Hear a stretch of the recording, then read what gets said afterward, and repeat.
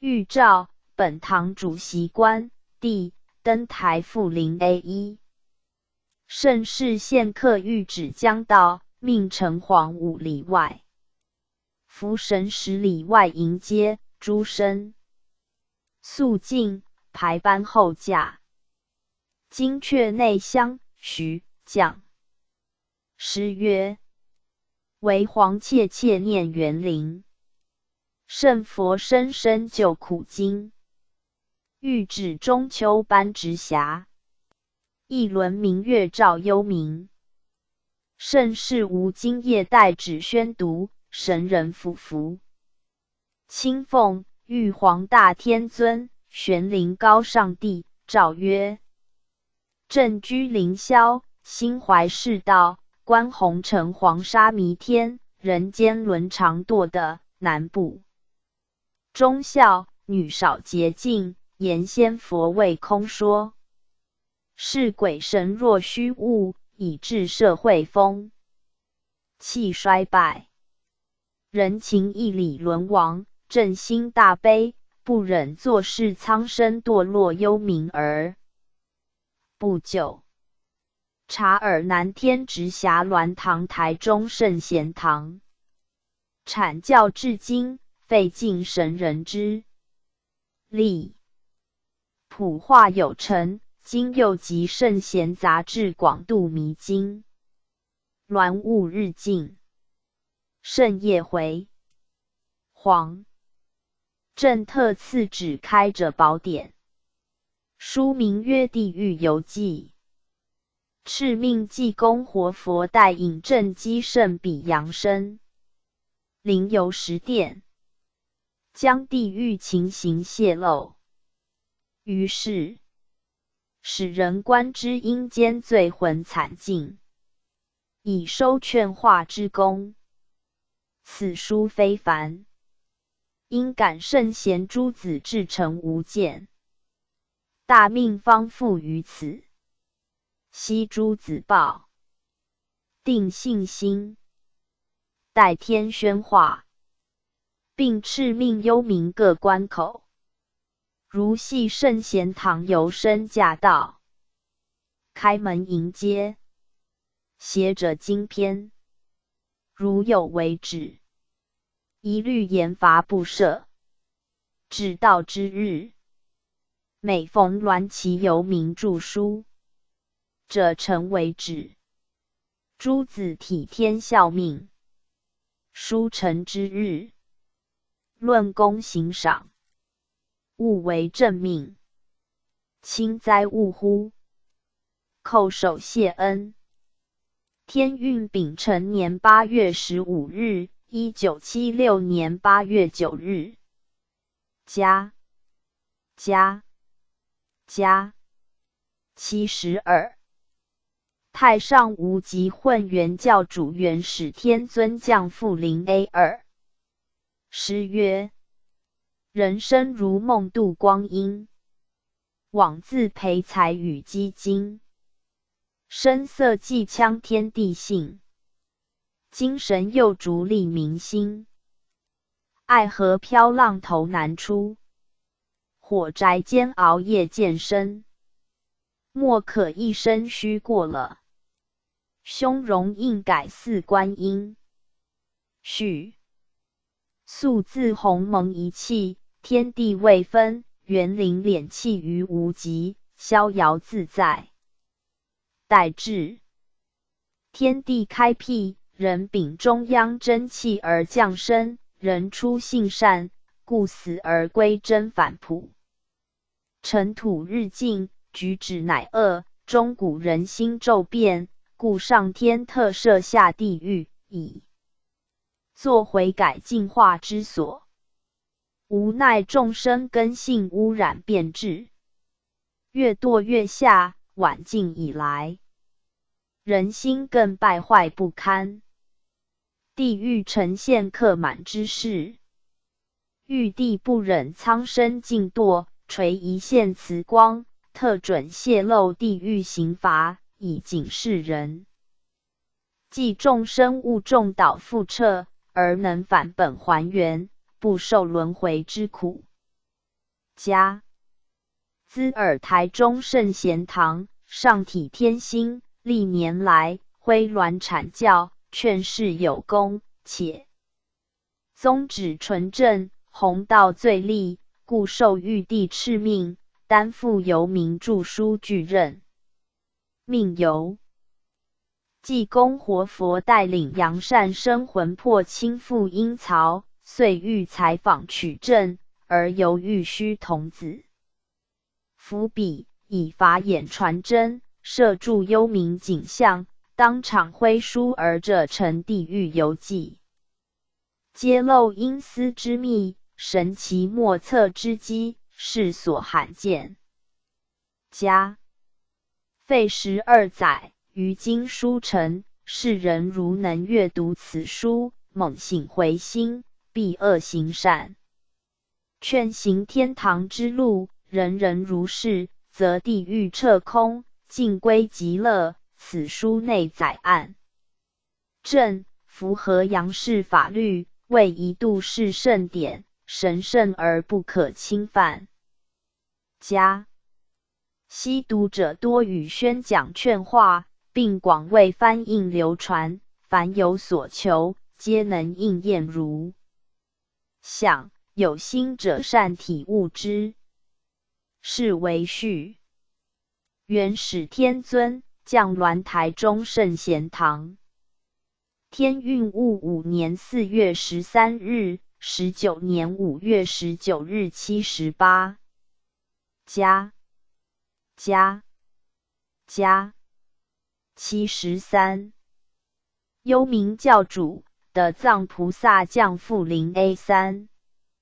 夫天堂有路，行人冷落，地狱无门，来者拥挤。世人不堪寂寞，难忍清净，趋炎附势，沉沦于酒色漩涡，苦海茫茫。失足倾覆者多，至地狱客满，哀声震天。于主暇时殿，目睹哀鸿，遍野，心何堪忍。家三界众生，缘灵同流，自无始以来，皆因欲念不断，而生死相续，叹轮回道苦，火宅熬煎。徒有彻空地狱之愿，其无众生度尽之日。玉帝弘慈，关怀赤子，故敕命台中圣贤堂著作《地狱游记》，记佛引导杨善生灵游的府，所到之处，因府各司迎接款待，明王玉官序。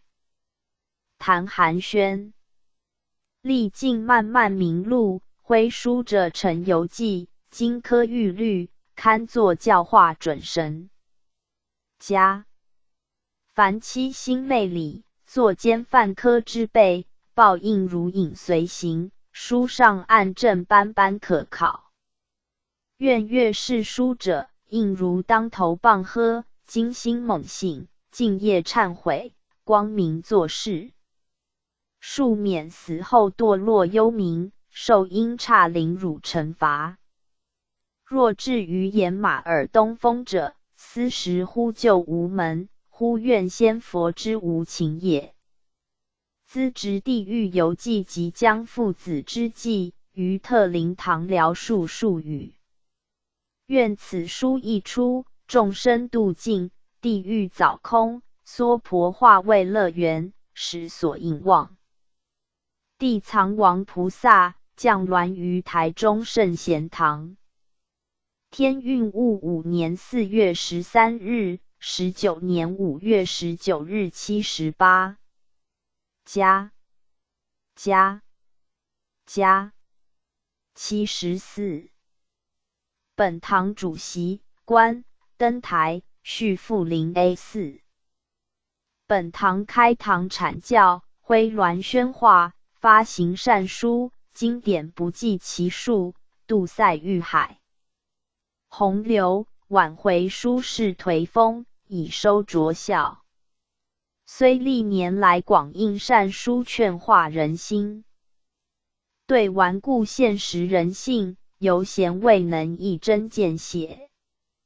加玉帝有感于此，于凌霄会议，亦觉虚则纯正性谈，其具有神元家人和期。姬灵通知鸾堂，以便由民著书，将地狱实情披露于世，使客警示化俗，晚道狂澜，收立干剑引之效。几经挑选，本堂荣因此职，当时无意感恐惶万分，因游民不比一般服鸾阐教，万一机灵有失，扬身心乱，而将大事毁于一旦，逆止最重，天人咸位，然天命难违。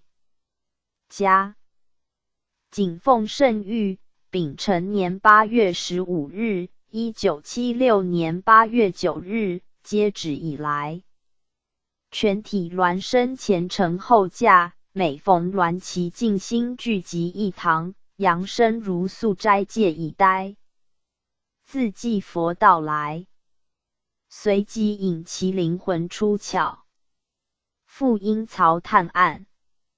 加玉虚童子正殿传真，将佛人对答，因私谈话，一一挥笔疾书，而这成地狱游记。加2载于兹，黄泉踏遍，全书脱稿，无绝欣慰。此书价值非凡，为本堂徽鸾阐教以来，费时最久，内容最充实，劝世效能最佳之善书，足弥珍贵。此书一出，黑暗地狱将放毫光，愿普天下众生有缘阅读是书，皆出离苦海，而登圣域。是为序。本堂主席观心夫子谨序。天运戊午年4月13日，19年5月19日78。加75。玉虚童子登台复临 A5。诗曰：天降其书作指南，因思惨境起虚谈。回头地狱原无路，忏悔犹如青出栏。序：世人重视有形物质的享受，忽视了精神修养教育、伦理道德戒备，忽略盗窃、凶杀、奸淫案件也就有增无减了。要米止无穷祸患，即应从道德教育着手，说明因果报应属实。灵魂不灭非虚，祸福无门，唯在善恶。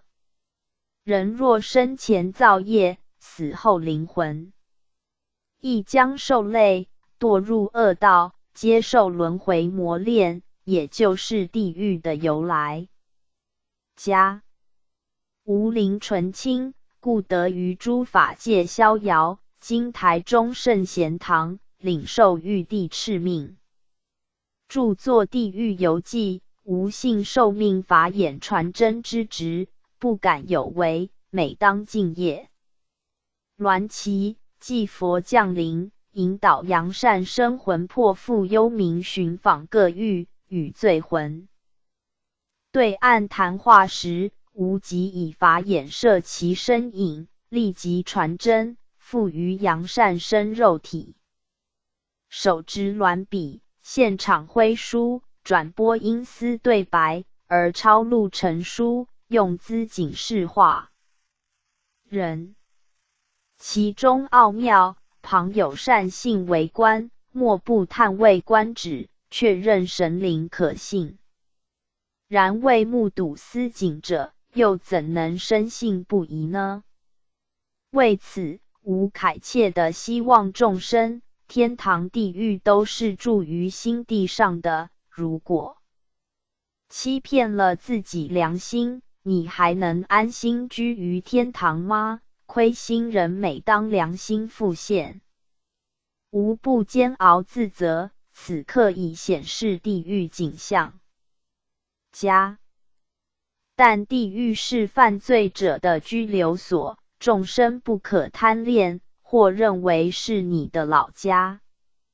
人是天生的，天堂才是你的故居，声望不要再流浪生死轮回无期了。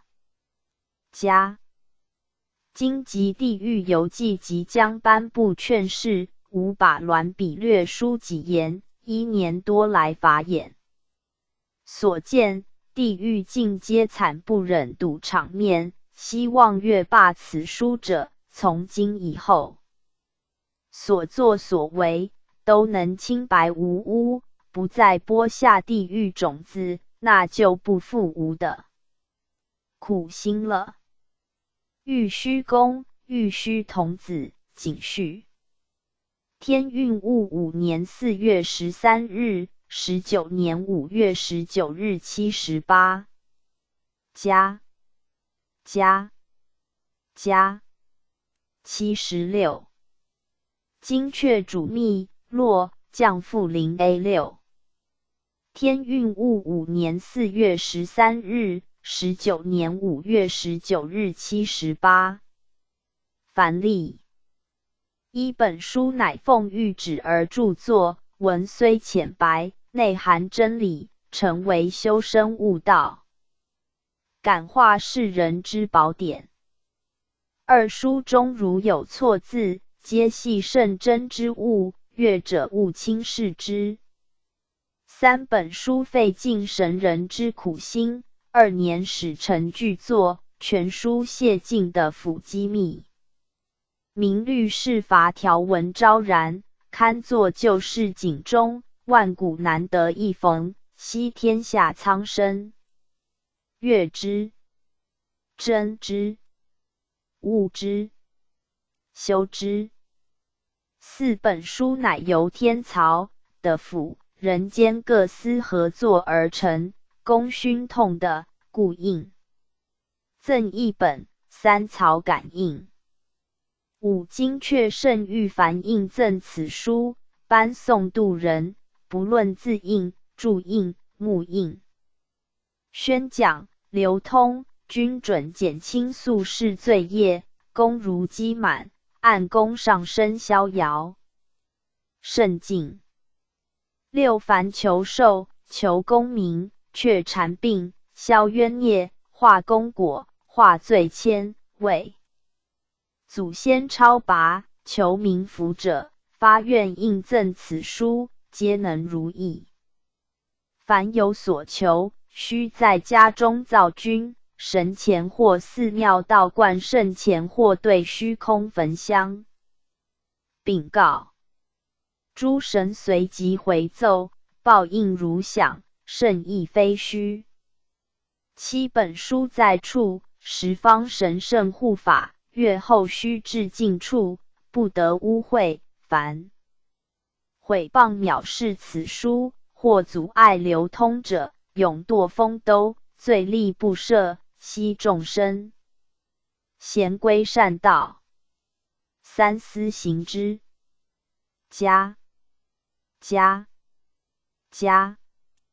返回主网页 back home。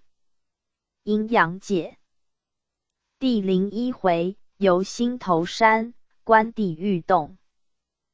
第02回，由清心池赴阴阳界。第03回，由阴阳界参观交部厅。第04回，过鬼门关，万法宗门听法。01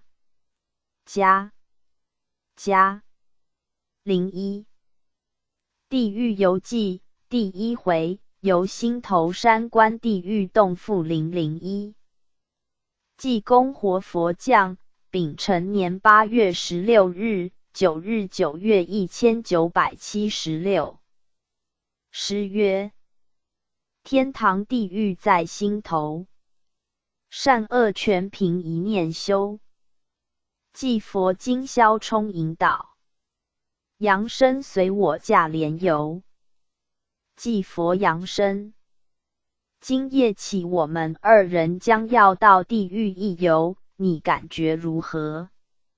扬声首先叩谢天恩宏慈，赐我有这个机会到地府参观一趟，内心有说不出高兴。祭佛尔南天直辖圣贤堂，诸生勤修德业，广度弥经，发行大量善书经典，供世人研阅，道气充塞宇宙，所以玉帝特赐旨，敕命著作《地狱游记》一书，谢尽地狱真机，所要游之处，乃是其他游生未曾到过，你若看后要多宣化于世人。杨生早前瞎练鸾笔时，老衲曾降临教导，因而结下了师徒之缘。今日上苍再安排我们游名著书，也正是喜欢我这副纯真阳狂的性，最能警示化人，激起世人的向善心理。现刻我们出发吧。杨生感谢恩师教化。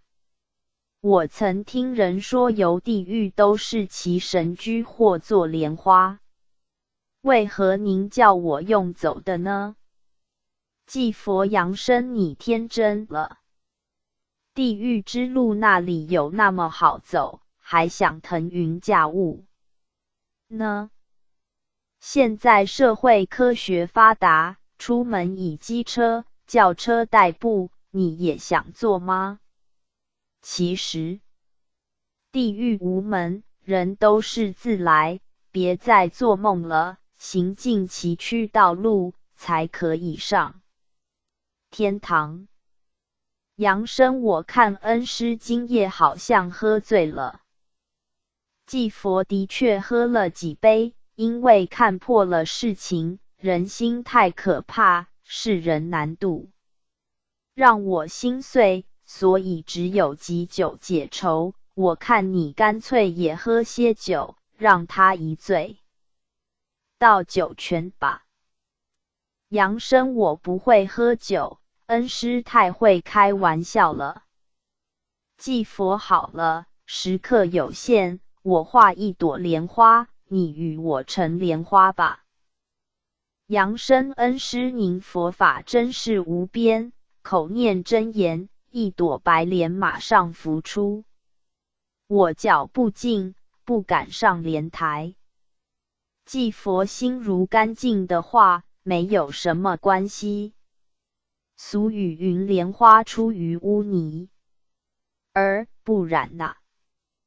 扬声，既然如此，我就贸然一试，我已坐稳，要向何方而去？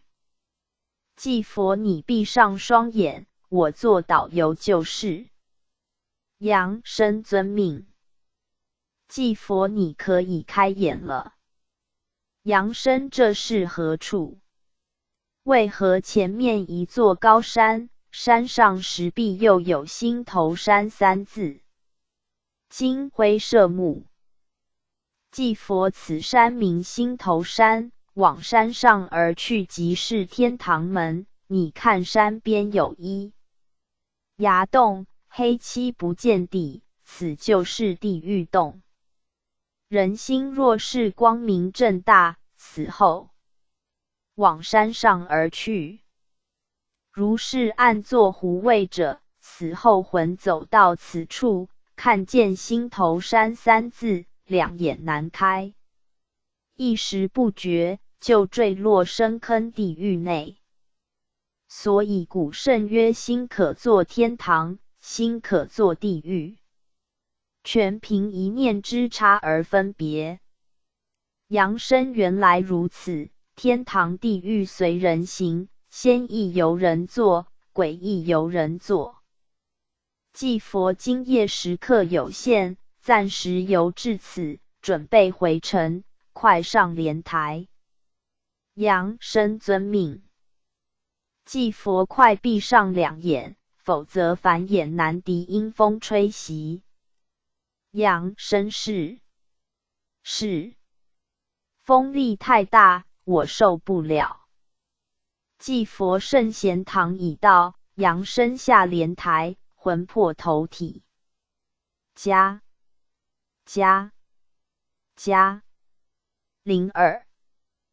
地狱游记第2回，由清心持赴阴阳界负002。济公活佛降，丙辰年8月19日、12日9月1976。诗曰：先天一粒宝光珠，坠落红尘泥污土。看破凡躯成佛体，顿开法眼照真无。祭佛扬声，准备游名。扬声恩师呐，我今日到彰化，现在刚回来，精神疲劳，真想睡觉，我看改天再游吧。祭佛你太懒散了，修道人受一点风霜就畏苦，还能成什么大器？杨生真太对不起恩师，抖擞精神随师去吧。祭佛快上莲台，双眼悟开。好了，开眼下莲台。杨生恩师，今天为何带我到此的？前面一个大池，池水清澈无波，呈现天蓝色，水中又浮出3字曰清心池。祭佛你前日游名，因凡胎俗眼，所以能见到之物很少，我今天带你到此的，就是要你下池洗去尘埃，自然凡眼成为法眼，方能洞见幽冥。杨生看这池水清冷万分，现时又借秋天，我怕着凉感冒，不敢下去。祭佛想游名又怕冷，推你一把，让你下去吧。杨生救命呐！我不会游泳，恩师您害死人呐！祭佛让你静下几分钟，清醒清醒。将军拜见济公活佛，失迎。刚才您将一凡人推下池内，不知祭佛用意何在？祭佛将军您不知，现实世人都是醉生梦死，尘埃满身，丧失元来灵明本性，我今日将此凡人推落池内，就是要将一粒木泥宝珠之泥土洗去，使其重现光辉。将军好了，我赶紧将它捞起，否则过久恐怕失救。祭佛快，不然沉到池底就麻烦了。将军捞起来了，但他已停止喘息，不知祭佛如何解救。祭佛小事，污泥洗净，自然可以去死回生，我用蒲扇一扇，马上复活，看我施法。将军已经睁开两眼。杨生恩师，您为何将我推落池内？祭佛世人都是被动成性，太客气了，你理由还一大堆，我可没有这份闲情，不得不这样。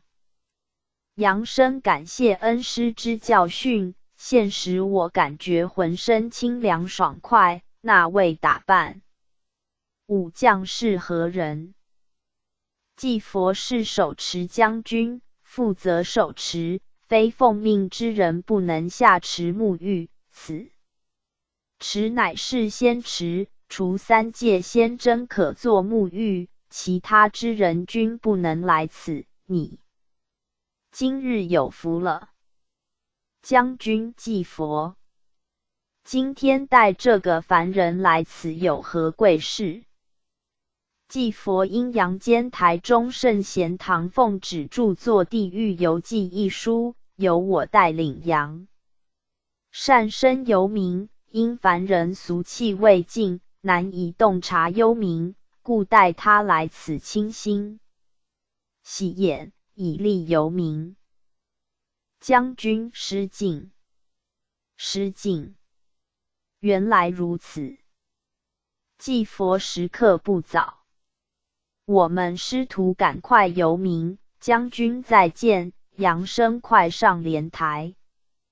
杨生恩师，现刻我们要往何处？祭佛不必问，时到就知，快闭上2眼。可以开眼了，下莲台。杨生这条路为什么不是柏油路？风沙满天，行来颠倒。祭佛这就是人鬼关头。杨生哦，那边来了许多人，都是哭哭啼啼。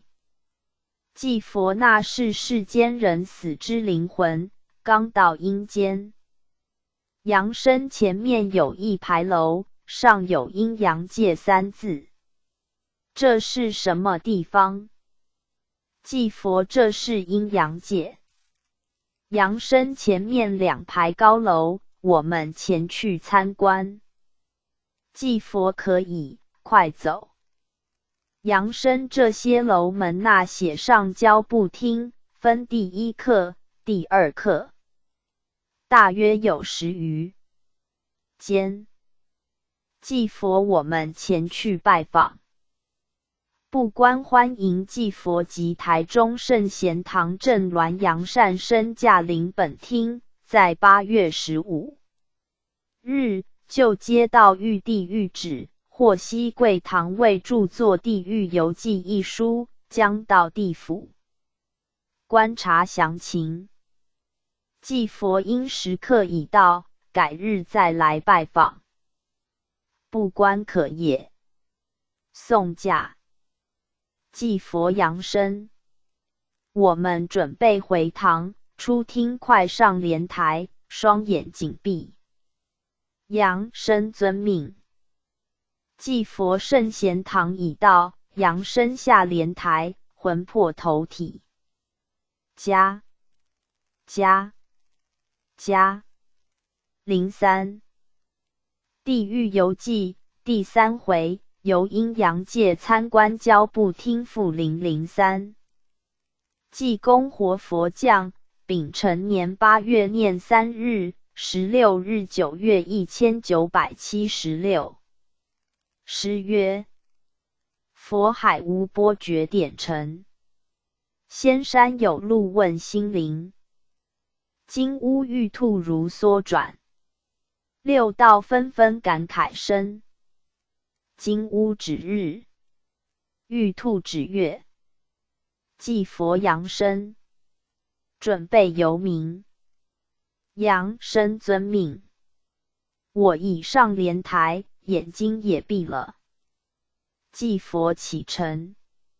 好了，下莲台吧。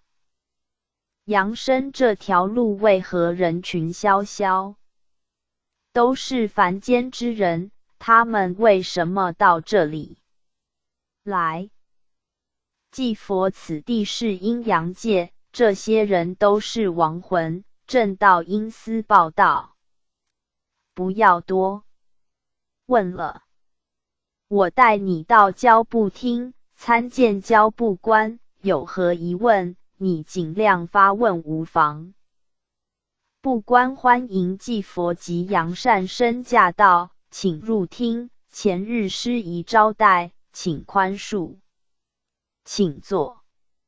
前日因时刻有限，所以无法将本厅职责报告，不知扬善生有何疑问？扬生请问阴阳界是什么地方？不观阴阳界乃在阳间及阴间之中间，但比较接近阴间，阳人一死，必经由此的，向本厅报道，将阳间户籍迁移到此，登记妥善后，有善德者，由福神引进，到地府参观；若无善德之人，由黑白无常押进鬼门关，交由第一殿发落。阳身世人到底有几处户籍？不观人有3个籍册，原籍在天堂，为园林孕育之总园，可谓为本籍。祭籍记载于凡间，分籍则在地府。所以人死在生若无功德者，谓之归阴，并不是归天。地狱即如凡间监狱，犯罪者之惩罚所，并非世人原来故居，所以在世应修道，以其返回天堂古家乡。阳身阳人死后，常见子孙在其脚边焚化纸钱，俗称烧脚尾纸。点油灯而称点脚尾灯，不知用意何在。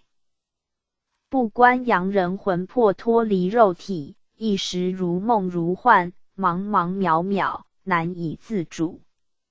虽有阴差引路，但阳氏家属恐祖先明路暗淡，为求得先人去路顺利，故焚化纸钱拟作路费，点燃油灯拟照明路，可谓孝心可嘉，设想周到。但明路不必买通，自然可过，在生之时如心地黑暗，仅凭几盏油灯也是无济于事的。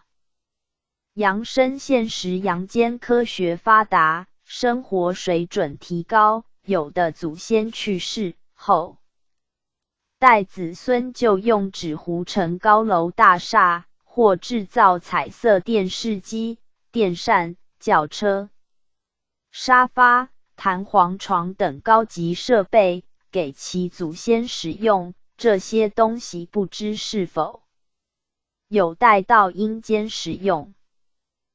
不观世人愚痴至甚，想法太天真了，在生既无驾驶执照，来到阴间。这种羊肠小道，走路已发生问题，若驾车一定发生车祸。而且阴间也没有加油站，所以轿车这里不适用。至于电扇、弹簧床等物，最好在阳间去使用，阴府早已准备有地板床迎接罪魂入狱，若能求平安已是难得，别想贪求享受。再生花天酒地，无恶不作，一到阴府，打入狱内受刑，哪有这般逍遥？世人实在太梦想了。阳身恩师呐，您前日带我游冥，第一次见到心头山，为何现在又是阴阳界，使我感到迷糊了。祭佛，你随我去，我指明给你了解。交不观，我们师徒告辞了。不观如有失礼之处，请多包涵。祭佛，不必客气。阳身多谢交不观指点迷津，我们告辞了。恩师呐，您刚才说要告诉我关于心头山与阴阳界之事，快说吧。祭佛前日带你所到就是此地。阳身哦，心头山3字明明在眼前，阴阳界之景色忽然不见。祭佛，心头山就是阴阳界，阴世人若是在生无恶不作，一旦寿终，被无常压到此的，因元神污秽不净，见山顶之强光，两眼难开，失足便坠落心头山岸下之无底洞，无底洞直透阴府阴阳界。若是有大德之修道人，因功果圆满，灵魂行到此的，山上马上现出一条光辉灿烂之通天大道，金童玉女迎接升天。若是善德中小等者，由旁边现出一条2丈宽之路，由福神引进阴阳界报道，然后入的府，教明王审查再生功过，引入聚善所，或有缘仙佛渡回各天再修炼。今日时刻不早，我们准备回堂。杨生遵命，已坐稳莲台。继佛圣贤堂已到，杨生下莲台，魂魄投体。加04地狱游记第4回，过鬼门关万法宗门听法复004。济公活佛降，丙辰年8月念6日，19日9月1976。诗曰：一片仙心度有情，蒲团未坐下蓬营。秋风不觉单衣灵，炎热慈怀为众生。蓬营指台湾。继佛今天准备游明，杨生快上莲台。杨生遵命，已坐稳了，启程吧。继佛已经到了，快下莲台。杨生前面有一城门，上写鬼门关3字，原来鬼门关就是在此。但为何城门不开，只闻城内人群箫声响动？继佛鬼门本来就不开，都是世人自己闯进来，我用蒲扇一扇，自然开之。杨生真是厉害，恩师您轻摇佛扇，马上鬼门大开。但是人死，没有佛扇，如何进入鬼门关？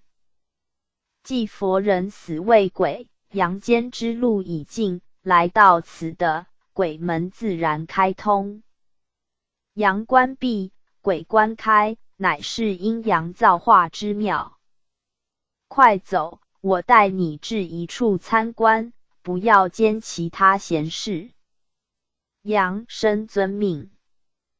但是鬼门关内人群那么多，好像菜市场一般，不知他们要往何处去。继佛这些鬼魂是赴十殿受审，因差各尽其职带路，我们今天不参观这些，快随我而行。杨生使示，这条道路凹凸崎岖，要往何处？继佛你再行2里路就知一切。杨生走在我们前面那一位，为何被阴差带着往前而去？继佛此人生前乃是鸾门之修道士，因在生真理不悟，毁谤他教，所以死后到阴司必要受罪。杨生前面有一牌楼，写万教归宗，这是什么地方？继佛就是此的也，因现时千门万教齐发，教徒不明真理，互相攻击，失去修道意义，犯了口业，死后就要到万教归宗法门内在修炼。前面来了教师，杨生快向前参拜。杨生参叩诸位师尊。宗主欢迎济公活佛及圣贤堂圣比杨善生驾到，本处早已奉命迎接你们，起来免礼。祭佛今日我带杨生到此。西宗主带其参观并未解说。宗主不要客气，随我入厅内，请二位就坐。杨生万教归宗真有异议，但我不知其详，望宗主说明。宗主世界现在有5大教门，即是儒、道、释、耶、回谓之名门正教，但5教渊源于道，上古本无所谓教之名称，乃因后来天降圣者，分布各国，而代天立言，教人法天行道，即人类归宗本来。无奈各教因教主归天，门徒参差，各分其途，成对抗局面，不务百川汇于一海，千门源同一家，而相争不容，别立门户，自称己教高超，他教低级。因此死后灵魂未能脱出气数，尽堕于此，玉帝因不忍苍生堕落，所以在此开设万教归宗法门，教导顽迷修士觉悟真理后再超生。祭佛宗主，您言之有理，但杨生尚莫名其妙，不如带他去现场参观，所谓百闻不如一见。宗主，好的，随我去吧。杨生此房有数顷的之宽，里面如教室，坐闷了数万人，各国人士皆有，好像准备上课。宗主，是的，正准备上课。你们2位随我到前面贵宾席旁听。杨生场面之大，真是凡间少见。前面黑板上有万教归宗4字。一位光头教师登台，好像比丘打扮，全体起立，行礼后便坐下。教师今日有凡间台中圣贤堂杨善生到此参会，各位鼓掌欢迎。杨生恩师呢？这些各种族人士为何听得懂中国话？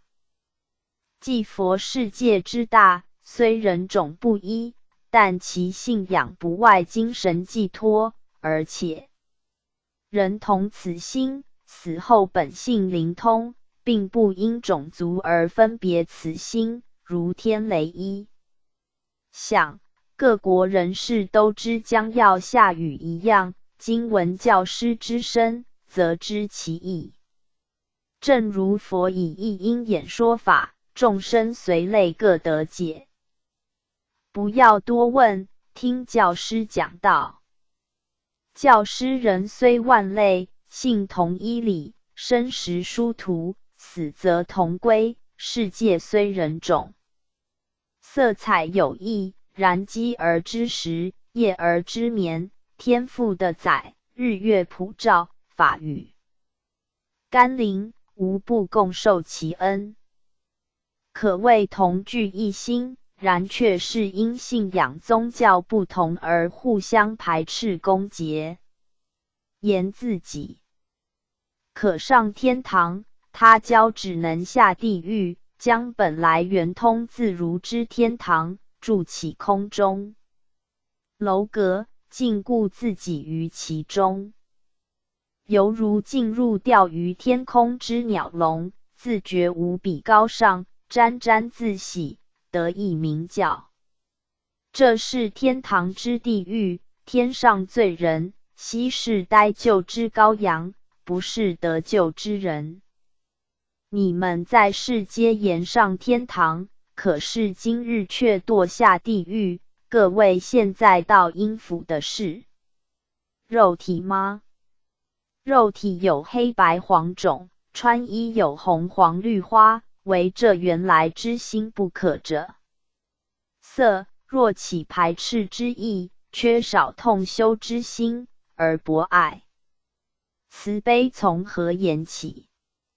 日月曾照古今善恶之人，无生分别对待之心，故日月长明，万古流芳。家诸位应觉照自性，勿起增怨，现值普化时期，万教归宗，归宗极。归心结合众人之心，以仁爱相待，发挥互惠互助，各教应大开。门户随缘度人，虽然教主不同，但他们之心愿目标一致，齐全。人类齐归善道，将娑婆世界变成莲花乐国。教主所救的是人之心性与灵魂，人的肉体他救不了。因此发现内心之实相，才能解脱自在，也唯有如此，才能完成大同世界，则人人可以成仙佛，可以为圣真，如背此道，则再堕轮回。既佛时刻已到，向宗主辞驾，有缘再来。扬声快快作礼而退。扬声宗主，真抱歉，因时刻不早，杨赶回圣贤堂，中途离席，有亏礼仪，请宽赦。宗主那里，我们送驾。继佛扬声速上莲台。今天闻法有何感想？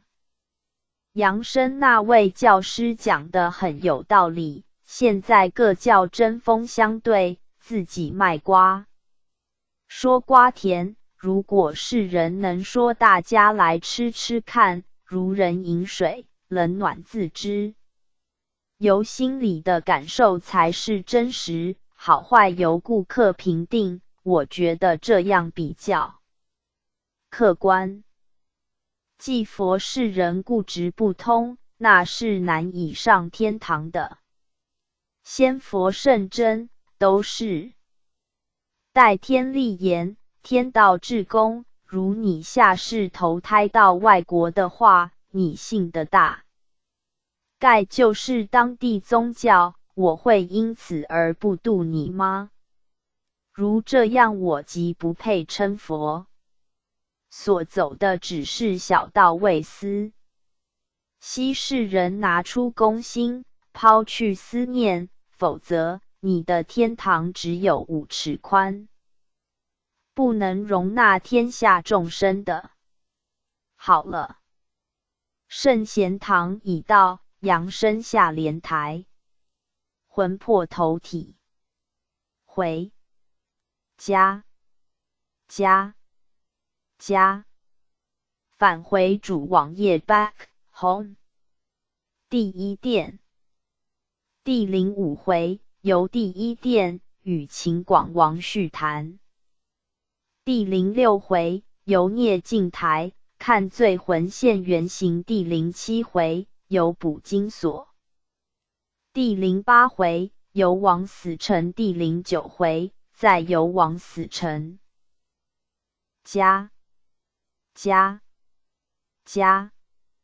05地狱游记第5回，由第1殿与秦广王叙谈。复005济公活佛降，丙辰年8月念9日，22日9月1976。诗曰：六欲七情物一身，纵提金榜一浮名。桃园最好修身的，隐士逍遥不遇经。祭佛今天准备游名，扬声你心神为何不静？扬声俗世缠身，一心熟用，所以精神散乱。祭佛游名非是儿戏，心若不静，人灵难入阴府，但今天若不能由明，必耽误著书时间。我赐你一粒定心丸，快服下，准备启程。杨生感谢恩师，我已服下，感觉精神为之一振，烦心尽消。祭佛速上莲台，启程吧。已到了。杨生，这是什么地方？前面有一大殿，人影幢幢，有些看不太清楚。祭佛前面就是冥府第一殿，我们快前去参见冥王。冥王迎接济公活佛及台中圣贤唐圣比杨善生驾到。杨生参见秦广王，今天我随祭佛到贵殿打扰，得罪之处，请宽恕。冥王勿客气，随我入殿，请在会客室稍坐。命将军速奉仙茶。将军遵命。冥王祭佛。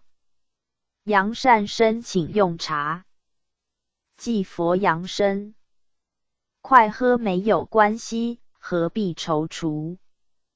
杨生我不敢喝，听人说，若是凡人到地府饮用食物，即不能回阳，所以还是您们用就可以了。冥王杨善生，你言差了，世俗所传阳人不可食阴物，此乃对一般人而言。阴阳各有主，当然不可混乱紊纲。但你是奉旨而来，属贵宾身份，且有祭佛引导，怎会不能回阳呢？祭佛杨生，你放心吧。谕旨在身，那个小鬼敢得罪拦路，谁若冒渎，谕旨一律严罚不赦，别怕，快喝。冥王世人都是贪生怕死，但如杨善生怕死不敢喝茶，还情有可原。有一般世人，明知为非作歹，只有死路一条，人不回头，勇往直前，不上坟墓，真是可悲。杨生我喝了就是，口也正渴呢。请问冥王，外面这么多人排队而来，是为什么？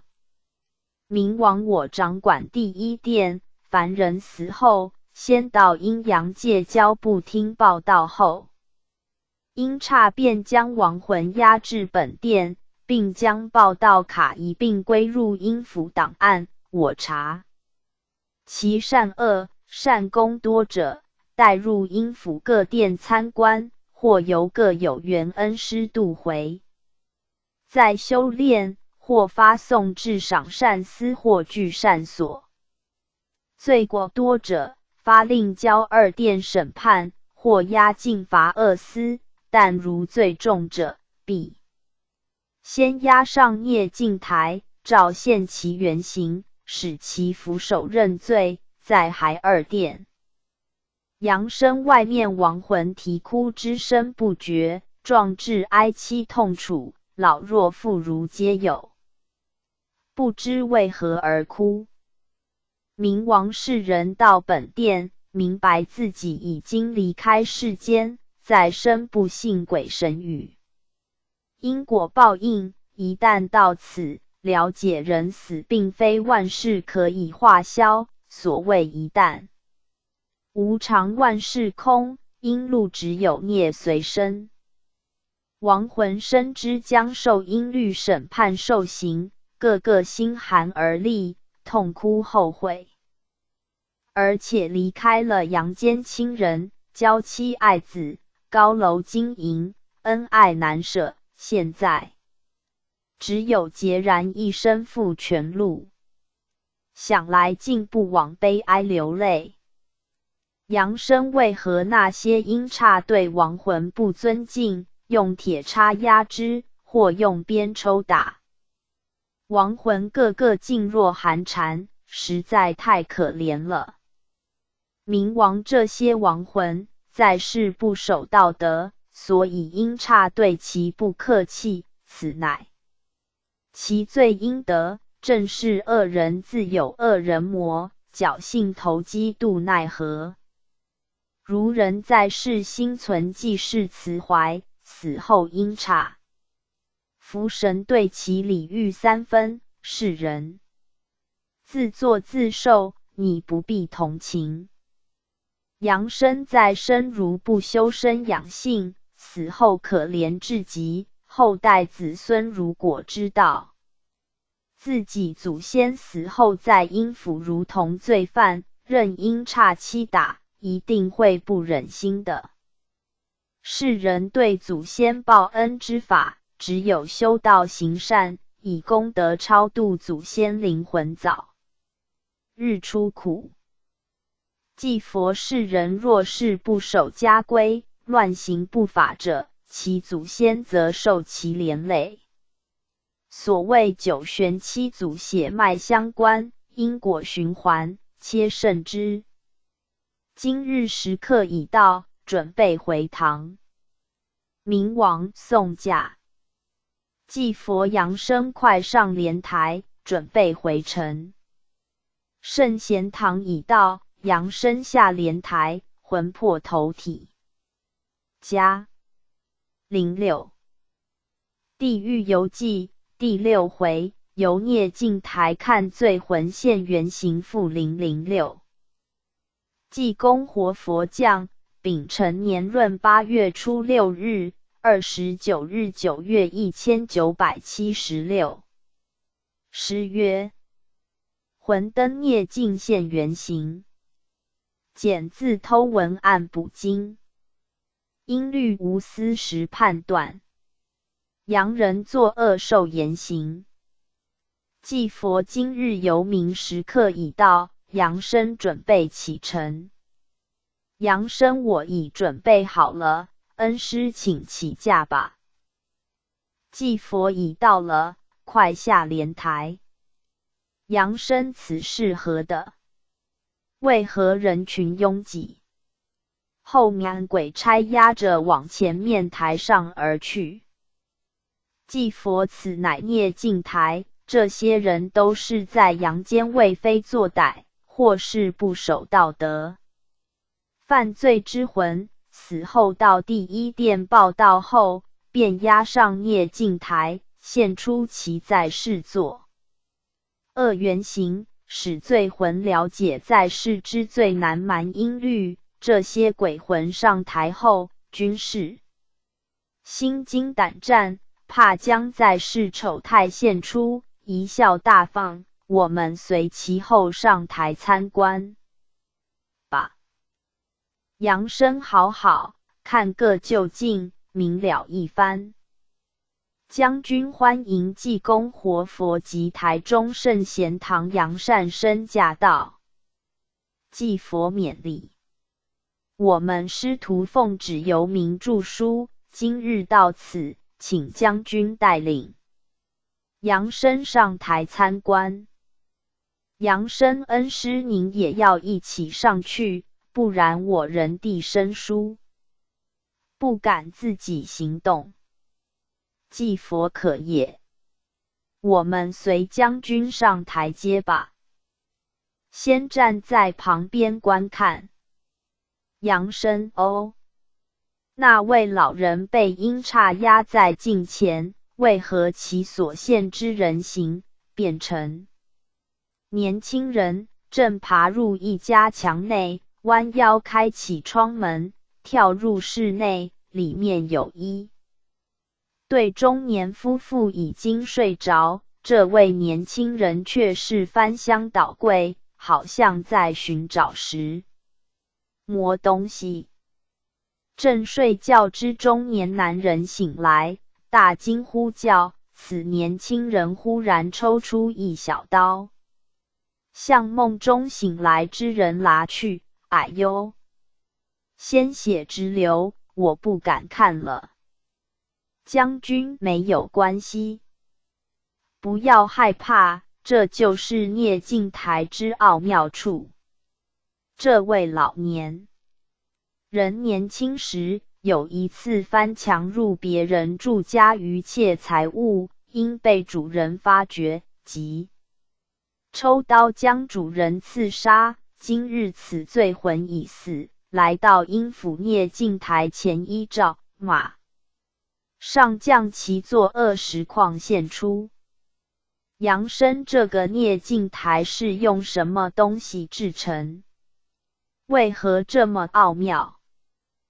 即佛此聂镜，乃是天地灵气所结而成此台，凡人之灵魂到此，便能照出原来面目，丝毫不能隐藏。其实这不是聂镜台之厉害，因为世人自少至老，一生中罪孽重重，但仍为灵性之物所做之事，自己明白，自己心灵就如一台摄影机，将在世一切行为尽收入镜头之内，此就是心境。虽然世人暗里犯过，外人不知，但每个人问心，心里有数。手足行动，不离心之指使，这具机关就是三尸神，在暗中便将大小情形摄影，人死移到阴间聂镜台前。因为聂镜台本是阴阳二气所结，碰到人之魂魄二气，马上电流交接，将人一生之录影重播映出，所以作恶者到聂镜台前，马上露出马脚，难以隐瞒。佛经所云万法由心所生，就是这个原理。杨生原来如此，但是善魂到此，聂镜台是否失去作用？将军善魂不必来聂镜台现行。你看台上所写聂镜台前无好人，善人一死，其灵性光明，在聂镜台前只有空白一片，如摄影曝光一样，因其心中无阴影存在，所以看不清其原形。善魂光现如是越趋清明，功德越大，则向天堂而去，或直交各殿令察功过，皆不必来此。故孽镜又称业镜，凡在世犯有罪业，到此立即显相。杨善生，你再参观一下吧。杨生这位年轻少女，因差押其向聂镜台，她不敢向前，哀啼不止，状甚可怜，实令人同情。但因差并无怜香惜玉之情，好像对待犯人一样，用铁叉叉其到台前。哦，这个地方好多男人出出入入，屋内红灯绿户，好像阳间所谓风化区。将军正是阳间风化区，你详细观看。杨生每间屋内莺声燕语，真是迷人之地方，我不敢多看。恩师，我们回去吧。祭佛，你还会感到不好意思看，尚有礼义廉耻之心，真不愧为观恩主之得意门生。像这个烟花女郎，贩卖灵肉，拐骗人之钱财，出言粗鲁下流，一点女德均无，罪大恶极，因染梅毒性病，所以早死，魂到阴府难逃惨刑。劝世间女性应守身自爱，绝对不可堕落烟花出卖美色。一双玉手千人枕，可谓任人糟蹋，一文不值，还造下无边罪过。而好嫖之男人，一样犯有贿淫之罪，悉速改之。杨生，我们准备回唐吧。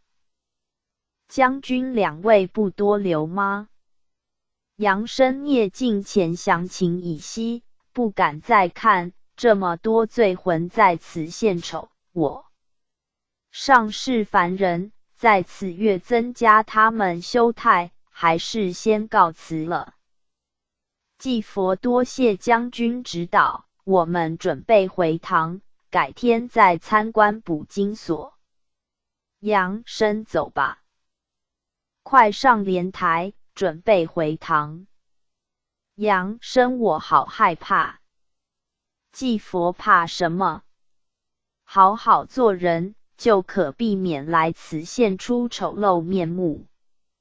圣贤堂已到，杨生快下莲台，魂魄投体。加07%。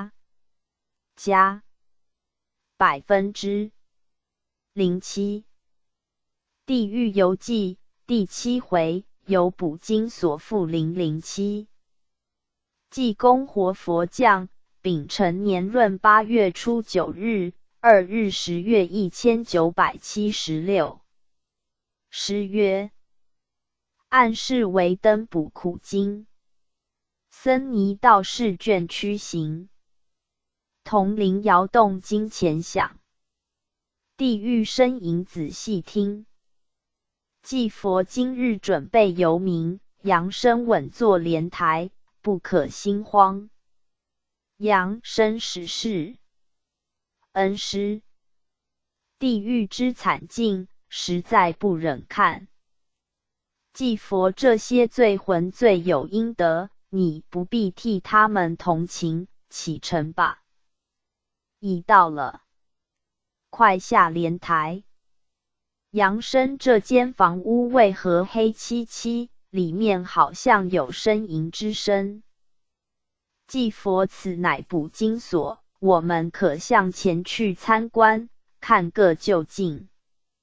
杨生，走吧。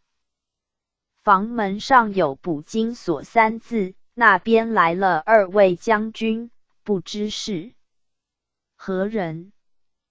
祭佛，此乃守门将军。将军恭迎祭佛及台中圣贤堂杨善生驾到。祭佛勉励，我今交天代圣比杨生参观捕鲸所，望将军引进。将军使是，随我前去，2位可从旁边之门而入，因大门非逢。朔望初1、15不开。捕鲸所每到朔望，皆有西方佛祖及道祖、先圣等高真降临，向道士、僧尼说法。杨生能够进来就很荣幸了，走那个门都没有关系。捕鲸所内暗淡无光，我看在此参观就可，不必入室内。将军无妨，我带你走，不要慌怕。杨生，也好，这间房子都是木造的，好像很久了，有些朽颓样子。房屋处处有破洞，如颓垣一般，里面有数千名僧尼及道士打扮之人，凭一盏油灯，翻开经书，喃喃而念，形状好像很痛苦。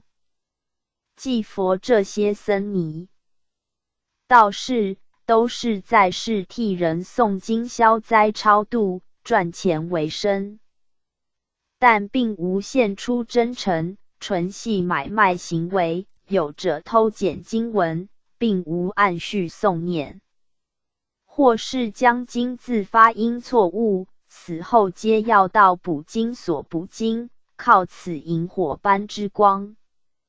现捕念经文，漏一字补100次，补送完毕，再凭功过判决。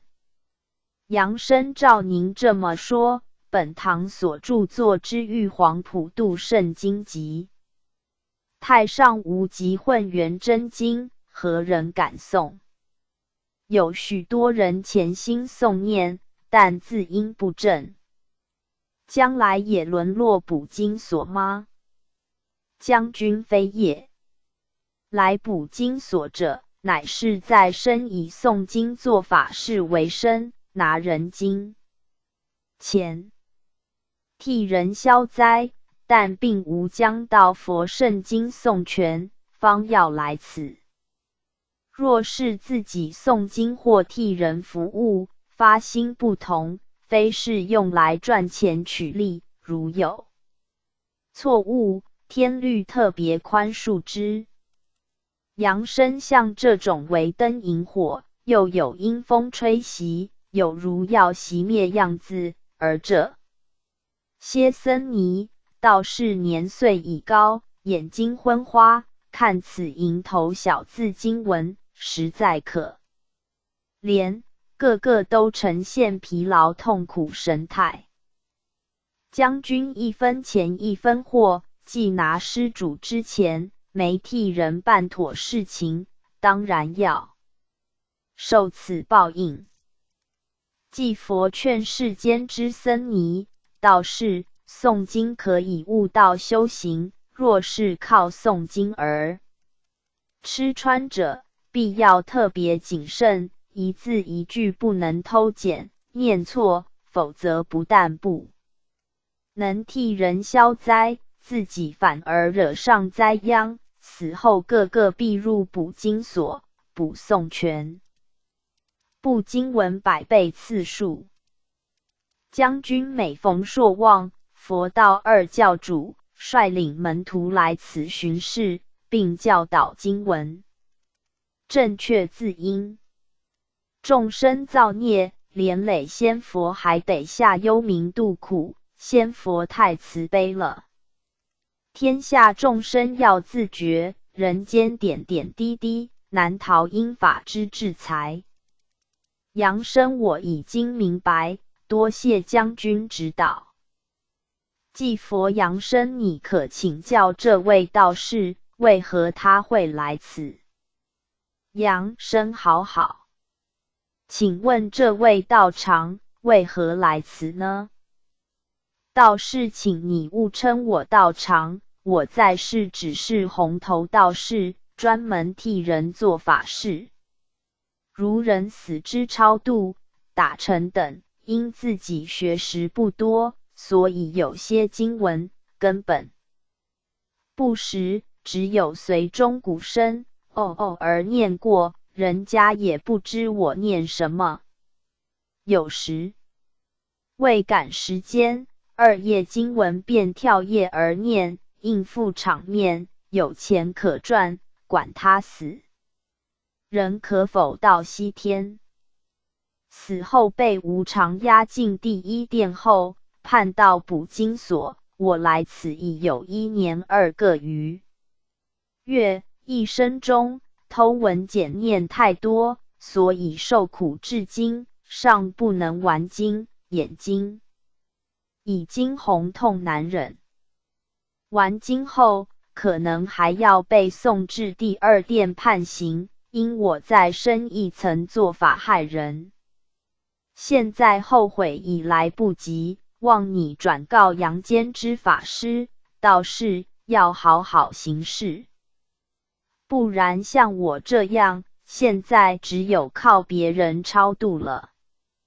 扬声这位道士太可怜，恩师是否可以度他出苦？既佛其罪有应得，自作自受，在阳间他太快乐了，现在让他受苦。不要多管闲事，我们只是奉旨游民，其他你勿过问干涉。此乃因律所属。时间不早，准备回堂，多谢将军。扬声谢谢将军。各位道长，师父好好再修炼吧。祭佛快上莲台。圣贤堂已到，扬身下莲台，魂魄投体。加08地狱游记第8回，游往死城复008。济公活佛降，丙辰年闰8月16日、9日10月1976。诗曰：两度中秋庆月圆，魂求地狱有谁怜？自寻短见难如意，恨或飞来哭九泉。祭佛今年两度中秋，自皆只著作《地狱游记》一书，至今也余1个月。光阴似水，昔世人觉醒迷梦，明月能有几时圆？何岁再逢一年两度中秋？世人在明月下散步谈心，何其快乐！反观地狱不见天日，鬼魂凄惨哀叫，实令人不忍睹。扬声准备游冥。扬声遵命。时间过得真快，1个月之间，尚未完成1/10。游冥著书，我真怕大任难成。祭佛只要心抱真诚，所谓精诚所至，今时未开。你到心间走，十殿地狱之门自开，让你一目了然。何必忧心？快上莲台。扬声已坐稳了，请恩师启程吧。祭佛已到了，快下莲台。扬声今日来此，就是往死城吗？前面有城门关着，上有往死城3大字，是否要进去参观？祭佛今天就是参观往死城，你随我入城吧。扬声为什么城门关闭，我们怎能进入？祭佛此城门乃是自动门，好做阳间百货公司前之自动门一样。凡是枉死之魂由无常带到此的，因其非正常而亡，一缕怨气不消，到门前怨气相冲，与此门感应，自然开启，阴间之物全部是阴阳造化所成，随心应变，我用蒲扇一扇，门自然开了。扬声恩师您功夫好厉害，这支扇是否可以送我带回阳间，展示一下神通，给世人瞧瞧？祭佛你勿生妄念，妄念多容易着魔，修道不必妄求神通显化。修道如能心安理的，一日无事精神清爽，就是小神仙，何必多拿这支蒲扇，徒增麻烦呢？扬声实是，多谢恩师开示，惭愧之至。前面来了一队人，是谁呢？祭佛这是枉死城之官员及将军，准备参驾。城关公接济公活佛及圣贤堂圣比扬善身驾临，请随我们入城参观。将军欢迎祭佛及扬善身驾到，本处早已奉命，知您们参观个欲著书劝示。扬声参驾诸位先长，今日我与恩师到贵的，请多指教。城关不敢当，快起来，随我入城内吧。扬声这好比一个大监狱，广大无尽，枉死城的人那么多吗？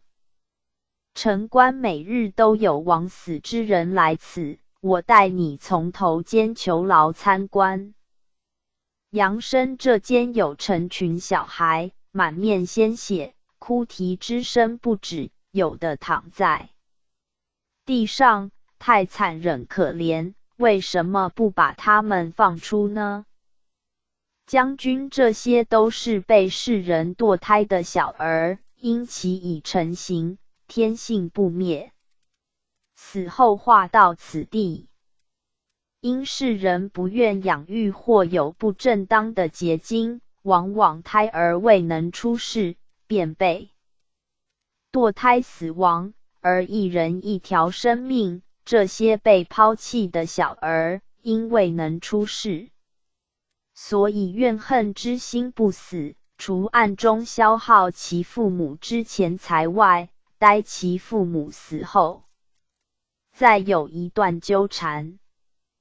所以劝世间的人不可随便堕胎，此举不但损德，还会造成淫风不息。凡是曾堕胎损儿者，要多造功德，以补过错，则因律亦可减轻此罪。杨生原来如此，请问将军，是否意外亡故的人都要到枉死城来呢？将军非也。如魏国阵亡的3军将士，他们为保护疆土，牺牲了性命，可谓牺牲小我，完成大我。不但不必到枉死城受尽，这些忠烈英魂还受到特别照顾，有者上升天界逍遥，有者各寻自己因果归入神道，或在投身福地为人。如阳间亦设有忠烈祠，并受万人朝拜，此乃忠义之士的善报。故劝世间的人须忠爱国家，自古以来，凡尽忠报国的人，都能万古流芳，受后世之人崇拜不已。杨生将军说的是。祭佛将军曰：天地爱忠良，自古以来，忠烈之士爱国牺牲精神，可以经天地，弃鬼神，所以尽一忠字而成道者多矣。祭佛今日时刻已到，杨生准备回堂，改日再来拜访。向城关将军辞驾。杨生多谢城关将军指导，因时刻不早，先告辞了。城关如有不周之处，请祭佛及杨善生包涵。祭佛客气，客气，我们师徒将回堂。杨生速上莲台。杨生恩师，我已坐稳。祭佛叹世人愚痴，只知慕爱河，却将那血肉堕胎抛不管，何太惨，令仙佛也不忍看。劝众生要改过，上慈航。天伦乐夫妇道，应是传宗接代，调和温暖家庭。精神上之偷快，胜那一时情欲之发泄，珍惜有现今血，贡献社会国家，做一番有益人生之事吧。圣贤堂已到，杨生下莲台，魂魄投体。加09地狱游记第9回，再游枉死城复009。济公活佛降，丙辰年闰8月19日、12日10月1976。诗曰：宣扬真理度凡夫，正气纲常化俗儒，万教归宗朝圣主，人人学道念南无。即佛世界人心已趋于科学，对于形上之学，精神信仰视为空谈。不知物质有坏，精神永生，天堂地狱皆为人心一念而升降。天堂不远，回头即是；地狱岂近，修道则离。枉死城中，凄凉万分，扬生。今日我们师徒准备游民，提起精神，快上莲台。扬生恩师，我已准备好了，可以启程。祭佛已到了。扬生此处好像前日来过，我们为何不再往死城外下来，而一步直到此地？祭佛以四相皆空，地狱之门亦因相空而破，穿梭自如，毫无阻碍。前次带你出来，所以再往死城外就下莲台，带你一步步而进。今天因时间有限，所以直入地狱，稀释人了物，修道如能除去色相，自然无牢狱之束缚，向我来去自如。扬生恩师，您所言为上乘大法，我唯领受。前面城关及将军已来。祭佛速速向前行礼。扬生参叩城关及将军，前日蒙您们之指导，感恩不尽，今日又来打扰，请多多指教。城关岂敢，请祭佛及扬善生随我入内，再参观往死城，将情形登载善书，劝化世人。扬生多谢之至。恩师，我们随他们走吧。祭佛你与城关及将军前去就可，我尚有别事，暂时离开此地。扬生您要去那里？等一下谁带我回去呢？祭佛你别紧张，时刻一到，我自然回来带你。将军扬善生你安心随我走吧。扬生这两间香阁所关的都是青年男女，有的披头散发，壮志憔悴，一直往我这里看。请问城关，他们为什么被禁闭在此？城关这些都是阳间男女恋爱不能结局，而寻短见，服毒自杀等，死后均被囚禁于此。望世人勿太痴情迷志而轻生，道样于事无补。不但不能成比翼鸟，更难为连理之。扬生这个囚牢内为何全是断脚、失手或脑破全身血渍之人？在那里呻吟，看来很可怜。城关这些都是在阳间因车祸丧生之人，如寿元未满，属枉死者，魂到地狱，必暂尽在此的，待其寿元岁足时，再交由冥王审判功过，以昭阴阳无私。扬生那里有这种道理？车祸不幸丧生，已经太可怜了，再给予囚禁，不能超生，我认为太无人道了。城关你只知其一，不知其二，非是车祸之人都来此，有者寿元圆满，因业障缠身，及车祸了冤孽，所以世人不少怨天骂的，为何其在世行善积德而丧生轮下？天理太不公。试问颜回，孔子学生，贤善，为何早死？世尊如来一心向道，为何魔难不习？岂是苍天无眼，乃天定劫数，以磨练人之心性，况区区肉体虽形体灭亡，但精神不死。阳生既然有三世因果注定，为何又有枉死？这不是矛盾吗？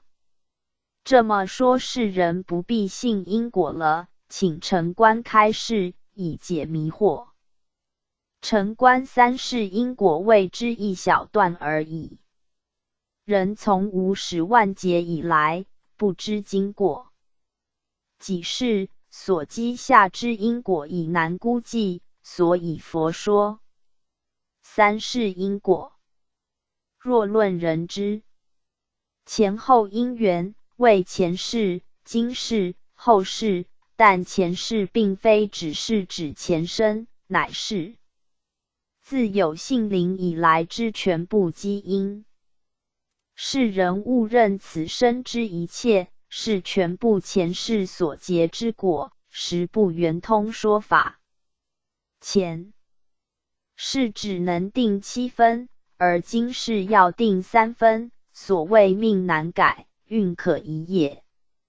阳生原来如此。一般世人凡事都言前世因果，反正上天注定。一切消极想法实在不对。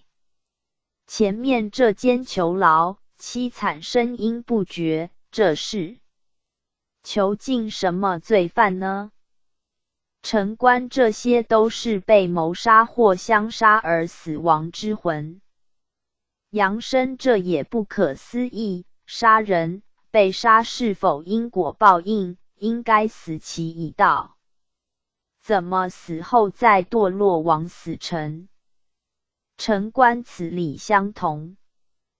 不错，有者相杀为因果报应，但也有一般之人，此事不修善德，引起争端，做下伤天害理之事，此就是枉死之由来。昔世人明白此理，不可伪言我打死他，是他前世欠我之报。俗语云冤可解，不可结。纵有相欠，如能不讨，更有无量功德。人如能不起思念，彼此和睦对待，与天无私父的无私载精神一样，则地狱成空，因果不成。所以世人应知人生难得，须好好修身养性。若是贪花，则言其前世欠我花债，处处攀花猎艳，此非前世因所致。所谓前世因者，乃是无意中之处合，如是存心不良非谓者，是此生在造新业而结来世果。将军城关所言，句句真理，世人应知了悟。如不信此理，世人也不必修道，可推言有先根佛骨者方可成道，或言我注定有1000万财产，便不工作，那就错了。既佛我已回来，刚才城关及将军所言，乃是正理，可以打破世人迷梦。素自无始元灵在天，人人都是仙佛，因为堕落后天，诚心迷住本性，所以不能返本还原。于今天降大道，教化人人修道，乃是为结束因果而归真空之期。众生不可再痴迷，肯修者，仙佛有份；不修者，仍旧堕落六道。轮回。仙鬼由人所作，非天定数，看往死城内实况即可证明。时刻已到，杨生准备回堂，多谢城官及将军协助著书，将往死城。实情告知，并打破迷信。杨生道理深如海，不经城官及恩师开导，世人都不明白，忘恩。师对真理多语开示，以启化世人，使修道者有所遵循，认定指真，方免致死真理不悟。既佛这是我之职责，以后将加强以真理阐教，圣贤堂复有天命，普度群生，使天下众生齐归正道，而成正果。快准备回堂。杨生遵命，已坐稳莲台，请恩师回城。既佛圣贤堂已到，杨生下莲台，魂魄投体，回家。返回主网页 back home。第二殿。第10回，由第二殿与楚江王叙谈并参观讲道所。第11回，由粪尿泥小地狱。第12回，由饥饿小地狱。第13回，由奈何桥参观五池狱。第14回，由寒冰小地狱。10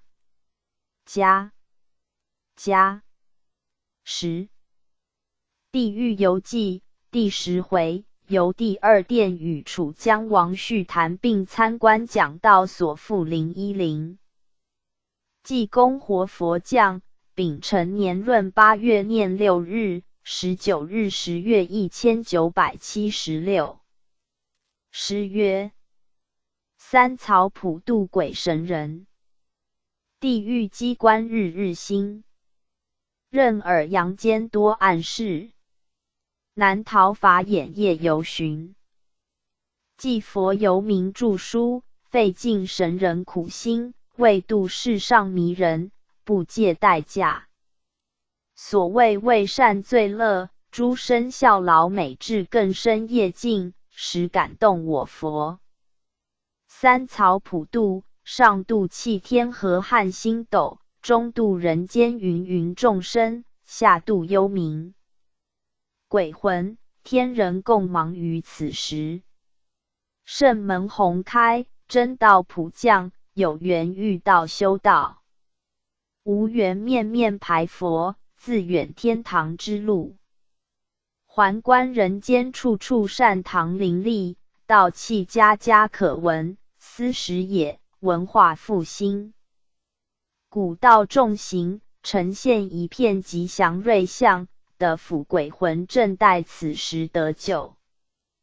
今日将带杨生游民参观一番，将详情泄露于世。杨生准备游民。杨生我已准备好。既佛今日所游乃是第2阶段，要提起精神。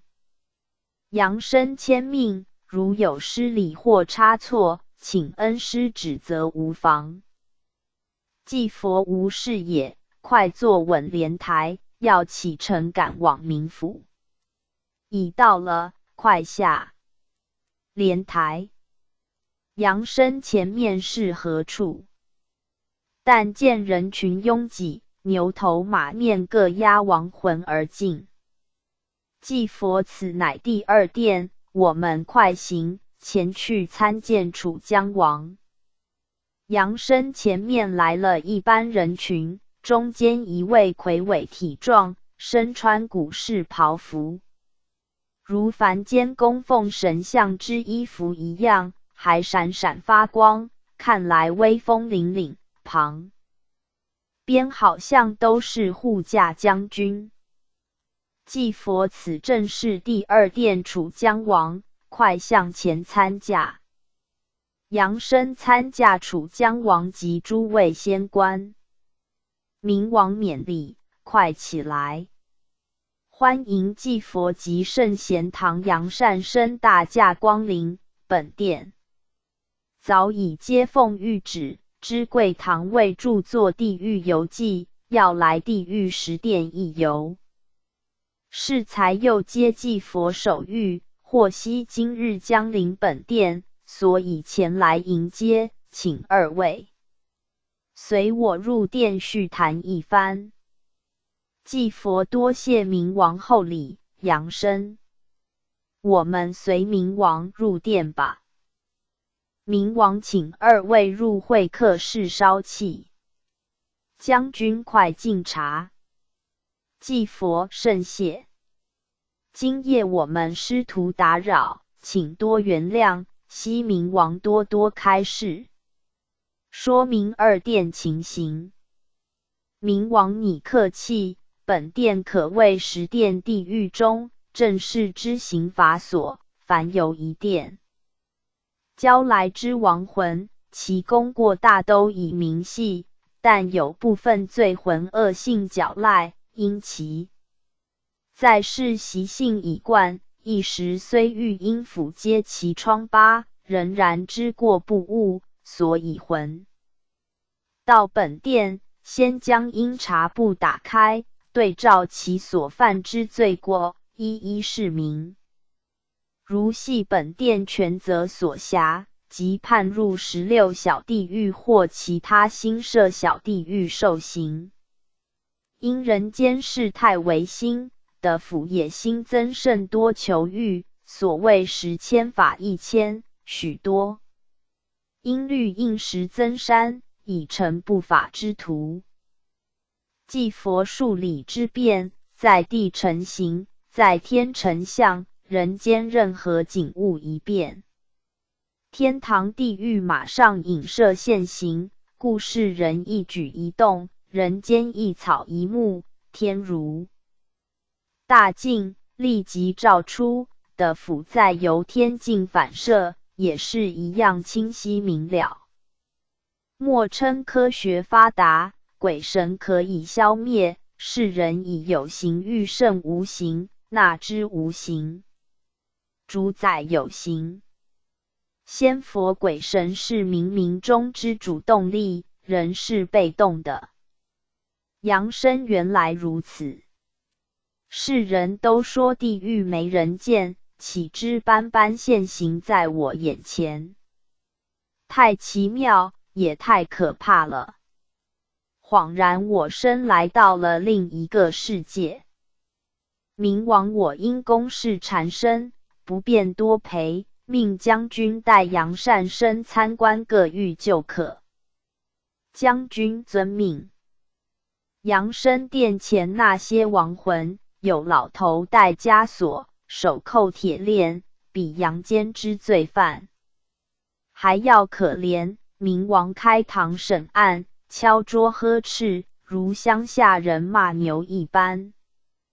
将军时刻有限，请杨善生不要留连，快随我出殿。祭佛走吧，不要再看了。杨生祠的人群聚集，却鸦雀无声。这是做什么呢？将军因现时正值三曹普渡，地藏王菩萨在每殿均复设讲道所。凡狱中罪魂上有善根，受刑中表现良好者，皆可轮流到讲道所参听仙佛说法。众所以谨慎轻步，不敢出声。你看他们陆续进入。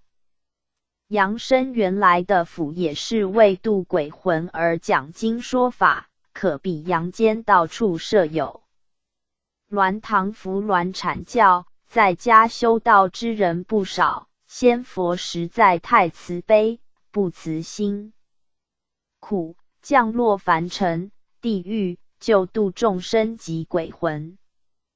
祭佛我们随这些鬼魂进入。扬声好。大门上有一匾，写一殿讲道所。每个鬼魂入门必道旁边一间小房屋，好像工厂守卫室报到，然后入内。将军此乃守门将军所住，负责管理出入鬼魂，如无持各小狱分。发之参会证件，均不得入内。我先向前报告你们游民著书实情。二位在此稍后。我已报告登记完毕，请随我入教室内，在前席坐下，等待仙佛降临。祭佛现客南海观世音菩萨法驾降临，扬声俯伏接驾，扬声遵命。观音大士已经登台准备说法，室内椅子跟凡间学校学生所坐完全一样，大约有2000人左右，大家都浮露笑容。观音大士在台上拂帘而立，一身素白，净瓶柳枝频频沾水洒下。请问恩师，这是什么用意？即佛法与同沾，甘霖、漏、普施，有缘自能得度，表示天心慈悲。不分4生6道，只要肯回头，肯改过自新，一律慈航济度，此乃观音大士之宏愿。不要多问，听救苦救难观世音大士说法。大士台中圣贤堂杨善生及济公活佛今日参陪此会，无甚喜之。昔杨善生闻无说法后，回杨尽量劝化世人。贵堂为普化世人，全体孪生献尽心力，牺牲一切，造就慈航，广度天下众生，精神可嘉，将来必入圣贤之位，悉勉励为之。祭佛扬声快叩谢大士慈语。扬声感谢观音大士勉励，我回堂将转告全体孪生，勿负大士之愿望。大士现在说法开始，人自无始以来，死死生生，但形体虽死，灵性不灭。你们今日魂到阴府，未能了悟幻生是假，慧性方真。个个情爱难舍，怨嗔不消，应物是景如梦，清源乃因果所就。循环相报，一抵一消，不可再痴迷不悟，如念头不息，凡心不死，轮回无期。家今逢舒适，人心不古。慧根浅灵，幼儿出世，聪明乖巧。虽说天机早漏，但风中火处，难以持久，所以习性一生，本性一失，以致聪明自误，慧光不明，伤天害理，损得乖戾之行层出不穷。世间因而混乱，人伦颓败，你们就是堕落深坑，但肉体已失，罪孽随身。须知影随人生，勿为无光而影不现，一思一念，心神机关发生作用，业障立即缠身，今堕幽冥，尚存一点良交之不昧之过，忏悔。吾今劝你们了悟，好好受罚多磨，以消罪孽，忍耐痛苦，按下怨嗔之心，吾自来相度。讲毕。祭佛快送驾。扬声遵命。多谢观音大士金言。全体鬼魂皆俯伏送驾，甚多。听后感动，痛哭流涕。继佛大士怜悯鬼魂，赐金言相劝未免，时世大发菩提心。昔天下众生体悟之，如上的有人生，不早修道，死后到地狱受苦，然后再修炼，就比较困难。时刻有限，扬声准备回堂。将军有失礼仪之处，诸祭佛及扬善生赦罪。扬声那里，我是一凡人，何敢言赦罪？那太冒渎了。再请问，恩师，地狱各殿都附设有讲道所，到底罪魂何时能了罪成道呢？祭佛各殿所设讲这所乃是最初级的，经考验罪魂心性开悟深浅，而后另有更高级修道所让他们再修炼。现别问这些了，时刻已晚，快上莲台，准备回堂，并多谢将军之招待。圣贤堂已到，扬声下莲台，魂魄投体。加11地狱游记第11回，由粪尿泥小地狱复011。济公活佛降，丙辰年9月初3日，25日10月1976。诗曰：净手翻开背页书，心无挂碍乐何如？红尘难染莲花体，仙佛偏从生死除。祭佛生死为人之大事，但人难免生死二字。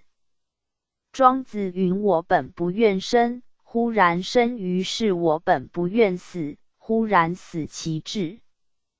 足见生死非是人可主宰，然亦非言人无法主宰生死，只因是人不明生死之道，生从何来，死从何去，既茫然不知，故受阎王管辖。所谓阎王注定3更死，难留活到5更天。今逢普渡佳期，如是人能认理归真，贤归大道，修身养性，自然能超生了死，不再回轮。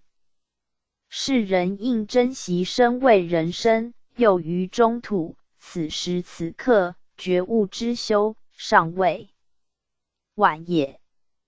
扬声准备游明。扬声时事，恩师不但其繁，殷切教化世人，实在令人感动。祭佛度人是我之职责，仙佛以慈悲度人就是为本务，快上莲台。扬声已坐稳，可以启程了。祭佛已到2殿，快下莲台。扬声今夜为何又到此的？祭佛先拜见楚江王，后再参观各狱。扬声明王已出殿，我们前去吧。拜见楚江王及诸位仙官。明王勉励，快起来，请祭佛及扬善生入殿稍息。祭佛因时刻有限，我看不必了，先带扬善生参观刑罚寓所就可以了。将军遵命，2位请随我走。扬声这个地方怎么味道很难闻？好像是尿便之味。将军前面就是粪尿泥地狱，所以此的味道不佳，请原谅。扬声臭味越来越重，呼吸也觉阴难。恩师哪，我受不了，我不想去了。祭佛不必害怕，我有宝物，你快拿去。杨生，这是什么东西？祭佛绿陈罩。你快带上，自然空气新鲜，任何臭味一概化消。杨生真好用，果然已无那种难闻之味。哦，前面有一木板架起，上写粪屎泥地狱，里面唉声惨叫，人头浮沉，两手挣扎，好像在游泳。将军，这就是粪尿泥地狱，快进前参观。杨生，好好，恩师呢？你没有闻到臭味吗？祭佛无味，无以成佛，这种秽物，我见如不见，闻其味并无入鼻，不如你凡人看见声色，便被迷惑。杨生，这个大池好像大海般，不见天边海角，里面有男女老少。池内都是一条条之粪便、尿水，这些人臣服喊叫，一张口便吞下粪尿，真是恶心，恩师呐！我想吐了。祭佛心神把定，不要被秽物影响心智。杨生，我实在受不了，请问将军，他们到底犯了什么罪？为何判他们到这个地方受苦刑？将军，凡是世上之娼妓，在身专赚皮肉脏钱，或是拐诱良家妇女，破入娼寮贩卖灵肉，或是专行走私勾当，或口爱食包衣为养生，或是在身脚不踏实的，做事花言巧语，骗人钱财，或喜嫖妓淫乐不节者，或在世当保镖，黑吃黑，或招人合层，而到层级经商故意倒闭，或为官贪污，收取回扣者，或替人建房屋偷工减料者，因其在是身心污秽，或染毒，或口不清净，死后便堕落此狱，让其体曾这种滋味。亡魂在此狱中痛苦万分，一呼一吸，全是粪尿之味，口一开，便是成条秽物入嘴，复又饥又渴，欲食无物。其在世全食肮脏污物为生，故到地狱受此报应，罪有应得，因粪尿如泥，越挣脱越下沉。杨生太可怜了，现时阳间已是化粪池，稍有秽味，便用盐酸消毒，富户之家更喷上香水，但若所赚味不干净钱财，身虽美观，而心中却如粪尿之臭，故堕于此狱，说来正也合理。祭佛杨生说的正是，世人每个家庭设备富丽堂皇，身穿华丽之衣服，外表看来干净利落，可是心中千谋万计，专想如何投机取巧，不讲正道，可谓如粪尿之行为相同。在生虽可享受一时，但到地狱便是两回事，到地的吃粪物过日子。将军不必同情他们，这些都是可怜虫，他们是粪虫，专吃不清节之物长大的。劝世间之人，凡事光明正大，不可见钱不择手段，暗计害人，或是行不正当行业，赚取肮脏钱，死后一定来此报道。杨生不知这些罪魂何时可以出苦？将军按其罪过轻重而定，但最少都必禁至皮肉腐烂，刑期满后再送他殿，另审判其他造孽过错。阳身地狱实在太可怕了。祭佛时刻不早，我看今日行程到此就可。阳身准备回堂。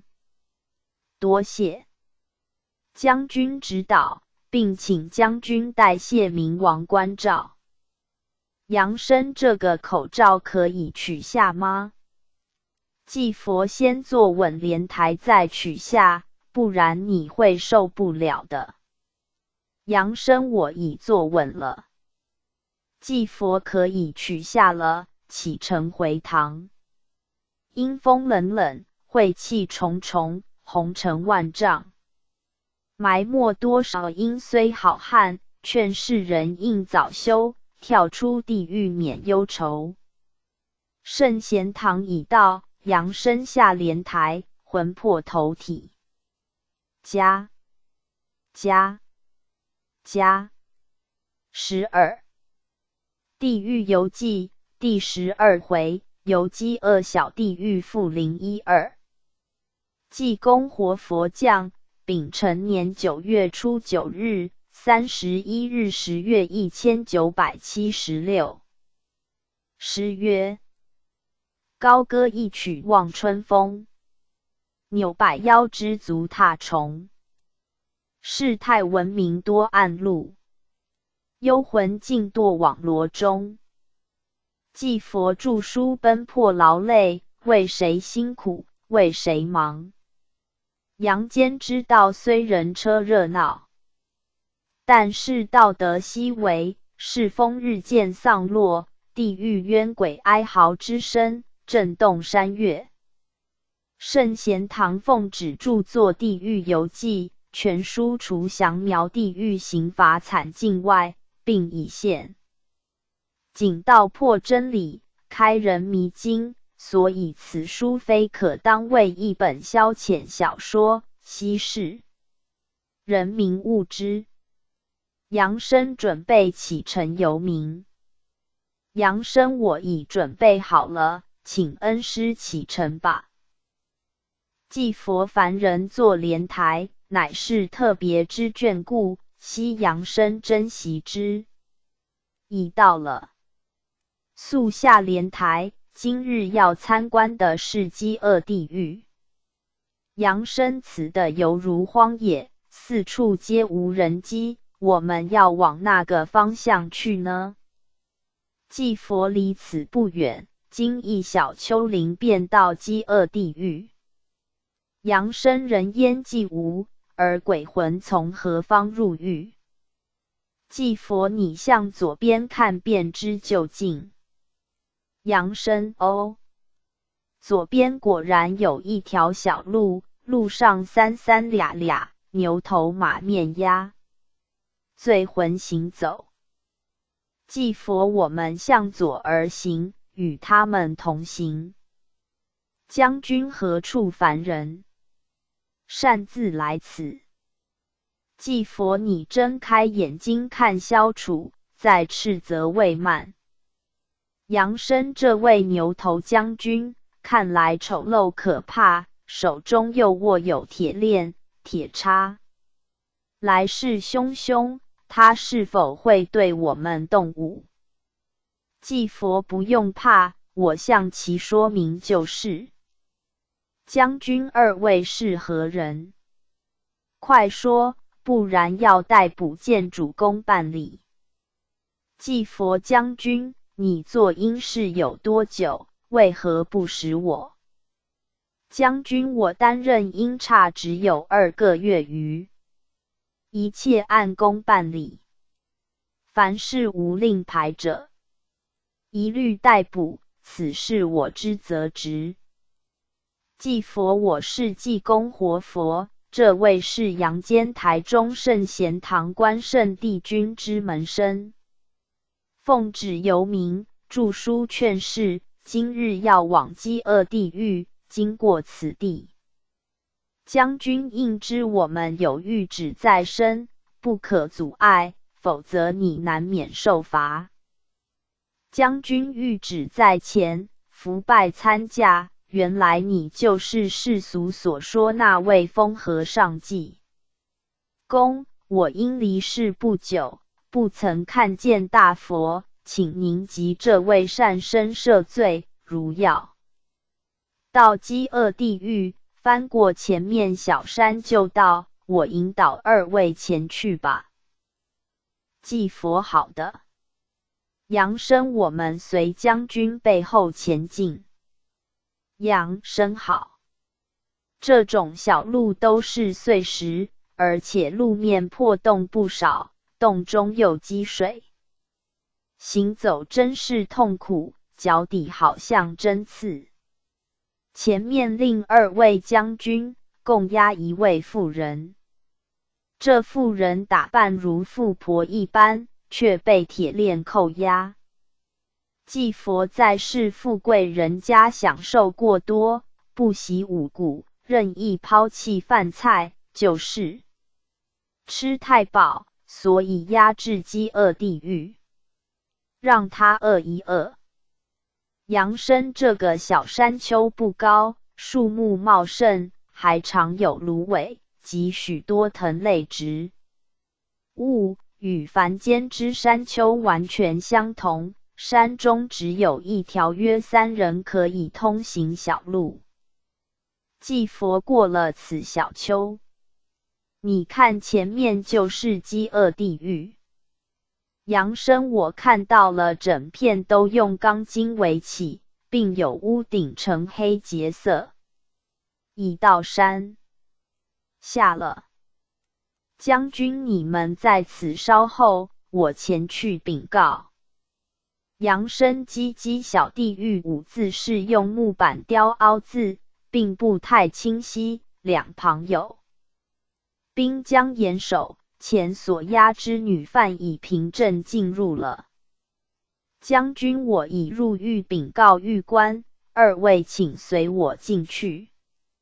狱官欢迎济公活佛及圣贤堂杨善生大驾光临，慢出迎接太师礼了，请赦罪。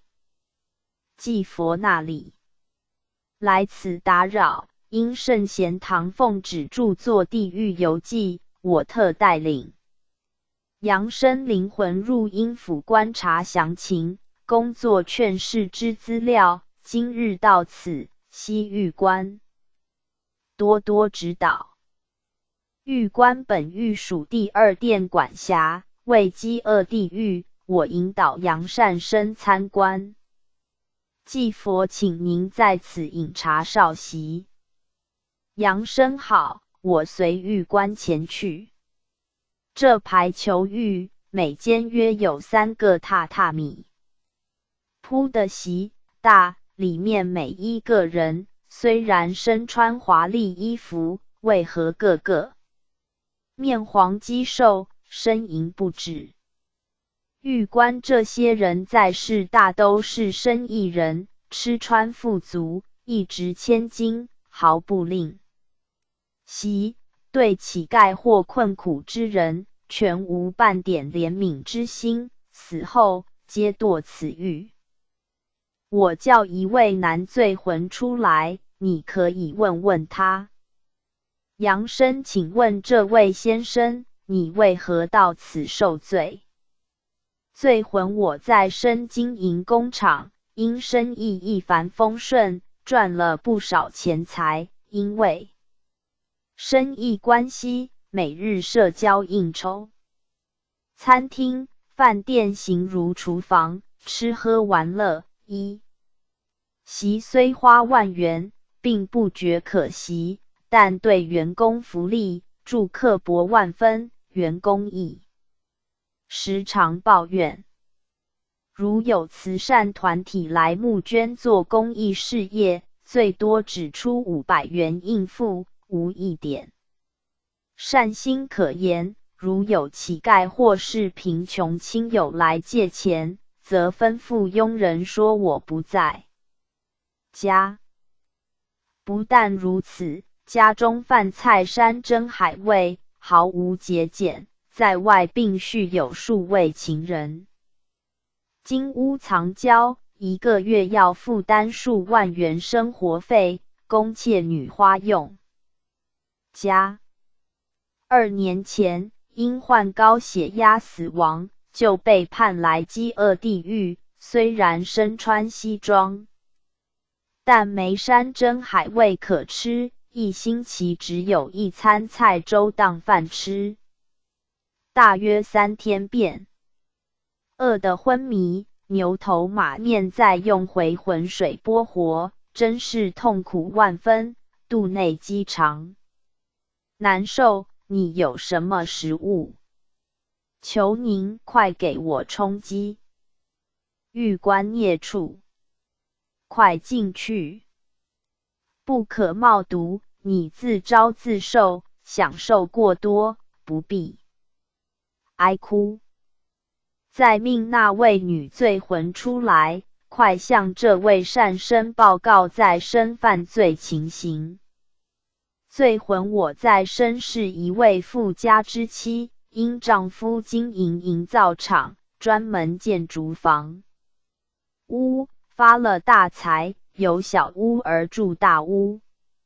因钱多，便养成不良习甚，学会打麻将，日夜沉迷转博，家庭职务不顾，并时常约朋友上舞厅或吃宵夜，一生中吃喝赌花，全无节省金钱。对救济贫民或是慈善事业分文不舍，享受一生，死后冥顽无情。将我判来此狱受罪，现在饥饿难忍。杨生这位女魂，面现痛苦之色，将手指伸入口中咬嚼，好像饥饿得不能支持。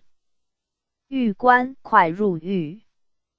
杨生望狱官说明，我看每间所关的罪魂，不论男女，虽穿着不恶，但为何如路边乞丐，躺在地上呻吟，披头散发，伸手讨食？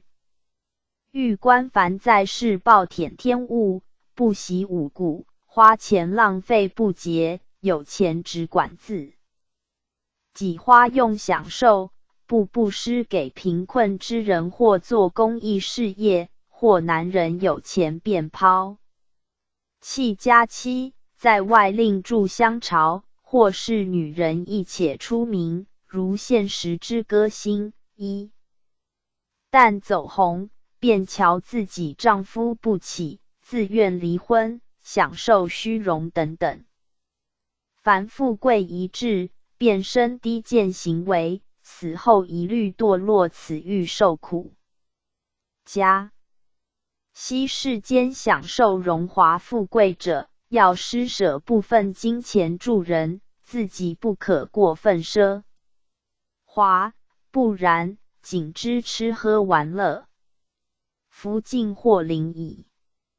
今生的享荣华富贵，乃前生积德而得福报，如能富贵不淫，更加行善积德，助人解难，多做云中送炭之举，或印刷善书劝世，100年之后，不但人间流传美名，而且也能魂登极乐，享受人间香烟。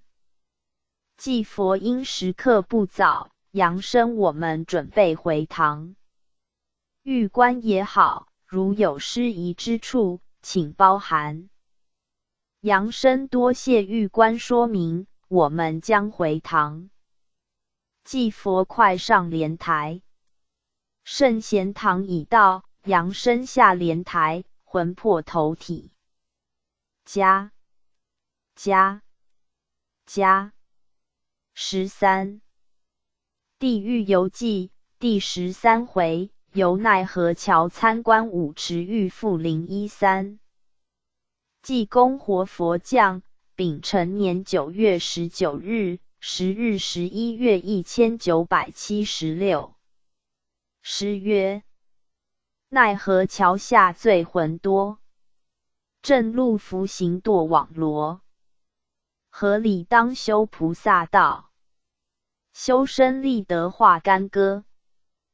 继佛圣贤堂中全体孪生认真修道，效劳不怠，精神可嘉。今逢《地狱游记》一书奉旨著作，玉帝一再耳提面命，由明者成一本。千古奇书，劝化之功，代代不绝，因而我亦乐意引导扬生游民。扬生多谢恩师之教化，本堂全体同修的确花费全部精神与物质，致力复兴文化道德，颁赠善书普化世人。但愿上苍多佑护，减少诸痛修之磨难。既佛有心修道，都是环境遭遇不佳，我自暗转天机，使诸生一帆风顺。今日准备游民，扬生快上莲台。扬生我已坐稳，可以启程。既佛到了，快下莲台。扬生此事何的？为何惨叫之声不绝？前面一条桥，桥上之人往下跌落，惨叫声哀嚎之声连天。既佛此地是奈何桥，凡人一死，犯罪者大部分必经过此桥。我们前去请问将军，请其详述一切。扬生此桥不停摇动，好像吊桥般，桥上好多牛头马面，各押罪魂，行到桥中，便将人推落，真残忍。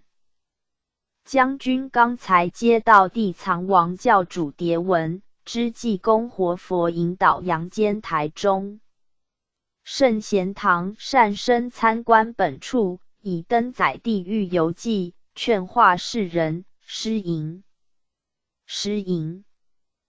既佛那里，打扰您们。将军二位请随我走，我引导上桥。扬生我不敢上去，在桥头参观就可。既佛别怕，牛马两将军不会推你下去。扬生也好，不过恩师您要拉住我的手，因桥面摇动不稳，恐怕。夫道：既佛既然如此，我携你之手，快上桥吧。扬生哎呦，桥下全部是蛇，有数万只之多，好可怕。各种蛇类都有，有像龙柱那么大的巨蟒，张口伸舌，桥底坠下。不少之人哀声惨叫，被蛇咬食。我足心发软，不敢看，恩师呢？我们回去吧。将军请扬善生不必惊怕，此奈何桥下为毒蛇坑，凡是人死之后，心地不善或拐骗人之钱财、美色，挑拨是非，害人相杀，幸灾乐祸者，可谓心肠恶毒。这些毒蛇，由人之毒肠所化身。罪魂行到此桥，必慌惊脚软，牛马二将军便将其推落桥下，足下所踏全是毒蛇，拼命逃生，但脚一跳动，毒蛇被踏，便反扑咬伤吞食。扬生太可怕了，看见一只蛇已被吓呆，若是胆小者，不必牛马爷推落，行到奈何桥上，马上吓得昏倒，六神无主，就自动跌下了。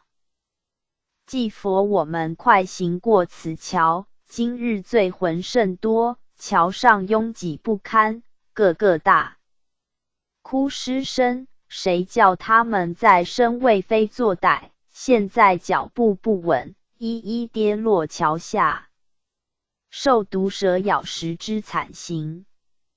扬声快到尽头了，我心里还很害怕，奈何桥原来就是这样，桥边无栏杆可攀，走起来手冷脚软，尤其看到桥下那些毒蛇群，更是令人寒心缩足。祭佛，胆子太小了，我赐你3颗定神丸，快服下，不必脸色发青，冷汗直流。快向守桥将军辞驾，我们尚要另由他处。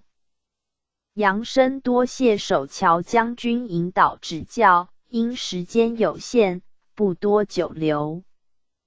将军送驾。100%。祭佛，扬声快上莲台，我们将另赴他处参观。扬声，我已坐稳，请恩师启程。祭佛，已到了，快下莲台，前面是五池地狱，为阴间新设地狱，属2殿所管辖。玉关恭迎济公活佛及圣贤堂圣比扬善生光临。刚才接到主公谕命，悉祭佛及扬善生将临本狱参观，著书劝示，请2位入内参观。扬声多谢玉官。请问玉官，为何狱内粉红色灯光暗淡，只听跳动哀叫声音？玉官，本狱所禁者，是在世当舞女或是爱好跳舞之人，请入内参观，就知一切。扬声是。哦，内中挤满男女，男的老少俱有，穿着甚有气派，西装笔挺。年轻女性穿着轻纱艳服，也不少外国人，每个人踏到地板，立刻哀叫，并跳跃不止，男女拥成一团。请问狱官，这到底是什么刑罚？狱官，凡在世为不正当舞女或及跳舞玩乐之人，死后必拘禁此狱，让其重享舞池滋味，但来此已不能飘飘欲仙，浑然忘我，享受温柔乡之快乐。狱中舞池是铁板所造，燃烧红烫，还射出红热光线，男女一踏，马上疼痛不已，大跳起舞，再生乐于此道，死后足可供其回味无穷，永难忘怀，个个脚底起泡生汤，肿如肉包一样。扬声，狱官，您言甚有道理，深爱跳舞，死后又让他跳个痛快，可是时代潮流不同，跳舞并非全是坏事，有促进身心健康功能。如跳舞者必来地狱受此苦刑，是否音律有偏呢？狱官，我详细说明，来此受刑者，并非全部爱好跳舞之人。地狱所行者，为在生及跳舞玩乐，其并非为健身，乃是沉湎女色，女者为交际花，任人拥抱，而赚取金钱，午后所谓带出场，令行色情交易，或是在生不听父母教训，不到正当娱乐场所活动，喜爱跳舞，荒淫不洁。如所跳式活动经节，有益身心之正当舞蹈，本欲不予惩处。判入本欲者，是以色情交易、有伤风化者为主。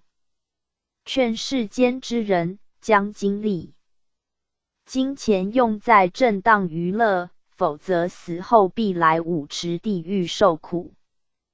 杨生此说方合道理，不然时代变迁，洋风新潮。我国有国术作为健身活动，外国人有者以舞蹈为健身之运动，地狱所行者为即运动之名，而行不正脚步之人。既佛今日时刻已到，我们师徒将回堂，多谢玉官说明指导。杨生快上莲台。杨生遵命，多谢玉官开示，我已坐稳，启程回堂。既佛圣贤堂已到，杨生下莲台，魂魄投体。加14地狱游记第14回，游寒冰小地狱复014。济公活佛降，丙辰年9月念9日，20日11月1976。诗曰：寒风刺骨渐初冬，乐善犹如一时松。万绿山移成雪海，竹梅尽傲一高峰。既佛秋意渐去，严冬接连，气候变化多端，众生疾病迭生，乃一时无法适应之故。今日我将带领杨生游寒冰地狱，又遇此种寒风刺骨天气，不知杨生是否受得了呢？杨生恩师呢？我感冒刚好，今天天气这么寒冷，我看寒冰地狱，改日再去，先到他处参观，不知恩师意见如何？既佛那怎么可以？已通知安排游寒冰地狱参观事宜，中途绝不可变卦。若怕受不了寒冷，我赐下3粒温元丸，快服下，不可再拖延时间。杨生多谢恩师赐我仙丹，我已服下。哦，感觉通体发热，一点寒意也没有。既佛快上莲台。杨生我已坐稳，可以启程了。既佛已到了，快下莲台。杨生前面未合了魔人机，只见荒山一片雪白，好像下雪一般，看不到青翠树木，只有少数秃枝枯树，这是什么地方？既佛此的接近寒冰地狱。该山因受寒冰影响，终年下雪，异常寒冷。我们非由阴府之路行走，所以此的不见人影，应作莲台。乃是腾空而行，你跟我从左边山腰而行，便可到达寒冰地狱。杨生这种偏僻地方并无道路，草木都被冻死，一片枯萎现象，越来越有寒意，是否那3粒仙丹药力残渐减退呢？既佛药力并无减退，是仙丹药性循环关系，等一下就会浑身发热，足可3日不退，你放心，我不会让你冻毙的。杨生前面有一排房屋，都是木造的，涂上黑色，屋顶还有朵朵雪花。屋前用2支木柱矗立，中间横移木枝，上写寒冰地狱。狱门有一小道路，直通房屋内，这里设备为何简陋无比？祭佛因该狱为寒冰所罩，罪魂都被冻得僵硬，所以无法逃走。设备因而简陋。阳生路上数位阴差，押了10余位男女，不知是否往该狱受刑。祭佛正是前面狱官与将军已来，阳生准备参驾。阳生参驾狱官及将军，我们奉旨由民，请多指教。狱官祭佛及杨善生免礼，刚才奉主公楚江王之命，知祭佛及杨兼圣贤堂杨善生将来本狱参观，将实情刊载地狱游记，以醒化世人，请2位随我入内参观。杨生多谢。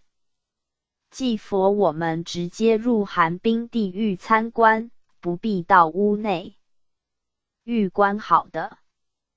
阳生寒冰地狱在2山环抱之内，里面好像阳间游泳池一般，分数千池之多，远处已看不清楚。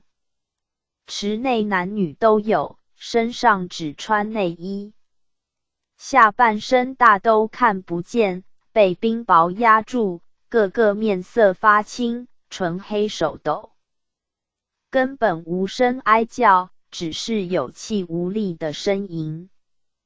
前面那2个老人对我用祈求眼光直望，好像是有话跟我说，请问恩师是否可以将他救起，免受寒冰进冻之苦？狱官我拉几个罪魂到岸上，你可发问。阳生好好。请问这位老前辈，这里的滋味如何？罪魂冰天雪地，衣衫单薄，只穿内衣裤，我已无力可说话了。五体冰冻，将近休克。狱官将军速拿来姜汤，让其服下，以助元气。将军快服下，好好将在身作恶之事招出，以功登载善书，劝化世人，莫学你之坏榜样，以免死后堕落此狱。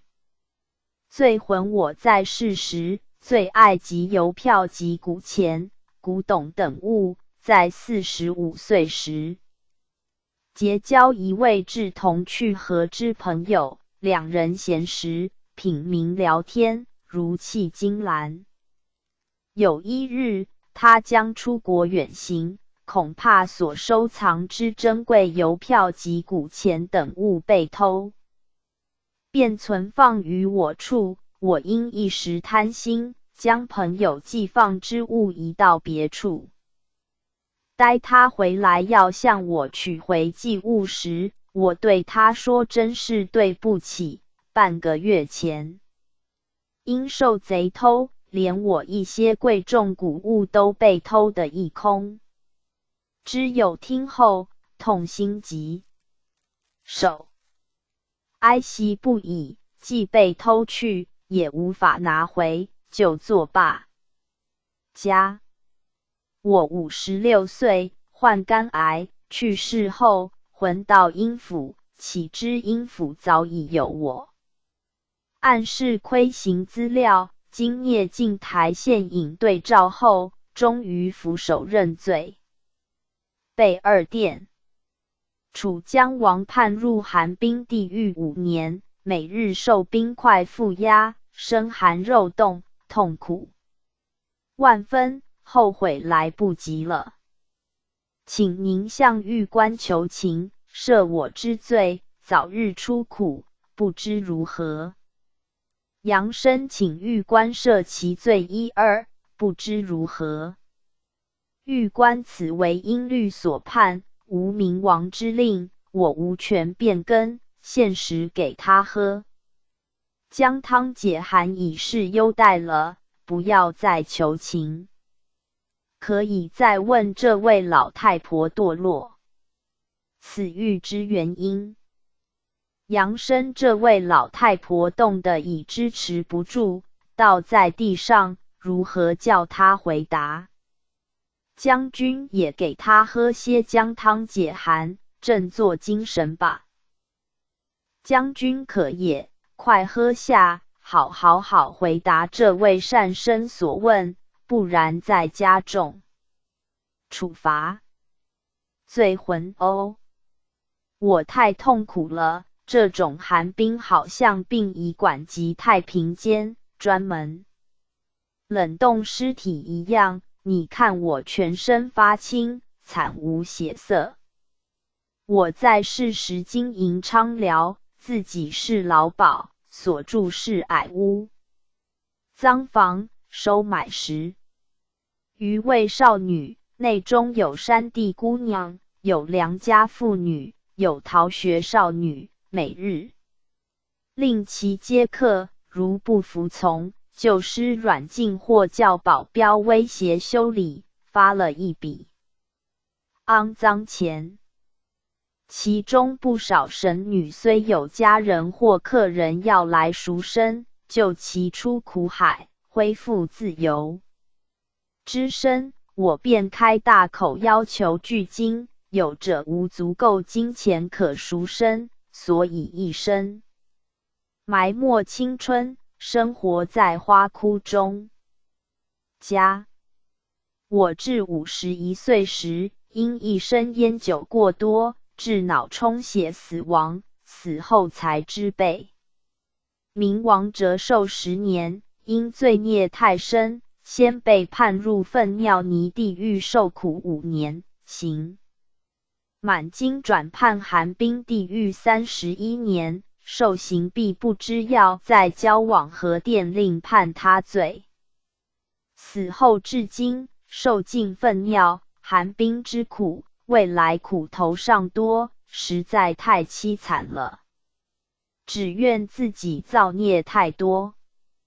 狱官曰：最后唤这位女罪魂，快将在世犯罪情形招出，命将军快以姜汤让其回原，以便说话。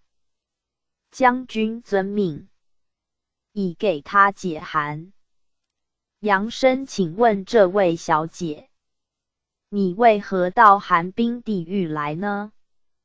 醉魂说起来羞恨交加，我18岁那年参加了歌舞团，现随团员四处演出，期间常表演脱衣舞，以招来顾客，后因生意不佳，歌舞团解散，便转业为应召女郎，常被叫出接客或陪客表演脱衣节目，而后结识一位富商，在外同居，作为姨太太。6岁时因二人意见不合而分开，一时想不开，便服毒自杀。死后到枉死城教受禁5年后，即判入寒冰地狱受刑，至今已有3年，还有12年才期满，甚是痛苦，每日被压在冰块下，四肢僵硬，寒气攻心，后悔来不及了，劝世间女性千万不要学我步入歧途。狱官这位罪魂，在世不务正业，专以脱衣表演淫荡歌舞，破坏善良风俗，生计不喜穿衣服，死后即判入寒冰地狱，让的要寻找衣服遮寒而不能，罪有应得。该魂尚有其他罪过，刑其闷后，当在移交他殿，悉世上妇女应矣。此为谏。将军速将3位罪魂押下去。杨生整个地狱白雾如烟，觉得有点寒意。祭佛此乃寒烟冷气所发也。狱官凡是在世受人寄托金钱、财物，暗中调包，或占为私有，或开娼户淫窟，又不准妓女赎身者，或过分奢华、浪费、轻视国货，所穿必求外国舶来衣服，以显自己有钱，不知将于今购制衣服、棉被救济平民过冬者，或女性喜抛头露面，穿着露背短裙，故意显示肉体迷人等等。此种不怕寒冷及贪求外表装饰之人，死后将一律判入寒冰地狱，让其享受凉爽滋味。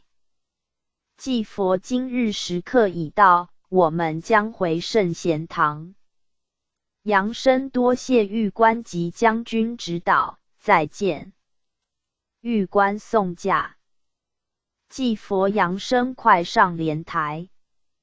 杨生恩师，我已坐稳了，可以回堂。祭佛圣贤堂已到，杨生下莲台，魂魄投体。回家返回主网页 back home。第三殿。第15回，由第三殿会晤宋帝王。第16回，由蛙眼小地狱。第17回，由铜铁瓜脸小地狱。第18回，由倒吊小地狱。第19回，由四生回魂府。第20回，再由四生回魂府。第21回，三由四生回魂府。家15。地狱游记第15回，由第三殿会晤宋帝王复015。济公活佛降，丙辰年10月初9日，29日11月1976。诗曰：挥鸾阐教著书忙，十访幽冥写紧张。地狱门开迎道客，修真何必为阎王。祭佛今日游民进入第三阶段，10殿各狱采取具有代表性者参观就可，不然10殿各狱全部游玩，费时要数年之久。因地狱游记一书要早日问世，度化众生，所以摘要著作。杨生准备游民，快上莲台。杨生遵命，我已坐稳，请恩师启程吧。祭佛已到了，快下莲台。杨生前面有一牌楼，好像阳间布告栏，上贴一红纸，许多阴符。官员及阴差为官，我们也向前去参观，到底写的是什么？祭佛我已知之，你要参观，快向前走。杨生这些阴官、阴差看我们来临，为什么个个面呈惊异之色，都避开呢？祭佛这些阴府官差知你是洋人，身带玉旨，所以避开，不敢冒犯。可看布告栏上红纸是写什么？杨生原来是玉皇上帝之谕诏，上写幽冥教主亲奉。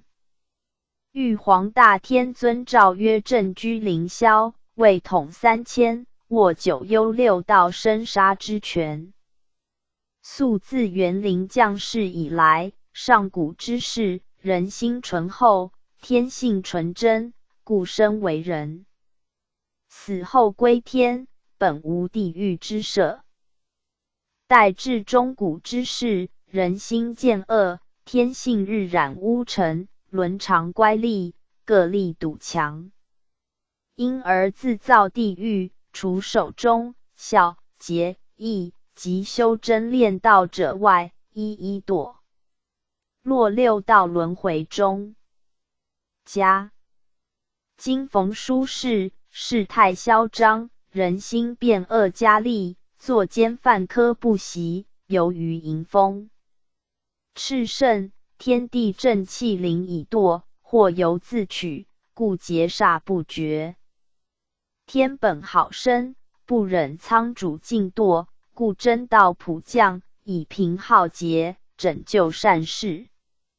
家今有南赡部洲、南天直辖鸾堂、台中圣贤堂官清领旨，挥鸾阐教，上继孔孟仁义，下承佛道真宗，发扬道德文化，普度天下群生。继业辉煌，正为使世人知阴间地狱实况，故赐旨于圣贤堂，开着地狱游记宝典，命济公活佛带领正机圣比扬升，神游十殿，将因私各狱刑罚情形泄露于世，并在游民中开示真理，破除众生之迷惑。家著作之间，如济公活佛引导扬升驾到，令各殿狱官差吏迎接，协助著书，彼时宝典早日完成，指到之日，各遵诏命，如有违者，严罚不赦。家此狱天运丙辰年8月15日。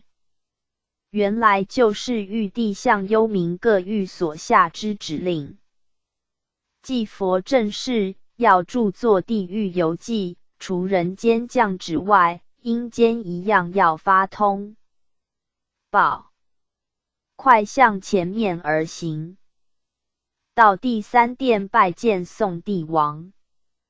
扬升第三殿离此上有多远？路上只见亡魂及阴差来往，并不见殿府。继佛不远就到，快上莲台吧，节省时间。扬升好了，请启程。继佛已到了，快下莲台，前面就是第三殿，快向前参拜明王。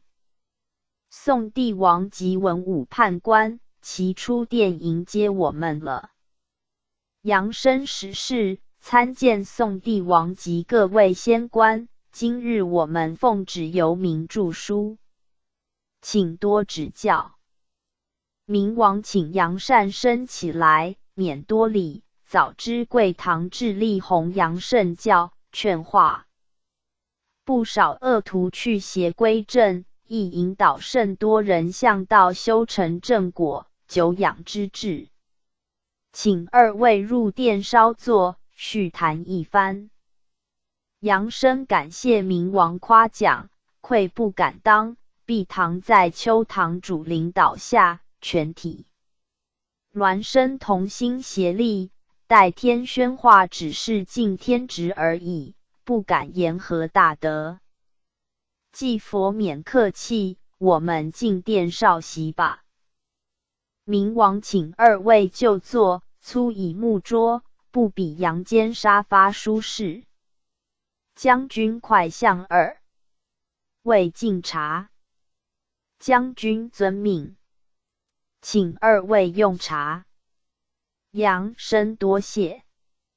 这间会客室，古色古香，很清静，壁上挂有甚多墨画，极富书香味道。明王是也，本殿各官员闲时常来此品茗聊天，因阴府官员都是在世有修善德之人提升，所以有此舒适环境。并非地狱都是受苦，地狱如人间监狱，受苦者是犯罪之人。因此我之左右助理与凡监狱中官员一样，行动自由，故心如无亏德，在世皆行善事者，魂道阴府，我们皆好礼相待，此典西洋人知之。如在身奸诈横行，不务正道者，则死后到地狱，手铐铁锁，头加皮鞭，铁叉鞭打，何能这般逍遥？既佛今日时刻已到，杨生准备回堂，多谢明王指导，改日有缘再来会晤。杨生多谢明王及将军厚礼招待，因时刻不早，我们将回，向各位辞驾。明王勉励，恭送二位，悉再来一游。继佛快出殿，准备回堂。杨生匆匆忙忙，时间实在太短了。继佛不要多言，我们启程回堂。圣贤堂已到，杨生下莲台，魂魄投体。加16地狱游记第16回，游蛙眼小地狱复016。济公活佛降，丙辰年10月19日，9日12月1976。诗曰：黄泉路上逼人寒，惨叫哀声感鼻酸。一念之差遗骨恨，阳间滴滴总难瞒。继佛寒流来临，天气炎冷无比，但圣贤诸身中怀热肠，毫无冷意，实令我感动。地狱游记如果圆满着成，万古流传，诸身也可载誉不绝。杨生今日准备游明。杨生今夜天气冰冷，明路更加凄凉，请恩师赐我一粒仙丹助元气，不知恩师您意如何？继佛可也，我再赐你3粒温元丸，快吞下以助阳气，顺利游明。杨生多谢恩师，我已服下，感觉全身温暖。已坐稳莲台，请起程吧。继佛已到了，快下莲台。杨生，这是什么地方？前面石阶已来了数位将军打扮之人。继佛，此石阶上乃是三殿明王管辖区，上面是一片无尽囚狱。快向前参驾，将军。杨生参拜诸位仙官，我们师徒奉旨著书，今日游到此的，请仙官多多指教。将军勉励，请继佛及杨善深入室内稍息，此乃三殿所属各狱之办公厅，厅后就是各囚狱。继佛因时刻有限，我看不必做了，待杨生参观各狱就可。将军也好，贵堂奉旨著作《地狱游记》，我们早已知悉，今皆继佛手谕，悉你们师徒将到本处参观，请二位随我向左边走。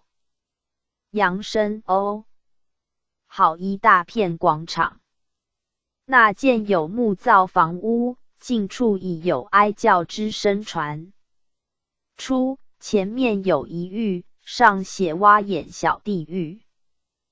将军今日带您们参观蛙眼小地狱，先入此间室内，我向狱官禀明。狱官欢迎二位驾临本狱，我带您们入内参观一番，如有不明了地方，请杨善生勿客气发问。杨生：哦。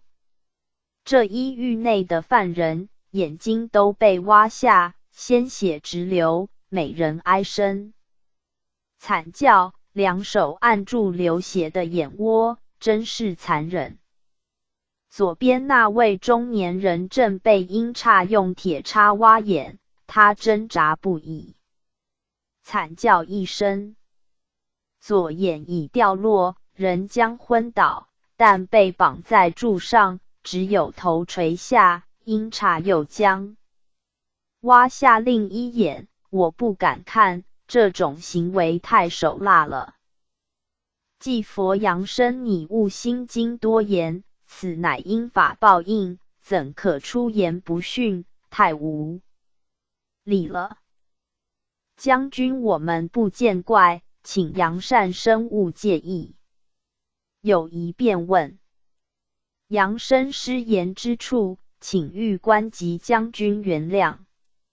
请问狱官，挖眼地狱刑罚情形如何？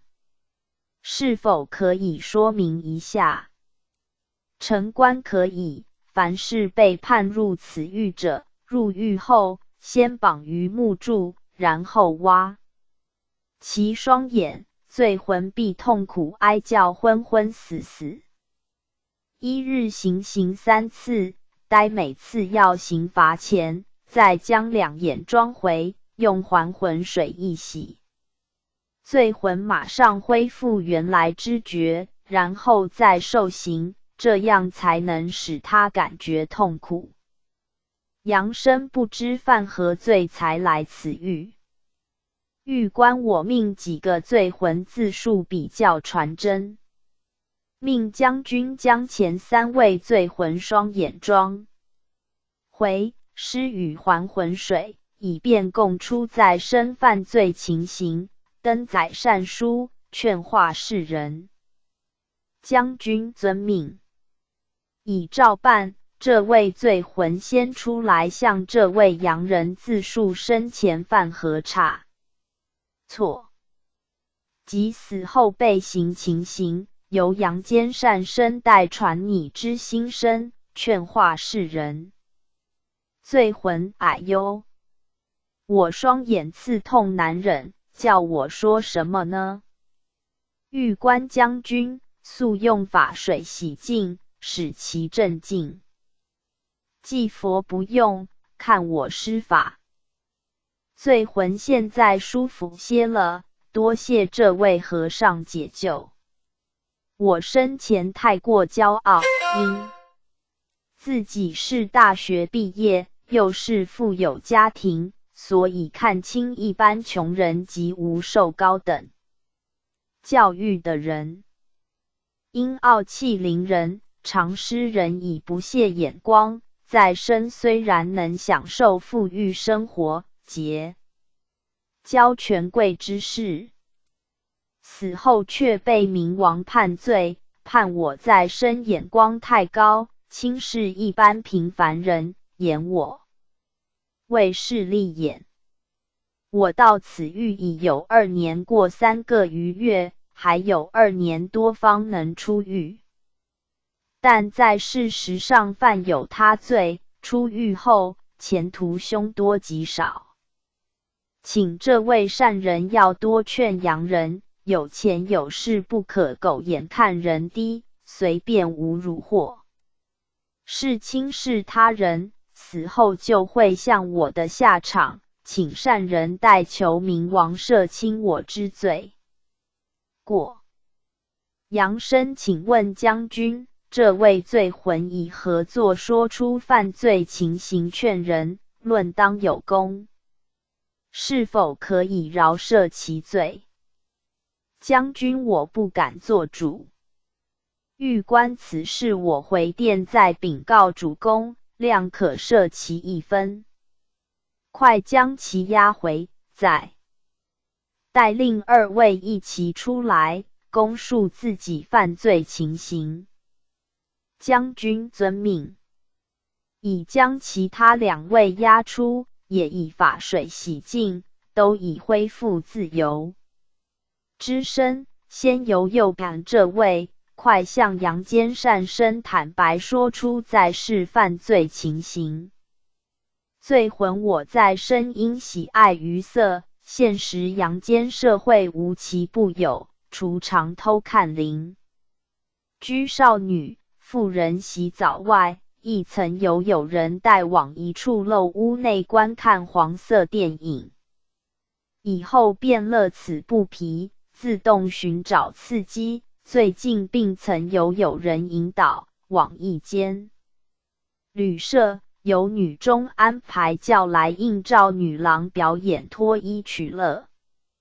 在1年前我因车祸去世，魂到阴府，系受原该中，遂即被冥王判入蛙眼地狱，每日受到蛙眼惨刑，凄惨情形，子孙在世全然不知，后悔已来不及了。昔这位善人回阳后，多宣化给世人知之，在生所作所为，以为神不知鬼不觉，那知死后，孽镜台前一照，丑态毕露无疑。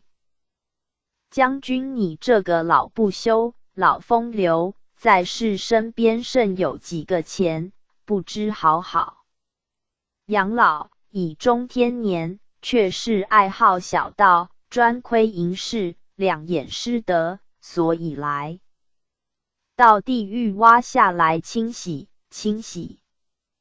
再换左边这位罪魂，快自述生前作何恶事。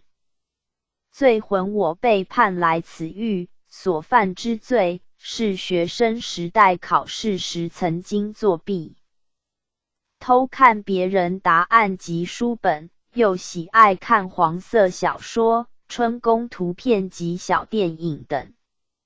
死后被冥王判来此狱受刑。我已受刑半年，尚余3年方可出狱。阳生那太可怕了！我以前读书时，考试也曾偷看别人吃案，都没有被老师发现，死后也要到此受刑吗？祭佛作弊已犯校规，但你何必惊慌？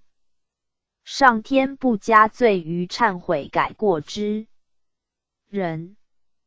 你已皈依鸾门，待天宣化，做天之使者，功德浩大，将功补过，自然免来此地。狱官将军，快将罪魂押入狱内。如有失仪之处，请祭佛及扬善生原谅。扬生那里，狱官凡是世人眼神不正，爱观美色、淫书，或看人常露轻视，不顺眼者，死后必堕落蛙眼地狱受刑。如观看地狱游记后，能改过自新，并发愿应赠该书劝化世人者，则死后此罪可以抵消。祭佛今日时刻不早，我们师徒将回，多谢狱官及将军。杨申肃向他们道谢，并出狱准备回堂。杨申多谢狱官及将军指导，先辞驾了。狱官奉送祭佛及杨善生。祭佛杨生快上莲台，准备回堂。杨生已坐稳了。祭佛圣贤堂已到，杨生下莲台，魂魄投体。加17地狱游记第17回，由铜铁瓜脸小地狱复017。济公活佛降，丙辰年10月念9日，19日12月1976。诗曰：迎风遍布时堪伤，罪恶滔天胜虎狼。既与阳间贪色备，改头换面莫猖狂。既佛世道崎岖，修道者魔考重重，谁能一帆风顺到西方？抱定信心，至死不渝，虽殉道而临阵极品，逢逆境更加努力，咬紧牙根，何怕魔风妖雨遍地？古圣云见怪不怪，怪自亡。道路障碍阻塞，抽出慧剑斩断乱丝，经过一番寒彻骨，必得梅花扑鼻香。今日游民准备启程，扬身提起精神。这条不平凡的道路能走到尽头，才配称人辱道汉。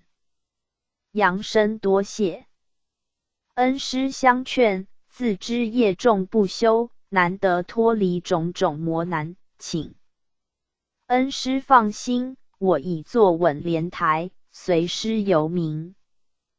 既佛已到了，快下莲台，今日我们师徒参观铜铁瓜脸地狱。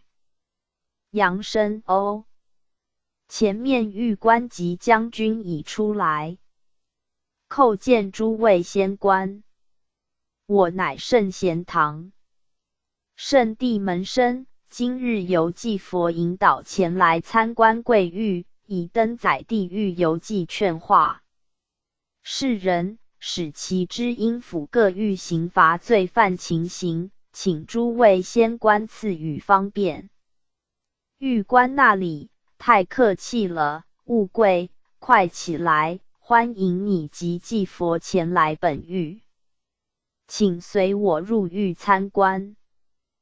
将军，本狱是铜铁瓜脸地狱，刑罚世间不知廉耻、不爱面皮之人，请二位快进来。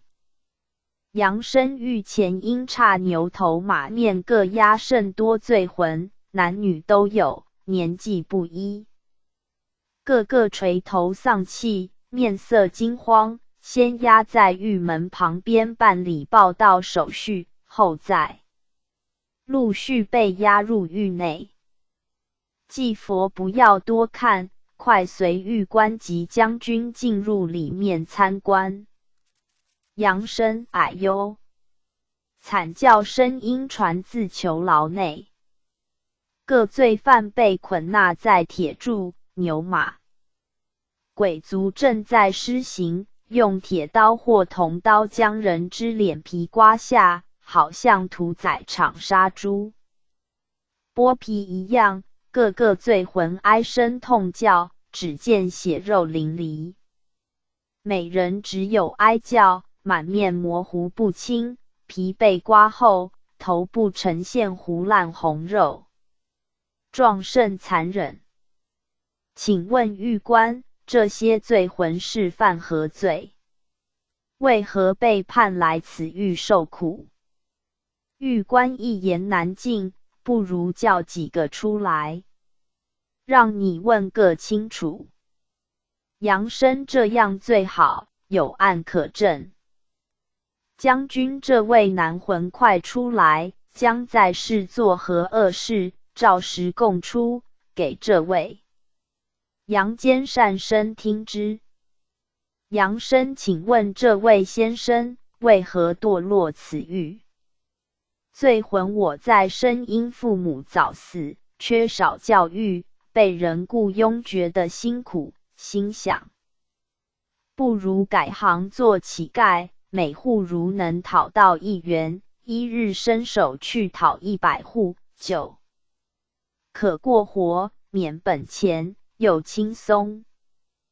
可是我身体粗壮，唯恐主人不施舍，所以先节12个月，每日只吃粥及饮水，果然身体转弱，再将面涂泥沙，身穿破衣，假装跛脚，四处挨户的人乞怜要钱，逢人便说自己苦境，家中无人，脚又残废，许多人看我很可怜，纷纷舍财，因此1个月所得也有4、5千元。回到家里，暗自高兴，轻易得财，晚上便换上新衣，到街上大吃大喝，或进入风化区寻欢，并常往酒家买醉淫乐。后来心想要发财，需向主人索取更多钱财，如给我1元、3元均不要，最少要10元，所以也常被叫吝啬主人臭骂，或不理睬。死后被明王判入此狱受刑，刮脸刑罚非常痛苦，后悔已经迟了。狱官聂处论起此人，前世不修，生在不幸家庭，不思年轻，力壮好好工作谋生，却假装残废，后言求乞。凡有血气者，非至山穷水尽，谁愿抛头露面伸手乞讨？不但如此，还将起来金钱花费在酒色艺中，大逆不道，生计不爱脸皮，死后让他无脸见人，受刮皮刑罚，希世人警惕之。快入狱内，我再叫一魂出来，杨善生可以再发问。杨生多谢将军，请问这位先生，我看你只有30余岁，为何未老先死，又被判入此狱受罚？罪魂说来惭愧，小人上辱祖先。我在17、8岁读高中时，朋友相约，常至公园游玩，见有少女便趋前调戏，或出言下流，时常被女性臭骂轻赭从，或是没有受教育，不要脸，但我被骂，心中却更加快乐，也时常在暗路趁机挑戏女郎，或从背后突然拥抱过路女性，或骑车从旁伸出绿衫之爪，偷袭妇女身体，并曾强奸一位少女。虽然生前从未被人送警法办，但有一次骑车中失故技，身首不归局时，被该位女性大叫，我一时慌张，车子跌下水沟而死亡。明王大怒，言我恶性不改，故折寿10年，后判我入此狱受苦。至今已有5年多，尚有13年才能出狱，另有其他过错，将交他殿审判，实太可怜。请这位善人代我向明王求赦1、2吧。狱官不要多言，谁叫你生前浪漫不洁，不知礼义廉耻为何物？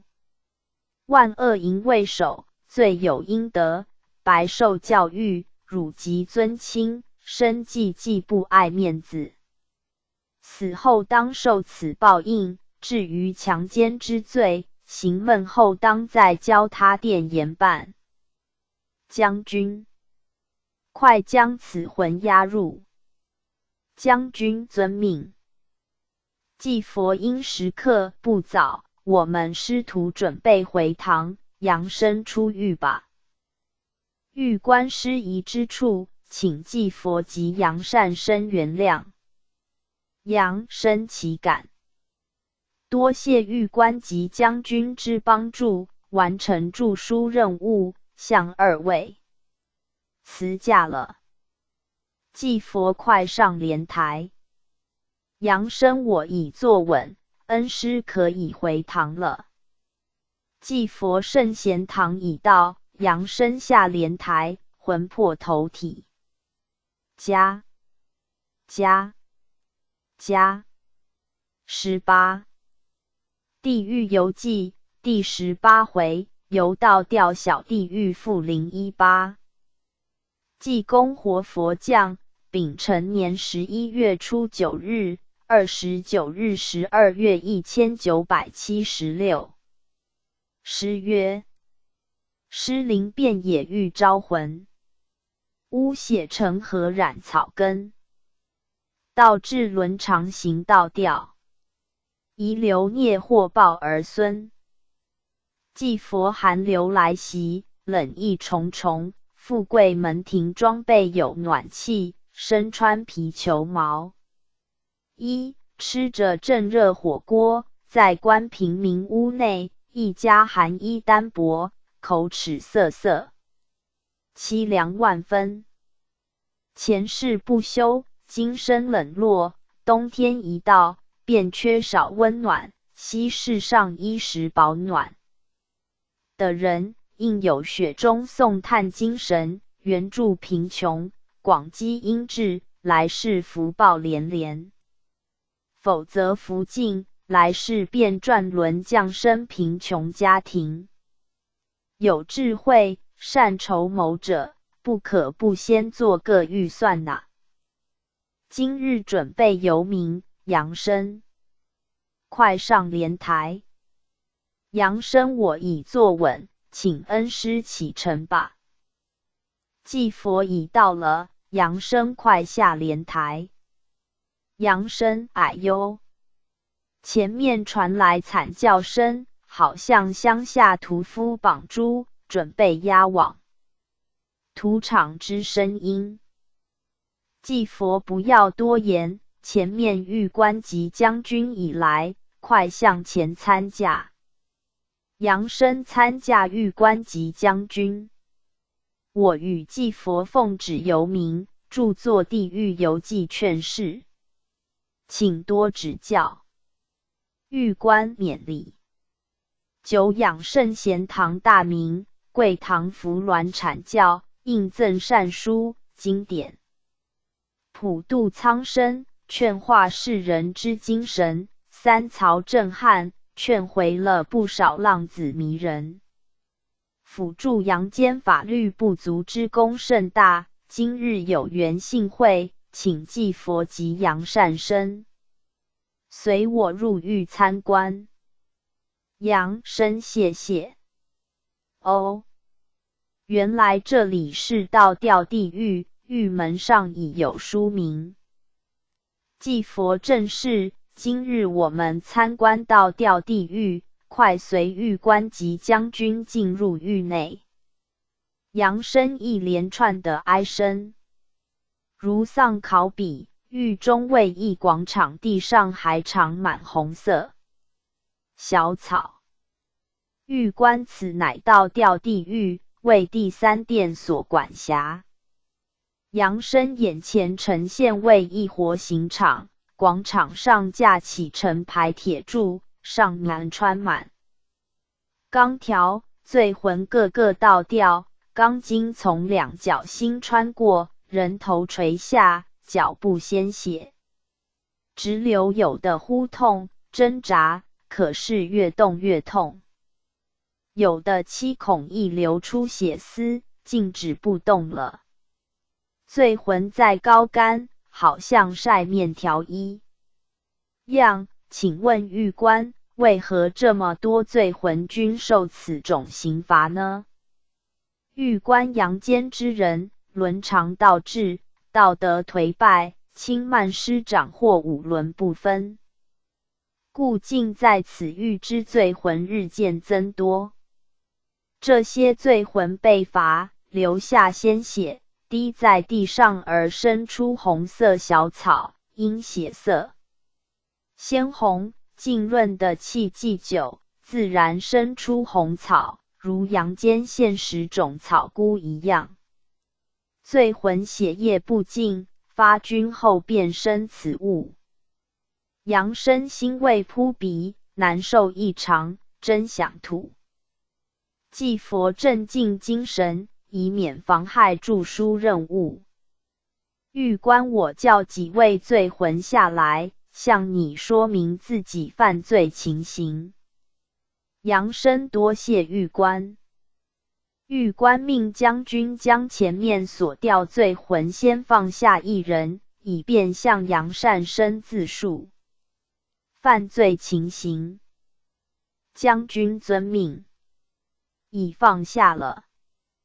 杨生，请问这位先生为何被吊在这里吹冷风？罪魂，呜呜呜，我好痛苦，双脚已站不稳，太痛了，被倒吊的整个肚肠绝乎要吐出来。我生前住台南，因我叔父无子，自小我便过房到叔父家，任叔为父，由他养育长大，亦受中等教育。因叔父家中开百货公司，只有我一位男孩，故叔父对我疼爱，公司业务全由我处理。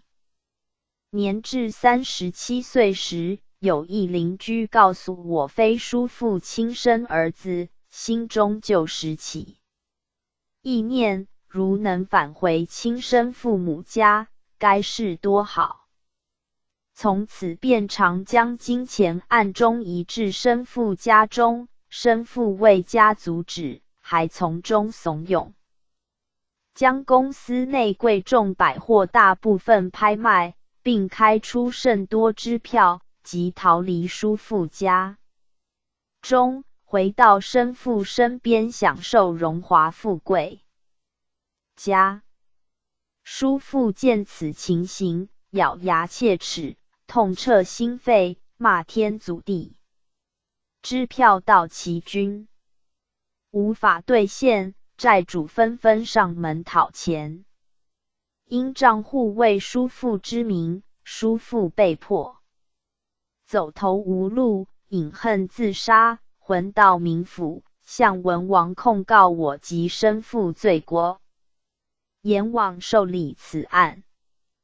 叔父死后1年，我及生父双病魔缠身，花费全部财产，仍然病入膏肓而亡。魂到冥府，我才知被折寿。三殿冥王大怒，判我入倒吊地狱。据说生父亦被判入他狱受刑中。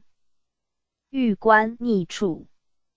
你被叔父养大，不知报恩，中途变质，伦常倒置，所以判来此狱受刑，有何话可说？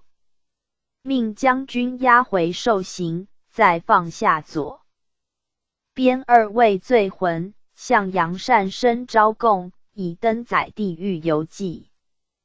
将军遵命，已将罪魂提来。狱官快向阳间圣贤堂杨善生说明自己所犯罪过。罪魂，我现时万分痛苦，每日受此倒吊刑罚，有口难言，两眼将要突出。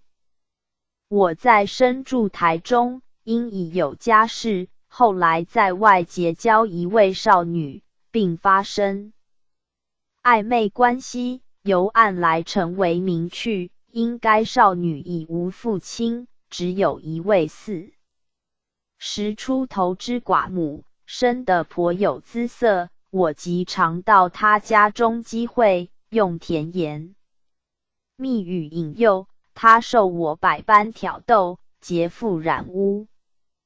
后来干脆一不做二不休，渐渐变成公开化，享尽风流，因艳浮靡人而不知自拔。后在一次车祸中，我所骑之摩托车被撞得粉碎，人昏迷不醒，在昏睡中被牛马将军用铁链铐押到阴府，今夜竟是现出原形，丑态难以见人。冥王大怒，判我入倒吊地狱撒年，现时只受刑2年余，来日方长，何时出苦？欲观畜生，人如鸡狗，父母不认，奸淫为万恶之首，淫人少女，罪已不小，还敢得寸进尺，破坏寡妇贞洁，母女同淫，罪该万死。受刑必将打入阿鼻地狱，永不超生。祭佛五伦不守，拜道毁德，世人如果不遵师常，对常上出言不训，或是不孝双亲，或母女同淫者，到掉地狱只是小小处罚，阿鼻地狱才是其葬身之所。世间之人当速悔过，以免死后堕落此狱。今夜时刻已到，我们师徒将回。杨生多谢玉官及将军之开导，我们要回堂了，向二位仙官辞驾。玉官勉礼，不周之处，请祭佛及杨善生原谅。将军不用客气，杨生快准备回堂。杨生我已坐稳莲台，请恩师回城吧。祭佛圣贤堂已到，杨生下莲台，魂魄投体。加19地狱游记第19回，由四生回魂府复灵19。济公活佛降，南陈年11月19日，8日1月1977。诗曰：披毛戴角失人身，在是非为众孽因。万物同循天理转，四生被道太为人。祭佛今日准备游冥，杨生快随我上莲台。杨生遵命。不知今日行程要往何方？祭佛今日所游与前大不相同，另有一番风景，要提起精神，不必心慌而影响著书。杨生实事，我已坐稳莲台，请恩师启程吧。哦，下面为什么金光闪闪，在内之人头上亦浮出毫光，直冲空中。祭佛，谁叫你偷睁眼睛呢？这是圣贤堂所发出之道光，我们坐莲花浮在空中，因堂内诸神护驾及诸位孪生具精会神，阴阳二气集，终于焦点，自然发射出光辉，此乃堂内诸生虔诚认真效劳所致。杨生请问恩师，堂内诸通修之顶光是否保持不变呢？祭佛，凡是离堂后，道心不退，因勤行道者，光线越强，越明亮。如果出堂后，道心退失，我行我素，暗地行损德之事，光线便转暗，失去光明。因在堂内三界高真降临道光特别强烈，所以人如能常亲近有道之是或妙寺圣堂，外魔即不敢侵犯。离堂后，若行损德亏心之事，心灯立即熄灭，魔鬼喜暗未明，因而易侵入人身，如晨光将出，鬼即退去，世人不可不慎之。杨生快闭上双眼，以赴幽冥参观。杨生实事，我已闭上两眼，请恩师启程吧。祭佛已到了，杨生速下莲台。杨生，哦，前面为何野兽及鸡鸭小鸟聚集，向这条小路前进？即佛此乃四生死亡后归返地狱之道路，前面就是阴阳界。阳生我前日来此，为何不见这种情形呢？即佛因你是凡人，我怕你看太多，扰乱心神，所以略施小术，用障眼法遮住四生道回阴实况。阳生原来被恩师游戏三昧了。这些动物到阴府为什么也是惊叫飞奔，好像被人追赶一般呢？即佛这些四生出世在阳间，死时大部分是被杀，所以精魂未定。一旦阳气断绝，便被阴气所摄，一一归回地狱，以了三世因果。四生业障较重，灵性暗昧，元气衰弱，死时不必由阴差压境，自然受的气息回。此点世人大都不知。阳生不错，却为平生初次所闻。我们向前走是吗？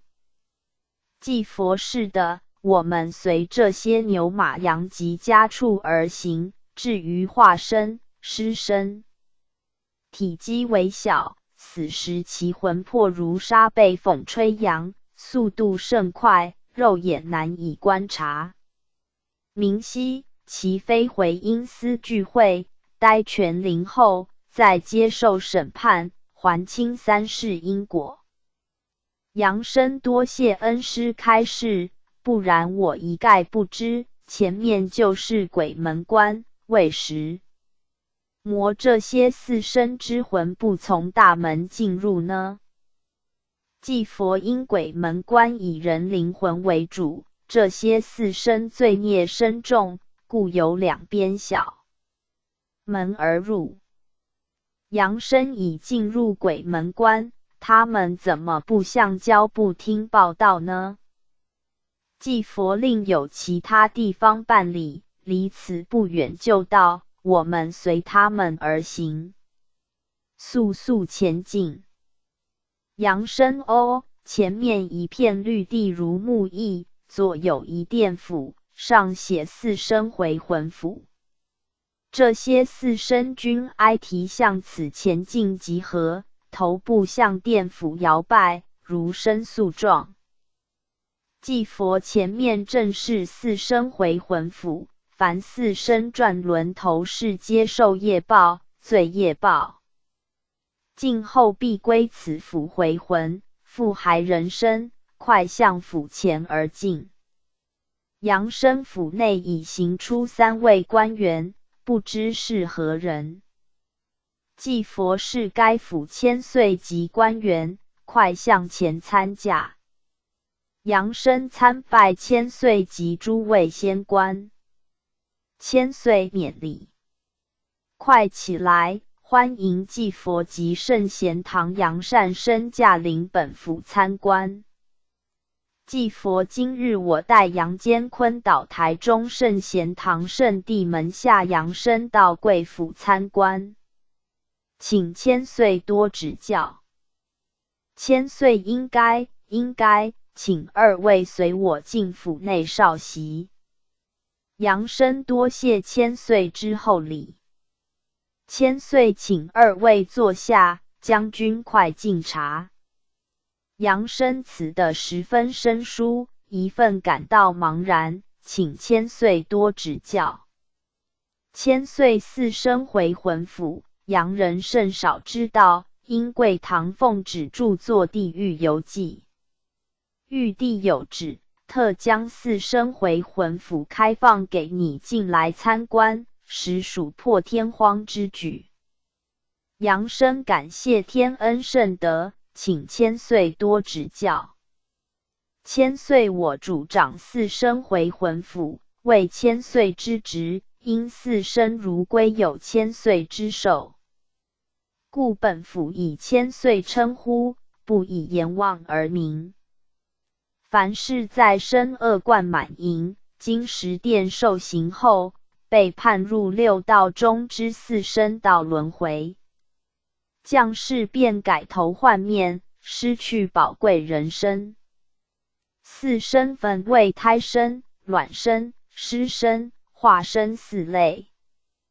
胎生为1级，卵生为2级，湿生为3级，化生为4级。因罪业深重，故头世受报应。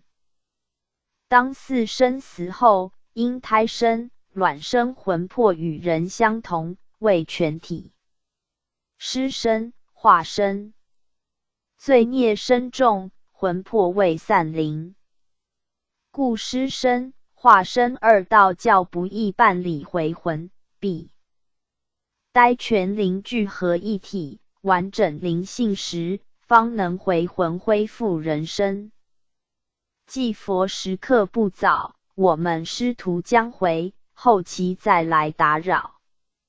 杨生真抱歉，正聆听赐教中，突然离席，多谢千岁之指导，我们要回堂了。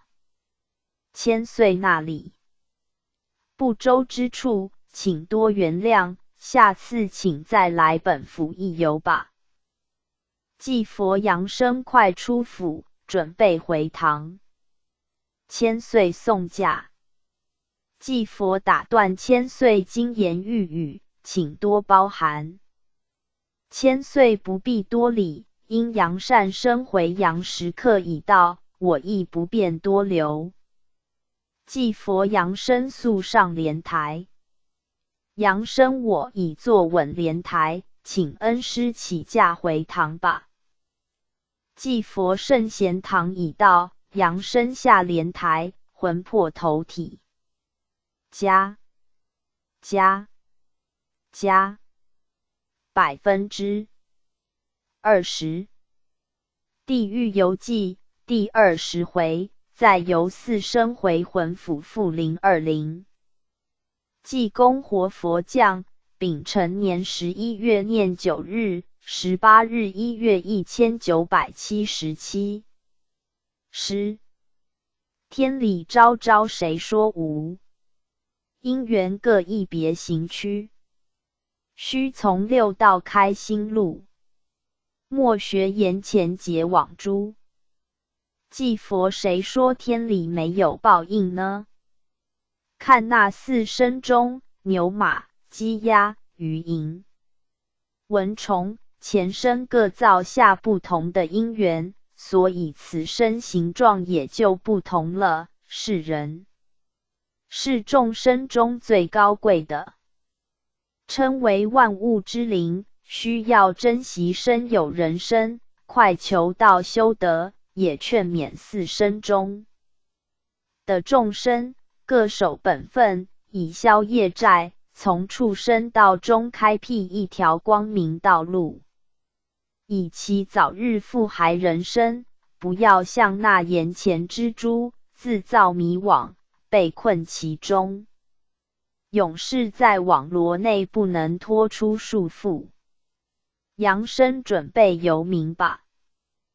扬声遵命，我已坐稳莲台。祭佛已到了，前面4生回魂府千岁及官员已经出府门来迎接我们。扬声拜见千岁及诸位仙官，今日我们师徒又来打扰，请多多指教。千岁免多礼，前日未能多谈，今日欢迎祭佛及杨善生再次拨驾，请入内稍息，一路也甚疲惫吧。杨生并不觉得辛苦，因坐莲台，只闻风声而已。祭佛我们随千岁入府内休息一下。杨生多谢千岁厚礼招待。千岁请用茶，不必客气。杨生本堂奉旨著作《地狱游记》，由我担任游民，自觉荣幸之至。但自己道学肤浅，对冥府一切情形甚多尚未明悟，请千岁能在将四生回魂府详情说明，彼使世人明了而有所遵循，不再重蹈其途。千岁我详细带你至县邑参观，并在旁解说，这样比较易懂。杨生多谢千岁。千岁你随我到正殿。杨生遵命。哦，这只山鹿为何在案前向您摆头，好像有画像？千岁说呢？千岁正是，此鹿前世乃佛门子弟，因身染重病，心愿佛祖无保佑，便开斋破戒，反俗合成，再结婚生子，并时常毁谤神佛。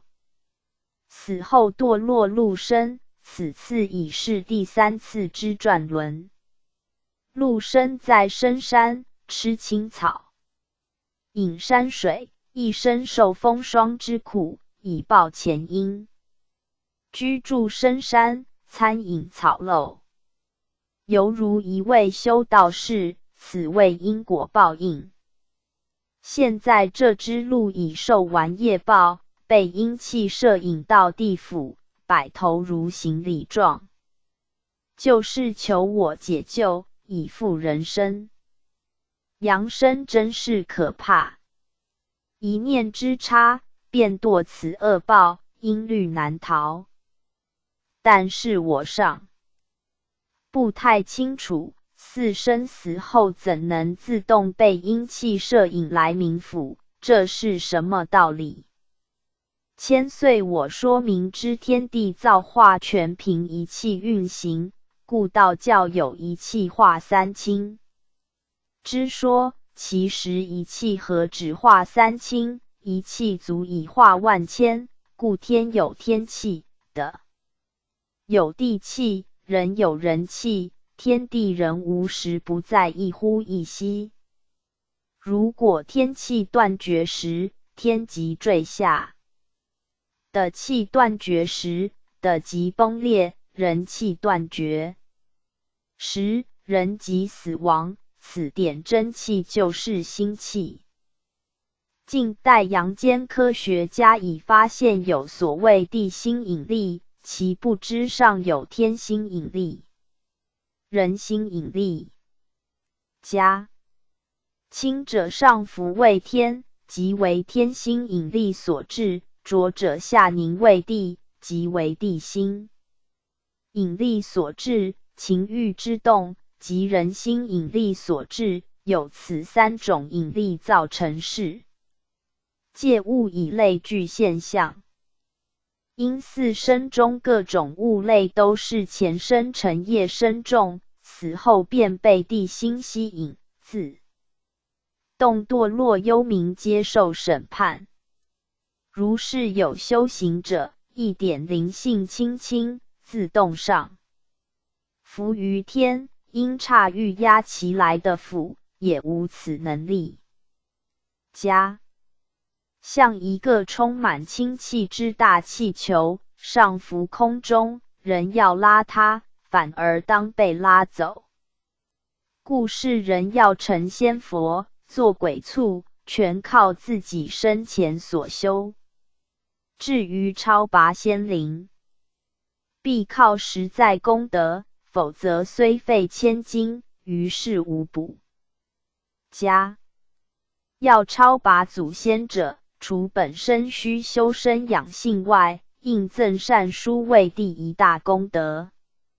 因仙佛出世，度人出苦为第一大愿，而经典善书即为仙佛之心身，度人修心养性之要旨，故传经典，印善书，正服仙佛之心，其功最大，以此功德回向仙灵，为出苦之捷径。如欲诵经超度，亦必先有经书为凭，此点世人不可不知。其他如济贫恤苦公益事业等也是应行之善业。扬声千岁经言极有道理，先佛传道说法均记之以书，传经印典，正合天心，其功德浩大，祖先性灵自然被天心引力所吸，得富极乐。即佛曰：扬声所言甚合道义，天经即是地义，人能尽人尽义，则人格完全，天仙有份了。千岁此路3次转世以了前因，我将其罪过一笔勾销，命将军将该路带到回魂亭，给其饮下回魂汤。将军遵命，请杨善生亦随我前去观察详情。杨生实是，多谢将军。这边果然有一亭，上书回魂亭，内有一位老公公，将一杯杯之汤给各类生灵饮下，个个均现人形，有男有女，有老有幼。将军杨善生，你站在旁边观看，我领一杯回魂汤给这只鹿饮下。杨生可以，请随意。哦，好像在变魔术一样，山鹿饮后立刻形骸变异，变成为一位约50余岁老人，头发不长，头上果然有受戒相继，此为还俗后之相貌吧。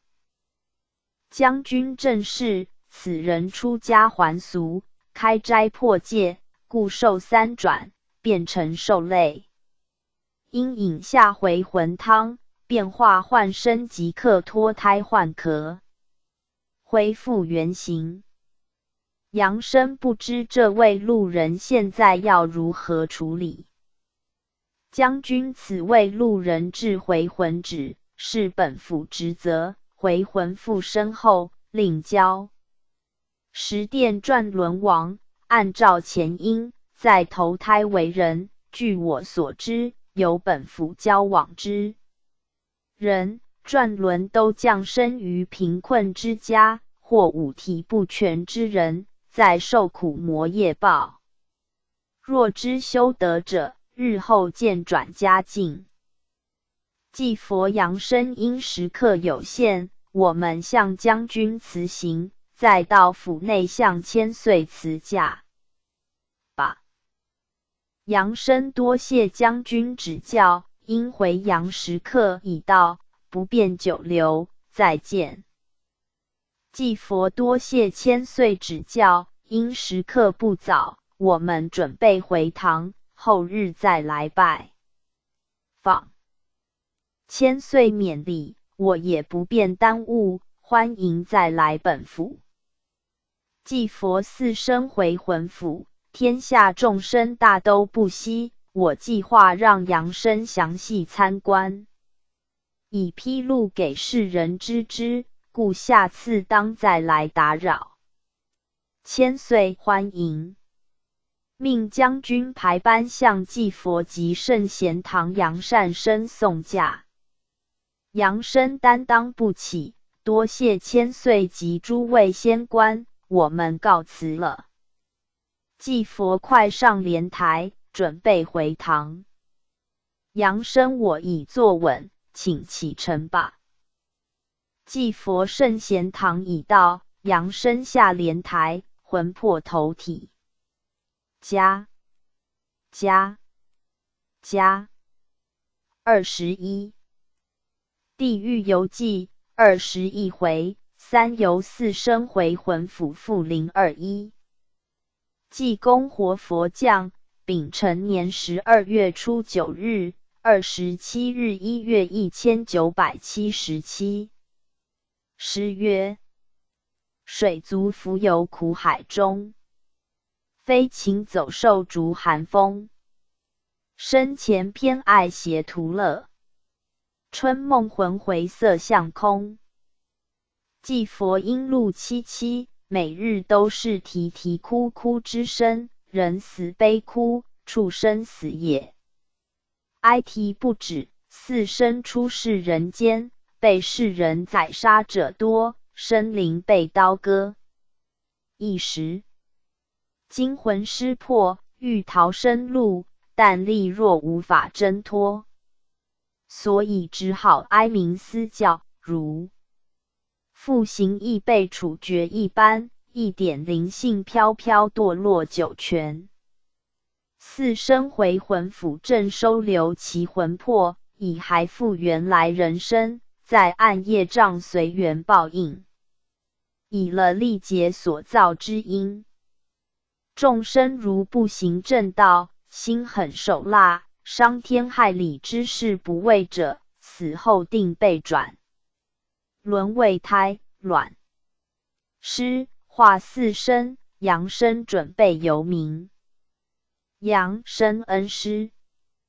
今因堂内有一位孪生之父灵归道山，内心哀痛不已。为何天不多留善人，扶持圣贤道业，将一位善者召回上天呢？祭佛生老病死，虽公侯将相，身居尊荣，眼望大好江山一样要撒手归天，何况一般人呢？只要在生之修善道，则人虽死，身虽亡，其精神道范常留人间。所谓哲人精神永生，世间无不死之人，你也不必太过伤神。阳生我真想与他会面，探寻其归天后之情形。听其子孙说其将归天前2日，自知尘缘已尽，将要西归，不知修道至何种火候，方能达到此种境界。祭佛因机缘尚未成熟，所以会面之事无法安排。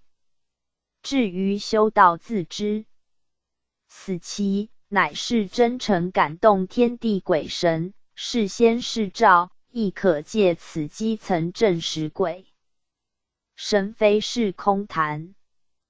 如能真心修道，则生死在己掌中，屈指即之，并非稀奇之事，此乃是一种感应。不要再谈，以免耽误游民，快上莲台。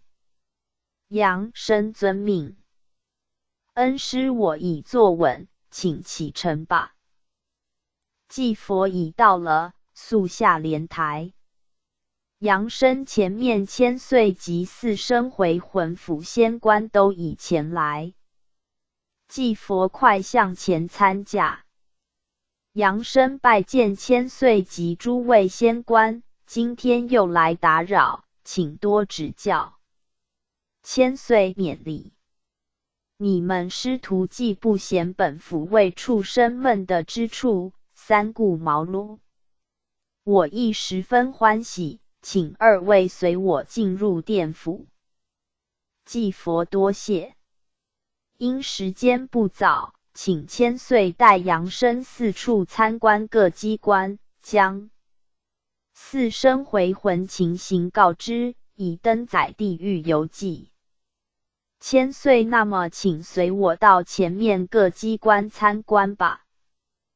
阳生此处设备甚为奇妙，好像阳间之吸尘器，一只只蚊子，不知从何处被吸来，结成一团后便落下，好像雪花糖结成一团，还在震动不已。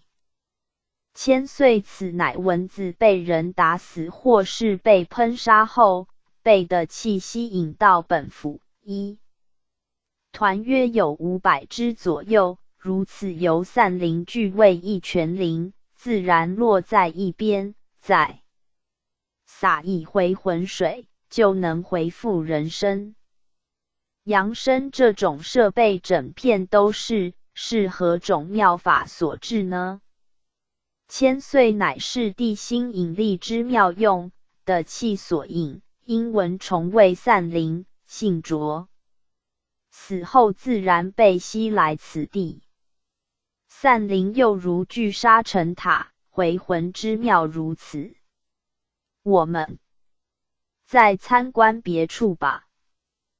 阳生整个广场都是畜生，甚多生平未见过的奇禽异兽，老虎、狮子都有，犹如一个动物园，鸡鸭猪更是数不清。已回到府内，不知千岁有何指教？千岁，我现时正办理一件案子，前面这只公鸡已来申诉，我翻开此鸡之原始资料给你观看。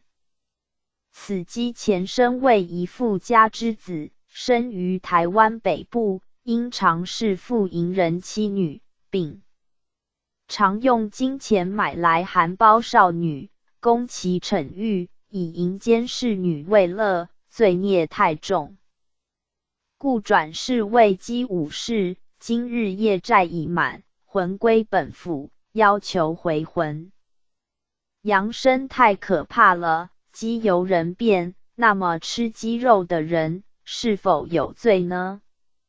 千岁，各物都具生灵，形体不同而已，其灵性与人相同，是人喜食肉类，当然以营养学而论，脂肪蛋白质较高，食之以强壮身体。不思四生全是罪恶人类所变，其身有一股不正之气，且人将杀死动物时，他为逃生挣扎不已，心中惊怕，全身血液循环失常。五脏六腑产生毒素，人将他杀死，吃其血肉，虽是有益，但其害潜伏其中。人如心中紧张、惊慌之时，血液变质，若常遇此种情形，身体必致病焉，此乃心理引起生理之病症。加人如健康，面呈血色风变，如果死亡，全身变成乌青色，称为尸体。人吃动物尸体，有不净元素存在，实力必并存。科学家亦曾提倡素食养生论。凡是修道者，一时纵不能全尽晕心，亦以减食为妙，以免使浊气充满人身，否则要得清净道果，甚不容易。若论罪与无罪，还在其次。阳生千岁所言甚合科举原理，要吃不吃随人心意，利弊既明，要如何也由自己决定。再请问千岁，前面来了一只猩猩及鹦鹉，猩猩举止犹如人类，鹦鹉口中还能讲话，它们是否高级一点呢？千岁，猩猩举止如人，头脑也甚聪明，只怪生前为人聪明自误，所以此世堕落受生。鹦鹉虽能学人言语，但前世为人逞口舌，害人家破人亡，今生只好入笼内，听人言语，学人说话，空有一张利嘴，可惜英雄已无用武之地。世人一举一动，如果违理违法者，死后堕落飞禽走兽，永无了期，不可不慎之。既佛因时刻有限，我看四生回魂府参观就此结束，世人概括也有所了解，这里只是办理回魂，其他如被十殿转轮王判转四生，尚未转完之魂，不在此的办理，此点世人须明白之。扬生我们准备回堂。扬生多谢千岁及诸位仙官之指教，因时刻已到，我们师徒将回。扬向大家辞驾。千岁那里不周之处，请多包涵，命诸位将军向祭佛及扬善生送驾。祭佛快出殿外，准备上莲台。扬生我已坐稳，请恩师回城吧。祭佛圣贤堂已到。扬生下莲台，魂魄投体，回家返回主网页 back home。 第四殿第22回，由第四殿会晤五官王。第23回，由灌药小地狱。第24回，由沸汤浇手小地狱。第25回，由刺嘴小地狱。第26回，由断筋踢骨小地狱。第27回，由毒风小地狱。第28回，再由矮风小地狱。第29回，三由毒风小地狱。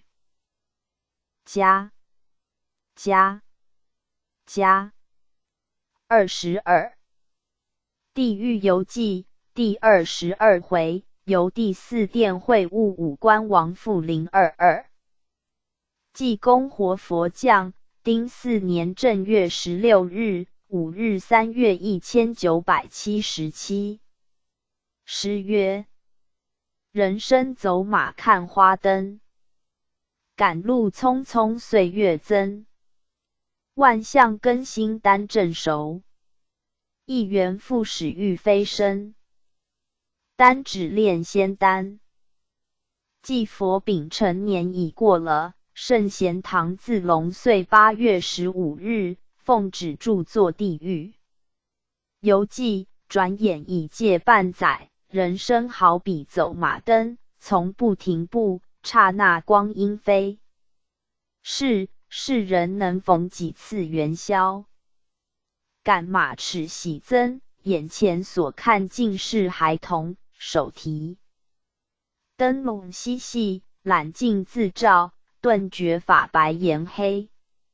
如不趁早修身，欲待何时？在我心中丹田氤氲一粒仙丹，但待一元复始，万象更新之时，丹熟地落，自可脱壳飞升大罗。一年之计在于春，一生之贵在于少。爱惜光阴，珍惜生命，信心怀抱，何妨磨难重重。光明前程在望，正步而行，愿祝大道顺风。今日准备游，明扬生提起精神。扬生恭喜发财。祭佛恭喜恭喜。不过为师不想发财，我已有金玉满堂，只想早生贵子。扬生出家人还想早生贵子，不是坏了佛门清规吗？祭佛你会错意了，我是想天能者生贵气慧智之子，少生聪明奸巧之徒，则天下可以早日清平。我亦可以逍遥自在，不必跋涉红尘，为度众生而费尽苦心。扬生恩师出言甚妙，但现在世人所希望早生贵子，是求孩子出世后将来能赚大钱发横财，故恭喜早生贵子，不如恭喜发财。世人也较乐意入耳。祭佛会赚钱并不全是贵子，尚有甚多贱女呢。哈哈，一顺嘴就造下了口业，罪过罪过。我们准备游民，你快上莲台。杨生今年这座莲台为什么增大了呢？祭佛任重道远，莲台盛开，好好尽得修业，此乃你之莲位有进展的表现。杨生其感，自感业障上升，何来莲位？祭佛莲花出于污泥，洁身自爱就无错了。快上莲台，今日我们将游冥府第4殿。杨生我已坐稳，请恩师启程。祭佛今天心血来潮，特吟劝世词一篇。问世人忙什么？都为3餐忙不休。问世人求什么？那为名利日忧愁。问世人迷什么？都为情爱生消瘦。问世人想什么？都为妄念昏了头。问世人做什么？伤天伤理怎可走？问世人得什么？身盲至死空双手。问世人赢什么？妻女被淫恨风流。问世人等什么？回头是岸向道修。问世人修什么？出泥不染任遨游。问世人游什么？同登慈航乐悠悠。祭佛已到了，快下莲台，第4殿冥府已在眼前。杨生哦，前面果然是第4殿。祭佛五官王及众仙官已出殿，我们前去参驾。杨生参见五官王及诸位仙官，我乃是台中圣贤堂圣地门下杨生，奉命著书，今日由祭佛引导，有幸来到贵殿，请多赐指教。明王勉励，快起来，新春开笔就如此辛劳，为著书而奔波九泉。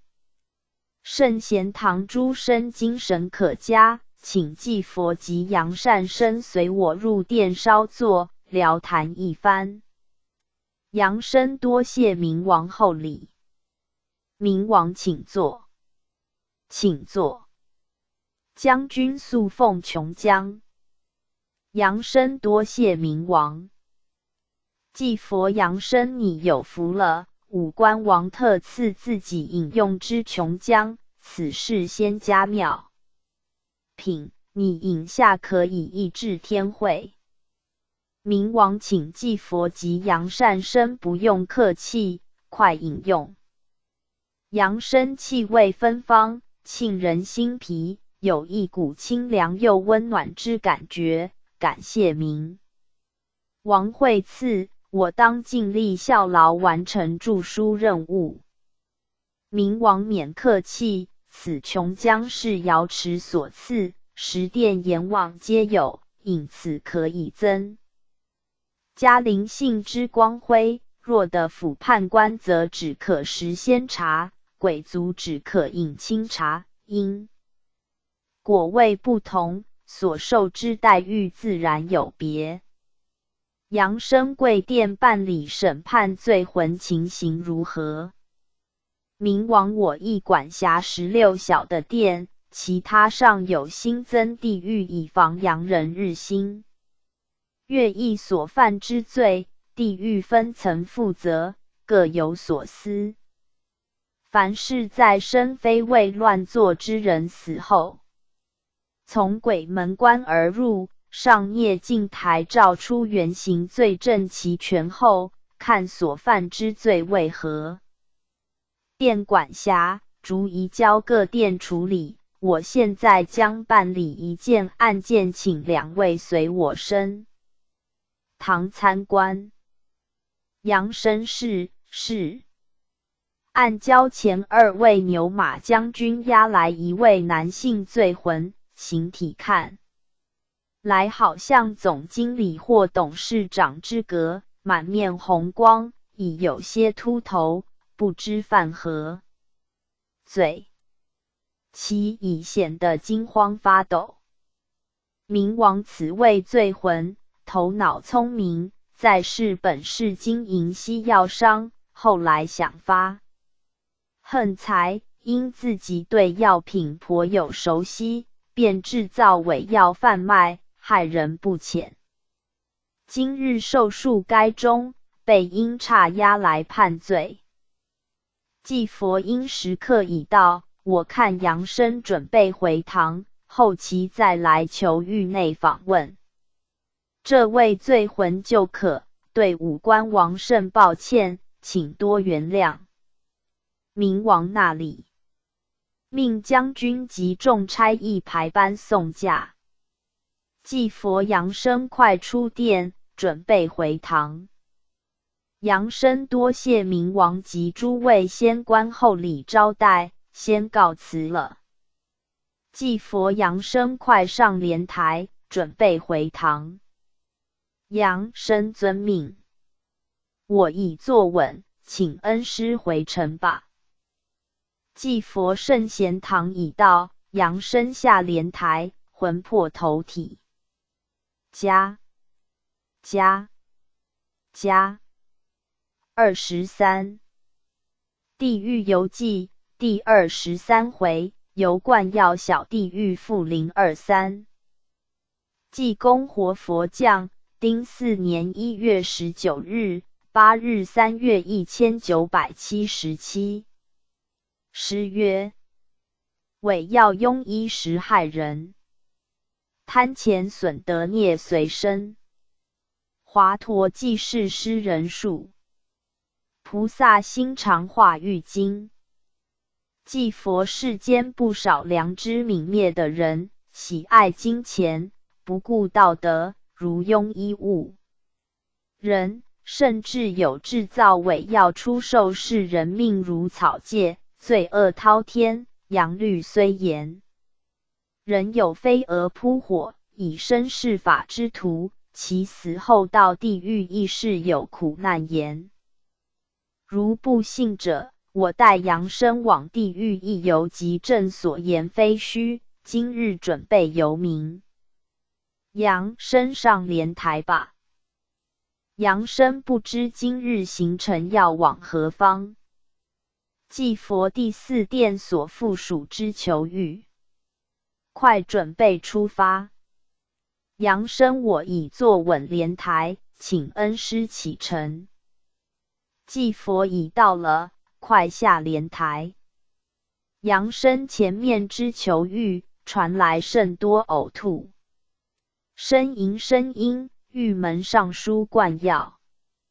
小地狱牛头马面2将军各押男女罪魂向内进入。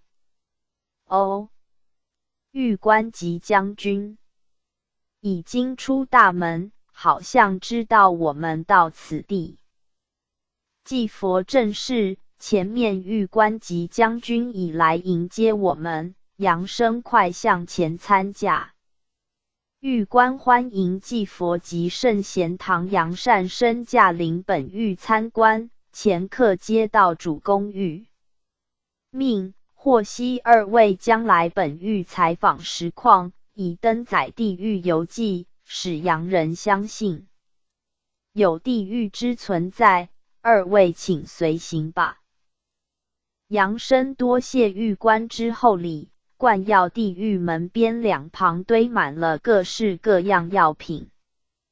近前一看，其商标不论中文、英文、日文皆有，包装甚为美观。请问狱官，贵狱也在经销药品吗？不然为何陈列着这么多药品？在阳间许多大药局也无贩卖如此多之医药。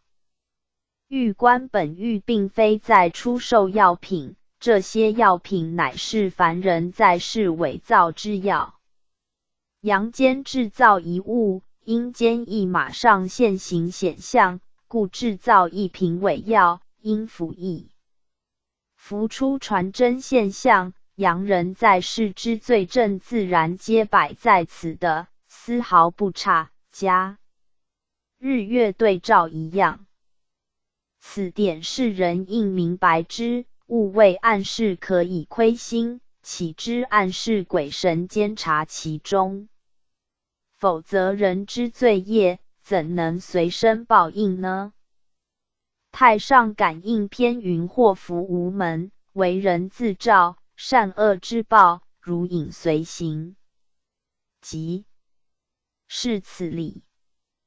既佛世人大都不信因果，当知善恶之报，如影随形，在灯光下，人可观见自己形影。一入暗室，已无影像可观，自以为神不知，鬼不觉，那知暗室正是多鬼地方，自投罗网，要怪何人？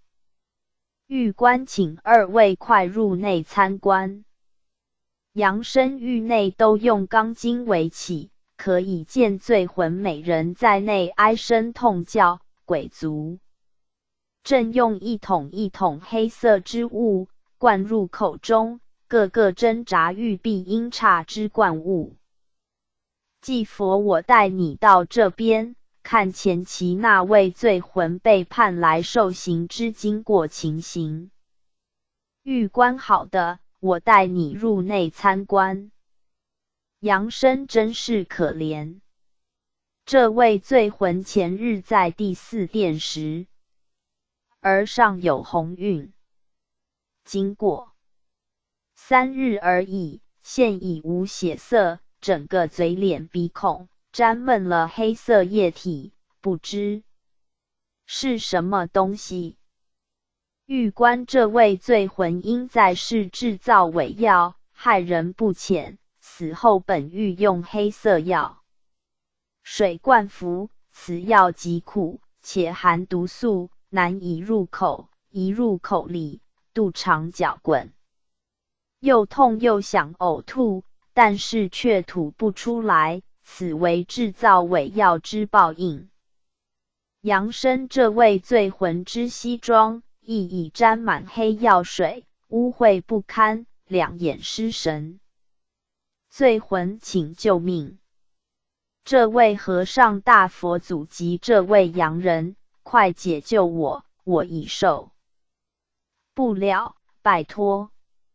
如能救我，我来生一定做牛犬报答洪恩，我阳间留有甚多金钱，亦可叫我子女送给你们。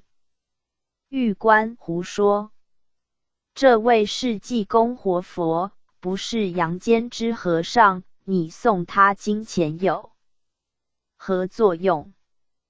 放开你，快将在生非位之事向这位洋人坦告，此为阳间台中圣贤堂关圣帝君门下杨善生奉旨由民，著作善书劝世。你坦白说出，可以减轻一些罪行。罪魂，感谢大人。说来惭愧，也是后代蒙羞，我在生时开西药房，经销中外药品，耳濡目染，久而得有一些医药常识，心想要发横财，不行显露不可，故购买一台小机器，用面粉及色素伪造各种畅销药品，影射真货之包装，大量制售，除自己贩卖外，并推销至其他药房，赚了不少金钱。今年新春，不幸病死，享寿52岁，死时由牛卫将军押到聂镜台照出在身制造伪乐及贩卖情形，使我大惊肤色，原来的府还有这种厉害仪器，所以不能辩解。加3日前，被第4殿武官王判我入灌药地狱30年，当我到要执行时，更使我神魂欲散，因生前所作之伪药，原封不动摆在狱前。因府确实神通广大，罪证齐全，有何话可说？3日来，被阴鬼灌服黑药水，实在太难喝，不喝又被挨打，强灌入口，痛苦难言。入口后，肚肠绞痛不已，要吐又吐不出，后悔已迟。世间经营药房者，万万不要学我，如有犯法者，快改过，否行死。后有苦可受了。欲观孽处，你还有甚多不法，快说出，不可隐瞒，否则加重动刑。罪魂好好，我再说就是。我经营药房时，为贪图厚利，亦曾经暗中贩卖迷幻药剂，让一些青年男女服用，使他们疯疯癫癫，造成许多不幸事件，罪该万死。还有一次，一位朋友送我一本鸾堂仙佛伏鸾劝世善书，要我研读，多做好事。我翻开序页，都是什么神仙佛圣降谈论说诗文，我随即抛弃，心想太空时代有什么鬼神仙佛，都是迷信之徒，才相信鬼话。岂知死后，阎王将毁谤仙佛及抛弃善书之罪加刑5年。原来这位洋人就是凡间鸾堂善生，我时太过迷痴，请济公活佛及善生多帮忙，向狱官求情，放我出狱。杨生恩师呢？这位罪魂上有一点良知，还懂得鸾堂2字，我看赦他几分罪吧。祭佛生前不信仙佛鬼神，自诩科学文明，死后才后悔。你现在在鬼神手中，后悔已晚。念你坦白说出犯罪情形，待地狱游记将来印刷成书后，感化世人，可将其1/1000功德超你出苦。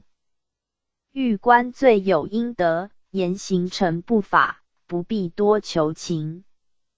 虽然你制售伪药上无直接害死人命，但造成许多贻害人体事件，可谓间接杀人，故明王判你重罪。祭佛时刻不早，杨生准备回堂，下次有缘再来参观。杨生多谢狱官及诸位将军指导，我将随师回堂，再见。祭佛快上莲台，准备回堂。杨生我已坐稳，请恩师回城吧。祭佛圣贤堂已到，杨生下莲台，魂魄投体。加24地狱游记第24回，由废汤交手小地狱复024。济公活佛降，丁4年1月念3日，12日3月1977。诗曰：小偷大盗惹贻羞，不义之财富亦羞。养子胡为伤祖德，门庭落叶一天愁。即佛世间百业皆可经营，俗语云行行出状元。只要身材有道，不犯国法，即是无饿死之人。环观社会，却出现一些不务正业之徒，专以窃盗或诈欺为业，甚至为夺财物，暗下毒手，杀死人命。养子不教谁之过？可怜天下父母心，费尽多少血汗，养成一个浪荡子，作奸犯科，危害社会治安，罪恶可诛。在声称为流浪好汉，独霸一方，可是来到地狱囚牢内，已是束手。舅父被鬼差鞭打斥喝，太可怜了。世人如果不信，今日我带杨生到地府参观一番，便知究竟。杨生准备游民，快上莲台。杨生多谢恩师教训开导，世人听您之言必定有所同感。我有一问题请示，有许多人问我游民情形，言此时此刻您带我游民，如果同时有人请您降临，您是否能分身呢？请能向众生释疑。即佛这个问题的确存在众生心中，我今日略为视之清潭映月，明亮如洗，但世人捉之成为水泡，所谓镜中花，水中月，虚浮不实。佛谓佛法无边，仙谓神通广大，仙佛乃是一团虚灵金光而已，然可幻化无穷。仙佛在天如一轮明月，凡是有水之江河、海洋皆有月亮之存在，故云千江有水千江月，万里无云万里天。月只是一轮，怎能变化多端呢？因其高明配天之故。家人如能行善积德，勤修大道，如圣贤堂三字，只代表一个劝世鸾堂，但天下有千万人的心目中，皆浮有圣贤堂三字，此就是一堂映千星，一月照千江。再譬一例，现实电视之播映，现场只有一位主持人，家家只要频道相同，便现出千万位之主持人，其奥妙如此，皆在一念之调和相通。世人如要求我降临，只要心与我相同，感应道交，我就立刻降临其心目中，此点悉是人悟之。即佛虽只一位，我在天上，凡有缘者，亦可化千万，人人皆可观之。家经云：佛在灵山莫远求，灵山只在你心头。人人有个灵山塔，好像灵山塔下修，也就是这个意思了。以耽误游民时间，杨生快上莲台，准备复明参观。杨生恩师，我已上莲台，请启程吧。即佛已到了，杨生快下莲台。杨生遵命，耳中已闻惨叫声，前面地狱囚牢，门上有沸汤浇手。小地狱。即佛此乃第四殿所管辖之沸汤浇手小地狱，我们快向前行，准备参观。杨生里面已走出一班官员，可能是狱官。参拜玉官及诸位将军。今日我即祭佛，奉命到贵狱参观，请多指导。玉官勉礼，欢迎祭佛及圣贤堂杨善生驾临本狱指教，我复奉明王之命，知您们前来本狱，不周之处，请多包涵。祭佛已耽误不少时间，慢来请玉官勿见怪。杨生快随玉官入内参观吧。玉官二位随我入狱内参观，详细情形就可明了。杨生多谢。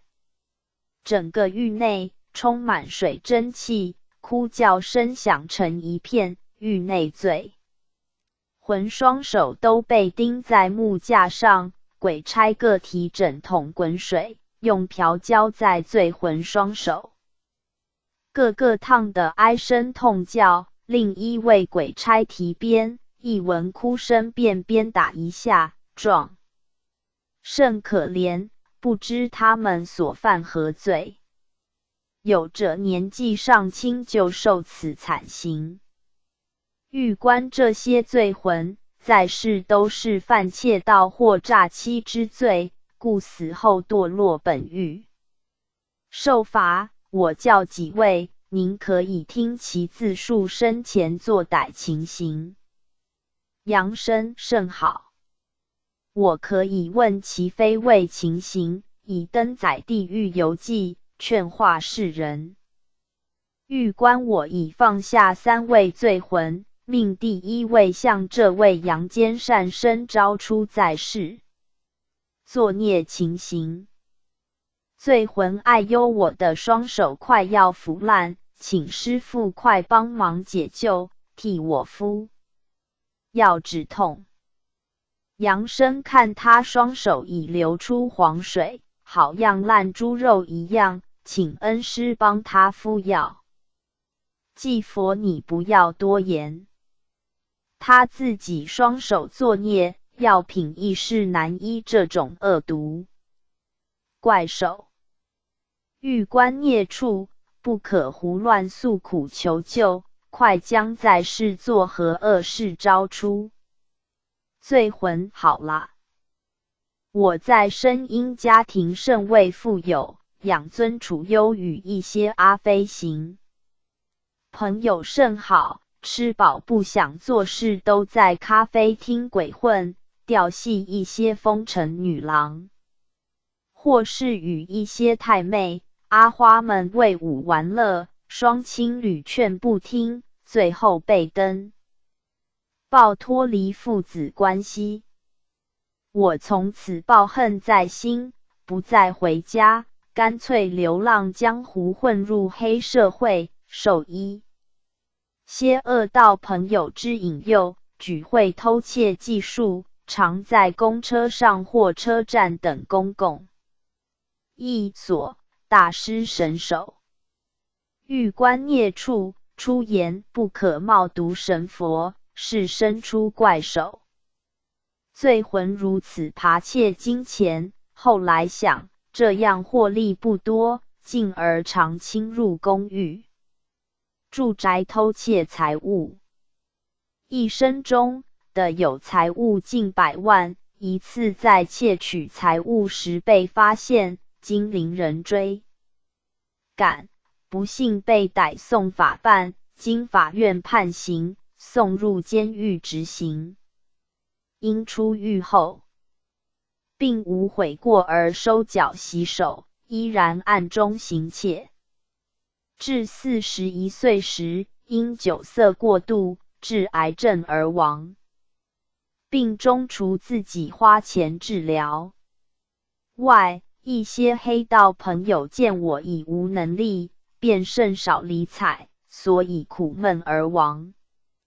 死时被牛马将军押来地狱，一路鞭打，后被判入此狱，方知自己被折寿9年，实在为作恶之报应，我亦无言可说。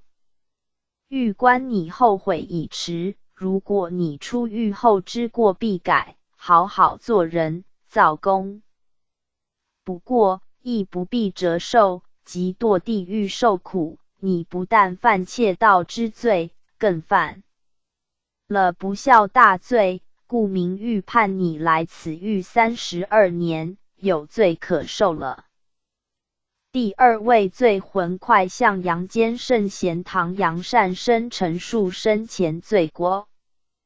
罪魂我在世经营五金及各种机器零件买卖，头几年刻苦耐劳，赚了不少钱，慢慢学会赌博及吃喝玩乐，在外面沾花惹草并酗酒，一小心同居，法妻毫不知情，因此经济渐周转不灵。后来为弥补开支，便向2家工厂大量购进货料，开出巨额支票，而将各种五金器具转的贱价脱手，银行只留少许存款，然后逃之夭夭。一些货主在票据到期时领不到钱，方知是空头支票，都来找我算账，并告到法院，警方四处通缉，后在亲友处被逮，将我移送法办，因我将钱存放女友住处，判刑。出狱后生活仍是快乐，可是债主都痛恨，骂我臭人骗子没良心。6年前我因心脏病死亡，被牛马将军拘提到民府第2殿处江王，骂我盗人货款，吃些不正当的脏钱，判入粪尿泥地狱受刑。刑毕经转到第4殿，武官王又说我开支票诈欺，双手畏罪魁害人不浅，判入废汤浇守地狱10年，处小姨太太生田不检，另要判罪。明王还告诉我，全部刑罪受苦后，将发交转轮，第1世转生为人。身体残缺，但有天才技艺，受债主雇用替他赚钱，自己只得为资，糊口以还前世债务。第2世转生作为妇不仁之儿，出世体弱多病，消耗家财求医，虽居富士每天吃药度日，此医生及前生债主，专为赚回债款之特约医生。这就是一为当不仁之报，二为吃人钱财，还钱吃药之报，因果报应一一抵消。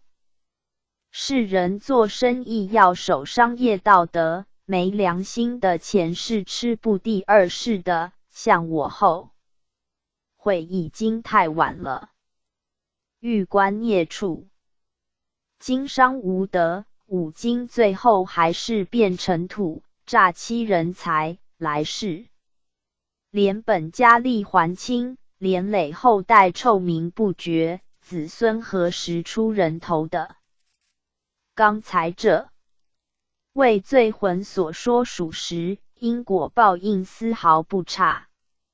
依冥司之监察，其前世债主都有善德，后世各将转轮索回被欠货债。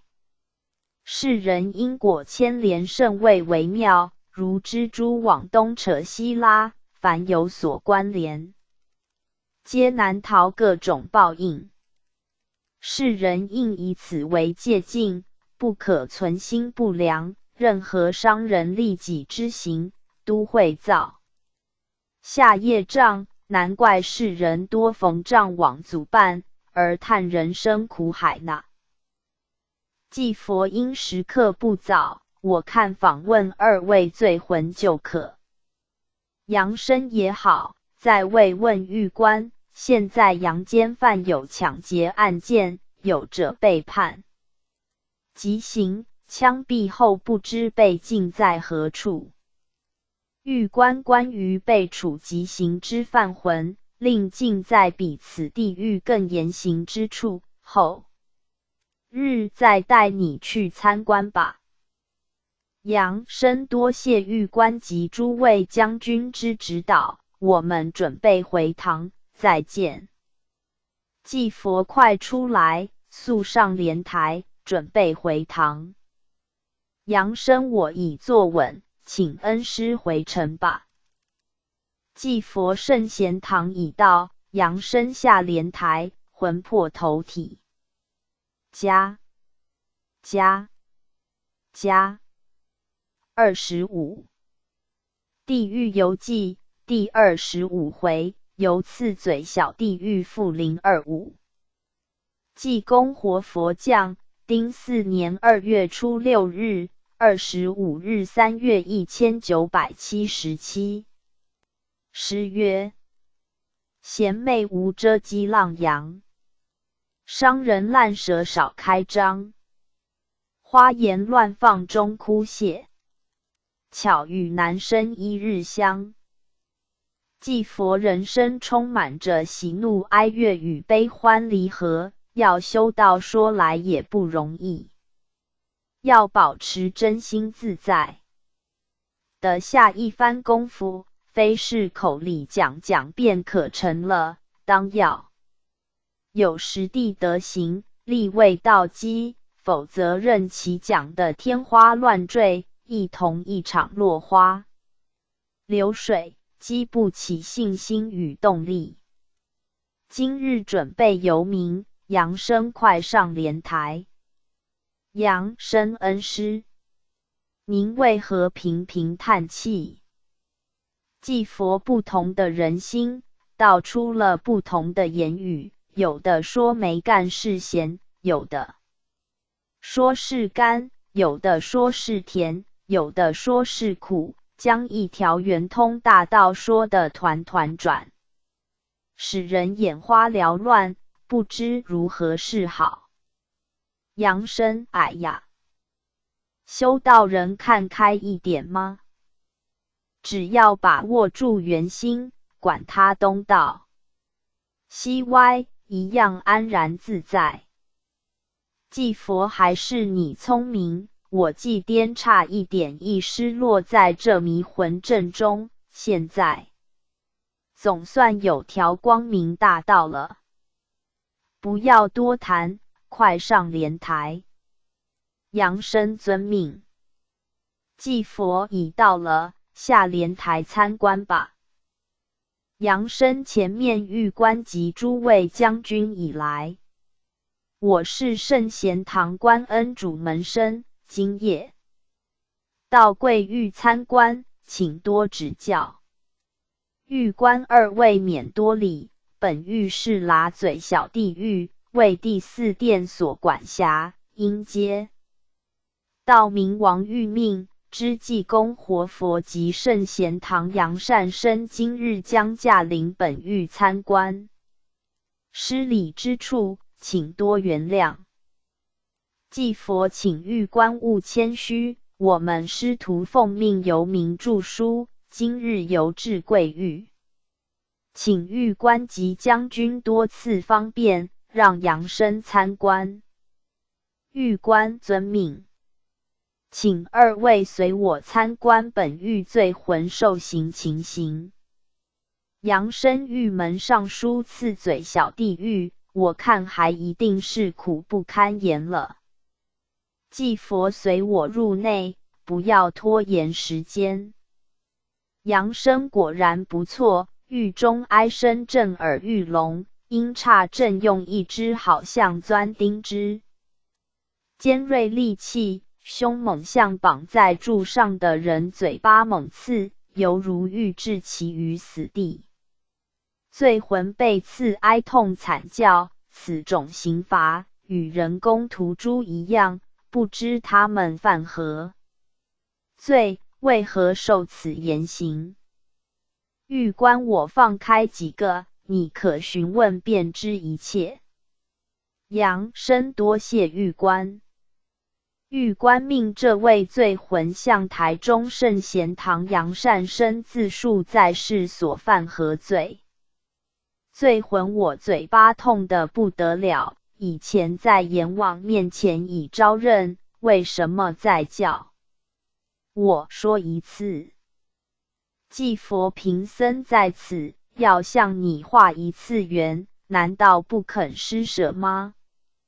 狱官此乃济公活佛，其奉旨由民著书，你若不速招出，逆止之罪，你可担当不起。阿鼻地狱你想去吗？罪魂原来这位和尚就是济公活佛，在阳间曾听过你的大名，真是该死，请济公活佛赦罪。我坦白说出在世作孽之事。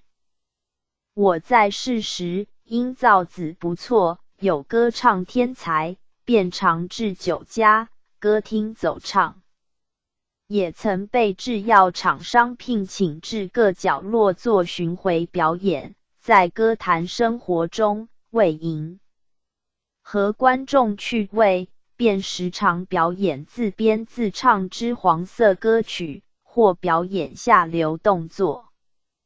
台下一时哗然，鼓掌叫好。家因出言皆位不正，死后被阎王判罪，言我一生不唱爱国歌曲，或是振奋人心、陶冶人类心性之歌，所唱尽未伤风败俗，不堪入耳之低级歌谣，有害社会善良风俗，故判我入刺嘴地狱10年。每日受此铁钻刺嘴，真是有口难言。在世时生活浪漫，另有他罪。出狱刑闷后，还要被送到他处执行，这是狱官告诉我的，现在想返悔也太慢了。希望世间的歌星唱歌不要专唱爱欲难尽的歌词，多唱些有意义歌曲，否则死后嘴巴所哼的都是哀声悲歌了。狱官寄语世间之歌手，多唱振奋人心歌曲，勿仅唱些男女艰难分难舍之调，以免造成社会不良风气，造下无边口业而堕地狱。在命第2位罪魂向杨善生时说在生犯罪情形。罪魂我嘴巴好痛，还在滴着血水。想起生前因个性外向，嫁夫后时常与丈夫吵嘴，开口都是举天骂的，并常与邻居妇女吵架。过错最多者就是时常用言语怂恿他人，使邻居家庭酿成不和。有一位邻居，我因曾与他吵架，为报仇恨，便散布不实流言说其妻与某某先生有染，在某地相会，被我看见。一传十，十传百，害人家庭生出风波，并曾拆破人家姻缘，其他用嘴乱说是非甚多。死后被阎王判我来刺嘴地狱8年，其他尚有别罪，我不想多说。狱官，好吧，你那张坏嘴造出的孽已经够多了。祭佛时间不早，我看准备回堂。杨生，你还有疑问吗？杨生，再请那一位罪魂说说生前之过错吧。狱官，快向这位善生招出在生之罪。罪魂，我在生时因父亲学会医术，专用草药替人治病，我常看父亲制药医病，心里也有一些常识。父亲死后，有病人来求治，我便言家父生前将祖传秘方完全教我，不论任何疑难杂症，我皆能药到病除。不过这些药材都是从深山取来，非常不容易，是珍贵奇药。病者信以为真，我便高价卖药，其中有者被我医好，有者前来病重，并无见效。若有人问我草药之秘诀，我皆不吐露，言为祖传秘方不可泄露，以祈求他人拿钱来求教。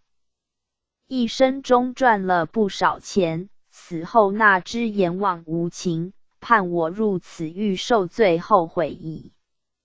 迟狱官拟凭3寸不烂之舌，开口闭口就是祖传秘方，你不知那之是父传秘方。虽然你济世有功，但所价过高，有失医德，故判你有罪。凡是世人藏有祖传秘方，应尽量公开就是，不可用来敛财或夸口，以草药伪称高贵名药，否则口舌造罪，刺嘴地狱有其一份。祭佛时刻不早，杨生准备回堂，多谢狱官及诸位将军，我们先辞别了。杨生各谢狱官指导及厚礼招待。狱官奉送2位，若不嫌弃，请再来一游。杨生多谢。祭佛快上莲台，准备回堂。杨生我已坐稳，请恩师起驾回城吧。祭佛凡是爱说谎话及背后搬弄是非者，或女性不知温柔和颜，或破坏他人婚姻，或在背后咒骂长辈者，应特别小心，如不改过，将来亦是刺嘴地狱之鬼。世人如常说声谢谢您，对不起，灾去福来或迁移，圣贤堂已到。杨生下莲台，魂魄投体。加26%。地狱游记第26回，由断金梯谷小地狱复026。济公活佛降，丁巳年2月16日，4日4月1977。诗曰：大开利市好经营，童叟无欺百业成，赌手摊开天理绝，恨财且慢论输赢。祭佛今日游明时刻已到，杨生快上莲台。杨生遵命，我已上莲台，请恩师启程吧。祭佛已到了，快下莲台。前面就是断金梯谷地狱，狱门上已有书名。狱官及将军亦出来迎接我们。杨生叩见狱官及诸位将军，弟子杨生随济公活佛到贵狱访问，请多赐予方便。祭佛今日我带杨生到贵狱，乃是奉旨著书而来，因现时世道沦落，提倡物质而忽略精神之修养，各贪财力而不择手段，只要有钱可取，管他天理良心何在。所谓良心不值钱，实是可悲。因南瞻部洲台中圣贤堂奉指挥鸾阐教，以挽回堕落之人心，著作经书劝世，继业辉煌，故受玉帝嘉赏，特赐旨著作《地狱游记》，由我引导扬声游民，将地狱情形谢给世人知之。今日游至贵狱，请多指教。狱官既佛您言重了，二位辛苦，奉旨著书之事，我们已接到。牒文通知，一切明白，请二位随我入内参观。扬声鬼卒们实太残忍，用利刀将各罪犯之手斩断，个个撕身喊叫，但是身躯被缚在十字柱上，也无法挣脱。狱官本狱是断金梯谷小地狱，鬼卒手提利刀，先将罪犯之手筋砍断，再将手骨肉剥去，丢给那些铁狗吞食，然后再踢断手骨。受此刑者甚为痛苦。扬声我看每个亡魂都被刑得陷入晕迷状态，旁边那些黑狗嘴里吞食着被剥下的手肉，阳间的狗常在桌下觅食鱼刺剩骨而吃人肉以为生的狗尚未见过，请问狱官，这些黑狗从何处来的？狱官此谓之铁狗，因府方有，专食人肉为生，因其已无人性，故称曰铁狗。若是阳间之狗灵性甚明，看守门户而忠于人类。现在世人常养有许多高贵名狗，生活与人相同，甚至与主人同眠。然地狱之狗则大不相同，为惩罚失去人性、媚却天理之人，故应抚养铁狗以食其肉，此为报应。所谓狼心狗肺，则是指此类。扬声狱官说的有理，人既无忠义之性，则比狗不如。看这些罪魂都被刑得惨兮兮，不知是犯何罪。祭佛我用蒲扇扇几个清心，以便道出自己作孽情形。看我施法。扬声果然一个个精神清醒，恢复完整人生。狱官我放开三位，向杨善生招供，以登载地狱游记。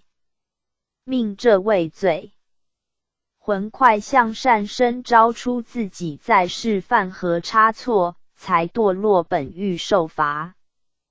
罪魂我说，太痛苦了。我的子孙却不知道我在阴府受苦，以为人死就算了。我在生时做卖菜生意，为凭取厚利，便在秤子上做手脚，如1斤蔬菜，有时只称12两等等不一。一生中在商场偷斤减两，虽然常听人说买卖要公平，偷半斤后市要还8两，但我当作马耳东风，全无良心发现。那只死后，魂到地府，孽镜台前明明白白现出我作弊情形，被4殿冥王判我入断金梯谷地狱10年。每日在此受着断金梯骨之刑，双手犹如鱼肉，任阴差宰割，后悔已迟。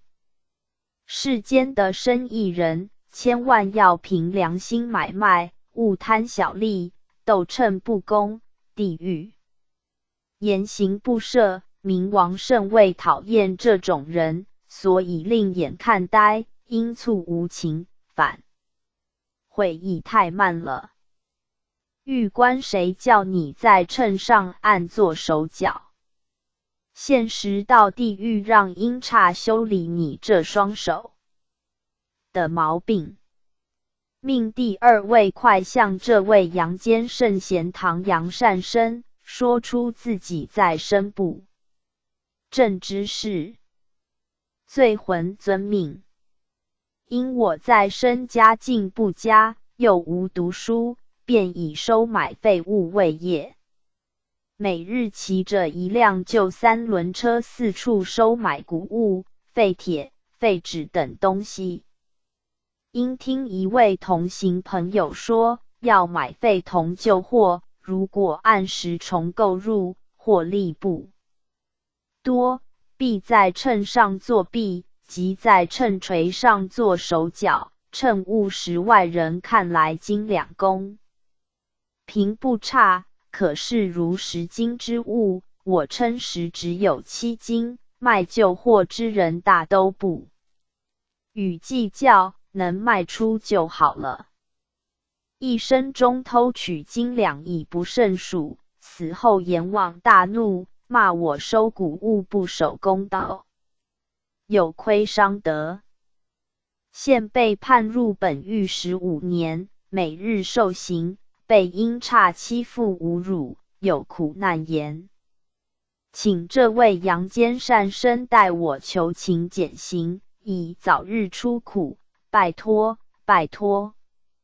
杨生既说出实情，看他一副可怜相，衣服破烂不堪，我看涉其几分吧。祭佛我们是奉旨著书，其他之事不要干涉，由狱官处理就可。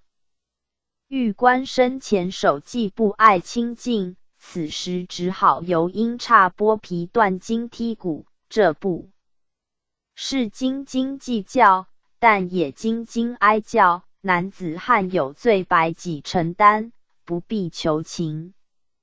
换第3位，快将你在世所行缺德事，说给善生听之，以便登载于地狱游记，劝化世间的赌徒。罪魂我在世时，先生是一名公务人员，地位还不算低，他上班后，因儿女也各自上学，闲来无聊，邻居太太便邀我打麻将。起初我不懂牌技，他便教我玩法，渐渐学会打麻将，进而各种赌具也都熟能生巧。虽然输赢不大，但从此沉迷赌桌，四处打牌，无暇教养儿女及照顾家庭。我丈夫屡劝君置之耳旁，所以家庭常起波祸。4年前我因心脏麻痹而死，到地狱后被阎王判入此狱受刑，还有半年即可出狱。劝世间的妇女要守女德，照顾家庭，不可像我这样，以免死后来此受刑，使双手被砍斩，只怪自己在生时不像样。狱官家庭主妇忘却其家责任，在外赌博野游，败坏社会风气。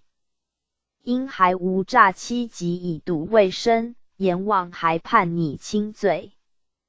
杨生请问狱官，至于那些开赌场之江湖郎中，专门赌博诈欺，不知在何处行刑？狱官那就非本狱所管辖，当送往第7殿泰山王严办。劝世间之人，凡是有犯以上罪过，要立即改过自新，并应送地狱游记。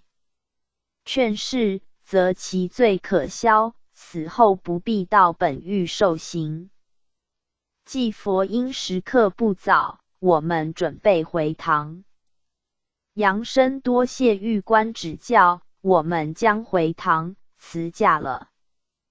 狱官勉励，奉送2位。祭佛杨生快出狱门，准备上莲台。杨生我已坐稳，请恩师回堂。祭佛圣贤堂已到，杨生下莲台，魂魄投体。家加27。地狱游记第27回，游毒蜂小地狱负027。济公活佛降，丁巳年3月初6日，23日4月1977。诗曰：皈依圣佛表丹城，放下屠刀诡异经。四正三清一固守，青云有路达天经。祭佛神仙修来不易，要为圣贤守心更难。世上道观寺庙林立，招牌辉煌，谈经论玄，参禅悟道，原为度众之所，人间的天堂。近世以来，不少挂着神圣之名，暗地行着损德勾当，或将神圣当作摇钱树，或雕神像当观光物品，摇摇变变，敛财骗色事件层出不穷，亵渎神圣，欺世害人之罪不浅，因律森严，绝无宽赦。今日我带杨生赴地狱参观，可作世人之习镜。杨生准备游民速上莲台。杨生遵命，我已上莲台，不知今日要往何方。祭佛毒蜂地狱，快闭上双眼，准备启程。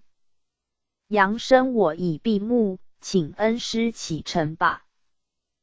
祭佛已到了，快下莲台。杨生哦，原来毒蜂地狱就在眼前，因差各押甚多罪魂入狱中，个个沿路被鞭打，哀声哭泣，令人闻之心酸，不知他们身犯何罪。祭佛此辈在世皆是靠神吃饭，生前吃得太饱，故死后要受阴司制裁。详细情形等待入狱参观，就知一切。狱官及将军已来迎接，我们快去参驾。杨生狱官及诸位将军，弟子杨生有礼，我乃阳间台中圣贤唐之唐生，奉命与祭佛游民著书，今日到贵狱，请多赐方便。狱官请勿客气，本狱为毒蜂小地狱，乃是四殿所辖，为新增设之囚狱，因近来犯罪孽者有增无减，幽冥教去特在四殿新增此狱，以管训罪犯，请二位入内参观。杨生多谢。哎呦，恩师呐，我不敢进去，里面都是蜜蜂，每只如大拇指，呈黑色，好像虎头蜂，向狱内罪犯猛叮，个个哀叫，欲逃无路，都挤向墙边角落，好几只蜂向我们这里飞过来了，真怕被叮着，逃避未妙吧。虎头蜂甚毒，叮人会丧命的。祭佛你何必大惊小怪，这些毒蜂都有灵性，不会见人就叮，因罪魂本身有不正之气，故其喜清净之，如清净之地，闻淫避之。污秽臭物，闻淫驱之，此毒蜂是非来是意。杨生那就奇了，原来炮生不是商人，而是变成明里炮营贵宾了。狱官请二位向前参观，杨善生你勿害怕，如果毒蜂会随便叮人，我们早已逃得无踪，此毒蜂为神物，专门叮刺在世假及神明而谋财，骗色之人，使其欲逃无路，罪魂想跑的话，群疯反而追赶是人。你看，每个罪魂身上伤痕累累，尤其头部肿盛，毒气发作，泪下如雨。每个人抱头蹦跳，扬声残忍之刑。每个罪魂被群疯追袭，囚牢不大，又无出口，要闭无门。请问狱官他们犯何罪过？为何来此受罪？狱官为登载地狱游记，我开牢门，命几个罪魂出交来自述生前，非为事情，以资警示。扬声甚好。现时因思各狱已知我们师徒奉旨著作地狱游记，采访有警示作用资料，请狱官多予提供犯罪详情。狱官此乃卑职之责。我提放2位罪魂，命其说出生前恶行，给杨善生知之，不可延误。杨生，请问这位先生，你生前犯何罪？为何被判来此狱受苦？罪魂说来丢脸，没面子可以见人。我为台湾南部某鸾堂之鸾生，因入鸾圣多年，后被派为副堂主之职，堂内有一次挥鸾著书，要应送各地善信，我亦非常认真效劳，四处募款，欲多印几本送人。因我口舌甚好，2个多月便劝募3万余元。当时我欠人少许债务，一时债主催讨，我想如何是好？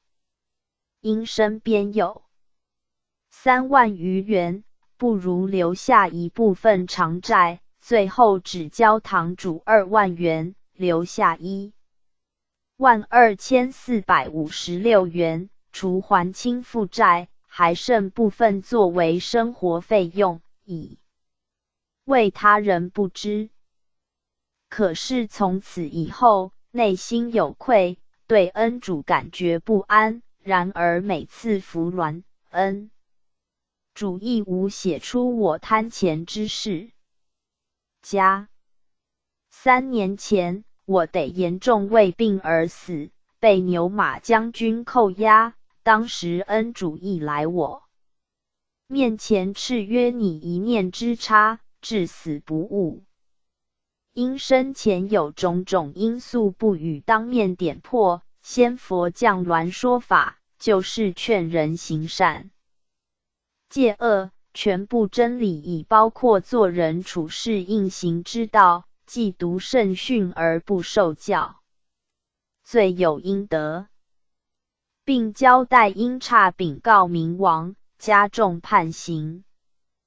我到明府，明王大怒，先被押到聂镜台照相现行，将我生前目印善书款吞没未思有情形，一点无影照出，使我心惊胆战。后交由4殿武官王判罪，判我入毒蜂地狱28年，后再交5殿处理。每日在此受毒蜂叮咬，全身痛痒难当，肿胀不堪，毒蜂见我急追而不舍，小小囚牢无处可躲。后悔生前入鸾，做恩主之学生，不遵圣训。虽然只是一次犯错，已无挽救余地，将望天下鸾堂鸾生要谨言慎行，有意差错，天眼难瞒。如今我后悔不及，太对不起恩主之教化及同道之引进，惭愧羞耻。狱官你入圣门，不受圣教，可谓欺师欺人，上对不起恩师，下对不起出钱捐印善书之人。但真布施不怕假和尚，布施之人善心既发，功德不灭。贪钱之人，恶心已生，大罪随身。凡是入圣门，钱财分文须一清二楚，否则沾污圣门清规，地狱加重判刑，世人应谨慎之。即佛圣门之败类，钱财不清，破坏清誉，罪该万死，应律列位不赦。即与世人修道须守清规戒律，以免堕落地狱受苦，而后转生。四生道轮回，后悔已迟。今日因时刻已到，改日再来拜访。杨生准备回堂，多谢玉官指导。杨生感谢玉官及将军开方便之门，让我们入狱参观，因时刻不早，先告辞了。玉官众将军排班送驾，请二位再来一游。杨生我已上莲台，请恩师回堂吧。既佛圣贤已到，杨生下莲台，魂魄投体。加28地狱游记第28回，在游毒蜂小地狱复028。济公活佛降，丁巳年3月19日、6日5月1977。诗曰：先师度我甚恩长，后得情深念不忘。世上何多歪道子，修成神棍到公堂。即佛圣神仙佛下凡度人，受记收徒，教化修真，无非要使世人返本还原，以修成正果。天恩师德深厚，无以比拟。所谓一日为师，终身为父。理当遵师训，效师行。可是有一些孽子，反倒败得及神之名，敛财骗色，神仙不修，却修成神棍；天堂不去，却被送来对簿公堂，其罪孽非轻。凡是入圣门而犯圣规者，因律所判极重。世人不论皈依何门，修道应遵守圣规礼节，以免获罪而无可赦。今日杨生准备游明，快上莲台。杨生我已坐稳，不知今日路程何往。即佛人往毒蜂地狱，看看那些反倒败德之子下场如何。闭上双眼，我们启程吧。已到了，快下莲台。玉官欢迎济佛及杨善生再度驾临本狱参观。济佛因现时世上不少及神之名肆行敛财骗色，影响神圣庄严及正统宗教清誉甚具，故特再次来此采取有关资料劝示。玉官使是，二位随我入内，我放开几位罪魂，向杨善生自述罪情。杨生多谢玉官。这种毒蜂满天飞舞，见罪魂就叮，个个皮肉被叮得红肿不堪，头晕目眩。玉官不止如此，还发烧畏冷，因为这种毒蜂含有剧毒。我提几个出来说说犯罪情形，命将军速押戒罪魂出狱。将军遵命。已提3位罪魂出来。玉观罪魂听谕这位是济公活佛，另1位为台中圣贤堂杨善生。师徒奉旨著作《地狱游记》，悉各坦白招出生前罪状，以资劝世。杨生请问这位先生，你为何到此受罪？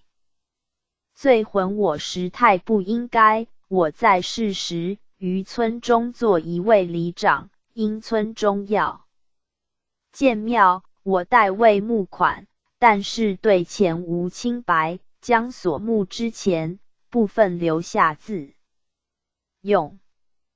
死后方知吃神明钱罪孽深重，所以被判来此狱受刑，毒风无情钉。人食痛，刺痒难忍，你看我全身红肿。世人对神明是要一清二楚，神明钱一文难吞，毒风钉我乃是报应。我一生只犯此罪，其他并无差错。玉官你当里长，本来应该为里民服务，造福桑梓，地方建庙，使人怀念先圣而敬仰，你却借机敛财，罪无可赦。第2位，素昭。出生前过错。杨生再请问这位师父，你是出家人，为何也沦落地狱而不往西方清净的呢？罪魂阿弥陀佛。罪过，罪过。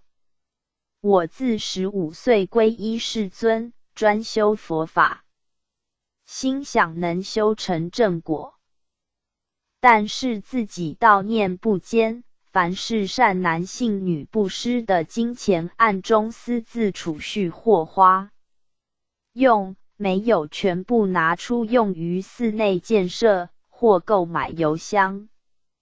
若替善信诵经消灾也马马虎虎。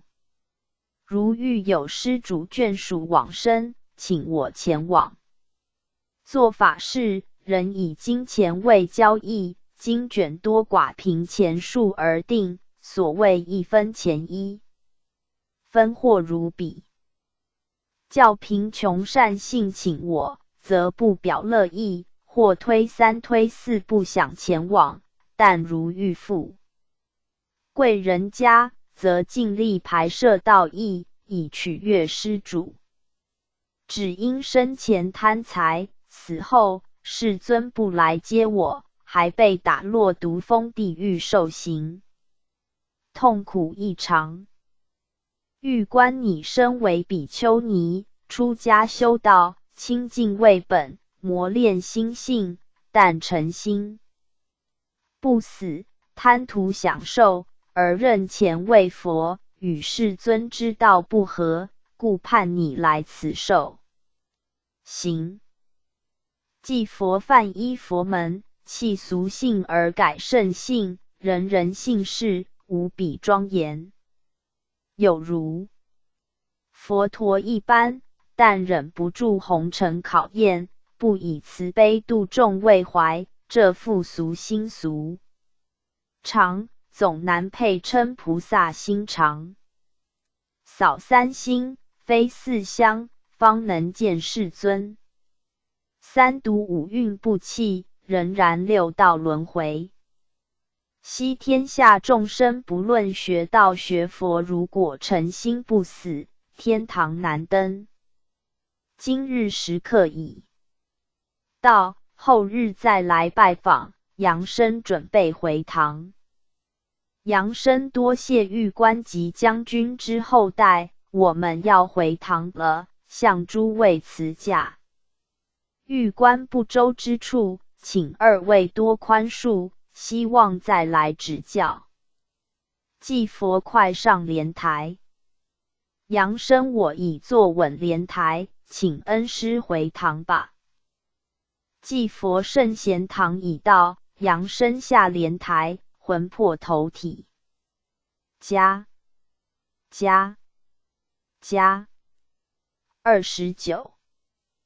地狱游记第29回，3游毒蜂小地狱负029。济公活佛降，丁巳年4月初3日，20日5月1977。诗曰：神机救世本慈心，道法双修得业深。指点迷津平圣口，解人惑恶劫难轻。济佛神仙降机救世，本以慈心怜悯众生之苦，却被假道假仙作，为敛财等不法勾当，实在罪加一等。乡试自称铁口，但有些咬人不见血，如虎狼毒口，这些败坏鬼谷。先师相学祖师之孽徒，死被阎王严刑，以后只有转身于荒山鬼谷。为非情，光靠一只铁嘴滋滋叫些动听言语了。今日游民时刻已到，扬声准备上莲台。扬声遵命。天气甚热，地狱之路不知凉爽一些否？济佛因气寒森，令你汗毛直竖，快上莲台，不要再拖延时间。扬声使示，我已坐稳，请恩师启程吧。济佛已到了，快下莲台。狱官欢迎二位再次光临本狱参观。扬声今天又来毒蜂地狱，狱官与将军已出来迎接我们。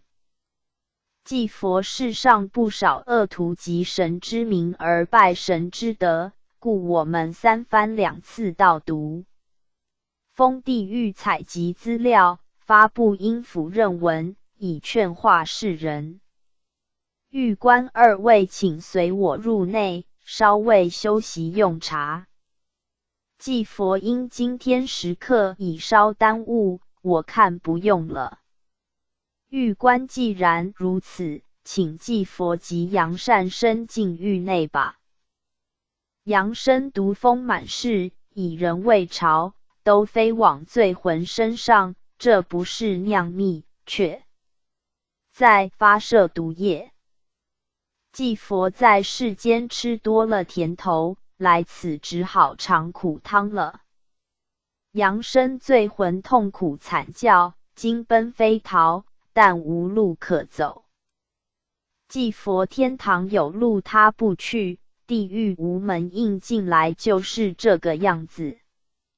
狱官现实世间甚多庙坛主持人及神之名诈财骗色，社会纷纷指责，影响神圣清誉，毒蜂地狱罪魂渐增，实令我感叹。我叫几位具有代表性罪魂，自述生前败德情形，以登载地狱游记。扬声多劳狱官之协助，使我们师徒能完成此神圣任务，感恩不尽。狱官此乃应该之事，不必客气。已命将军押出二位罪魂。狱曰：此乃阳间台中圣贤堂杨善生，由济佛带入冥府探查阴机，著书劝是，快坦白说出在阳世时作何差错。罪魂我生前在台中某宫位中坛元帅之姬同。起先神明及我之身降临救世，的确救人无数，甚多医生难治之症，皆由中坛元帅以神力医好。后来我看信者日众，有时中坛元帅不在，我亦假神乱跳，误人身体。又常借此机会向善信说是犯何灾劫或魔鬼缠身，必须解忌方能出运，但要解忌之人，须焚大量纸钱，所价1000、2000、3000不等，此皆非神意。一生中赚不少钱财，还买有高楼，享受上等生活。家死后，被阴差押至冥府第4殿，阎王大怒，曰：你身为中坛元帅，姬同论理应该神气充足才行救世，你却常及神明敛财，救世之功与敛财之过相抵，过多于功，故判入毒蜂地狱受苦，每日毒株咬得痛痒难受，生时刀剑砍身，尚无感觉，现在一支风针刺下，即觉痛入心肺，后悔太晚了。既与世间之机同，应本救世之初心，勿中途变卦，时神用事，即神欺人，方免步入我的后尘。祭佛神机救世，本为道教传统，原为辅助凡医之不能，以神医助之，乃系上天好生之德。后世论此为敛财之利器，大悖天之好生本意，可谓积身之罪。行机救世，若为维持生活，任人自由捐献，尚是无可厚非。如果借此金钱买卖，神医即变成神棍，阳间法律不允，地狱音律不赦。狱官在命第2位罪魂向杨善生说明生前作孽。罪魂在生我为一位相师，研究相学，行走江湖，常在夜市设摊，指人迷津。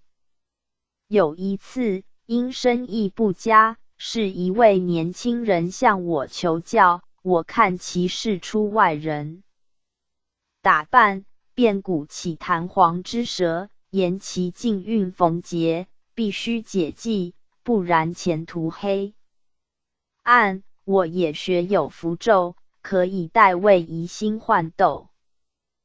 该青年信以为真，便入我之圈套。我记后，索取1500元报酬。以后常行使此绝招骗人钱财。死后，阎王斥我学有相法，缺少道德，欺人诈财，判我入毒蜂的狱12年，现时只受刑3年余，来日苦情尚多，毒蜂并无甜蜜可赐，都是毒针注射，全身痈胀奇痒，悔不当初。祭佛生前甜言蜜语，口舌生花，言你神通广大，原来好像一只毒蜂，害人多，救人少，所以受此报应。劝世间之相师，学道修身，以真理指人迷津，解人疑难，则功德无量，否则乱算一场。专算人口袋内钞票，则不配称为相师的狱有份了。今日时刻不早，我们准备回堂。杨生请问狱官，是否神棍之类，死后皆尽在此狱受刑？狱官并不一定，有者专门骗色，或是较为特殊情形，即另进他狱，本狱所禁，只是一部分而已。杨生因时刻不早，多谢狱官及诸位将军之指导，我们师徒告辞了。狱官命将军差役排班送驾。祭佛多谢狱官，我们告辞了。杨生准备出狱，快上莲台。杨生我已坐稳，请恩师回堂。祭佛圣贤堂已到，阳身下莲台，魂魄投体，回家返回主网页 back home。第五殿。第30回，游第五殿，观望乡台，会悟森罗王。第31回，游五殿，听阎王论诸星。第32回，游诸星小地狱。第33回，再游诸星小地狱。第34回，三游诸星小地狱，遇7月开鬼门。第35回，四游诸星小地狱。30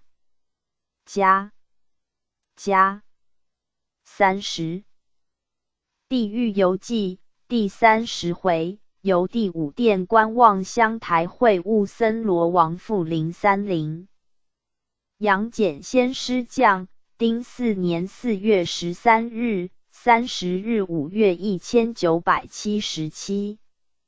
诗曰：的府巡幽过五关，著书劝化度冥顽。桃之正起邪魔伏，警示终身享九环。先师今日因祭佛有要事，不能代阳身游冥，于奉玉帝谕命，特降圣贤堂引导阳身游冥，因时刻不早，我们准备游冥。阳身杨戬先师，今天劳您带路，非常感谢。您身边带了一只天狗，是做什么呢？以前济公恩师带我去试做莲台，不知您今天要用何交通工具载我呢？先师祭佛有莲花，我可没有。仙佛各有一套法术，今日你就与我同骑这只黑狗吧。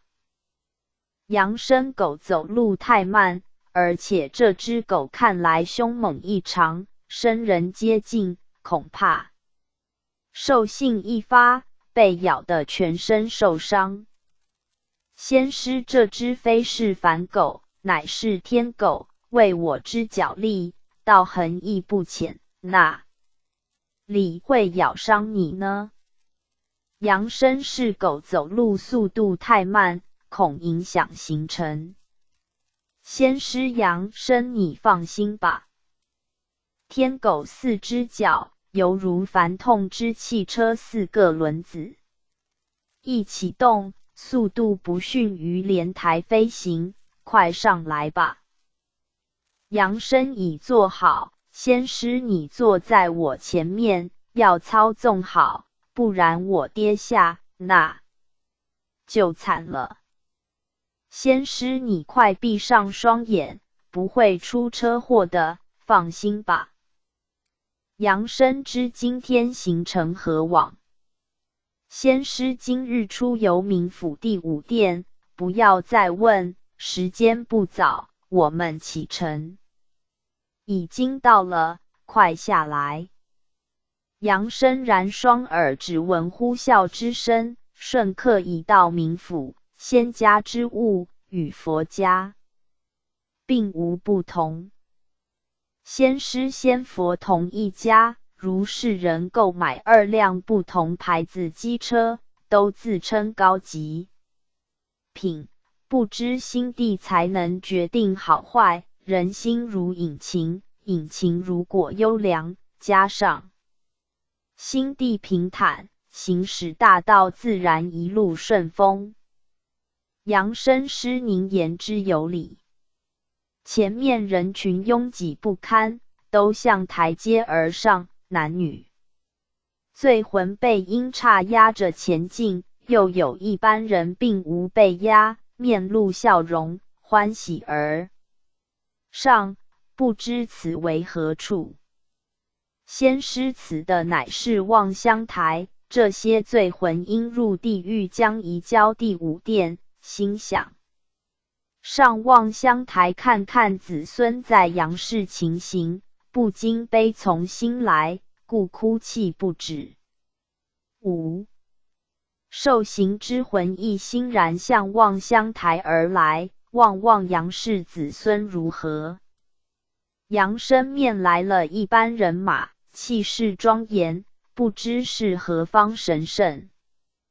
先师五殿森罗王及殿内文武百官，以下皆前来迎接我们，快向前参驾。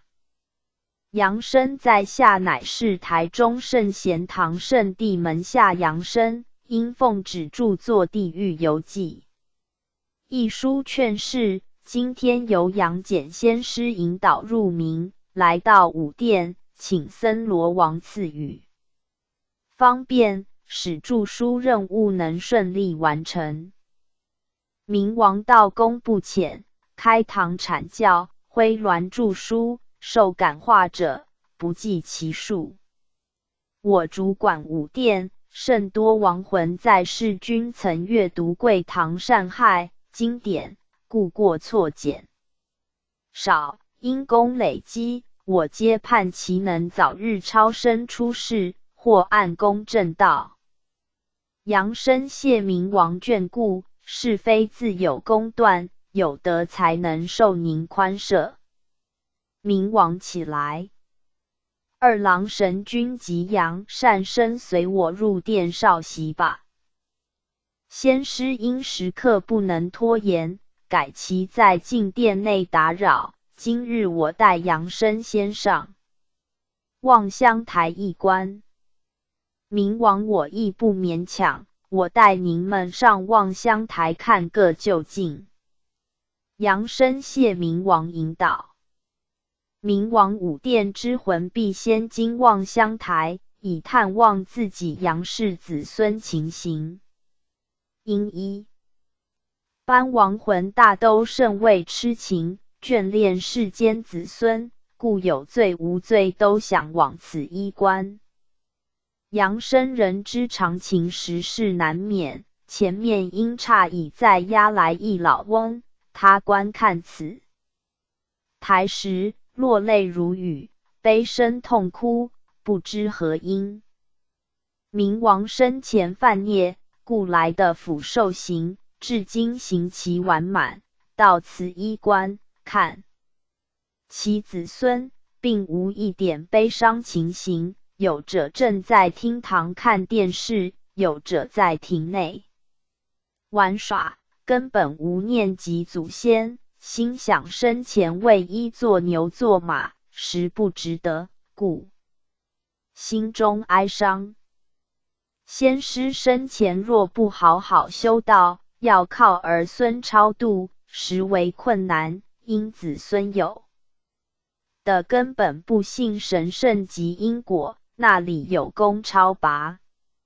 魂到地府后悔来不及了，所以还是趁3寸气在，多行善德，较为保险。杨生看望乡台上，为什么一片空白，毫无显象呢？先师你是肉眼，虽然祭佛前曾带你到清心池沐浴，但久而红尘又积满，故俗眼难以洞视望乡台，这是一具奥妙机关，变化无穷。红尘太多，双眼变成沙眼，故事物不明，命文判速取来净水给杨善生清洗一番。文判遵命，已将净水取来，请主公定夺。明王拿来给我，杨善生你两眼张开，用净水灌洗。杨生多谢明王赐净水，果然双眼凉爽无比。明王你现时可向望乡台观之。杨生哦，真是太好了，台内将圣贤堂中情形一一显在眼前。孪生两排分班，前程护驾，我之身体屹立于正殿沙盘前。玉虚童子扶我之身，正比在沙盘疾书，记录身亡，李师兄等亦在。旁边抄写杀生林师兄一口里一开一合，正在唱字，好像电影一般。明王望乡台之奥妙难以形容，贵堂玉虚童子用法眼传真，附在你之肉体，将你在阴间情形一一现场挥鸾写于沙盘上。玉虚童子之双眼亦如望乡台，具有洞彻阴阳之慧光，扬升天地造化，不可思议。前面又有亡魂，此魂无被插压，只有阴差带路，客气请其观看。他看完后面带笑容，不知何因。明王此人在生心性良善，亦入道门修道，但是功果不大，刚死不久，现时其看见子孙尚在灵前跪拜，孝心使其感动，因他对人生甚未看破，虽然功果不大，但自觉生死不能免，故不悲哀。其将人具善所修炼，后日可接神位。阳生我有一疑，请问明王，为何亡魂一到望乡台，都即刻可以观知阳间情形，而我刚才亦无所见呢？明王因你上是阳人，所以灵性上有肉体之关联，阳气未尽，故未能将阴机全部明察。亡魂肉体已死，阴阳两隔，其生活方式改变，故其能入阴见阳。阴灵且能变化多端，阳人则不能。先师因时刻不早，多谢五殿僧殿王及众官员，我们师徒准备回堂。扬声感谢明王及众仙官赐予方便，我们将要回堂，后日再来拜访。明王众将官排班送驾，仙师扬声快下台阶。扬声实事，不知仙师眉中额上多一眼，有何作用？仙师我多此一眼，乃是天眼三才合一，日月星对照，其功力非小，专捉凡间妖魔鬼怪，他们见我个个心惊胆寒。阳生原来那么厉害，真是多心眼。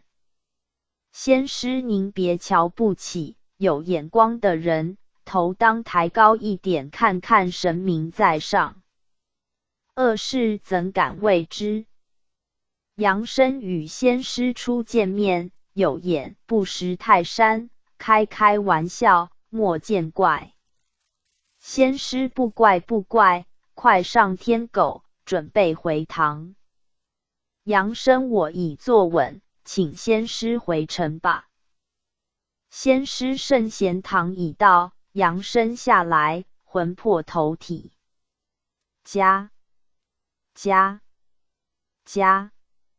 31地狱游记第31回，由第五殿听阎王论诸心腹031。济公活佛降，丁巳年4月念9日，15日6月1977。诗曰：恶毒心肠恶鬼诛，千谋万计总成无。阎罗铁面浮寒色，死后方知是路书。祭佛前期因我有要事，请杨戬仙师带引扬声游明。二阳出游五殿，一路谈笑，还露出低低到位。昔世人阅读经书，当仔细体会弦外之音，不可专攻那表面文章。好像吃瓜子，要品尝内人，如果猛嚼外壳，是无法尝到真滋味的。今日准备由民，杨生上莲台。杨生遵命。恩师那。以前您曾经说过仙佛可以变化多端，为实魔上次却分身乏术呢？祭佛哈哈，不是分身乏术，而是故意请杨戬仙师客串一下，提起众生的兴趣呢。时刻不早，我们准备启程。杨生我已坐稳莲台，请恩师启程吧。祭佛五殿已到，快下莲台，阎罗天子及众仙官以下皆迎接我们。快向前参礼。杨生向阎罗天子及众仙官参驾，今日我与恩师又来由民著书，请明王多赐教。阎王杨善生请起，欢迎你及祭佛大驾光临本殿，二位请入殿内休息，有话相谈。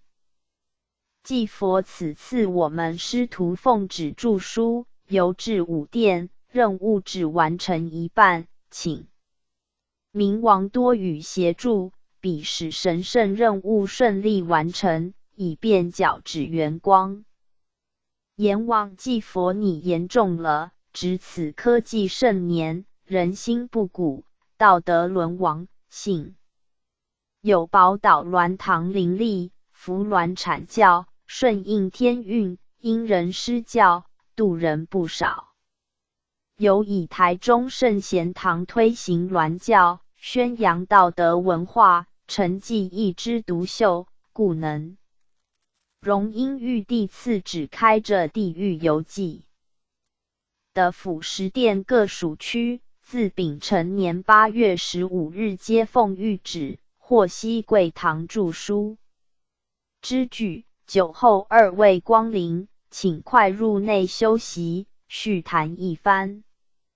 杨生多谢阎王厚礼招待，殿外亡魂客满，每人脸上已无血色，精魂失魄，有些人朝此而观。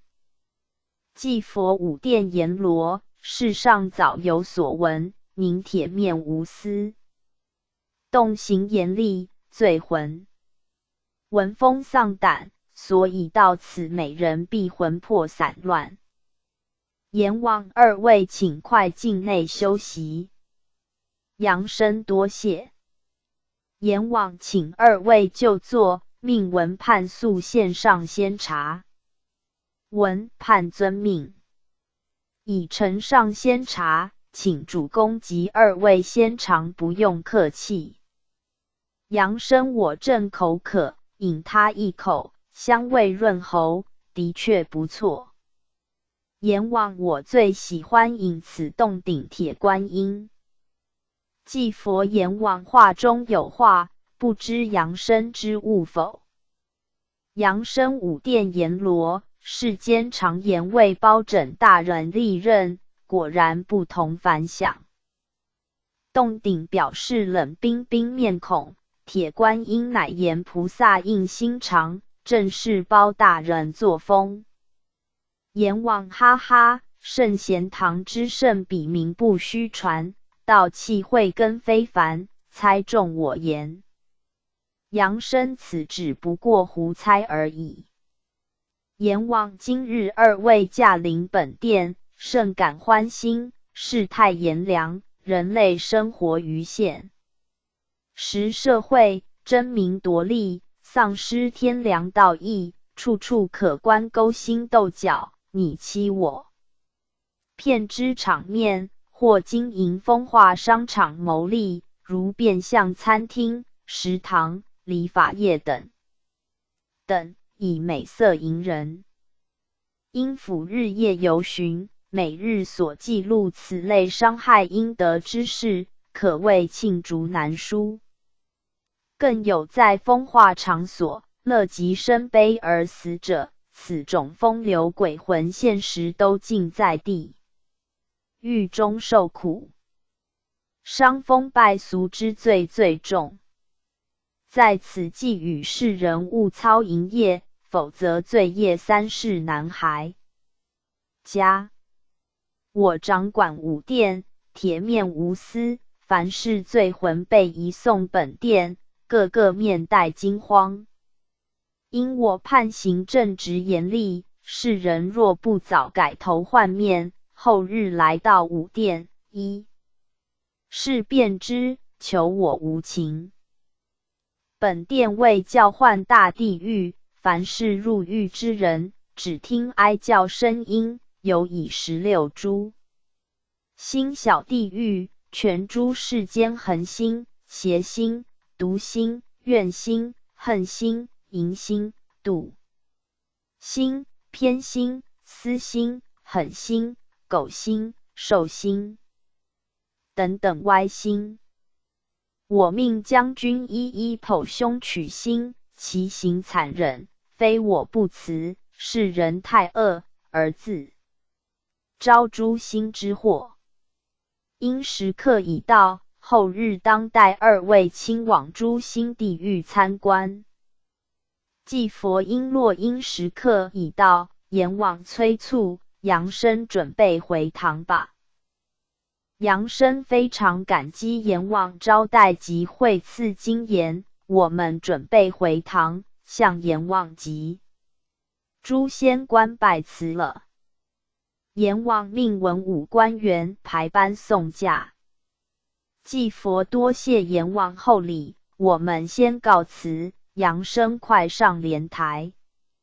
杨生我已坐稳，请恩师回堂吧。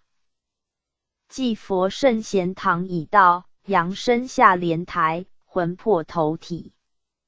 加32地狱游记第32回，游诸心小地狱复032。济公活佛降，丁巳年5月16日，2日7月1977。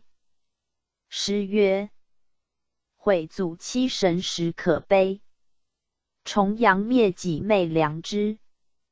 中华道德千秋记，文化精英大有味。祭佛中华道德文化，原为天地精气所凝，故能历久弥新，万年不断。可叹人心崇尚现实，追求物质，藐视自己文化而唱全盘西化，而肉林酒市，淫风凶暴，充满着社会。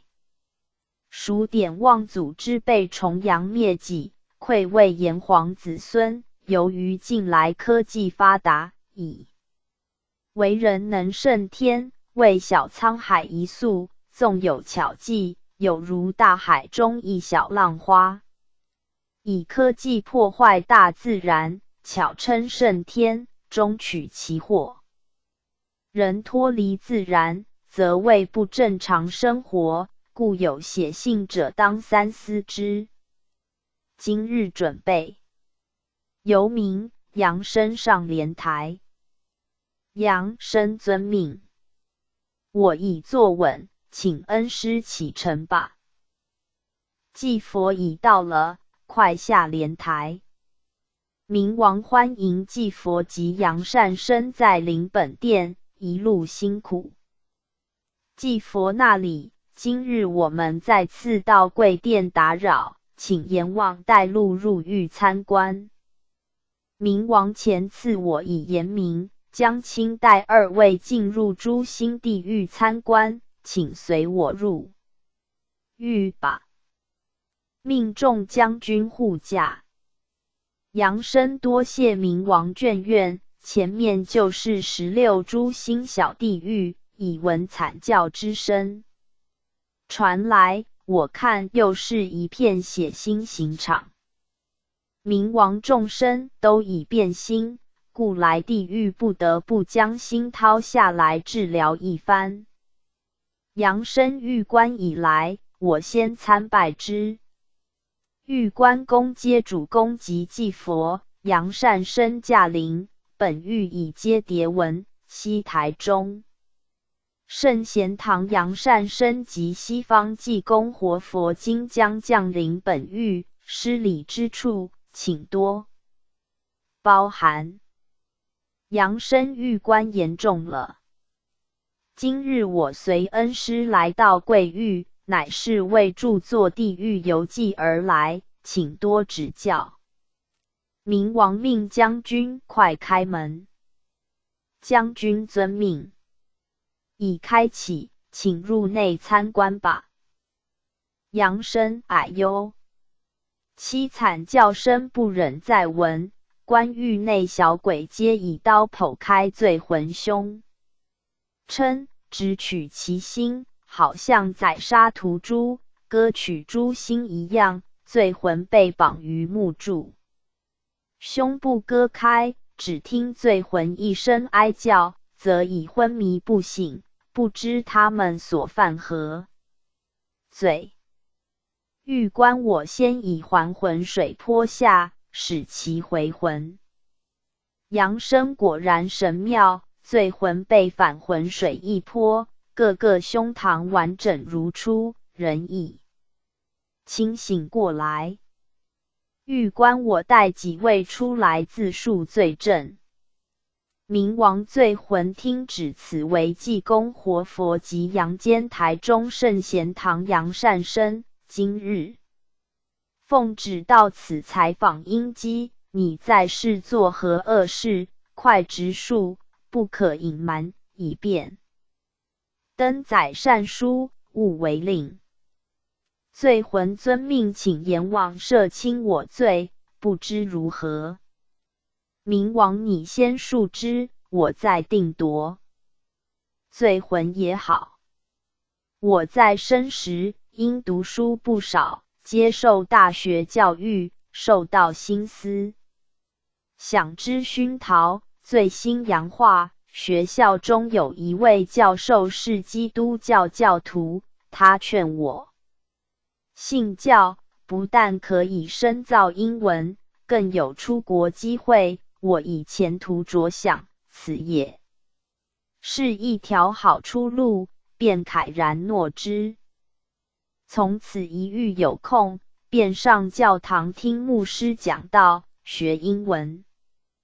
教徒每人穿着与时朝相同故姓者以青年朋友为多，一来可以得学问，二来可以交朋友，又时常举办活动，成为一种青年社团。因受洗礼后，心想家乡拜神敬佛，已不合时代潮流，都是拜偶像迷信之徒。我暑假回乡，便决心改变家中信仰，开始对父母游说，赶快放去敬拜偶像。因父母固执已深，坚不接受，我一时愤怒，便将祖先神主牌拿下，丢在地上。父母一看，青筋暴怒，拿椅子向我打之。我受此刺激，便不回家。毕业后，随牧师四处布道，就职于教会。后来在一次车祸中而身亡。此时我主基督耶稣并未前来召唤荣归天堂，却被二位恶鬼押来地狱，经阎王之判罪，尽在诛心地狱。请阎王赦我之罪吧。明王信仰宗教本无分区域，任何宗教皆可信仰之，然你忘本毁坏祖先神主牌，像你这种信仰方法，如何教化世人饮水思源？虽传教者言偶像不可拜之，但你真理不悟，十字架、圣经、牧师亦是偶像，你为何信拜之？所谓除去偶像，就是要你看空世间假象，不要贪图肉体享受，虚充实精神之空虚，不拜偶像，即是崇尚精神信仰，以求永生。你误解此意，毁坏神主牌，如断祖德，试问你之身体何来？你信？何信？一切皆是祖先所赐，上天为大上帝，祖先为小上帝，你忘。本七祖原非上帝意旨，故天堂不纳，只好堕落地狱。你既10招，将减轻2个月之罪，刑期完毕，再发放6道投生。既佛信仰宗教乃在修心养性，非是庸人自扰，互相排斥，自称为是。天律已定，排斥他教之非，自明己教之事者，以身分别心，慈悲博爱之心已失，不能正道。如果此种人正道，则神圣有私心，看人信仰和教材互弊，则神仙圣真亦会发生摩擦纠纷，天堂变成战场，如何称为清净极乐世界呢？今日时刻已到，改日再来参观。杨生准备回堂。明王命众将军排班送驾。杨生因时刻不早，不能久留，多谢阎王与玉官及诸将军之引导。我们先告辞了。祭佛快上莲台。杨生我已坐稳，请恩师回城吧。祭佛圣贤堂已到，杨生下莲台，魂魄投体。加33%。地狱游记第33回，在游诸星小地狱复033。济公活佛降，丁巳年5月念9日，15日7月1977。诗曰：无才美发度闲心，毁谤他人始见因，恶毒横行终受报，诸星地狱叫哀因。即佛世间有一种人，本身没有什么才华，看到别人颇有表现，便生出嫉妒之心，暗中使出阴箭，挑拨是非，或到处揭人缺点。有者看见他人修道与自己所信仰不同，即出言毁谤，都要堕诸心地狱，以歌取其妒嫌心、毁谤心。今日准备游明，杨生上莲台。杨生遵命，我已坐稳，请恩师启程吧。祭佛已到了，快下莲台。杨生果然诸星地狱已在眼前。祭佛今日我们不再打扰冥王，直向16诸星小地狱，以节省时间。狱官已开门迎接我们。杨生我们进去吧。狱官欢迎祭佛及杨善生再次驾临，请2位入内参观。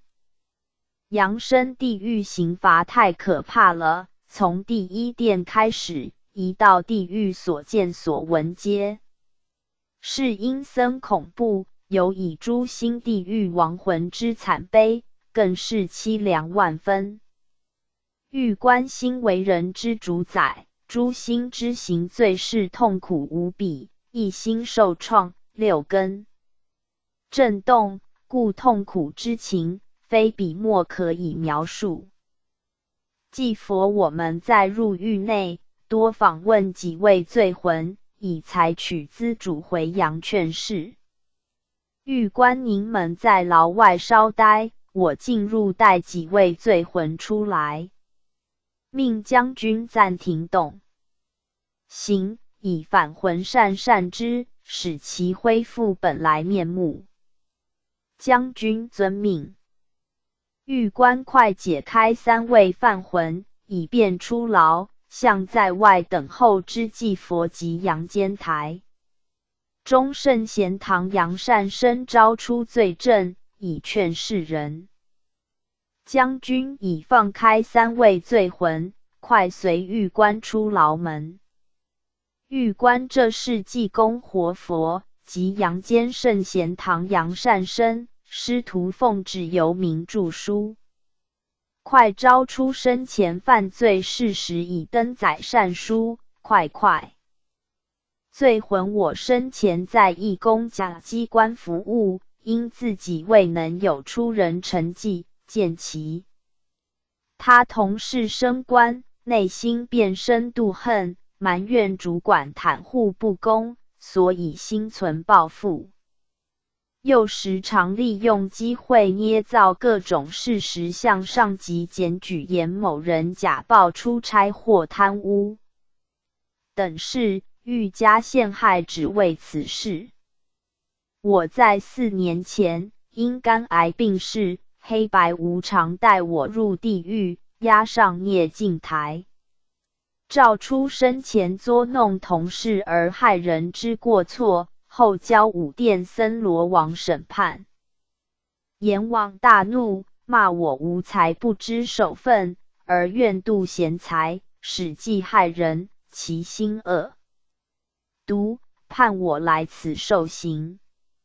日夜被鬼差胞兄割心，既佛度贤之心不可存，你破坏团体团结，成为害群之马，实为不该。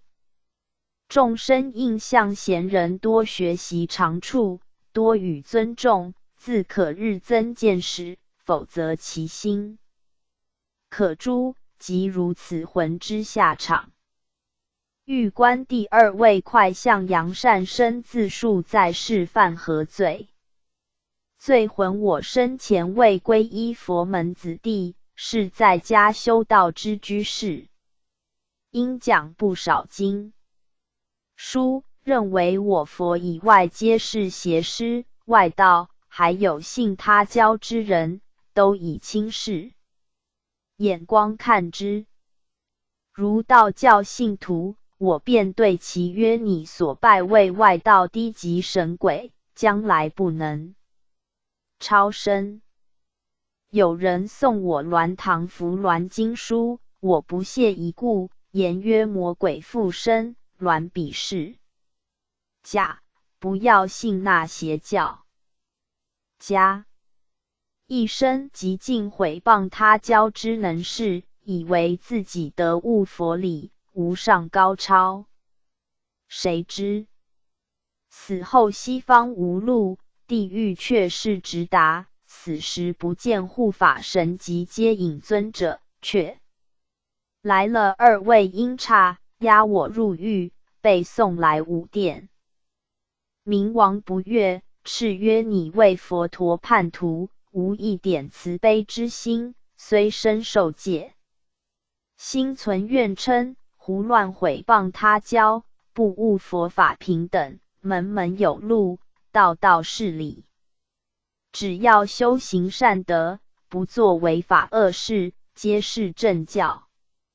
你以为佛法无边，哪知他教义神通广大，何必打人嘴巴，自称高明呢？只怪生前固执偏见，贡高自视，沉迷自我，致生毁谤之心。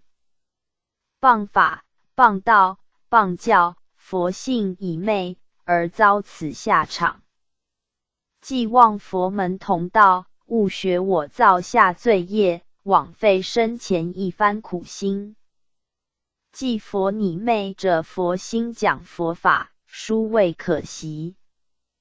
不但此心当诛，后日拔舌。地狱还有一番苦楚。狱官第三位罪魂，快招出生前过错。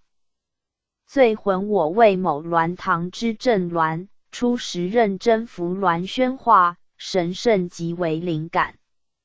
后来因堂内主事对我漠不关心，我想美其辛苦效劳，亦没目的。心智大退，便对鸾声曰：服鸾都是人为假作，你们不要迷信。众鸾声听我之言，便失去信心，从此不来堂问道修身，我亦离堂不再服鸾。经过7年，我病亡，魂被鬼差押到武殿，冥王骂曰：你身为正鸾，虽堂内没人关怀，亦不应出口毁谤神鸾，你已犯大过，判入诛心地狱15年，接受毁谤神圣心之刑罚，后再教他欲受罚。后悔已晚，请济公代为求情。祭佛神鸾代表神圣，世人绝不可毁谤，否则其罪不赦。服鸾劝世，乃是应天运而普度群生，须经玉帝敕旨，使能开堂阐教。毁谤者即如冒渎天尊，其罪难饶。因时刻不早，杨生准备回堂。杨生多谢狱官及将军引导，先告辞了。狱官欢迎再来。祭佛诛心地狱甚为重要，下次当再来拜访。杨生我已坐稳莲台，请恩师回堂。祭佛圣贤堂已到，杨生下莲台，魂魄投体。加34地狱游记第34回，三游诛心小地狱。逾7月开鬼门复034。济公活佛降，丁巳年7月初3日、17日8月1977。诗曰：中原普渡鬼门开，得福幽魂诚信来。7月逍遥30日，人生得意不多回。祭佛7月鬼门大开，好兄弟到阳间来散散心，故7月俗称鬼月。凡事每多禁忌，怕冲犯鬼魂，世人如能时时刻刻敬畏鬼神，自然不犯过错。鬼门既开，游民著书多少有所阻碍，然有我祭颠和尚在此，因鬼自会避开，阳生不必惧怕。阳生鬼是人的化身，见怪不怪，怪自亡，我并不怕他们呢。祭佛那才好，快上莲台，准备游民。阳生我已坐稳，请恩师启程吧。祭佛已到了，快下莲台。阳生前面是鬼门关，鬼门关偏门已开，亡魂拥挤夺门而出，个个脸带笑容，好像呼吸到新鲜空气一般。祭佛7月鬼门关准开偏门，凡平民区之亡魂皆能轮班出游。每人好像出笼之鸟，故得意忘形，向阳进而来。阳生这些亡魂遇到我们，为何都闪避呢？祭佛因我们身负玉旨，毫光闪闪，故亡魂畏之。阳生是否的腐鬼魂每逢7月全部放出呢？祭佛非也。7月鬼门虽开，但以放出平民区亡魂为主，因平民屈之亡魂生前无何功德与罪过，被安置于的府平民区，度着人间般生活，平时不能离开属区，逢7月的官大赦，准其轮班度假。至于阴府鬼道在15日始可部分出狱受普度，佛教约盂兰盆会及道教所云中元普度的府官员平时即有固定休假日，不在此限。此为阴府生活大概情形。扬声快上莲台，我们直赴16诸星小地狱参观。扬声我已坐稳，请恩师启程。祭佛已到了，快下莲台。扬声遵命。狱官已来迎接，向狱官及诸仙官参驾。今日我们师喜又来打扰，请指教。狱官客气，因逢7月，黄泉道上交通较为混乱，二位辛苦。祭佛那里，我们已在关外参观过，看见亡魂欢喜之情，足见自由之可贵。狱官二位请入狱内参观，我在吊案引证，以劝世人。扬声甚谢之。我看牢内罪魂悲凄惨容更甚于前日，到底是啥缘？因狱官因逢7月，凡一般无罪阴魂皆能出狱游玩，这些罪魂生前也听人说7月是鬼魂天下，今日心想能够解脱轻松一下。哪知枷锁束缚，身无自由，羡慕着他人放假逍遥，自己被关住。阴差无情，还是照样施行诛心之刑，故心愁长结，悲戚尤甚。世人当提早准备，做好人，行好事，不要犯罪，死到地府暗无天日，更乏自由。因时间不早，我先调出二位罪魂出牢，自述前非。扬声多谢。鬼差无情，利刃剖胸，鲜血直流，惨不忍睹。狱官我已调出二魂，快向济公活佛及阳间台中圣贤堂扬善深坦述生前作恶详情，以登载地狱游记，劝世度人。罪魂说来无面子，我因中年丧偶，色心未泯。有一日，在乡村郊外，路遇一少女，一时色心大发，看四处无人，便向前拥抱，强拉入附近甘蔗园内，准备强暴。该少女一再挣扎，哀叫求我放开，因我已失去理智，加以恐吓，如不服从将与杀死。最后其中屈服，而受我之蹂躏。事后我甚觉反悔，虽该少女无报案查办，然我心愧，时常自责。不久因病身亡，魂到阴府。冥王大怒，因我已承认过错，所以无今夜进台直送武殿，判入诛心地狱10年，说我好色心，强奸心，至今已受苦4年多，每日痛心悔过，但亦失足成千古恨，后悔已是来不及了。狱官强奸处女，毁人一生，罪大恶极，虽你自责身亡，知过悔改，但此罪无法可补，万恶淫为首，自投罗网，莫怨天尤人。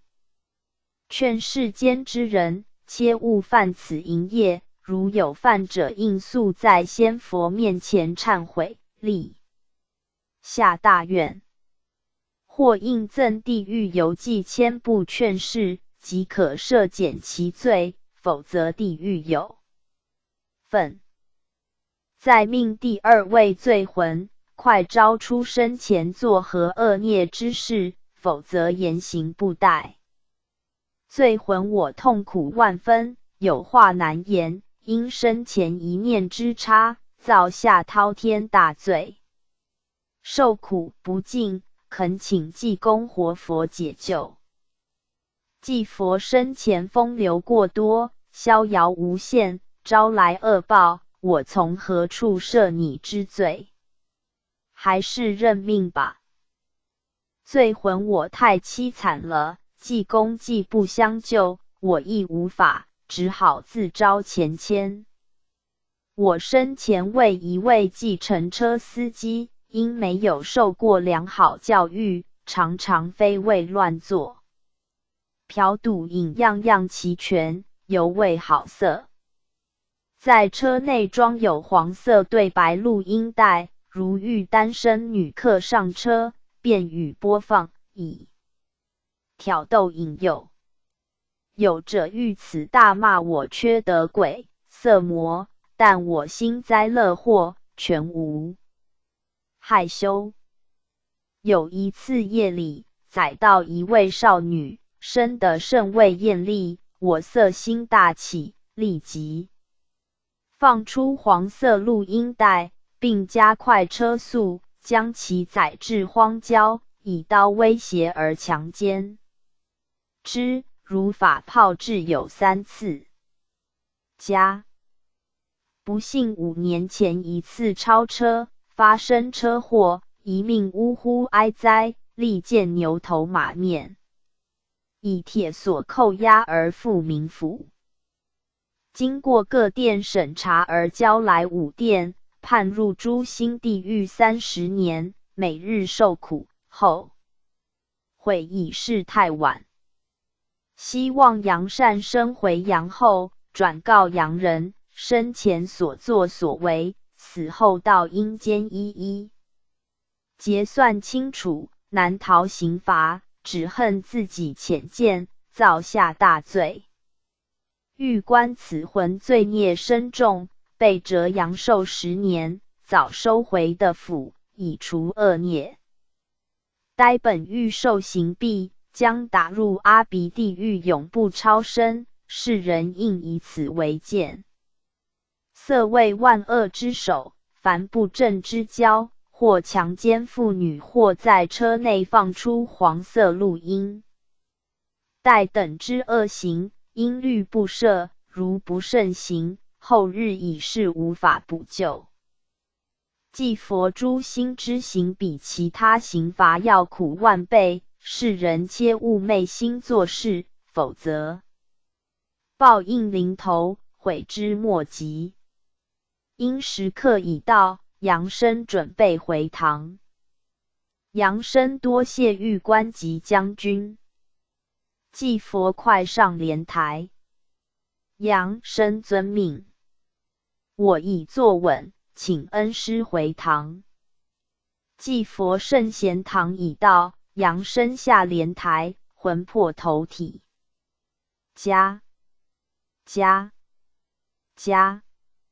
35地狱游记第35回，4游诛心小地狱负035。济公活佛降，丁巳年7月16日，30日8月1977。诗曰：好赌犹如覆火蛾，家财万贯尽消磨。贪淫荡妇丧名节，堕落深坑患奈何。祭佛有守好贤之辈，不事生产，不务正业，专以赌博为生，不少善良之士被引诱而堕落陷阱，酿成倾家荡产，实属可恨。如最近中部发生抢劫案件，亦由赌博引起，因赌债无情，只好铤而走险，故小偷大盗抢劫案件迭生。赌能害人，毒化最深，世人千万勿涉及赌场，以免遗恨终身。淫为万恶之首，犯者大都丧节取辱，尤以良家妇女更宜爱惜名誉，不可被夫出墙而造成不幸，当负孽重，与赌相同。的腐幽魂叫苦，凄凉哀声，不少由此而发。今日我将引导杨生在游16诸星地狱，观看慈悲下场。杨生准备上莲台。杨生我已坐稳，请恩师启程。祭佛已到了，杨生快下莲台。杨生我已下来。今日的府情形大不相同，亡魂来来往往，甚是热闹，气氛已较轻松，此为何因？祭佛因中原普渡，这2天阳间处处开设道场施祭鬼魂，如果犯罪较轻之罪魂，皆能出狱，接受普祭。杨生原来如此。前面狱官已来迎接我们。狱官欢迎2位莅临本狱，因逢7月普渡，因福大赦，故秩序较乱，请2位勿见怪。祭佛那里，勿客气，我们一再打扰，请狱官及众将军包涵。狱官此乃奉命行事，著书劝世，功德殊胜，焉敢怠慢，请入内参观吧。杨生多谢，狱内罪魂痛叫声音不绝。祭佛诸星地狱都是重犯，故不在大赦之内，无法享受阳间之祀。拜祭礼。狱官今日我令押解2位罪魂，自述前因。狱曰此位为济公活佛，另1位为阳间台中圣贤堂杨善生，因受玉帝敕旨，入幽冥搜。即按正劝示，悉2位罪魂速招前迁，不可拖延。罪魂遵命。我生前任外务工作，成天在外跑生意，故常住旅社休息，并结识女中。不久其邀我参与赌博，起初只是好奇，后来每日必赌，否则心痒手痒，自此游荡于赌场。虽然外务工作收入不恶，但常一败涂地，仍是不敷赌本，便四处向朋友挪借，置家庭生活不顾，如此度过一生。至43岁时，有一次骑机车，因醉酒而发生车祸，一命别世。死后被鬼差押来地狱，方知折寿5年。经一殿至4殿审查后，移交5殿，冥王大怒，判我入诸星地狱13年，每日被割取好赌心，痛苦难言。希望世人千万勿视赌如命，地狱最忌赌徒，5殿森罗王一见赌徒，先压下重打100大板，再审案，言赌徒臀部最硬，因每日坐于赌桌，缺少运动，森罗王特以木板鞭打运动之，不但受辱，而且皮痛，呜呜！我实在太痛苦，求济公活佛解救。济佛赌徒手下最无情，你要用那只手向我求情，好好受罪，不要妄想。玉官你不可乱出口求情，好赌心先给你治疗后，还要送你到烙手指地狱受刑，谁叫你生前偏好赌博，死后只好受此报应。勿怨天尤人。第二位罪魂快招出生前作何不洁之事？罪魂人这么多，说来害羞。我嫁夫后，因本性杨花水性，故四处结交男友，以求刺激。生前共计交友男人5人，时常在外幽会，我夫全然不悉。年至54岁，心脏麻痹死亡，魂被黑白将军所押，今夜进台。而照出生前丑事，只好承认，被押送武殿，判入诛心地狱念年。每日心痛悲歌，后悔已来不及了，请济公佛祖多向冥王求情，赦我出苦。祭佛你身为人父，不守妇道，贪淫爱慕虚荣，又无行何善事，我无能为力。欲观祭佛不必理他，生前好淫，故当歌曲贪淫心，这是自作自受，要求仙佛赦罪，应在生前放下屠刀，求仙求佛，则可立刻赦罪，如至死不改过，要赦免已是无法可求。祭佛你言有理，凡是好赌或贪淫者，应速回头改过自新，多行善德，如能在仙佛圣前发愿，多应地狱犹能劝示，则其罪可赦。今日因时刻不早，杨生我们准备回堂。杨生遵命，多谢玉官及众将军之招待，先告辞了。玉官众将军排班送驾。祭佛杨生快上莲台，准备回城。杨生我已坐稳，请恩师回城吧。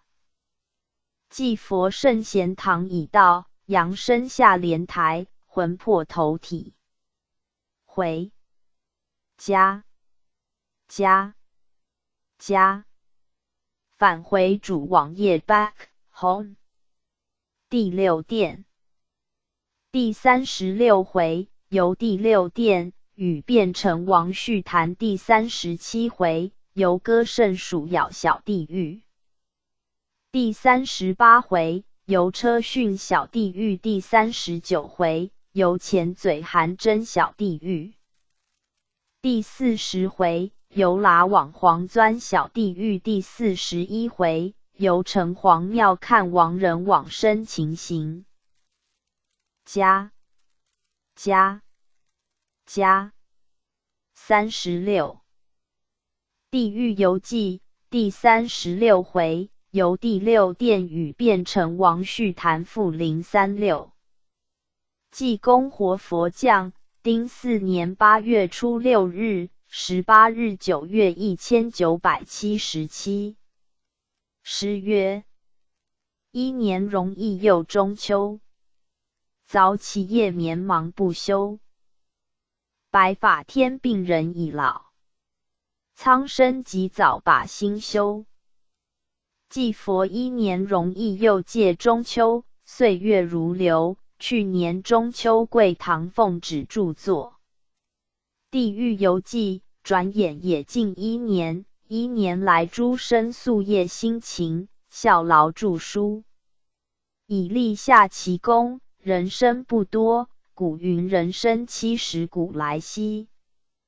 虽目前医学发达，生活水准提高，畅言人生70方开始燃到底。活到70者有几人？天之生人原无指命，因人贪欲，精气神丧失过多，故身形早逝。实为世人自寻死路，故劝世人及早修身，涵养精神，自能遐想。天年，今日准备游民，杨生上莲台。杨生不知今天要住何方，祭佛5殿所游已差不多，今日行程要往6殿，悉振作精神。杨生游民任务已完成一半，我亦较为放心。祭佛事在人为，只要抱定信心，矢志不退，则游民重任自可顺利完成。快上莲台，时刻不早。杨生我已坐稳，请恩师启程吧。祭佛约已到了，杨生快下莲台。杨生第6殿官署已在眼前，殿外亡魂聚集，正在升堂判案。正座中位明王忽然宣退，故亡魂个个朝此而观。祭佛第6殿变成王以下皆迎接我们，杨生快随我前去参拜之。杨生遵命，参见变成王及诸位仙官，下身是台中圣贤堂圣地门。下杨生，师徒奉旨著书，到地府采取劝世案证，今日到此，福望明王赐予方便。明王快起来，不必多礼。幸会，幸会。久闻尔圣贤堂服鸾阐教，劝世公生。去年中秋，本殿已接谕诏，知道贵堂奉旨著作地狱游。即今日方来此的，请活佛及杨善生境内修习。祭佛多谢变成王后礼，杨生我们快随明王入内。明王仙官快奉上仙茶招待。仙官遵命，请用茶。明王活佛及杨善生不用客气，用茶。杨生感谢明王招待。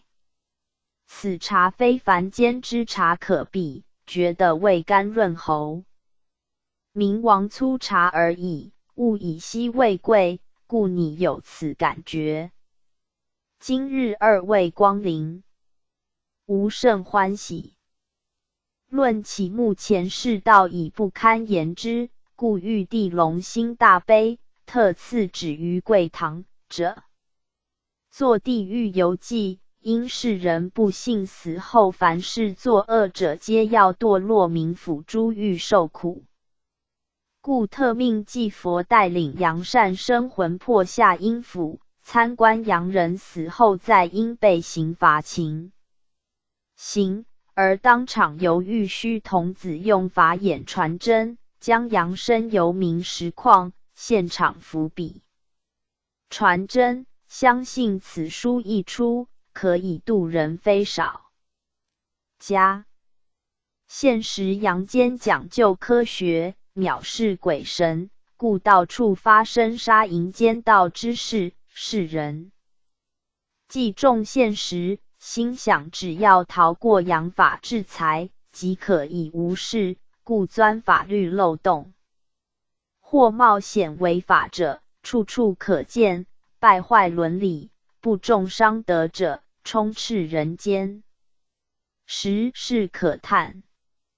此为重视物质所发生之不良副作用。今日事态至此，令吾痛心。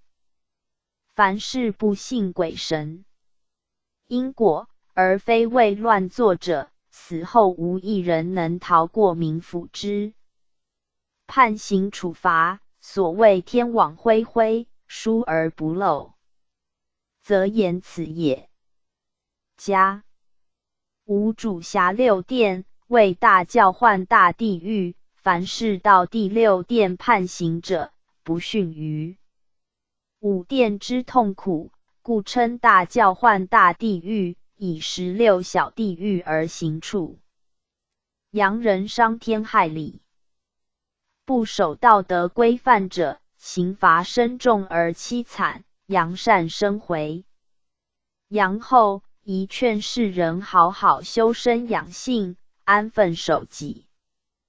今日二位到地狱参观，无深表欢迎，奉上鲜茶，与犯罪者接受。刑罚大不相同，世人要得何种下场，自己先做打算。二位请在。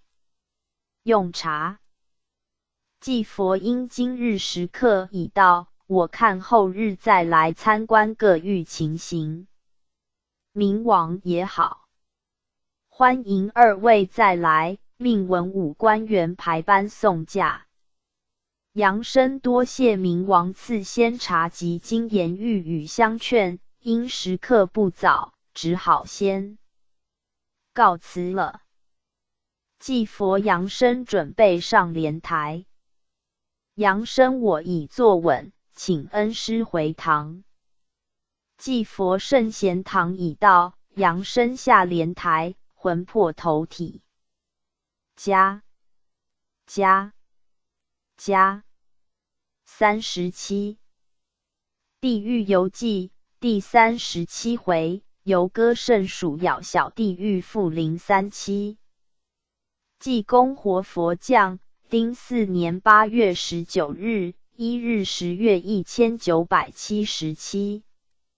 诗曰：更深夜净月当天，带领杨生下九泉。奉旨著书经1载，度迷劝世遍3000。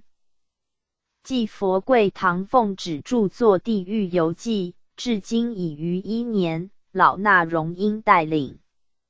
甚比杨生参观的府详情，并采取犯罪案证，实感任重道远。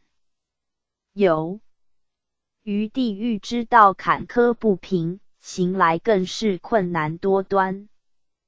地狱游记乃是天下一大奇书，应天运而降世。因尔台中圣贤堂领旨扶鸾阐教，普化成绩，堪占魁首，故玉帝大悦，降下此妃。凡重任，亦为圣比灵性精明，方能完成此圣职，使我亦感欣慰。地狱游记之著作至今已逾半部，俱未完形成上遥，希诸生何劳。勿待，一旦此书者成，则诸生之功果可超3代。因由明时刻已到，杨生准备上莲台。杨生遵命。多谢恩师1年来之辛苦，暗中显化照顾，无微不至。只觉自己性痴，尚未能领悟更深之境界，求恩师多加灵光。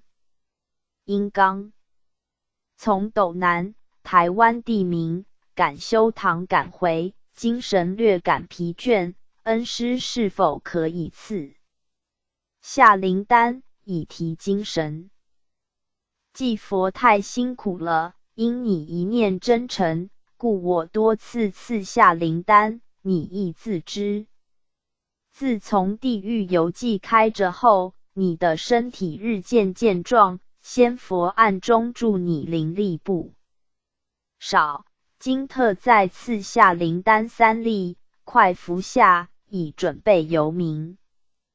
杨生万分感激恩师显化庇佑，我多年之未病，自奉旨著书后，渐渐不药而愈，今日又蒙恩师再次灵丹服下，顿觉心神清爽，感恩不尽。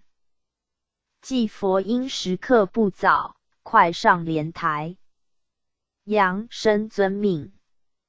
我已坐稳，请恩师启程吧。祭佛已到了，快下莲台。杨生前面是何狱？为何听见人声惨叫及老鼠声音？祭佛前面乃是六殿所管辖16小地狱之歌圣属咬小地狱。狱官及将军以来，快向前参驾。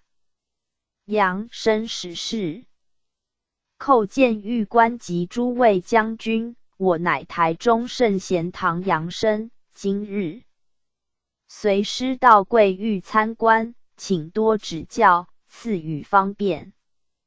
狱官快起来，免多礼。本狱已受明王御史，知道祭佛及杨善生，将来参观著书，请随我进入狱内。杨生多谢狱官厚礼，但见狱内老鼠们的向罪魂侵袭，每个罪魂被绑作鱼的，双手不能自卫，只闻痛叫狂喳之声，到底他们所犯何罪？狱官此狱全是男罪犯，都应在世贪淫好色，或犯清规戒律之色。贵因生前好淫，败道坏德，故除割下阴根阳物外，并由老鼠猛嚼其根底，要其斩草除根之意。祭佛此行甚是难受，命根连心，一受割咬比什么都痛苦。俗语说斩草不除根，春风吹又生。此辈因过分贪爱春风一度，故受此烈刑。狱官我带几位罪魂出来自述生前作何过错，如今才落得此下场。杨生甚好。这些罪魂双手被绑，鼠辈从底偷袭，有者哀叫滚的要避不能。此鼠像猫一般大，看来凶猛异常，咬人好像在吃食物般。祭佛老鼠最喜咬布袋，吃花生仁。此景正是，但见鲜血直流，可怜众生为贪一时之乐，造下今日惨境。狱官我已带出2位罪魂，罪魂听谕此位乃祭佛，另1位为杨兼台中贤堂杨善生，师徒奉旨由民著书，你们快招出生前孽事，以便登载地狱游记，劝化世人。罪魂我生前bản依圣门修道，亦持斋清口，并已结婚生子，后来因为心性难于把持，与一位女同道发生暧昧事情，而破戒律，实在枉费初心。死后不但天堂无份，被黑白无常押到阴府，今孽镜台之显象，生前丑行一览无遗，含羞难言。后移交6殿，便成王大怒，骂我深入圣门，知法犯法，罪加一等，判我入割圣属咬地狱，首先被阴叉割去生殖器，然后被绑鱼的，任由鼠咬，每日心慌意乱，刺痛难言。只怪自己亦失足而成千古恨，希望阳间之人既入圣门，当守圣规，不然死后任何功果皆难以不过。祭佛俗曰：持斋谨制度其未戒，即是如此。下体既无修干净，现在由阴叉及老鼠替你修整，使你清净一些，罪报自受。狱官第2位快述出生前作为。罪魂我因读初中时，受恶友引诱，到风化场所嫖妓，后来亦有前，便往此场所消遣，并数次邀同学一起开眼界，致使尚在发狱中之少年破身，有者染毒致病。因少年风流，犯下此过，死后被判来这里受罪，痛苦无人了解。在杨氏时逍遥，死后却再次难度岁月，想来真后悔莫及。玉官年少不学好，却爱贪花眠柳，尚未结婚即已破身，可言为不洁，更引诱同学堕落，营耕作孽，故下此狱，理所当然。杨生看他们甚是可怜，囚牢内犯浑甚多，到底犯何罪，来此的受刑。狱官本狱每日新进罪浑成千，放本狱犯罪范围甚广，凡过分喜爱嫖妓、营耕不敬者，或未结婚先于妓院破身者，或到处骗色者，或已婚男女通奸者，或入佛门、圣门，再犯淫乱者，或乱伦者，或轮奸者，其淫根太毒，一律判入本狱受严刑。既佛我劝世人，切勿犯淫业，此罪最重，由于修道之事，更应提高警觉，犯淫不赦。除五殿诸心地狱有分外，有者尚要再来此狱受刑。然天本好生，网开一面，如能看见地狱游记后，便下决心忏悔改过，并多印《地狱游记》一书劝世，不重蹈此罪者，则狱地有旨准减免其罪，应时刻不早，场身准备回堂。杨生多谢狱官及众将军厚礼招待，我们先告辞了。狱官命众将军排班送驾。祭佛杨生快上莲台，准备回堂。杨生我已坐稳，请恩师回堂。祭佛圣贤堂已到，杨生下莲台，魂魄投体。加38地狱游记第38回，游车训小地狱复038。济公活佛降，丁巳年9月初6日，18日10月1977。诗曰：阐教无辞世路遥，信坛盛会喜今宵。人文荟萃中州的，道气腾腾灿玉箫。气原作，上记下4点。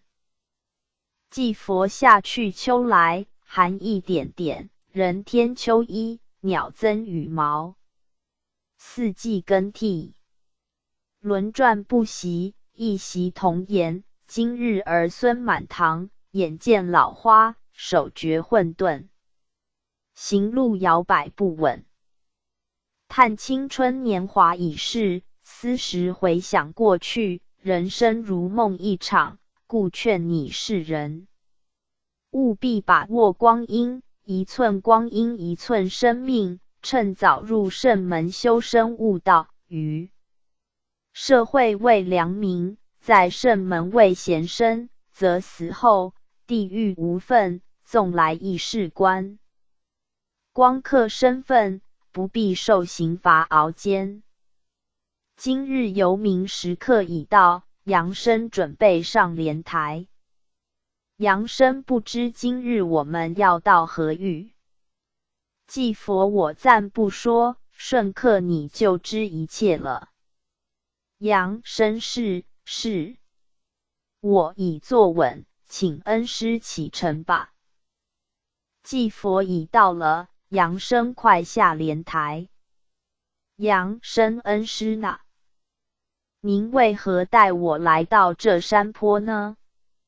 前面传来叫声，好像有人被砍杀或被打之呼叫声。前面小路上有鹰叉压着罪魂前进。我们随其背后一观究竟如何？祭佛，我们今日行程正是参观前面山坡边之小地狱，快跟随前面。鹰叉前进。扬声鹰叉已被我们赶上，还回头向我们行礼，不知这些罪魂犯何罪过，而今被押送法办。祭佛，这些罪魂大都为驾车司机或摩托车骑士，因生前曾犯车或撞死人命，故死后要受地狱刑罚之惩处。扬声驾车司机或骑机车者撞死人，在世已将事情解决，还不能了断此事吗？祭佛，既伤人命，因律上有一番刑罚。已到狱门，详细你待一会，可请狱官说明。扬声前面已呈现一狱，狱门边站有守卫，甚为庄严。狱门上写有车训小地狱，狱官及将军已排班出门迎接我们。祭佛，扬声你快向前参驾。扬声参叩狱官及众将军，今日我及活佛恩师奉命到贵狱参观，并搜集劝世资主，望狱官多次方便，提供案证。狱官，请扬善生免贵，二位随我到里面参观吧。扬声，请问狱官，贵狱是何殿所管辖？狱官，本狱名曰车训小地狱，为六殿变成王所管辖，系一新设的狱，阳间众生都不悉知。贵唐奉旨著作《地狱游记》，本狱早已知之，今日亦收到六殿主公发来牒文，方晓你们要来本狱参观，非常欢迎。扬善生有何疑问，尽可发问。扬声，贵狱所刑罚者，都属何类？狱官，凡是驾车发生车祸，致损人命，或成重伤，或变为残废者，不论机车、汽车、脚踏车等之驾驶人，死后皆要来此受报应之处。罚，请您们随我入内参观吧。祭佛，甚谢。扬声，前面山坡人群遍处，一条条小路，路上全为沙石泥势，凹凸不平，罪魂手中各拉一车，如古时之人力车一样，车上载满红砖，由山坡上缓缓而下，路窄仅可容纳2个轮子，稍一越线，即跌入两边深沟。罪魂双足赤脚，因车上红砖过重，下坡又无刹车，只凭两足作挡，每人谨慎缓步，以双足踩的，做刹车状，故两脚心破皮流血，沾满于地。有者不小心冲下沟内，因车甚轻，须先将砖搬下，然后再将车子赶紧扶上路中，以砖为塞，堵住车轮，接着将红砖一块一块搬上车，再拉下山。有者因体力不支，人亦失足而跌倒，身被车子碾压而过，惨叫一声，人已晕迷不醒，有如车祸时被碾死一般，鲜血溅满于的。此种刑罚甚为新奇，然惨状太过。即佛世上驾车者，如不小心发生车祸致伤人命，死后自己身成被害者，还要来此受苦，真是点点滴滴离逃因果报应。欲观我命几位罪魂自述生前驾车出事情形，给杨善生听之。杨生多诸欲观不弃。欲观罪魂以来，快向祭佛及此位善生招出生前肇事情形，彼时杨善生回阳后转告世人，罪魂我在世时任驾驶公共汽车司机之职，有一日在一转弯处，忽然从巷内跑出一位小女孩，我因刹车不及，从孩身压过，一命呜呼哀哉。因我驾车期间曾肇祸多次，虽无伤人，但车身受损，加上此事，后被公司革职。死后被判入车训地狱1年，每日在此学习驾车，山路不适下坡，两足作为刹车，虽体力尚可支持，但每日上下100次，已是筋疲力尽，脚底腐烂，痛苦不堪。欲观第二位快招出生前驾车出毛病情形。罪魂我生前以驾驶计程车为业，有一夜与朋友酗酒，酒后照常营业，因醉眼恍惚，不但超速，更超车，不慎将路旁一位行人撞死，因过失杀人，赔钱坐狱。死后阎王训我驾车还醉酒，与生命开玩笑，故判入车训地狱3年，每日拉车逝使，被凌辱不堪，双脚肿痛，因体力精神之出过多关系，深受如骨。希望世间驾车者要提高警觉，千万不可酗酒驾车，以免发生车祸。来这里无米酒可饮，两脚都是苦汤直流。欲观第三位罪魂快招出生前肇祸事端。罪魂我在世营商，每日骑机车送货，因为常超速驾车，不按交通规则。一日乐极生悲，撞击路人，我亦跌倒受伤，两人被送医院，我只脚骨折断，对方却是脑震荡，我医治半年才痊愈，对方无死，但变成白痴，我亦被告赔偿巨款。只为此事，死后被送来第6殿，变成狱判我入此狱受苦3年，所受苦情，非一般人所能了解。欲观今日以此3位罪魂为证，凡是阳间驾车者应以此为戒禁，小心驾驶，则人车平安，死后亦免来此受苦。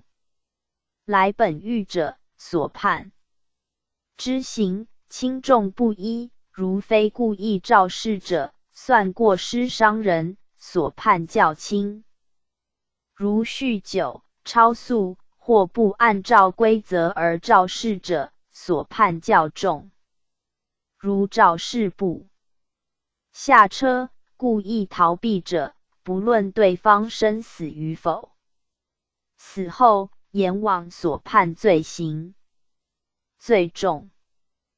故劝世人，一旦发生车祸，勿逃避，应负全责处理，以尽道义责任，则其罪可以减轻。继佛车训地狱为地府新设之囚牢，正如阳间驾驶训练班，嘴魂来此，个个按部就班，要看准方向，不能超速或稍微偏差，一失足则身离其难。特警告一般驾驶人，小心驾驶，人命关天，不可酗酒、超速开车，如不守法，死后再来地狱重操旧业，考一张地狱道之驾驶执照吧。今日因时刻不早，杨生准备回堂，多谢尉官及众将军之指导。杨生甚谢尉官及将军赐予方便，先告辞了。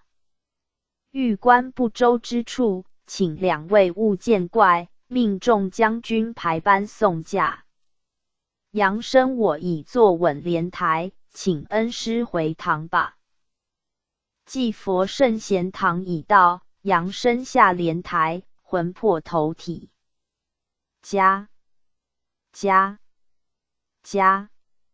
39地狱游记第39回，由前嘴含真小地狱复039。济公活佛降，丁巳年9月念3日，4日11月1977。诗曰：圣门冷落道人稀，冒犯真规及是非，默默耕耘终受益，瞎吹长笛苦无依。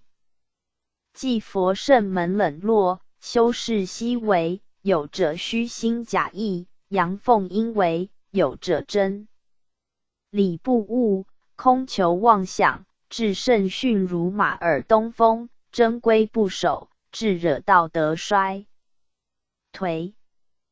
虽信口开河之辈，滔滔不绝，然心与口为，如无根之浮萍，根基不实，随风漂流，难成高苗大树。故默默耕耘，年年丰收，胜于瞎吹之辈，无人共鸣。修道勿虚挞。10圣哲云：积善人家，必有余庆；为恶之人，必有余殃。天网恢恢，疏而不漏，如能蒙幸，回头有路，否则秋风落叶，濒临人间，其寒冷无依，门庭凋落，后患无穷也。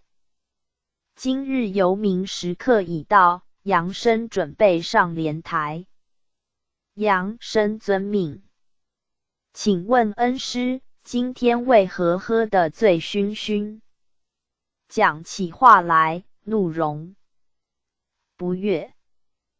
祭佛看透了世人之心，大家都追求物质享受，忽视了三纲五常，暗伤我情，所以喝了几瓶苦酒。今朝有酒今朝醉，管他众生堕落地狱，管他天地在混沌。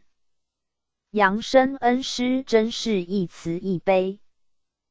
祭佛快上莲台，酒不醉人人自醉，色不迷人人自迷，钱不爱人人自爱。一阵凉风吹来，我也清醒了一些，师徒往地狱去吧。已到了，杨生下莲台。杨生前面尉官已来迎接，叩见尉官及众将军，今日我即活佛。恩师到贵欲参观访问，请多指教。尉官免礼，请起来。本狱是前嘴含真小地狱，为地府第6殿之属区，已接到谕文，知道祭佛及阳间台中圣贤堂杨善生将来本狱参观，著作《地狱游记》，诗吟。祭佛请尉官勿客气，我们师徒奉旨游民，今日到此，希能闻方。便之门。狱官二位随我入内，以便参观。杨生但见罪魂满满，被禁于牢内，因诧诡异，用铁叉将罪魂嘴巴扒开，然后以一粒长满针刺的铁球强硬塞入罪魂口中，美人哀痛呼天抢地，一会儿口中已流出鲜血，人便陷入昏迷。继佛铁球浮出铁刺，有如刺球，这些罪魂嘴硬，只好用铁叉扒开，塞进铁球，使其有口难言，痛叫无声。杨生这种处罚残忍无比，世人若喉中梗一鱼刺，已是百般痛苦，浑身难受。如今用刺球硬塞于口，实是哑巴吃黄连，有苦说不出。请问狱官，这些罪魂在世犯何大罪，死后下应府受此刑罚？狱官凡是在世喜强词夺理，或口里甜言蜜语引诱美色，或虚语妄言赚人金钱，或爱惜毒品，或说话含刺，随意重伤他人，死后皆难逃前嘴含针地狱之刑。我叫几位罪魂出狱，说明其犯罪情形。祭佛他们已昏迷不醒，我用这把蒲扇一扇，让他们清醒。清醒！将军，快将其嘴中刺丸拿下，不然有口亦是没说话余地。狱官已将刺球取出，请祭佛定夺。祭佛各位罪魂听谕，今日老衲带领凡间善生来此采访你们受刑情形，个个坦诚重述生前失和口德，死后才堕落此狱。罪魂我生前口才甚好，讲话不但悦耳动听，更是迷人耳目。因我外表娇美，嫁夫后尚有不少男士追求。有一次，一位男士热情向我求爱，我见其财富钱多，便花言相对，骗其约我夫对我不好，希望多多照顾，进而发生奸情。因我巧言令色，凭3寸不烂之舌，将其金钱拐骗一空，然后恶言相加，每句说都含刺带针，刺激这位男友，其受此侮辱，想不开，而自尽。家死后其心抱恨，投告阎王，阎王念其一念之差而失足，而我身为妇女，心性太毒，准予报应。后来其魂常来缠身，使我身体不安。经过7年多，运衰气弱而亡。2人于枉死城对峙，其被判好色淫人妻女之罪，我亦受各殿严刑。今送来此殿，便成王骂我口能迷人、害人、刺人，应在受前嘴含针之刑，每日被塞刺丸，痛苦百般。祭佛你虚情假爱，红杏出墙，口舌杀人，死后受此罪，应该应该，不用怨叹。第2位罪魂，说说你的经过吧。罪魂我生前是一位流氓，喜欢吸食毒品及注射吗啡，因已成瘾，便四处偷窃东西以便购买毒品。死后被判来此狱，痛苦难言，已无生前吸食毒品时那么过瘾。每日吞铁丸，受刺嘴之苦，恨我生前不学好。欲观吸食毒品，本欲所判之刑其甚久，因毒性不退，犯魂不能解脱投生。世间上有不少人爱食毒品、禁药等，阳律研判，死后阴律更重。有者更须转进阿鼻地狱，悉有犯此者，速速改过，勿再麻醉灵魂生命。祭佛第三位，快快招出生前作何恶业？罪魂我因读过些书，背了不少成语，便时常与亲友强词辩理，但因所说只是邪说歪理，且常引用圣贤之言语毁谤他人。死后阎王曰：你不以圣贤之语用来行善，却用来抢辩无益之理，应算妄言，嘴巴既硬，只好判你吞刺丸，尝尝铁口硬牙之滋味。现在真是有口难言。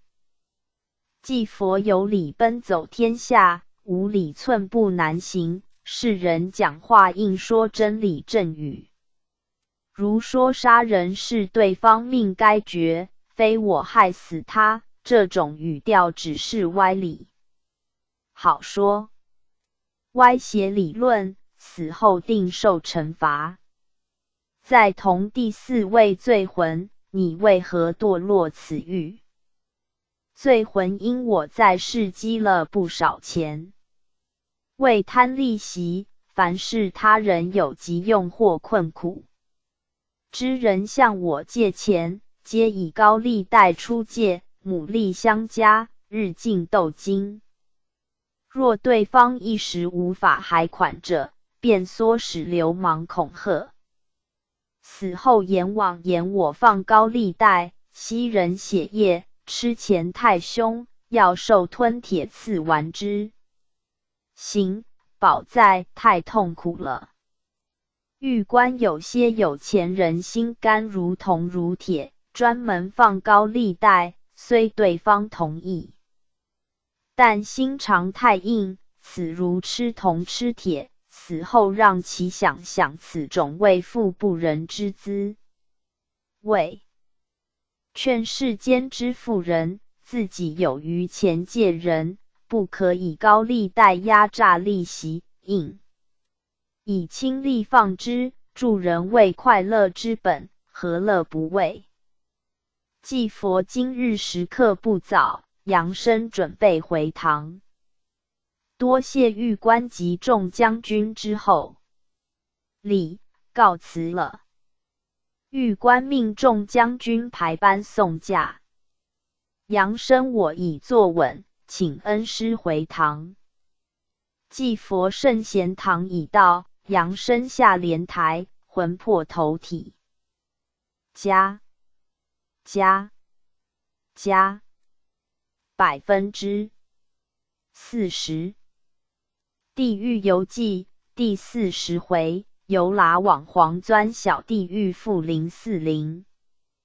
济公活佛降，丁巳年10月初9日，19日11月1977。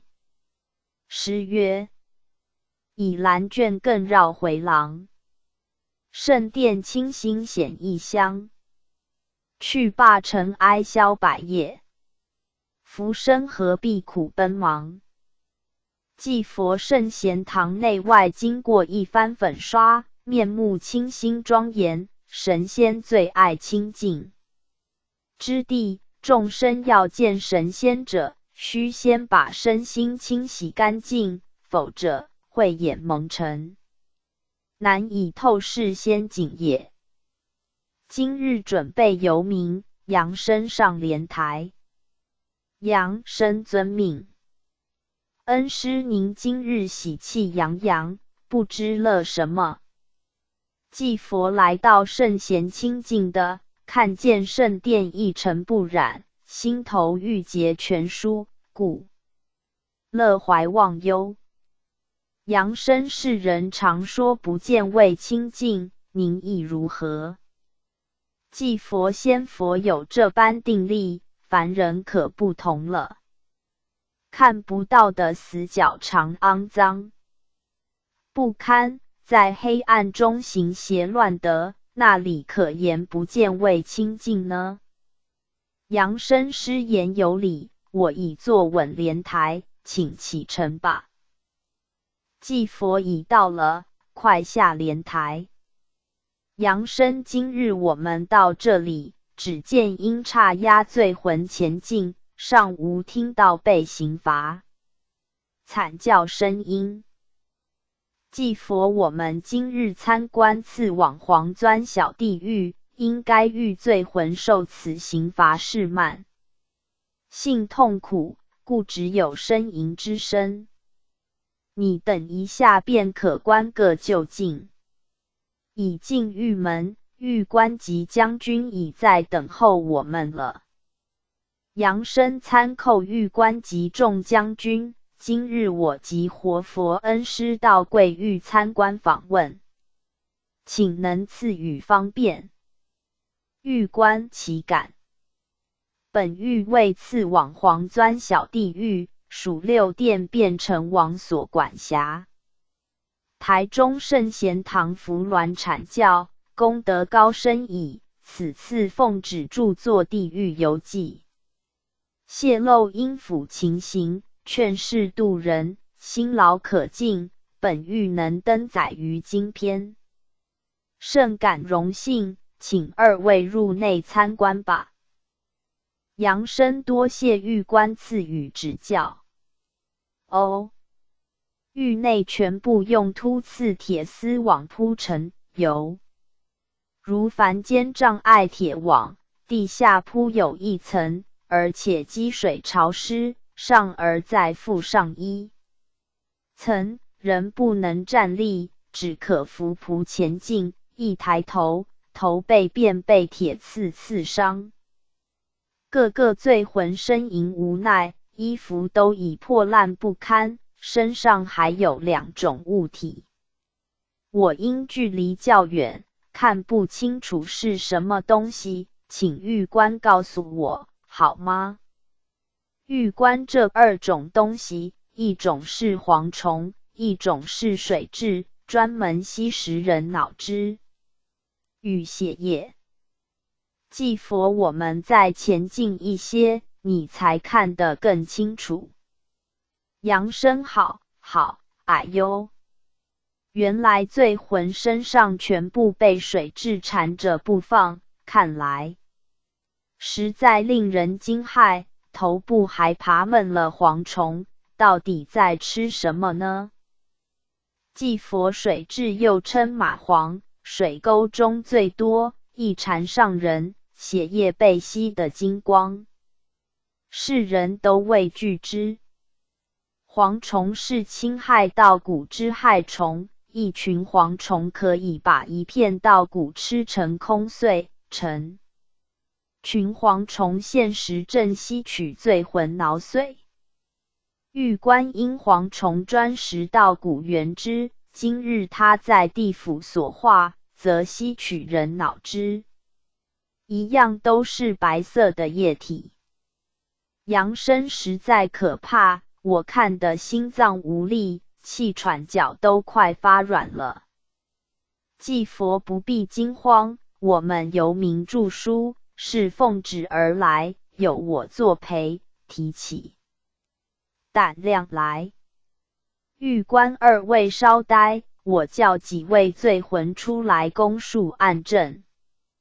阳生多谢狱官，但要快一点，而且罪魂身上缠着的水蛭须拿掉，我最怕这种东西。狱官实是，二位稍后。这二种害虫都已除去，阳善生不必害怕。命二位罪魂招出生前作何不正之事，为何来此受苦？济公活佛急。杨氏台中圣贤堂善生到地府采取案证，二位合作招供，以劝化世人。罪魂我生前为判官，主持判决案件，因曾接受被告贿赂，致使案情不按公审判，故有时造成冤狱，有时失去法律之正规判决。在生时收取非法金钱不少，南然常听人言，当判官若不公正、贪财歪判，死后将会受报应。然有时心想此事只要能荣华富贵、权高势大，管他来世如何。我死后今孽镜台之照相如何贪财受贿，或不正亏心之宣判，皆亦如映电影，明明白白现在眼前，除受粪尿泥地狱之刑罚外，又交来6殿，变成王敕我身为判官，知法、执法、犯法，罪大恶极，再判入刺网黄钻地狱受苦，每日匍匐于刺网内，全身被蝗虫、水蛭吸食，浑身疼痛，元气欲尽，痛苦难言。狱官知法犯法，罪为无法无天，惜世间执法之人，要学包青天之作风，严明公正，做到不枉不纵，为社会除奸度弊，代天行道，功德无量。若不按法规，徇私失节，贪图贿赂，则死后地狱严刑，亦连累自己后代子孙凋零，古有明镜，报应总是无私。第二位罪魂快速前飞。罪魂我因身材壮大，生前曾在赌场及各风化场所当保镖，收取地盘费为生，日子也过得甚快活，吃喝玩乐魔所不能。哪知死后被阎王判入此狱，实在痛苦无比，凄惨万分。狱官还有其他罪孽不可隐瞒，快说出，否则加重刑罚。罪魂好的，我说，因为在黑社会吃得开，所以也不想用劳力赚钱。若缺钱用时，并常至各地商店勒索金钱，如此度过一生。即佛凡不务正业或不择手段吸取他人血汗金钱者，都将有此下场。昔世人回头觉醒之时刻不早，杨生准备回堂。杨生感谢狱官及众将军之后代，因时刻已到，我们先告别了。狱官命众将军排班送驾。杨生我已坐稳莲台，请恩师回堂吧。继佛圣贤堂已到，杨生下莲台，魂魄投体。加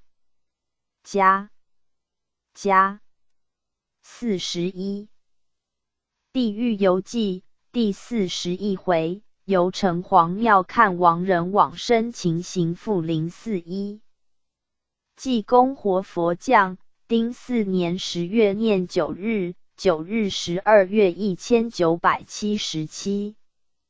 诗曰：世事纷纷逐影为，寒流最怕雨霏霏。亲情一旦长相别，梦里平忽不得归。继佛贵堂赖生宽之夫黄文达，今武魂离人世，使我亦感人生之短暂，世事种种何用计较。3寸气在千般用，一旦无常万事休。金钱子孙何在？楼房仅再借他暂住几天，就要被儿孙送往山丘。荒郊野外了，人到底得到什么呢？杨生恩师呢？您看黄先生去世后要往何处呢？祭佛漫漫名路，悠悠岁月，这是人生最后去处，我趁着做地狱。游记之变，将人死后情形泄露之。杨生甚好。这是一个大问题，世人只知人死后往地狱而去，但不知死时一切情形，还望恩师解说明白。祭佛可以，你上莲台，我带你详细明察一番。杨生我已坐稳，请恩师启程吧。祭佛到了，快下莲台。杨生此的我刚才来过。祭佛正是，你看黄先生之躯体躺于灵床，前面是跪堂诵经声，已准备给予诵经了。黄先生儿女都现出痛苦表情。杨生为何只见肉体，不见其灵呢？祭佛你快上莲台，我再带你往城隍庙一观究竟。杨生我已坐稳，诸恩师启程。祭佛已到了。杨生城隍庙人群甚多，兵马来来往往，这是凡人无法看见的。祭佛我们入内拜会城隍。城隍欢迎济公活佛及杨善生驾到，有何指教？劳驾活佛光临。祭佛因圣贤堂一位副堂主之夫过世，又逢该堂奉旨著作地狱游记，为揭开死后之谜，故特到此的拜访。城隍欢迎欢迎，二位请稍坐，命将军献茶。将军遵命，请二位用茶。杨生谢谢。请问城隍，贵殿办理何种业务？城隍本殿为台中城隍，管辖中市洋人，负责纠察业务。是人甚多不知城路之职务，城隍即如阳间警察局，专门负责警戒及巡查世人之行动。福德镇神庙如同派出所，以城隍为主管，分层负责，凡事世人扬。受该中的府因差持令来到本殿召会，然后一同到当地福德镇神处，会同前往杨家待人。杨生我尚有许多疑问请教城隍，黄差对善人、恶人如何待法？城隍因差如牛马将军，或是黑白无常，凡到善家，只要向洋人一拍，其便晕迷失神，而引导之。若对恶人，则以手铐加以逮捕，视同阳间罪犯办理，然后同治。城隍处报道，阳间消民列入诡籍。杨生对善人及修道者没有优待吗？狱官有的，凡在世多行善事，因功广积者，因差只到城隍处通知照人，由福神引导归的府；若是到功深厚者，由个人所拜恩师提携，有者往地狱办理各种手续，有者往九阳关考验，若已正道者，大都指引升天。杨生信仰宗教不同，是否回天方式亦不同。城隍宗教虽有不同，但其理则一，要超生上界，必要在世行持中道，不偏不执，否则其升天过程必受阻碍，未能圆通自由。即佛城隍所说正是，世人修道最忌固执，排斥恭洁，自是如犯此者，人心已起嗔念，或存好胜心，其众心失去平衡，故一律坠落地狱，再接受各种磨练。杨生请问城隍，现时黄先生一魂在何处？城隍，我带你入内中观之。杨生，原来黄先生坐于里面一室，设置如教室一般，只有5、6人。在内，他坐在椅上，频频向我点头，不知我可否与他谈话？城隍，可以。杨生，黄先生，你好。黄魂，多谢你之关怀。杨生，黄先生现在一直流泪，只向我呆望，也说不出话来。继佛闻答：你勿悲伤，儿女都已成人，又有妻贤子孝，何必挂虑呢？杨生，黄先生哭得更厉害。继佛看开些，人生如过客，只是游玩参观一样，何必过分眷恋呢？黄魂，多谢济公活佛劝解，希望能替我多教示儿孙，教其好好相道，常到圣贤堂效劳。如今我已别世，应受爱妻宽之德音，福神及城隍对我以礼招待，只是心情郁闷。杨生请黄先生冷静一些，继佛亦说了不少，晨路已尽，尚有甚道可行，不必太忧心。黄魂只叹生前未能多到圣贤堂效劳，明多谢你及堂内诸好友平时之看顾。继佛因时刻有限，不便多谈，我们到办公室内再谈吧。城隍，二位请到前面办公厅内详谈。请坐。不知杨善生还有何疑？问。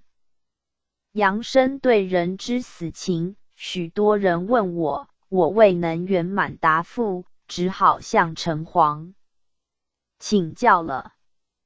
城隍不要客气，有何疑难尽可发问，继佛亦在旁，如有不明，其亦可解释之。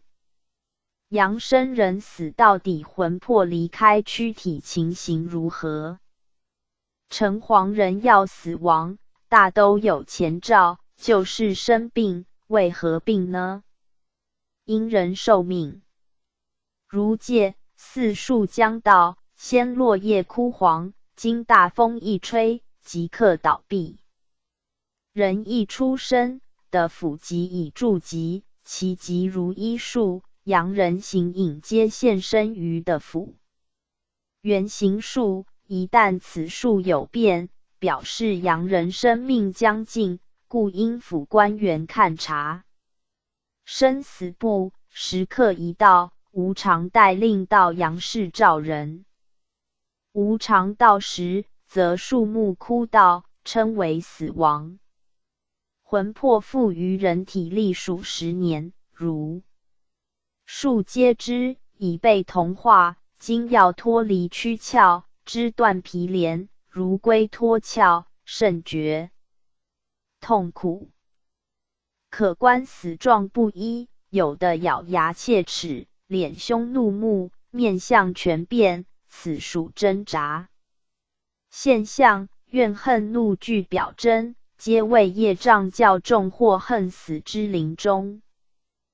如面貌慈祥，好像安睡，死相如生，则表示魂魄安详，去路坦然，为有善德者之象征。即佛人之呼吸停止，还不算死亡。以电池为例，灯泡如点不亮，并非电能全部消失，内部尚存微电，只因太弱关系，故不能发光。所以人呼吸停止，应认作休克状态。此时人之魂魄、神识尚未完全脱瘁肉体，气如游丝，因多年来的执着我相所累，故人死，其心不死，如幻如梦，知觉皆知，只是有口难言。此刻子孙宜于亡者耳边劝慰，轻声道：请放心去吧，这里一切事情我们会妥善办理，请不要挂念，以助其安行全路，以免留恋痛苦。加信佛者，可在旁念佛号阿弥陀佛；信道者可念圣号太乙救苦天尊。各就其信仰诵念，因先佛圣真皆在天上，如此念诵，可助亡者安心，不畏全路。因亡人此刻心神恍惚，如行夜路，若以先佛圣号呼之，可助其胆量，则元灵稳定，不致痛苦畏缩。丧其中，杨氏子女宜持斋朴素，酒肉淫乐禁忌之，自可感革当地。城隍上奏明王，可减轻亡者生前罪过，此点为人子女不可忽视之，此亦为报答亲恩之方法。今日时刻已到，我们准备回堂。扬声且慢，不知黄先生将到何方呢？城隍因受圣贤唐文恒圣帝之宝奏，该魂先入阴府，后日再按功过处理。继佛扬声对此事不必多过问，详情上不谢之，准备回堂。城隍命众将军排班送驾。扬声感谢城隍，请恩师回堂吧。继佛圣贤堂已到，扬声下莲台，魂魄投体，回家返回主网页 back home。 第7殿第42回，由第7殿会晤泰山王，观热恼大地狱。第43回，由烙手指小地狱。第44回，由抽长小地狱。第45回，由顶石蹲身小地狱。第46回，由斧滚烹小地狱。第47回，由拔舌穿腮小地狱。加42地狱游记第42回，由第7殿会晤泰山王，观热恼大地狱。复042济公活佛降，丁巳年11月16日、26日12月1977。诗曰：玉历宝钞劝世人，其书奉命在翻新。因缘早众成今日，说法随机最逼真。继佛习时东土流传有玉历宝钞劝世文一书，内载道人但痴尊者，奉天地之命，魂游地狱各殿，目睹阎君严刑罪魂实情，回阳后据实写成该书，流传海内外。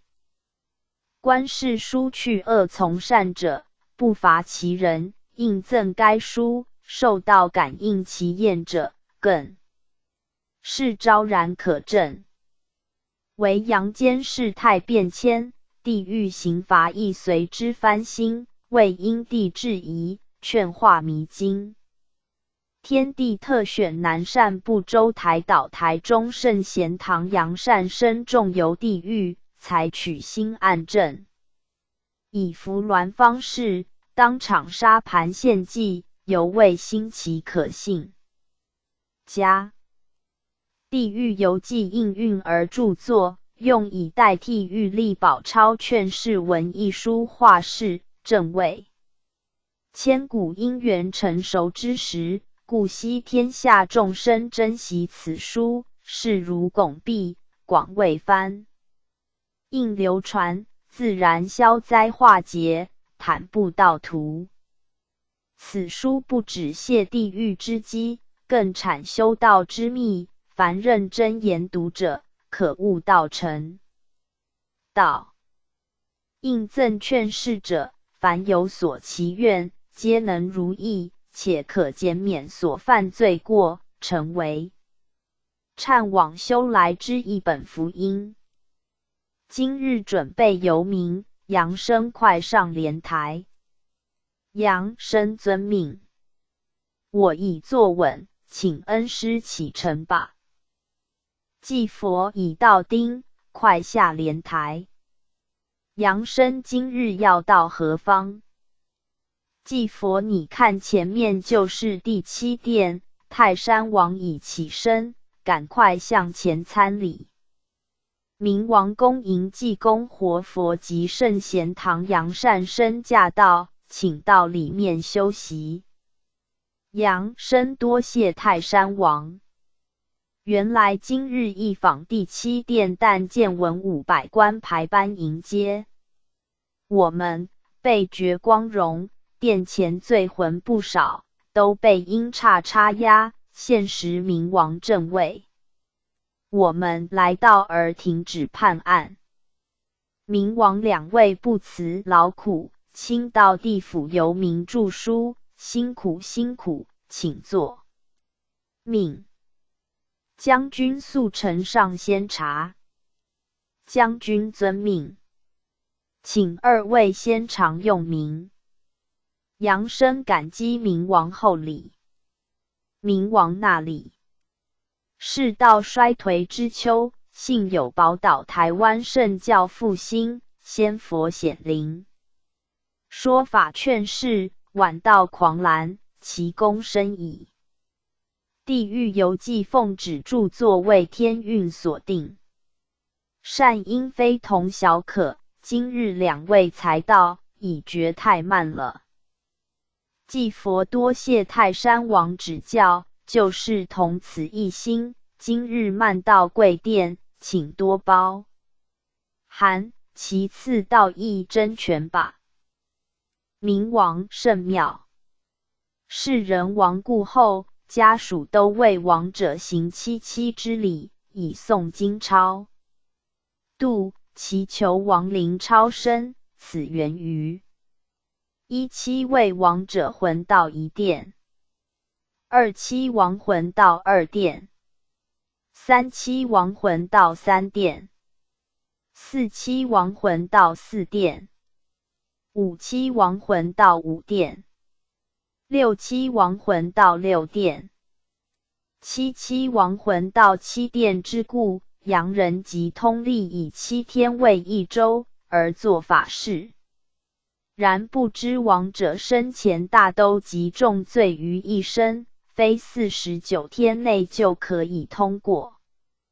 7殿在经8、9、10殿而投生，故死后做法事不如生前行好事，生前如能行善积德，则死后福神带路，不必做法，便可自由畅行，否则任你法术高明，亦逃不过地狱关，此典悉世人了悟之。扬声为何世人言？77不言87977呢？豫官民府主要殿府为1至7殿，8殿以后是前7殿刑罚所余之。罪在审判者未多，故7之官若过，余未负罪，世人为祖先赦。想要通关过殿，故下此策，孝心可敬，然善心更实用。祭佛人死后再接受审判，刑罚期间，或尚未投生之前，如道称曰灵魂、鬼魂，因其日后将要投生、转世于阴府之身仅一个阶段，故佛又称曰中阴身。要度亡魂出苦，后代必行善德，以感召冥王赦免，此为最佳途径。至于延僧道超拔，若非僧道有德，则仅尽人事而已，未能有所补益。既与世人行孝及时，生前孝敬双亲1粒米，胜过死后用1壶酒奉敬。设若双亲亡故，更应力行道德，多应诵著书、经典劝示。此善举感革先佛明观罪益，亦不失报答亲恩、超脱苦海之一种方法，尽可行之。扬生恩师之言，直指人心，大益群生。生前怨亲、侮亲，死后再行孝道，然树欲静而风不息，子欲孝而亲不在了。再问恩师的腐鬼魂形状与凡间之人相同，肉体既腐，此生何来？即佛此即幻身、假身、隐身及中阴身，又称化身。因时刻有限，请泰山王介绍一下贵殿执掌。冥王本殿主管热闹大地狱及16小地狱，凡罪魂移交本殿，无按公审判，不容私情，详细情形，吾待2位前去参观。扬声好，好，甚谢冥王指教。冥王文武判官护驾，带领杨善生前往热闹大地狱参观。文武遵命，请2位随主公而行。杨生随冥王背后，感应路凄然，王法无亲，只有道义之交才行得通。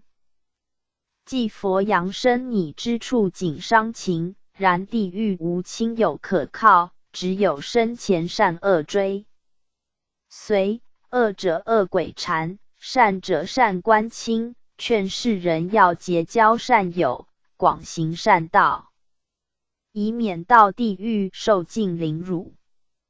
扬生以绝热气逼人，前面火焰喧天，只见红光一片，狱门殊有。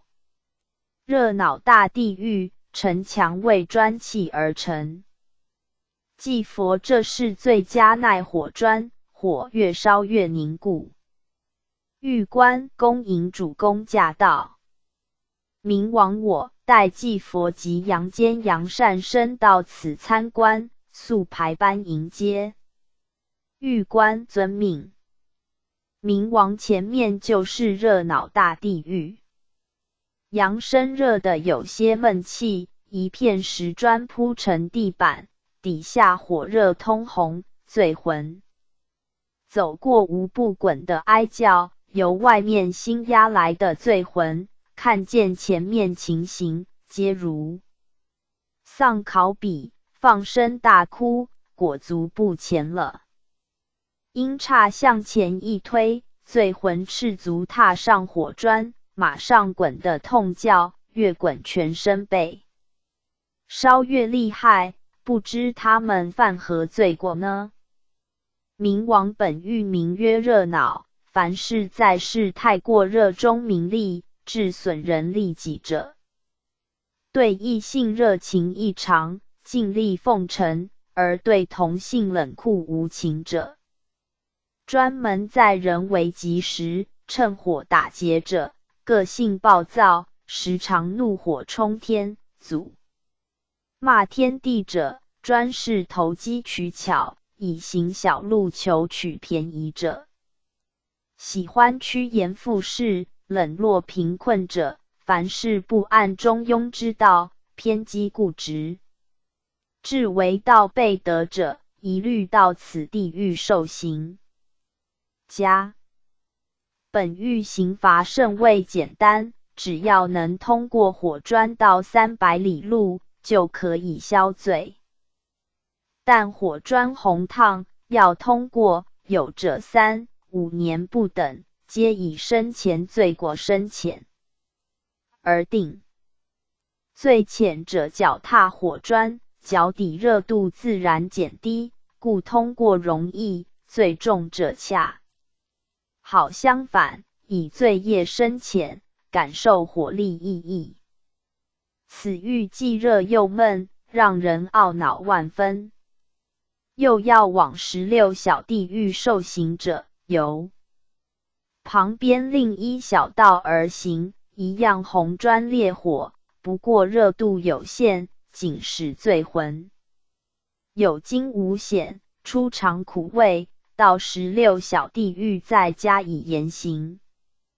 祭佛因时刻已到，下次再来拜访，我们先告辞了。冥王时刻既到，我们亦不多加挽留，命众将军排班送驾。扬声感谢泰山王热忱招待，我们辞驾暂别。祭佛扬声快上莲台。扬声我已坐稳，请恩师回堂。祭佛圣贤堂已到，扬声下莲台，魂魄投体。加43地狱游记第43回，游烙手指小地狱负043。济公活佛降，丁巳年11月念6日，5日1月1978。诗曰：岭上缤纷雪压眉，无情岁月即相催。屠刀放下轻双手，信地勤修握玉杯。祭佛寒山岭上雪花飘飘，又是岁月年终来到，劝诸生速把屠刀放下，不要再造新业，今日准备游民，扬声上莲台。扬声天气真冷，我怕受不了，请恩师再赐下仙丹，您看如何？祭佛不要心理作用，难道灵性亦怕冷吗？既想求丹，为师本性慷慨，赐你一粒就是，快服下，准备启程。扬声多谢恩师赐丹，请原谅我执迷不悟。我已坐稳，请恩师启程。祭佛已到了，快下莲台。扬声今日我们到何狱呢？为何尚未见狱官出来，只有阴差押罪，魂来来往往。祭佛我们向前再走一段路就可明了了。扬声原来前面就是热恼大地狱，前期我们已经参观过，今天还要再参观一次吗？祭佛不是，今日我们将参观烙手指小地狱，该狱必从热恼大地狱旁小路经过。扬声前面已觉热气逼人，我们怎么前进呢？而且该小路听说也是一条热路，我这凡族如何通过？岂不被烫得红肿？祭佛你别害怕，有我在旁，热地可以化成凉地。杨生请祭佛恩师做法吧。已到小路，路面呈红色，如砖窑烧砖，如何通行？祭佛看我做法，佛扇扇开红尘土，力化清凉净心地，可以通行了。杨生果然佛法无边，一条钢色热路突然变成清凉净土，那些醉魂前进顿觉轻松不烫，个个惊奇万分，都往四处观看。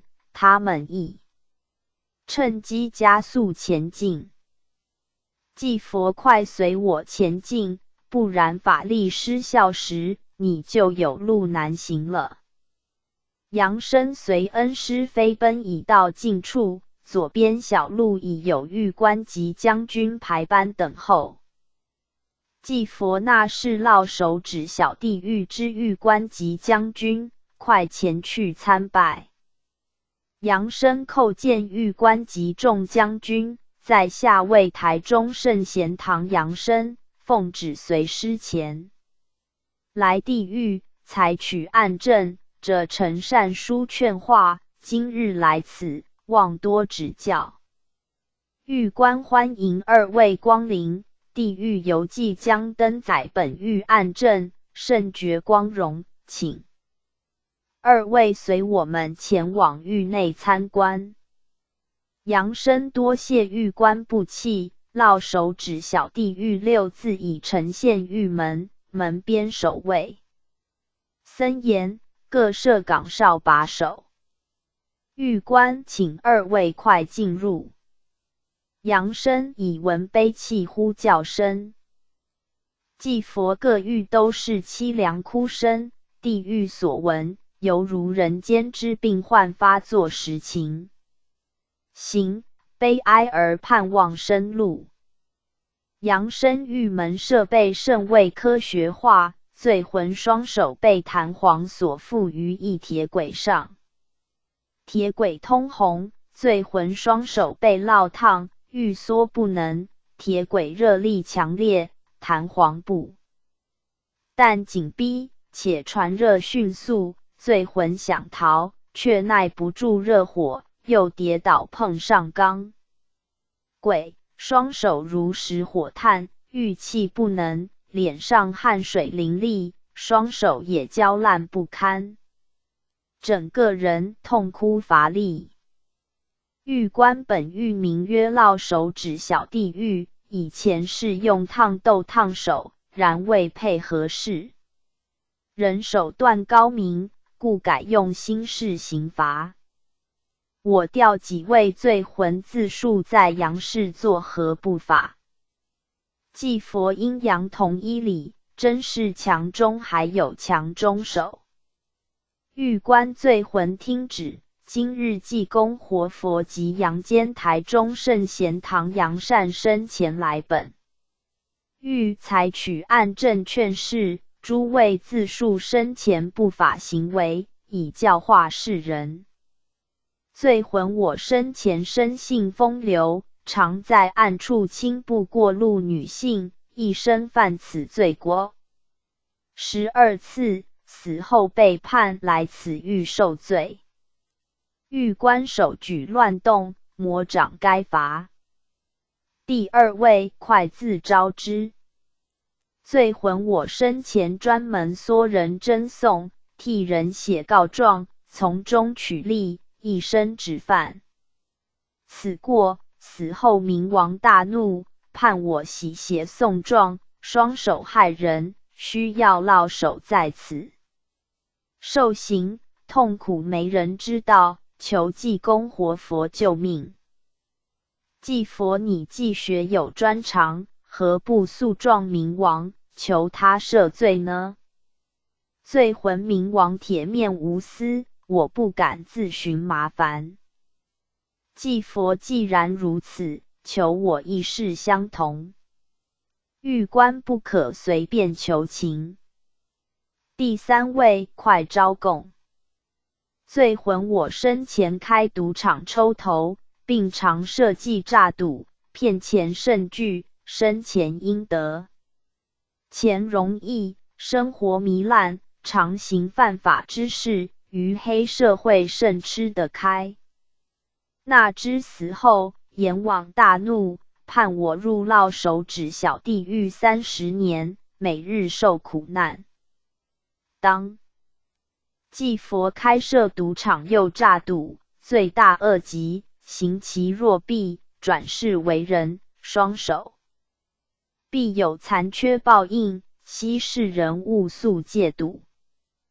第四位，快招数。罪魂我生前曾开空头支票，盗人之钱财，死后被判来此狱。在世时，心想只要远走高飞，债主便拿我没办法，那知备的府言。王居来受严刑。狱官欠人钱财，分文必须还清，否则死后地狱无情，严刑不贷。继佛现实世人，开空头支票者甚多，支票既出，若逃避不兑现，即是空头，绝手，其死后必受严罚，来生做牛做马贪孩。古今中外无人可以侥幸，因果报应丝毫不昧，世人当慎之。狱官第五位，你不再神气了吧？快说出生前得意事件。罪魂请狱官不要再讽刺了。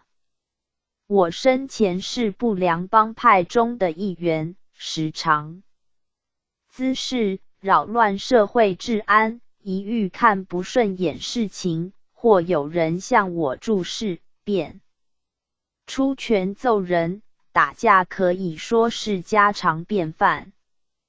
死后冥王当场命牛头马面修理我，问我服气不服气。想起生前之作为，实在太不应该了。狱官你年轻力壮时，火气那么大，专门打架胡来，破坏社会安宁，拳头既硬，现在只好叫你碰钢轨，消消你的火气。祭佛时刻已到，杨生准备回堂。杨生告辞狱官及众将军，多谢厚礼指教。狱官理所当然，众将军排班送驾。祭佛杨生快上莲台。杨生我已坐稳，请恩师回堂。祭佛圣贤堂已到，杨生下莲台，魂魄投体。加44地狱游记第44回，由抽长小地狱复044。济公活佛降，丁巳年11月念9日，8日1月1978。诗曰：鸾笔磨成九转丹，回身有束缚之安。天书万卷开人智，玉帝洪恩报不完。祭佛扬人魂游地狱，并不是神话或是谎言，自古以来不少人死而复生，都能会声会影，道出的辅情形，足证经典所述非虚。不过世人若非亲见，便不相信，说来是智，也是痴。这话怎么讲呢？自己身体内的五脏六腑，也是看不到的东西，道也相安无事，一旦让你发现或感觉得到时，那就惨了。不是这里痛，就是那里痛，需要照 X 光，开刀了，世人平常看不到五脏六腑。难道这些东西就不存在吗？地狱平常看不到，但它还是存在的。除了少数人可以生前看到，其他人一旦看到地狱，则死期已到。所以老衲劝世人觉悟，确认看不到的东西仍是有意存在的价值。你的思想、呼吸、感情都是看不到，只能用感觉去体会。可是这些看不到的东西，正是维持你的生命、主宰你肉体的元素呢。杨生讲的有道理，世间看不到的事情可多理。如一个盲人，不能因自己看不到而否认世间一切形形色色，但他凭着一只拐杖，却能行千里路。正也告诉我们，肉眼虽然多障碍，心眼却是魔所不通的。但是我们自闭心眼，却被这盲从情欲引进了三途六道。继佛说得好，世人明知是犯法勾当害人的陷阱在前面，仍然不顾一切，也不学那持杖的人，用拐杖探查前方，就这样跌下了万丈地狱谷。要翻身出来，不知要再等几劫之后了。时刻不早，杨生准备游冥，快上莲台。杨生已准备好了。继佛看你里衣尘土满金钱，也不洗干净，这样到冥府有失礼仪。杨生里衣被沙盘飞沙污染，一时没注意，请恩师原谅。继佛扬人赴冥府，不但要持斋，衣履更应洁净，以后特别注意。快上莲台。杨生我已坐稳，请恩师启程。已到了，杨生速下莲台，向玉官参礼。继佛遵命，叩见玉官及诸位将军。玉官免多礼，欢迎济公活佛及杨善生驾临，本狱早已接到圣贤。唐杨善生将要来访玉文著书劝示，功德无量。本狱为抽长小地狱，请二位一同入内参观吧。杨生多谢玉官厚礼，原来这里是抽长小地狱，阴差来来往往，各押罪犯进出，以闻嚎啕之声。继佛我们快随他们背后进内。杨生已可看见狱内受刑情形，罪魂赤身排列，被缚于柱上。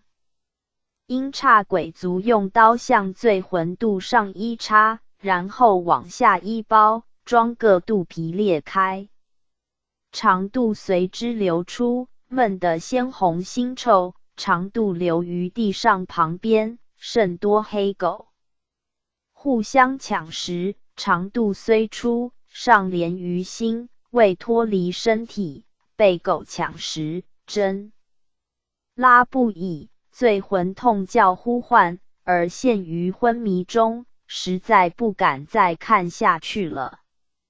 请问狱官，他们犯何罪过，被判来此狱？狱官这些罪魂在世都是贪官污吏，或是毒肠黑肚，故死后来本狱受劫。如要明了详情，我带几个出来询问。杨生那最好，有实证世人才肯相信。狱官我已带出罪魂，请杨善生询问之。杨生请问这位先生，你为何到这里来呢？罪魂我生前为官，常利用职权上方便，收取不法贿赂或共谋，炒地皮，争取暴利。反正有利之处，我想尽办法圆思。不幸死后被送上孽镜台显香，自己贪取不法财力情形，皆纤细部引现出，使我大为惊异。经各殿审判，最后移交七殿，泰山王判我入抽长小地狱，每日长度外流，苟吞真实，痛苦难以形容。狱官你身为政府官员，不为百姓福利着想，却是明知民高，只要能吞下口就吞，长度实在太不干净了。劝世间为官之人，要以服务人群为职责，处处便民爱民，忠贞为国，则功德无量。如专以取利为目标，死后地狱难以饶赦。杨生在问这位老太婆，你这么老了，还受这种刑罚，到底生前做什么不对呢？罪魂想起生前，后悔也太慢了。我48岁时因经商失败，便召会渡难关，但因一时失去理智，决定到人会前，然后搬至他乡。54岁时病亡，被移送七殿，阎王判我来此受罪。狱官到人会前，吞下去不吐出来，现实只好将长度外吐，吃多少还多少，因律公平，你自作自受，后日刑期完满，再转世还债。杨生再请问这位老先生，你来此狱受苦多久了？罪魂3年多了。生前家中务农，以种菜为生。不知如何，中年后蔬菜时常感染虫害，故必用农药加以消毒灭虫，有时看见菜价甚好，便将刚喷过农药1-2天之蔬菜采下出卖。只是如此，死后便被冥王判来抽长小地狱，只为自己无知所害。狱官你只知赚钱，将上残留有毒的蔬菜出售，害人不浅，不少人吃。你知蔬菜中毒，或毒素积少成多，而害肝病、癌瘤，你知新常态。毒，故要受此刑罚。杨生请问这位老太太，您为什么来这里呢？罪魂哎呦，天哪的呀！在这里实在太可怜了，请师父救命。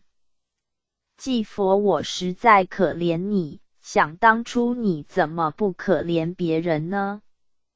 快说出你的罪恶史。罪魂好啦，我因有一养女，从小就不加疼爱，鞭打无常，另眼看待，长大后看她姿色美丽，强迫卖入烟花赚钱，死后阎罗王不放我甘休。狱官恶毒心肠，视养女如摇钱树，破坏伦理，泯灭天良，心偏常应，罚你应该。祭佛时刻已到。杨生准备回堂。杨生，我还有问题请教恩师，就是这些罪魂受刑时，既受一次刑罚，已昏死不省人事，为何能复生在雨刑处呢？祭佛，你曾梦见被人枪杀吗？身虽受伤，觉得痛苦异常，但醒来只是冷汗直流，并无死哑。明夜又做他梦，醒后觉得自己又是完复如初，并无伤口。所以人死之后，其魂魄如梦游一样，身虽受刑罚痛苦，被阴差用还魂水泼下，复醒又无伤痕，让他在回忆中感受惊骇之痛苦。阴府惨刑是为了使其灵性觉醒而已，故人死曰大梦，亡人则在长梦中受苦也。再譬喻一例如梦中捡到黄金，欣喜若狂，一旦醒来，空空如也。可见梦幻非真，迷者受愚。世人修道如不能觉悟此点，故执行香，也终成幻梦一场。杨生原来如此。恩师，我已坐稳莲台，向玉官及诸位将军告辞了。玉官众将军排班送驾。祭佛圣贤堂已到，杨生下莲台，魂魄投体。加45地狱游记第45回，由顶石蹲生小地狱复045。济公活佛降，丁巳年12月初9日、17日1月1978。诗曰：众道尊师得业尊，雕花落叶总归根。思缘念本通真性，被忆忘恩何足论。祭佛蛇年将近，大家都想马到成功，不过要成功也需马不停蹄，努力的前进。老衲希望世人把握马年，快马加鞭，不要马马虎虎。马耳东风，修道应学马匹所向无敌精神，不畏任何阻碍与艰难。若得过且过，一旦老来，已是驷马难追了。今日准备游明，杨生快上莲台。杨生我已坐稳，请恩师启程，不知我们要游何域呢？祭佛要赴七殿所辖顶石墩生小地狱，准备超程。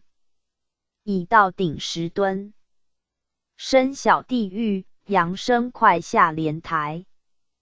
杨生果然刹那间已到，在堂前坐上莲台，闭着眼睛向神座喷射。只听见喇耳声音，即已到达地狱。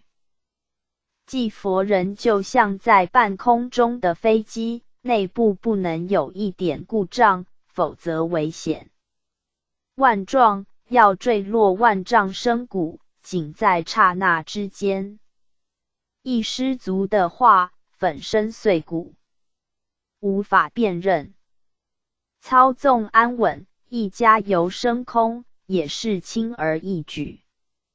因此，人的身堕，仅凭一念而决定。修道养性的人，唯有临履战惊，不能有一时疏忽，如堕落地狱，那仅是分秒间的事。所以劝世人，稳驾你的念头，看清方向，虽在云雾弥漫之中，心的指针仍应把握，自然不致失事了。这座莲台浮在红尘污水上，要有定静的功夫才做的，否则一失足人是沉沦在无底深渊了。你有福气才做得到，好好把握吧。快向前面玉官们参礼。杨生遵命。叩见玉官及诸位将军，我乃圣贤堂杨生，今日师徒，奉旨前来贵玉拜访，请玉官赐予方便。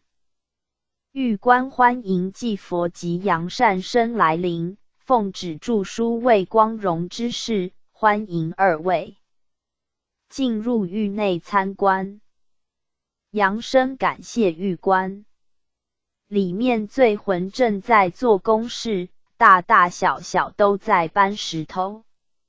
是否贵狱要新建房子呢？狱官这里不在建筑房屋，那是罪魂被罚顶搬石头。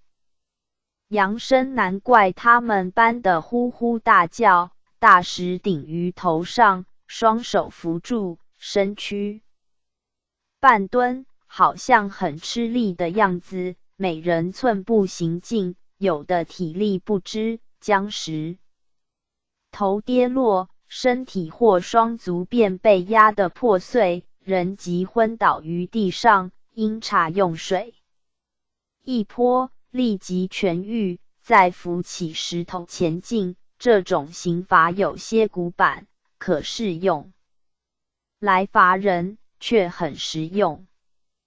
狱官这些罪魂在尊里练铁头功，他们在世都是头硬或趾高气扬，或为人师表，不知清高自爱，或不尊师重道者，死后只好来这里修炼。杨生是否请狱官传几个罪魂，谈谈他们生前作为？狱官好的，我传令几个出来供述生前差错，以作劝世资主。已传出几位，请杨善生发问。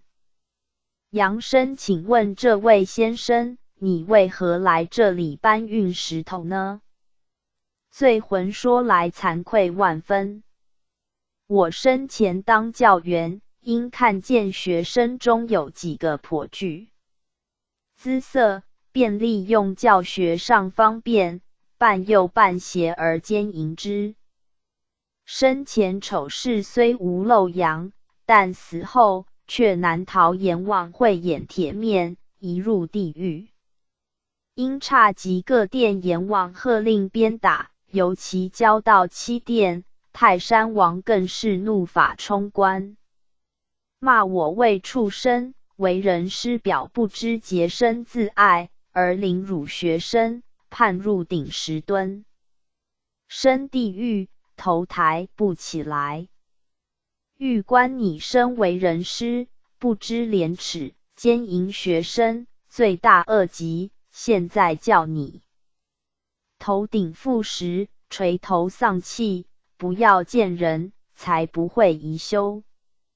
劝世间为人师表者，不论道师、学师、业师、士农工商无师传习，则业不精，师徒如同父子，应以礼相待，不可越轨，以免招天谴。杨善生继续发问。杨生，请问这位先生，你面貌看来修养有素，又理光头，为何来此练功呢？罪魂，你别开玩笑了，就因光头，石头顶住，感觉痛不可支。生前我为学道之事，入师门后，因多看了几本经书，便自以为得道无上心法，见老师所学已比不上我，从此自称为师，更时常在同道面前说师之是非。死后因欺师之罪所累，而被阴差押来地狱，经阎王审判，言我受师之道，拜师之德，纵博览经书，尽可以真理度人，但不可妄自称师，否则判入鼎石蹲身小地狱，每日鼎石蹲身行路，以消罪孽。既佛学生有才能，尽可能发挥。自古有图胜于诗者，但自己纵有才能，人应尊师重道，不可逞能毁师。世间各种行业都由师手传习，方能有成。但现世之人，有者太过现实，学艺不精便离师门，赚钱第一。对以前教会老师忘恩负义，学道者每标新立异，好为人师，种种名堂不一，大备师道，宜速忏悔，以免受顶10吨身之苦。杨生请问这位先生，你为何亦来此受苦刑呢？罪魂我生前富有，并具辩才，每在人群中轻视平人，并常以是压人，以话凌人，讲话夸口不休，只犯此罪就被判来受罪，心中有些不服，请济公活佛替我辩解，做公道人。济佛好好，钱拿来再说，没有钱讲话没有重量，无人肯听。如有钱的话，我可向狱官讲情，减轻你的罪过。罪魂多谢您的帮忙，但现在我身边无钱，都留在人间，被子孙取去花用，怎么办呢？济佛那么别梦想了，有钱有势人低头，无钱无势自垂头，谁叫你生前骄傲，如今钱势何在？还是好好去顶石头消罪过吧。狱官你太可恶，至今还想以势力压人，阎王铁面，用钱是买不通的。刚才济佛在讽刺你，你知道吗？以后不可乱说话，否则再加重判刑。济佛是路留3分让人行，不可独霸独行，人不能永远高高在上。一旦失势失利，则人皆唾弃，如太过分欺人，放弃不低头，那么死后再让他低头未晚。时刻已到，告辞狱官，我们准备回堂。杨生多谢狱官，劳烦诸位将军，先告别了。狱官众将军排班送驾。济佛杨生快上莲台。杨生我已坐稳，请恩师启程回堂。济佛圣贤堂已到，杨生下莲台，魂魄投体100%加46。地狱游记第46回，犹有斧滚烹小地狱负046。济公活佛降，戊午年正月念3日，1日3月1978。诗曰：孝道如同蜡泪流，因情欲呆乐时休。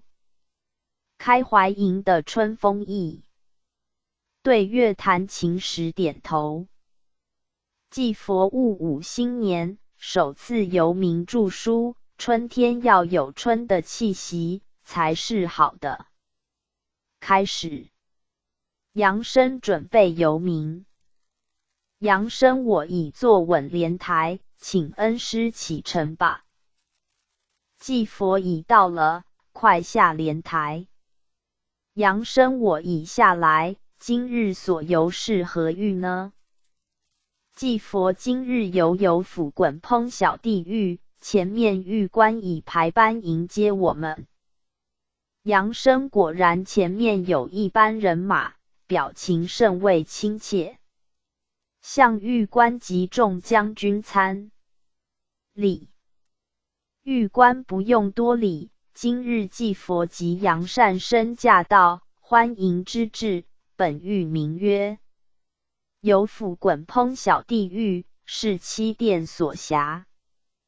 二位奉旨前来，真是劳苦功高，祭佛纳礼。还是您们辛苦，整日与罪犯在一起也是不好受的。狱官这只是尽职而已，为感化罪魂，也费了不少精神，如同您们为劝世渡人、著书立说一样，都是代天宣化。二位请随我们入内吧。杨生已到狱门，门边守卫森严，罪魂并不太多，有入无出，恐怕刑期太久的关系吧。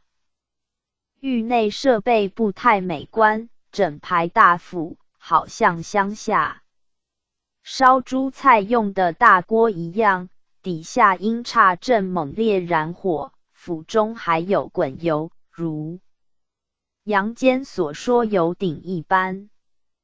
罪魂被阴叉所压，用铁叉插入釜内，顿时大叫一声，沉入釜中，滚油无情，瞬间罪魂变成一具白色骷髅。请问狱官，这是什么刑罚？犯何罪者方来受此结束呢？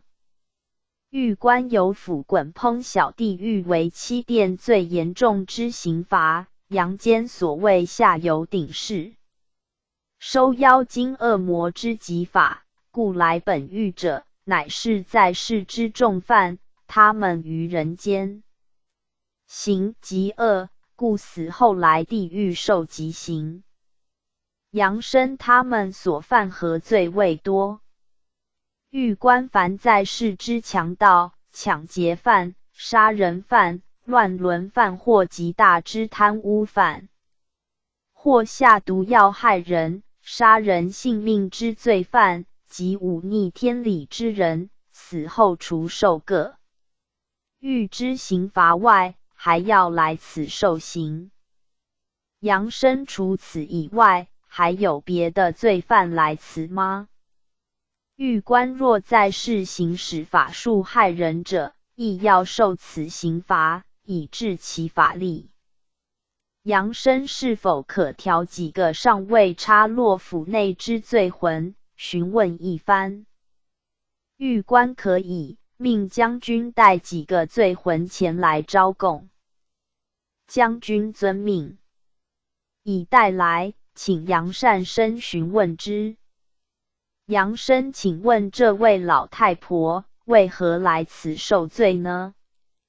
罪魂我生前为风化区劳保，一生专门经营拐诱或收买女孩，赚取皮肉钱行业。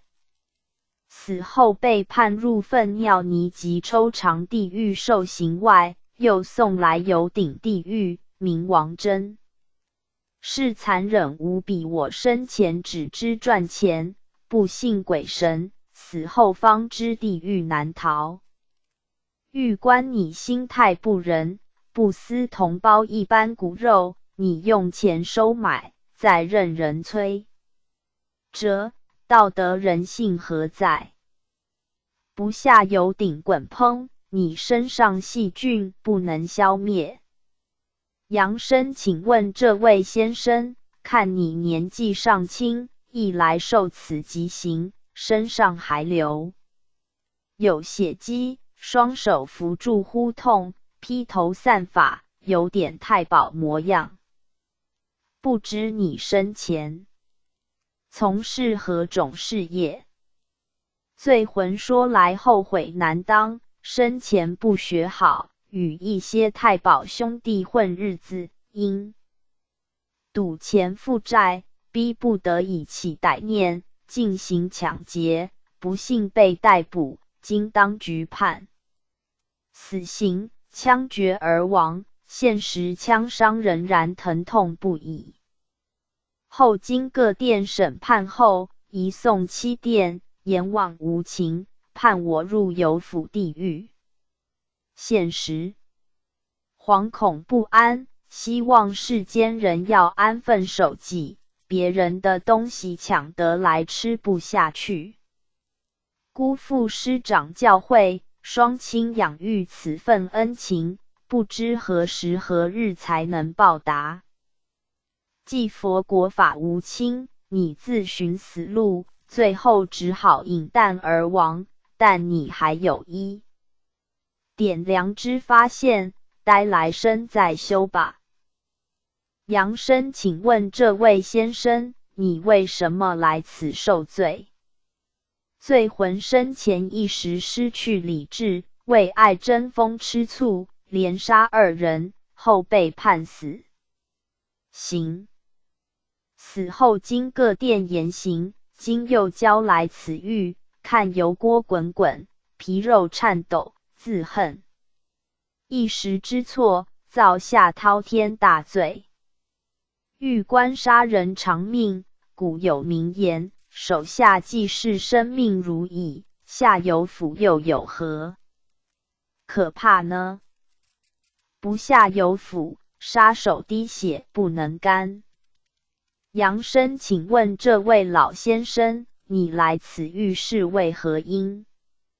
罪魂我生前学会道法，独得师传秘技，人称福资仙，凡事有钱给我，拜托我用邪符做法，使别人精神错乱，家宅不安，或差人婚姻均一照办，并用邪符迷昏女性心神，而奸淫之，生前可谓畅所欲为，死后阎王大怒，想处罚我，我亦用邪术斗法，那知阴府阴兵联合攻击我，使我招架不住，今日下有鼎，一切道法尽破，而化为乌有。唉，有法不用正途，死后最惨。狱官，你无法无天，借术害人，是魔道之人，应辅罪计术土做法害人，凡术事不正，死后无一人能逃有鼎之刑罚。昔世间学法者，还守师训法规，所学作救世之用，则死后可入神道，反之，则入魔道，甚之。杨生，请问狱官，贵狱刑罚，罪魂一入有鼎，变成骷髅，再插起，用还魂水泼下，而后还魂复原，如此重复受刑，罪魂感觉如何？狱官，下有鼎最痛苦无比，所谓体无完肤，罪魂如入水中一样。首先窒息，继而热痛，便见失去知觉。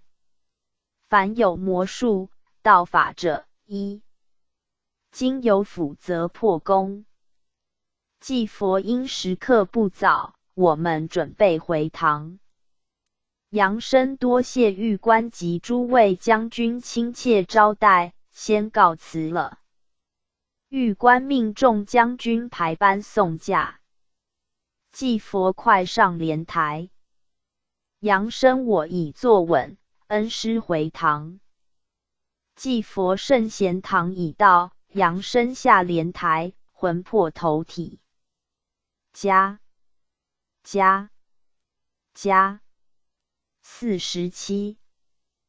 地狱游记第47回，由拔舌穿腮小地狱复047。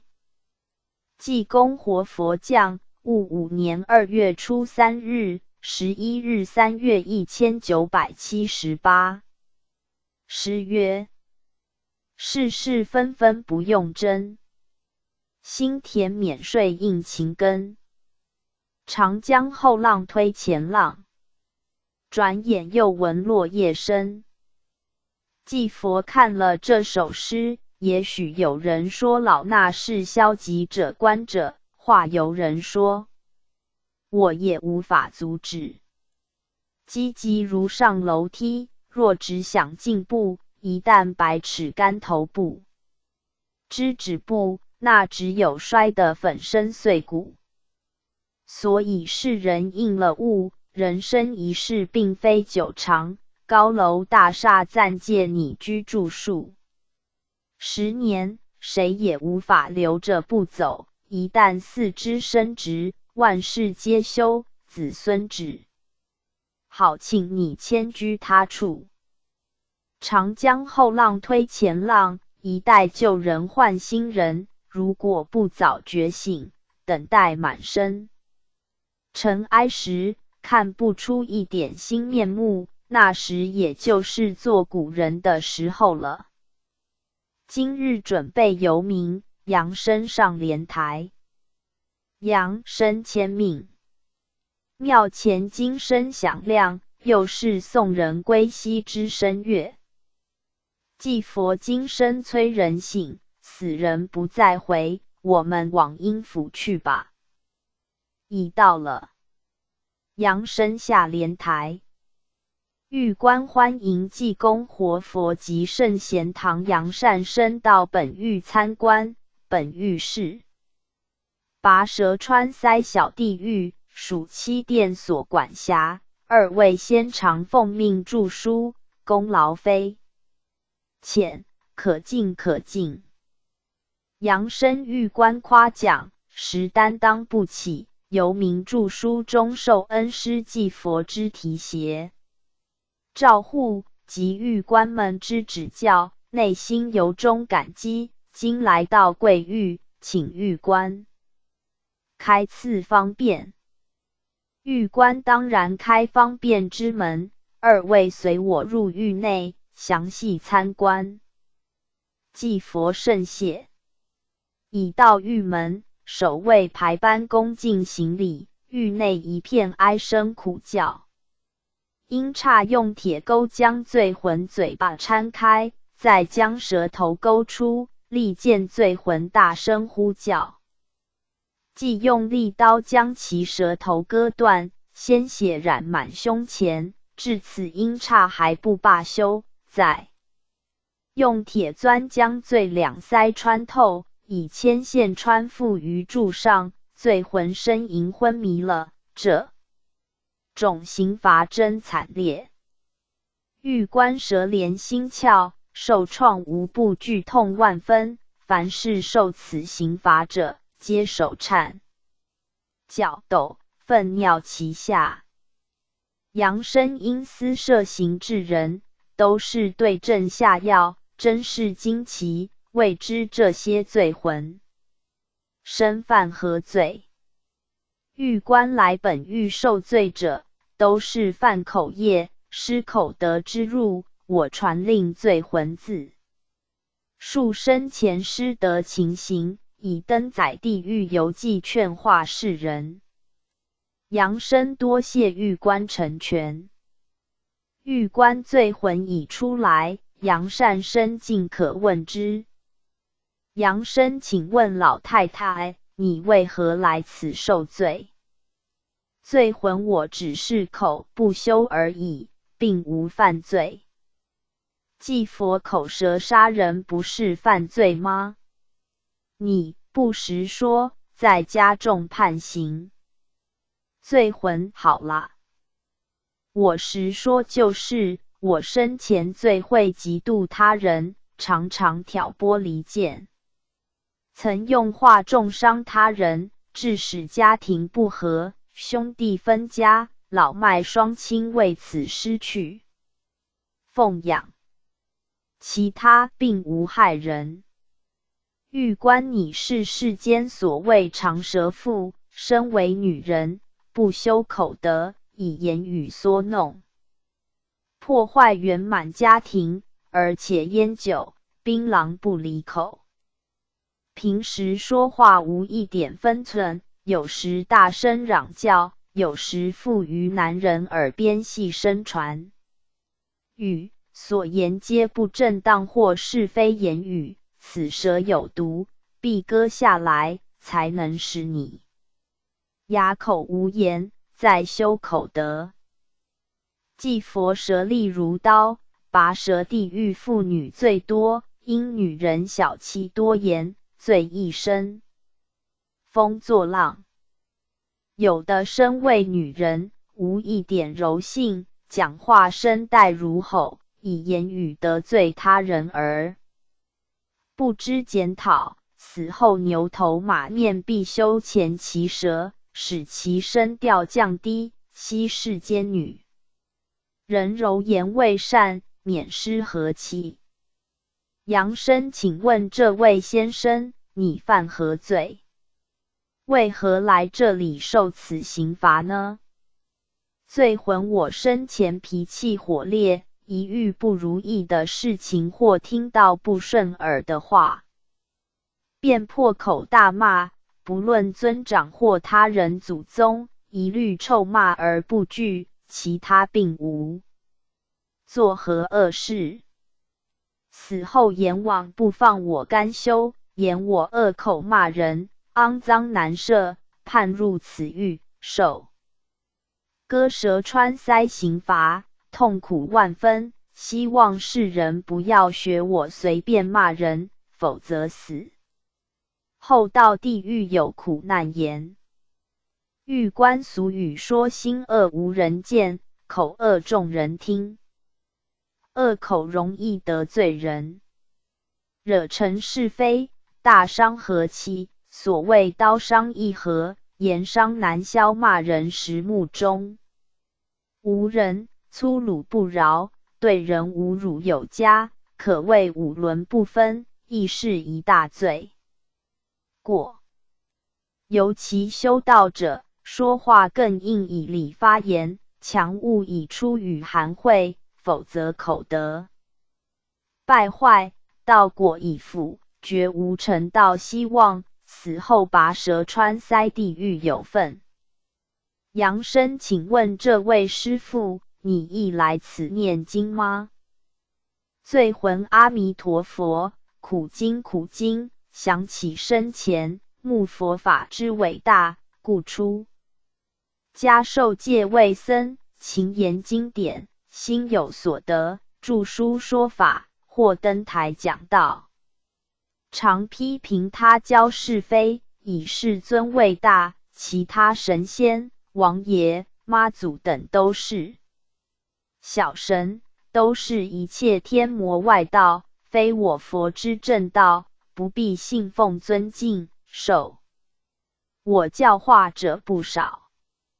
从此藐视神圣，毁谤他教，我应照经典记载而说，故不知有错。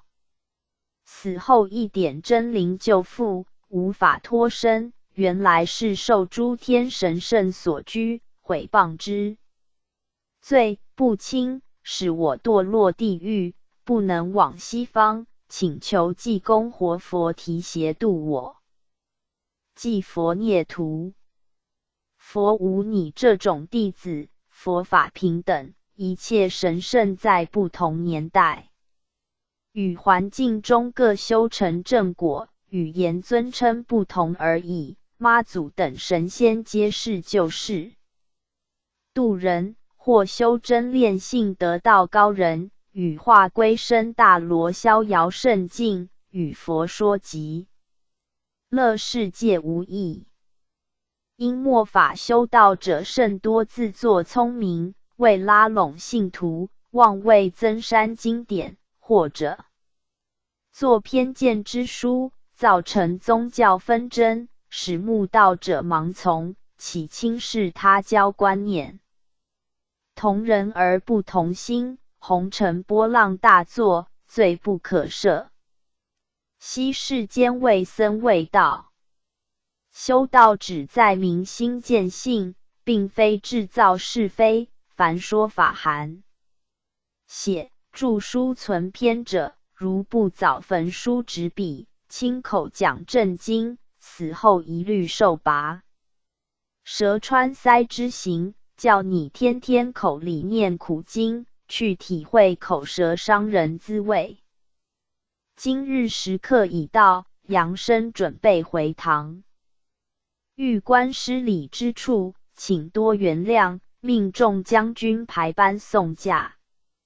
杨生感谢玉官及众将军，我们师徒将告别。恩师，我已坐稳莲台，请启程吧。继佛圣贤堂已到，杨生下莲台，魂魄投体，回家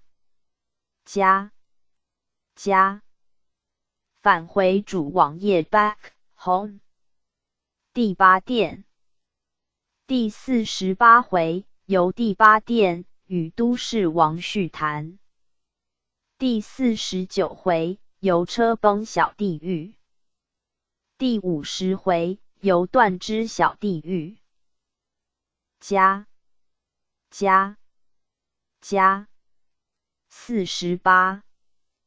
地狱游记第48回，游八殿与都市王叙谈赋048。济公活佛降，戊午年2月16日、24日3月1978。诗曰：禅心映月映深潭，炼性须将玉板参。世事拈花传妙诀，达摩东渡指33。既佛月光明亮而不刺目，此谓知性光。修行者禅心映月，表示皎洁无尘，平和明亮。月光虽净，并非死寂暗淡，以潭水为镜，镜中传真无影，自照本来面目。炼性之事，身居红尘，为敛真性，不使外游，故如玉板，坐于尘。土如坐玉板上，一股灵气冲透泥凡。世人行住坐卧虽有大理石地板，或柏油路面、高贵床具，但身躯所至，灰尘不离，纵有吸尘器、清洁剂、漂白粉，衣服仍然3天2换，可见苦海尘埃之重。世尊灵山会上拈花映阵，迦叶露颜微笑，此花非凡花，乃是迦叶之心花，故目睹而心花怒放。今日无执鸾机飞舞，迷者一世未装。心中冷淡不起作用，那知智者心中有物，鸾机指我心机，镜中起动，沙中淘金，使者沿路微笑，顺手的宝，亦如反掌也。达摩东来，直指人心33得9，扬极归一，指你本心，正是道你。万法归一处，痴迷的众生不睁眼睛，还以为达摩伸手向你口袋窃取银两。哈哈，口袋里那几张钞票不值钱，不要老紧握不放，到后来还不是被子孙索取一空。祖师既然要的话，干脆剥开血心换个佛心吧。杨生恩师，您说了一大堆，不怕人家听不懂，当作废物吗？既佛废物才值钱，你看那些垃圾车上，不是有人眉开眼笑的捡取黄金吗？你弃我取，绝对没有损失，慧眼才能识货。在黄金国里，人们视金如砂石，不知它的真则，那是90成迷的关系。今日我们准备游明，杨生不知要往何方。既佛要游第八殿，快上莲台，准备启程。杨生遵命，我已坐稳莲台，请恩师启程吧。既佛到了，快下莲台。扬声我已下来。祭佛前面就是八殿，门边有人入内通报了。扬声阎王及仙官以下皆迎接我们，殿上牌匾书有第八殿都市王字样，阎王身穿龙袍，面甚庄严，已步下庭阶，叩见都市王在。下是台中圣贤堂正銮扬声，今日随师来到贵殿，请阎王开赐方便。明王免礼，快起来，二位辛苦，为著书奔忙于丰都，快随我上殿。扬声感谢明王。殿外人群甚多，正在候审，一见我们都露惊奇，脸色有着被阴叉压打，正在痛哭。明王祭佛及扬善生，请坐。现暂停办案，欢喜与二位聊聊。命将军奉茶。将军遵命。请济公活佛，扬善生用茶，不要客气。明王请饮茶。期待已久，二位如今才驾临本殿，真是好事多磨。祭佛每次游民时刻有限，故著作《地狱游记》心情，著书方能一番。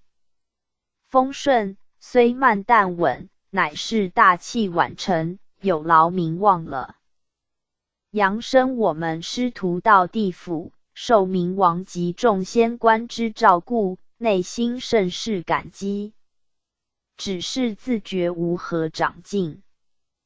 明王行道不是易事，分秒必争，尺寸难差，生活于得失之间。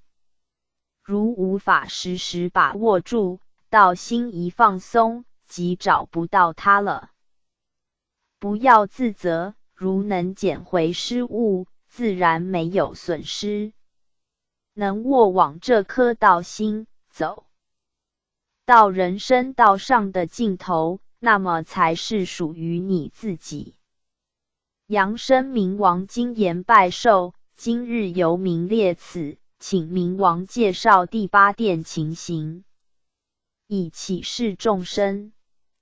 明王甚好，我主掌八殿，本殿所审判者，都是一至七殿行必胜。有余罪之人，交由本殿裁判，补足刑数。本殿主欲是大热闹大地狱，另设有16小地狱为副狱，以惩罚世间罪犯。祭与世人，需要安分守己，尽人道，修天道，了悟真理，追救生。从何来？死从何去之路？勿再堕地狱受轮回之苦。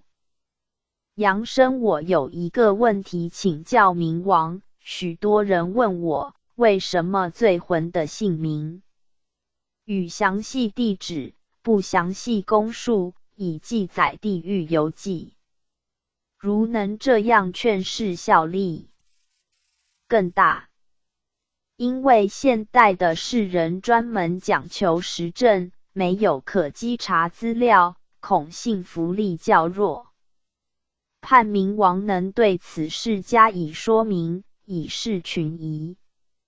明王各狱罪魂对洋人之访问，每有所顾忌，加之玉帝有旨准，免报出姓名住址，仅供述在世罪行即可，这是有所顾虑的关系。罪魂姓名住址若能述于书，劝示效果增加，但是将人之恶名宣扬，恐遭其儿孙舍修，甚而发生纠纷事件，导致劝善无功，有碍劝示善意。因此，所有罪魂恶名均予省略，以昭慎重。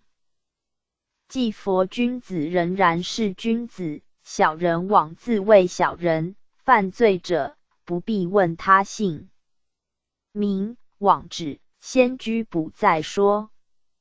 生前信不信天堂地狱无妨，但若为非作歹，一旦落在阎罗手上，方才相信为时已晚。因时刻已到，我们改日再参观各狱吧。准备回堂。杨生时事。因时刻已到，感谢明王圣意招待，我们先告辞了。明王命文武官员排班送驾。杨生我已坐稳莲台，请恩师回堂。既佛圣贤堂已到，杨生下莲台，魂魄投体。加49。地狱游记第49回，油车崩小地狱复049。济公活佛降，戊午年3月初1日、7日4月1978。诗曰：修真悟道守黄庭，打破谜团脉络经。归鹤养神常立定，人无欲念自通灵。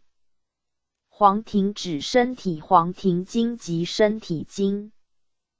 继佛接奉圣谕，地狱游记一书须在今年8月中秋缴书，害老衲紧张万分，票既买了，若不按时由民参观，一过时刻，地狱撤止。阳生你再也无法通行了。阳生地狱不是好玩的地方，如脚趾玩书，就算交差也觉轻松了。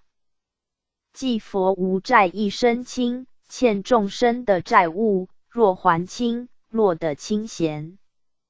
可是人不知，如众生度尽，我这个活佛的佛号也保不住了。阳生为什么呢？既佛不离众生，一离众生，则无佛可称。佛号是假名，与众生无异，是人物被形象所迷。时刻不早，我们准备游民，快上莲台。阳生我已坐稳，请恩师启程。既佛已到了，快下莲台。阳生我已下来，不知今日要游何狱。既佛你看前面火焰冲天，就是大热闹大地狱。阳生果然一股热气逼来，感觉闷热，我看改个地方参观吧。既佛也好，前次已参观过热闹大地狱，与此狱大同小异，火力大点而已，你随师前进吧。阳生遵命。阴差各押罪魂来来去去，一路上呵斥，有如刑场。请问恩师，这些阴差有时现牛头马面之相，有时如同平常人一样，这是什么原因呢？既佛阴差俗称黑白无常，有称七爷八爷，有称犯无咎。善必安，一般犯罪的人，阴差都现青面獠牙以惊吓心虚者，胆怯较软而受逮。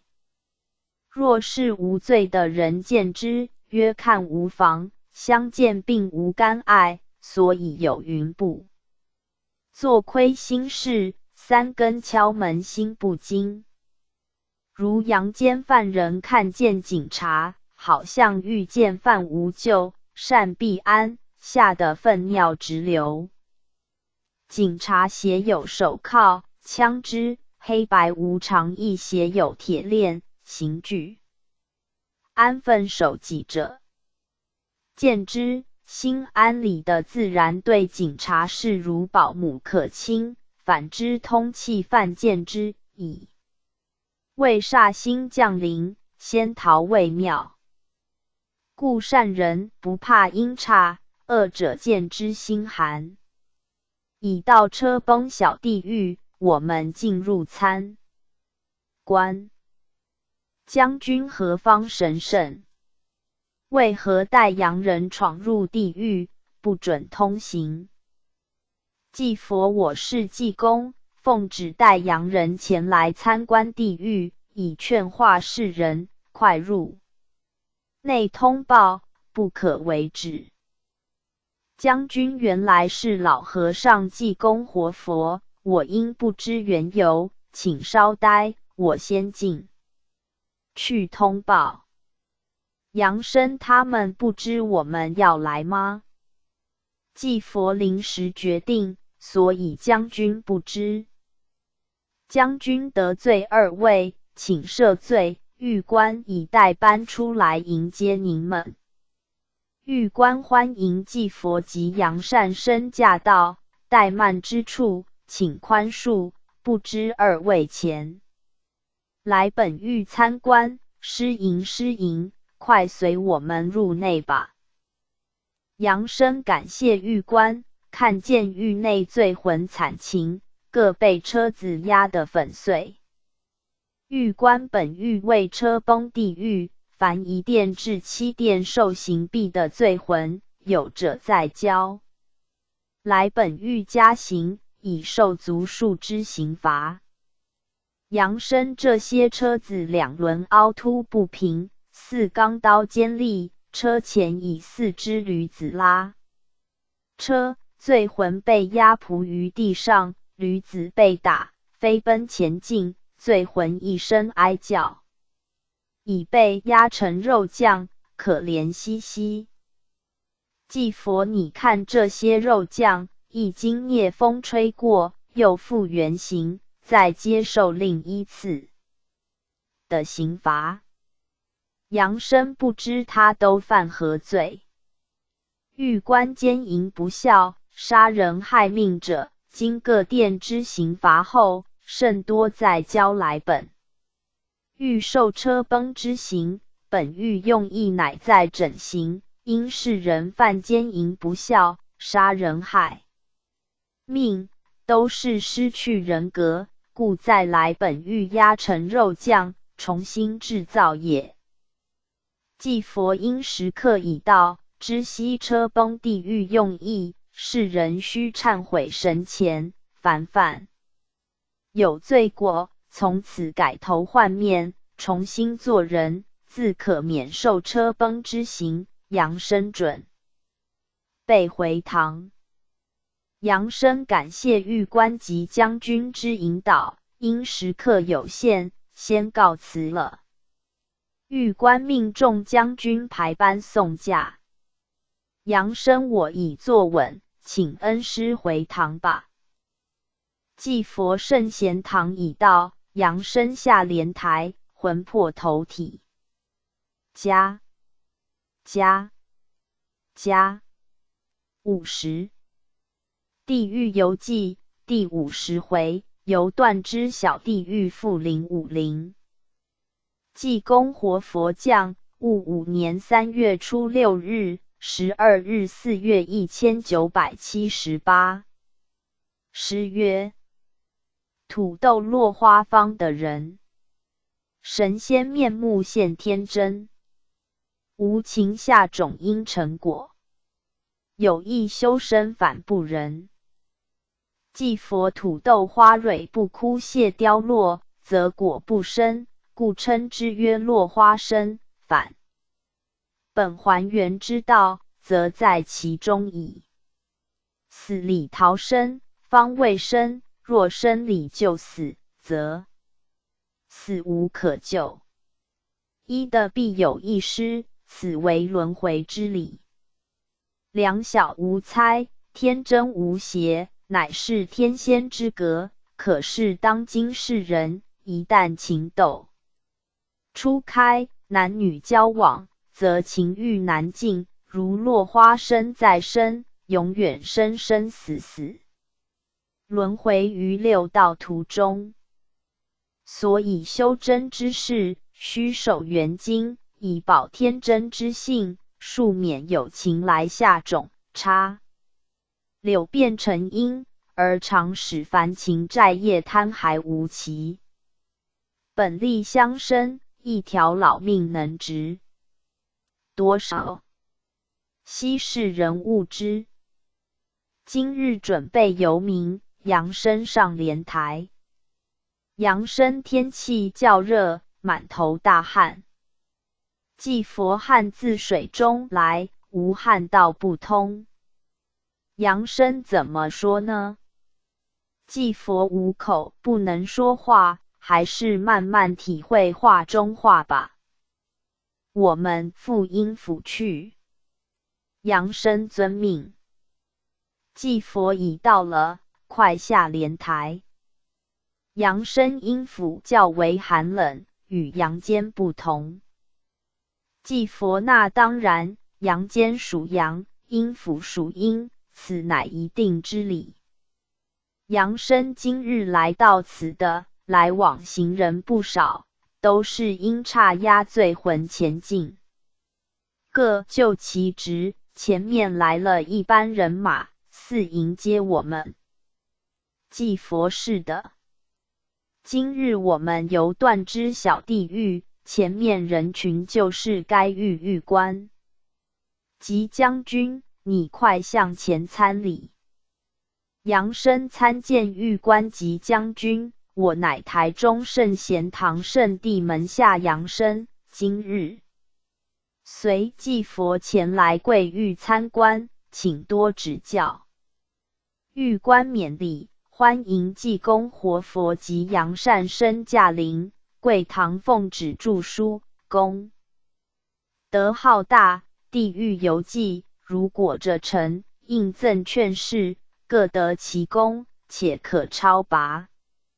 玄祖萧迁西服，阴府机密全部泄露于内，成为千古奇谈，得来不易，二位请随我。行，参观断之小地狱。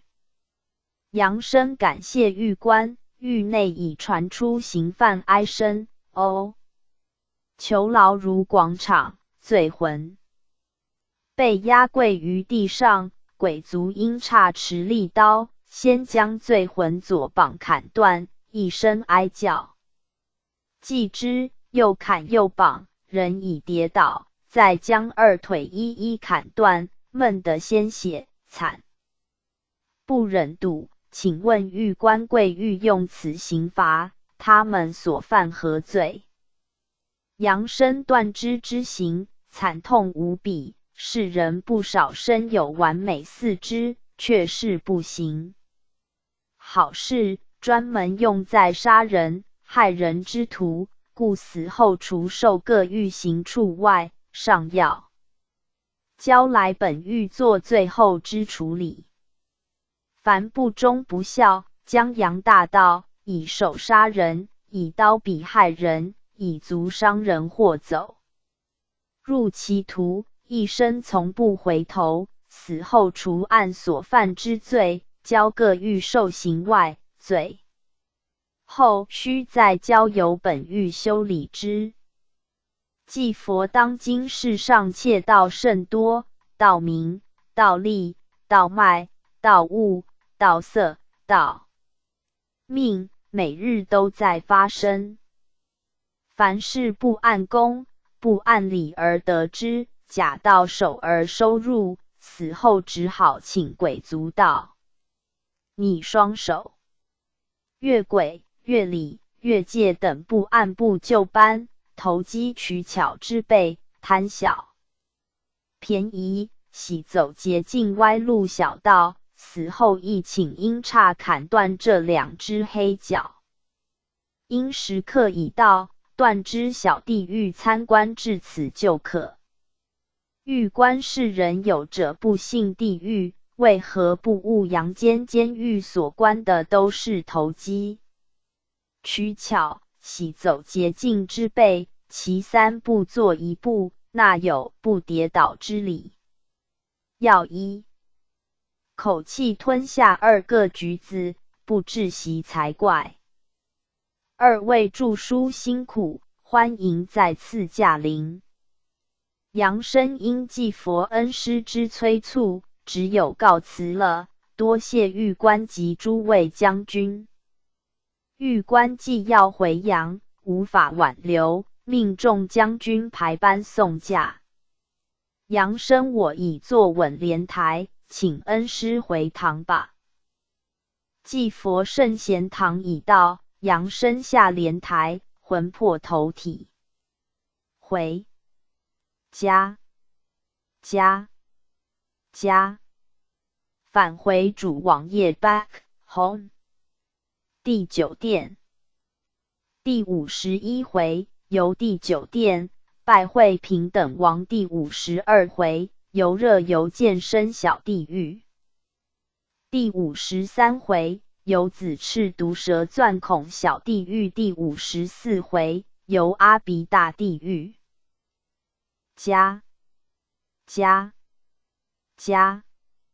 51地狱游记第51回，游第9殿拜会平等王。复051济公活佛降，戊午年3月念9日，5日5月1978。诗曰：人生难脱鬼门关，几缕幽魂去复还。富贵荣华如一梦，简劝自得乐清闲。继佛8殿已过，游民又到了9众关，今日要往9殿探查阴机。杨生准备上莲台。杨生今日要游9殿，地狱游记快要着成了，内心有说不出的高兴。继佛9众的关头若过，你就轻松多了，但是不要太早欢喜，任重道远，需谨慎从事。杨生遵命，我似坐稳，请恩师启程吧。继佛已到了。杨生下莲台。杨生我已下来，前面人群熙攘，好像有盛大仪式迎接我们。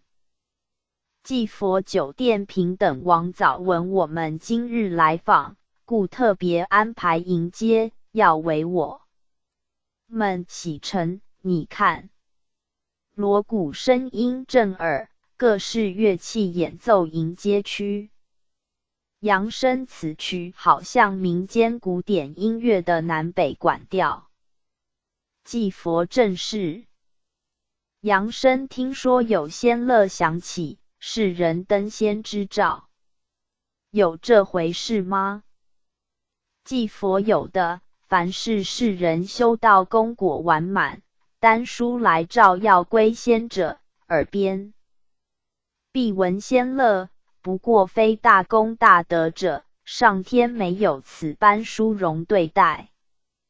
凡间颁奖典礼必伴奏乐，故人间有音乐，天上有天乐，并非虚言。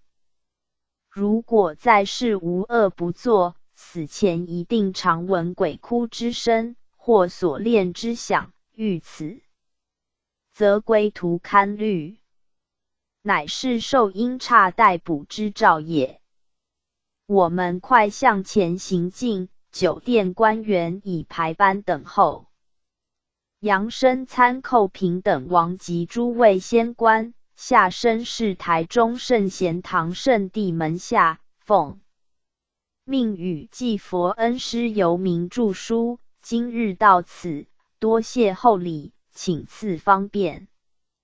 明王杨善生勉礼，快起来，本王今日特为设宴，招待2位，快随我进入殿内客厅休息。杨生感谢明王厚礼。继佛我们随明王入殿内休息吧。明王2位请坐，不用客气，为游民著书，由一殿游到本殿，可谓劳苦万分。本王今日特设宴为二位洗尘。祭佛多谢平等王之关照，幸您为我们施洗洗尘，否则1年多来，这座莲台已染上不少尘埃。明王那里？老师父心本清净，只是满身污泥而已。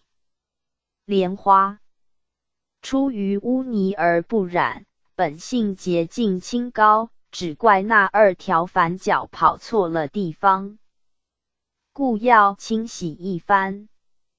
2位免客气，桌上鲜果自行取用吧。祭佛爱徒不用客气，难得机会，吃吧。扬声谢谢，这盘水果好像凡间之葡萄，红得发紫，滋味蛮好，香甜可口。明王不错，这是黑葡萄，生长于昆仑，系自然生长的天地灵气所结，故成黑色，乃是结晶真味，尽量吃。祭佛我们边吃边谈，扬声你有何疑问，可向明王请教。扬声好的，不知您竟称为平等王，是何缘？明王我称平等王，乃是说罪魂由1殿至8殿，已行得差不多了。移交本殿者，即犯未多，我平等给予处理，其他罪轻者，直皆移送10殿转轮王，亦是平等处理。来到本殿，平等待遇，故称平等王。扬声原来如此，请问明王，贵殿主辖何狱？明王本殿首辖阿鼻大地狱，又设16小地狱，以惩罚罪魂。扬声有人问死后下18地狱，这是怎样讲？明王世人常戏言死后下18地狱，喝咖啡，即指阿鼻地狱而言。因阿鼻地狱有18层，直透地心，内中阴森不见五指闷意的浆，如咖啡颜色，罪魂在内，如喝咖啡，你想要一杯吗？扬声不要。我想喝茶就好，不想喝那洋茶，以免吃不消。明王你还拘谨，快用鲜果吧。扬声此种凉菜好像凡间之9层塔，吃来有些香味，但也凉甜，甚于阳间所种，这是何物？明王不错，这也称9层塔，是9殿之特产，益肾坚骨，大补神元。9层阳极，故9层塔补阳气，你食之有益。祭佛哈哈，多上9层塔，少下18阿鼻地狱未妙。明王2位不嫌无知小宴，吃了满肚肠，灰尘犹在，现在我代扬善身往9泉瀑布洗尘如何？扬声有点害怕，请恩师和我一起去吧。祭佛好吧。明王2位随我前进。扬声多谢明王及众仙官陪同。一路清新，地狱少见如此干净平坦的道路。祭佛这条路专供修炼之士通行，凡是要往阳间接神位之神灵，都要来此洗尘，才可以到阳间接受香火。今日你幸运来此，先尝个中滋味。你看前面有3位神圣向这边而来，他们都是洗成后要接指腹。杨氏历任神职。杨生看他们喜气洋洋，金光满面。明王二位快行。杨生前面一山甚高，山上树木苍翠，从岩上泻下水柱，形成晴天瀑布。这种热天气，冲凉水一定心凉皮吐开。明王已到九泉瀑布。杨生果然不错，山岩边书有九泉瀑布4大金字，上有9条水柱直泻而下。明王杨善生准备洗尘，传令各把守将军避开。将军遵命。明王杨善生，你独自走到瀑布下。杨生水力太强，我不敢，请恩师陪我一道吧。祭佛也好，我这身3年不洗的佛体，也该利用机会清洗一番。我们走吧。杨生好凉。哦，眼睛都睁不开。祭佛快睁开，可以洗去你的沙眼。杨生好吧。实在太凉快了，可是全身湿透了，怎么办？祭佛不要紧，等一下我用蒲扇一扇，自然像脱水机一转，马上干。快洗脚底，那里水冲不到，最脏。杨生恩师别讽刺好吗？祭佛看不到的地方，本来就是最脏。脚下、床下、桌下，这些就是死角，脚不大扫除，要让它生湿不成，以后怎能腾云驾雾呢？杨生是。恩师言之有理。祭佛不多了，这种九泉就是9龙吐水，凡尘一遇，立刻清净，不必用肥皂、洗衣粉、清洁剂清洗。世人要保持身心干净，以免死后检查不通过。快出来，已洗好了。杨生恩师快扇干呐！祭佛看我这只蒲扇，胜过脱水机。杨生果然衣服已干，身心一片清爽，多谢恩师及明王。明王惜杨善生好好为圣贤堂效劳，快马加鞭吧。杨生遵命。昔明王多赐灵光。明王云去光现，不喜自清，勿之。祭佛因时刻已到，我们在此先告辞，不恭送明王回殿。明王没关系，命众官员排班送驾。杨生承蒙明王赐宴及沐洗9泉龙水，美齿难忘，甚谢，各位再见。祭佛圣贤堂已到，杨生下莲台，魂魄投体。加52。地狱游记第52回，游热游见生小地狱负052。济公活佛降，戊午年4月初9日，15日5月1978。诗曰：云山有路达仙门，松下深思望日昏。我爱阳狂奇迹事，炉中别现一乾坤。祭佛天气渐热，实在发闷。百货公司、车站都是拥挤的人群，喘不过气来，连这泥泞颠簸的地狱道上也是热闹万分。反观寺庙圣堂，冷冷清清，虚花假景，酒色财气在那里机转。久了，慢慢堕落罪恶的冤手里，所以地狱路上人群也是拥挤不堪。世人醒来吧！今日准备由民扬升上莲台。扬升遵命。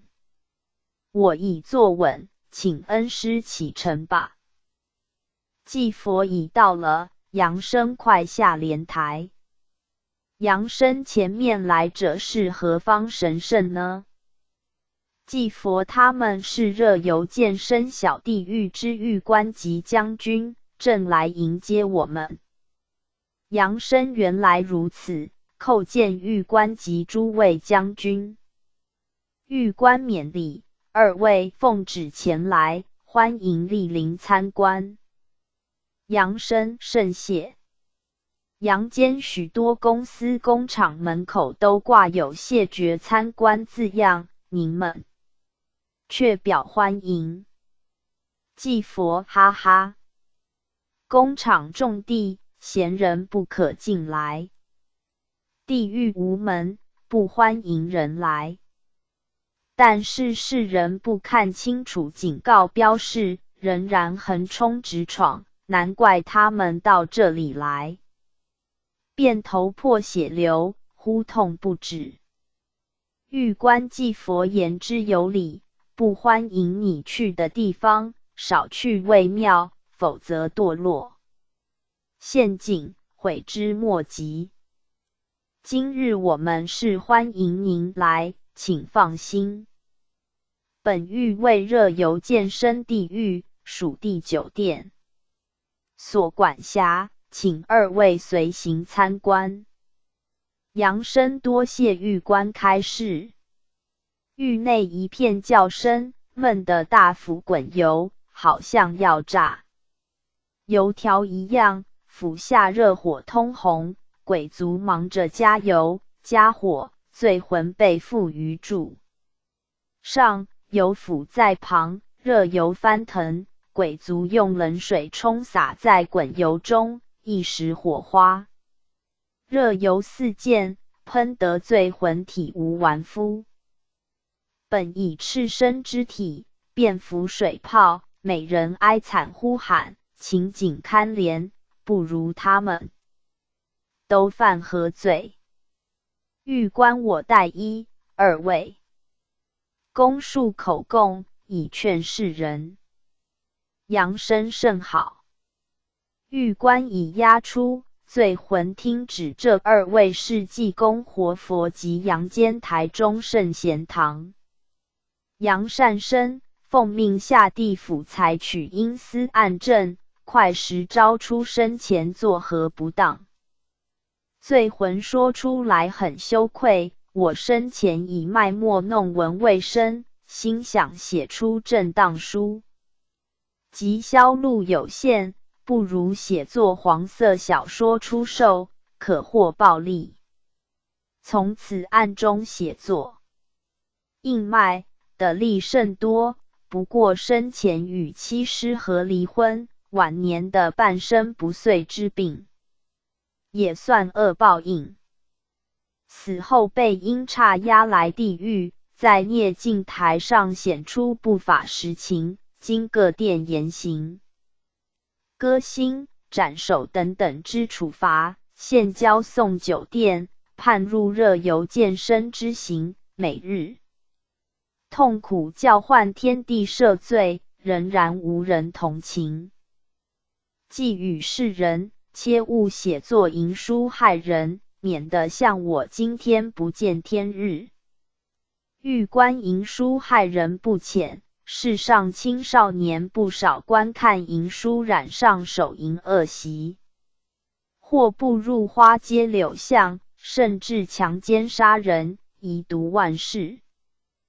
著作淫书者，除受各狱严刑外，最后将打入阿鼻地狱，待淫书绝迹，方能出苦，再打入轮回，接受业报。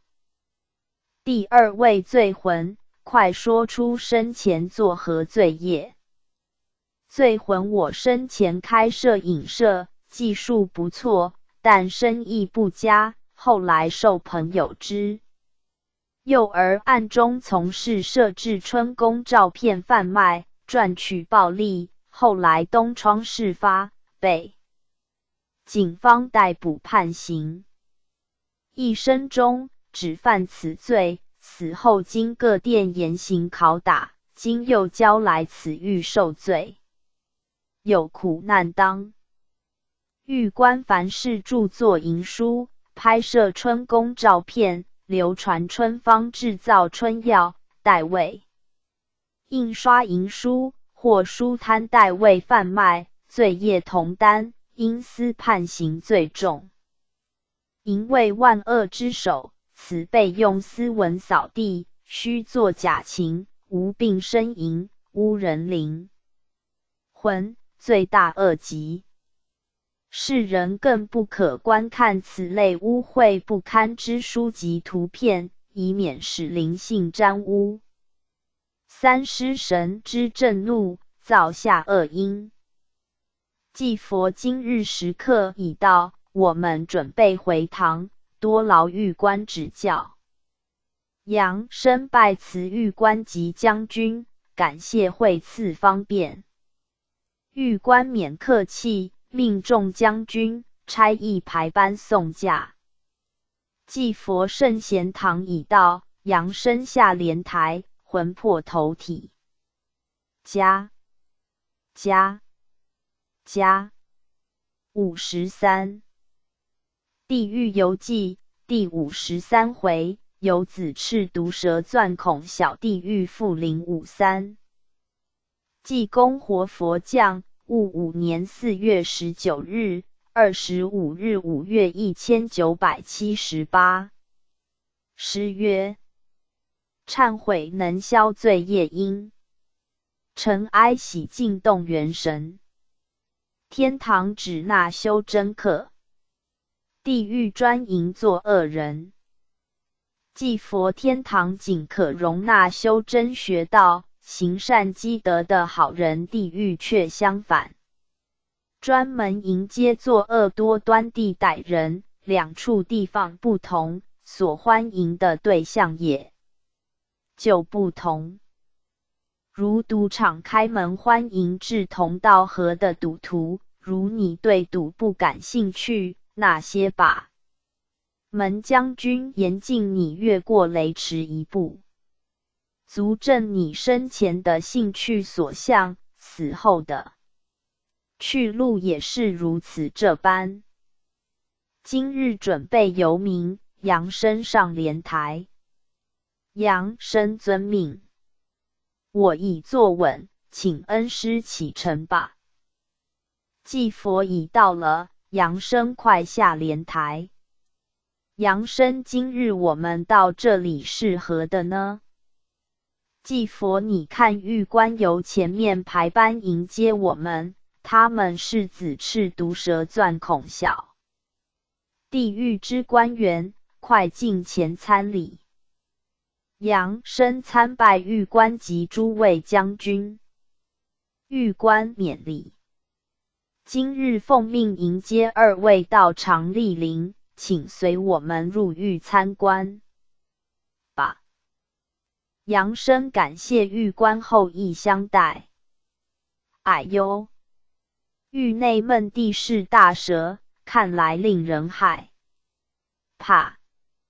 紫色和红色蛇群如钻洞，巨大无比，由罪魂口里钻入，从肚脐钻出，有者全身四处皆被钻孔，洞口血迹遍布，罪魂个个吓得面无人色，被钻孔的都已昏倒于地。惊叫疯喊之声不绝于耳，看得心脏发麻，四肢无力。请问狱官，他们所犯何罪呢？狱官，本狱名子赤毒蛇钻孔小地狱，狱内全是子赤二色毒蛇，他们不钻的，却往人身上钻洞，这是有原因的。凡是在世不谋正道，专门钻法律漏洞，营私舞弊，贪财害人祸事，心如蛇蝎，专门重伤他人，滋事生非，挑拨离间，致惹人相杀不和，或是杀人不眨眼之辈。藏刀藏钻等暗器，准备随时伤人。如现在杨氏大兴土木，许多建筑商人承包公家或私人房屋及各种工程之兴建，都偷工减料，致日后发生危险。凡此行为，如蛇钻洞，皆非正当，死后除受各狱处罚外，还要交本狱接受最终之刑。杨生蛇钻人体，恐怖万分，不知是否还有其他罪孽方来此狱受苦。狱官我所述只是大概，有者案情繁杂，均按实情判刑。祭佛喜欢钻牛角尖的人，往往因小失大，一生用脚能钻多大的面积？人生是有限的，何不凭良心，凭才能赚取利益？看到这些人的下场，个个东倒西歪，伤痕累累，实在太不值得了。寄望世间的人，看了《地狱游记》，不要再钻牛角尖了，否则就像手向泥窟里捕捉鳗鱼，有时候洞内藏的不是鳝鱼、鳗鱼，却是一条毒蛇，那不是自寻死路吗？今日游民到此，时刻已到，杨生准备回堂。杨生感谢狱官解说，我们师徒先告辞了。狱官命各将军排班送驾。祭佛圣贤堂已到，杨生下莲台，魂魄投体。加54%。地狱游记第54回，由阿鼻大地狱复054。济公活佛降，戊午年4月念6日，1日6月1978。诗曰：鸾门晚客亮金声，唤醒苍生气势明。大厦高楼凭建立，百年去处在土城。百年指去世，土城指墓地。祭佛圣贤堂前也盖起大厦，现代的人有福了，都住在半空中。然而安心胜于安居，心如果不能安定，住高楼大厦也不能算是福人。人最重要的是安心，否则纵住于皇宫殿内，仍感觉坐立不安，有何乐趣呢？杨生恩师说的有理。祭佛快上莲台，准备游民。杨生我已坐稳，请恩师启程。祭佛已到了，杨生下莲台。杨生我已下来，今日到此是什么地方呢？祭佛今日我们游阿鼻大地狱。杨生阿鼻地狱令人可怕，我看改个地方吧。祭佛你别害怕，有我在此，百无禁忌，你如果心惊，我赐你一立定神丸，快服下，随我前进。杨生多谢恩师赐下仙丹，我服下后，心头感觉安定许多。前面狱官已来迎接我们。玉观迎接济公活佛及扬善身驾临指导。本狱是阿鼻地狱，属9殿所管辖，欢迎2位参观。扬生感谢玉观诚意，阿鼻地狱范围怎么这样广大呢？玉观阿鼻地狱就像人的鼻子，说大不大，但可穿透全身，又是呼吸要道，故尽在阿鼻地狱者，都是恶贯满盈之罪魂。扬生前面一大洞，我不敢探视，里面黑漆漆的，只听到洞里哀叫及热水滚沸之声，罪魂是否都沉在里面呢？狱观洞内全部是罪魂，此狱18层，狱内矗立4刃，还满一温热地将罪魂押来，被将军插进入内，又被地心一吸，只听一声惨叫，停息一会儿，既知哀患不止，狱内伸手不见五指，在里面受刑者甚为痛苦，可谓极刑。扬生常听世人最怕死后入阿鼻地狱，这是什么原因呢？狱官打入阿鼻地狱者，大部分不能超生，像阳间法院判罪犯为无期徒刑一样。扬生不知可否带几位罪魂出来询问口供。狱官贵堂奉旨著作《地狱游记》，明王有命准予放出几位参立案证，否则入阿鼻地狱者才平时不能放出，我用法宝。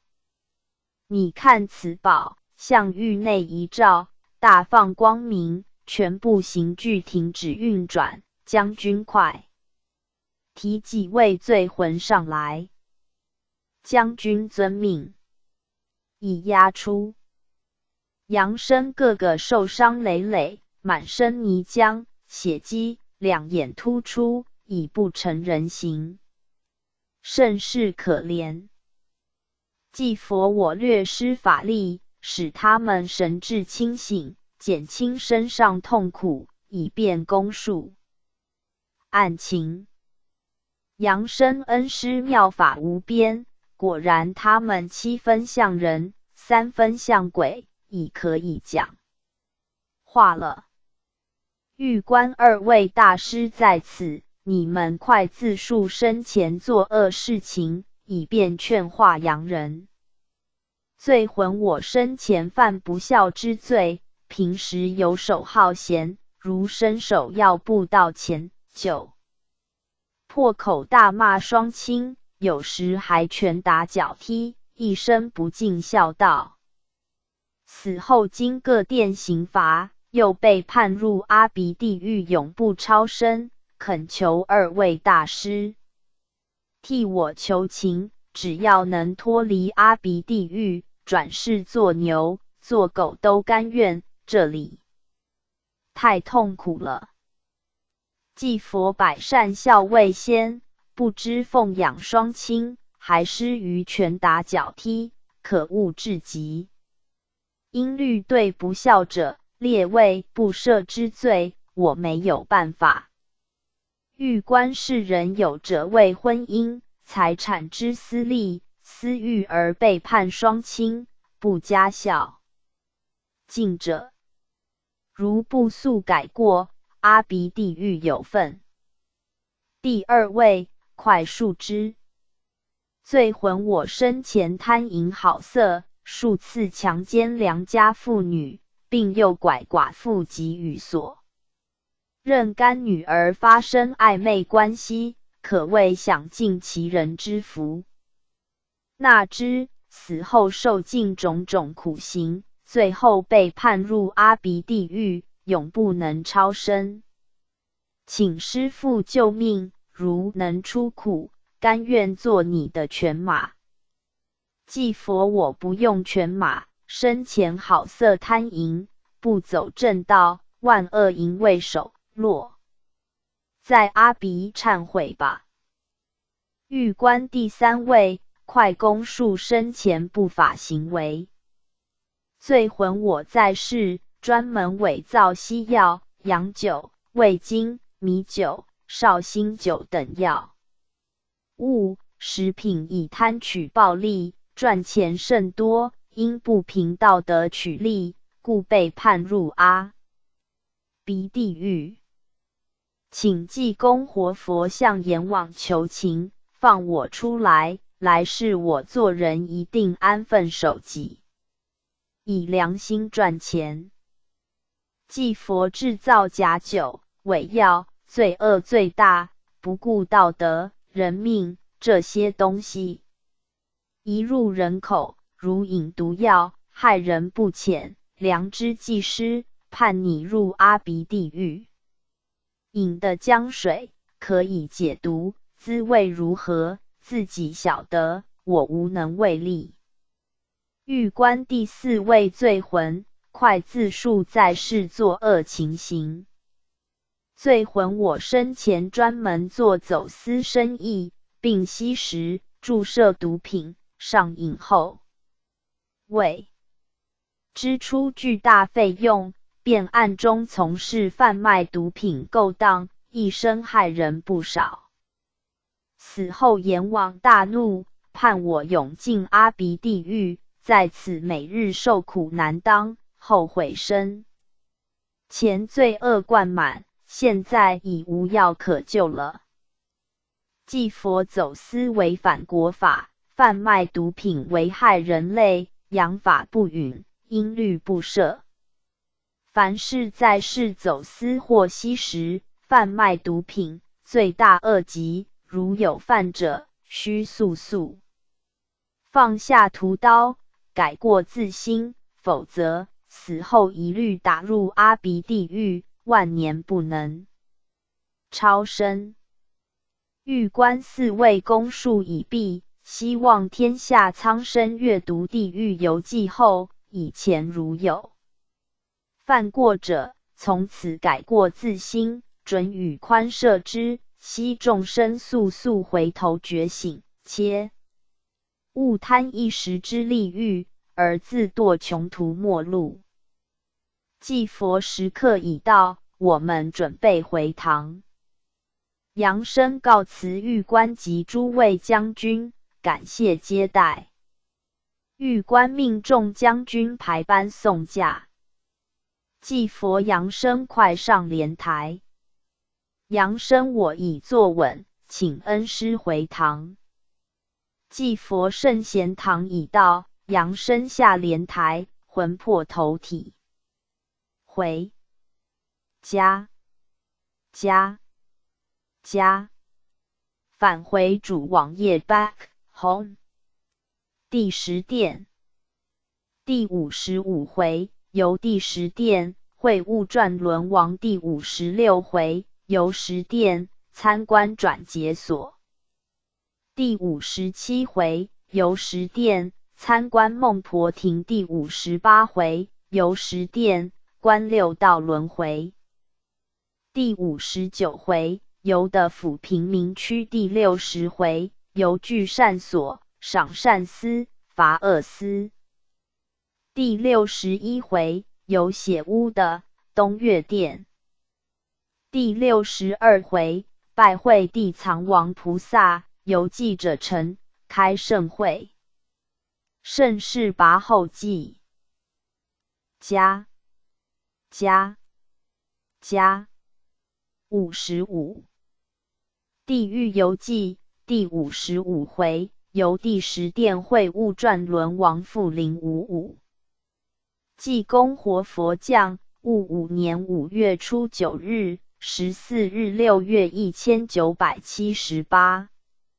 诗曰：10殿阎君少说情，横行到此胆心惊。空流万贯儿孙喜，名录只闻叫苦声。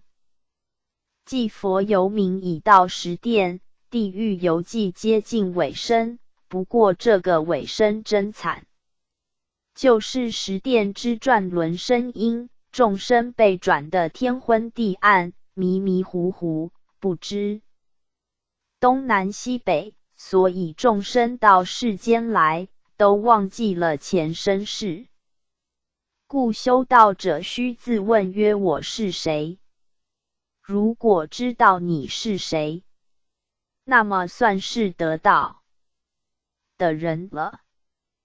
今日准备由明扬升上莲台。扬升且慢，请问恩师，有人问我要应诵《地狱游记》，凡有其愿时，须在灶君面前焚香禀告，但现厨房都用瓦斯炉，并非泥砖瓦灶，是否仍有灶神在呢？祭佛房屋虽由泥土、木屋演变至钢筋水泥的高楼大厦，人类还是照住不误呢。灶神岂因厨房改为瓦斯设备而消失？其实设备越加，不似古时燃柴烟雾弥漫，神圣更喜降临其家里。凡人之饮食，无不经由厨房料理，饮食为维持生命之元素，一日不可缺，有云有烟之处即有人，故人口之盛衰，称曰人焉。灶神圣号曰司命真君，乃主宰人之生命。实录瓦斯炉、灶炉相同，七火主食无有差别，故灶神又称火神，亦即火德星君。以神灯而论，古典油灯、经典电灯，绝不为此而神圣不愿降临圣庙道堂了。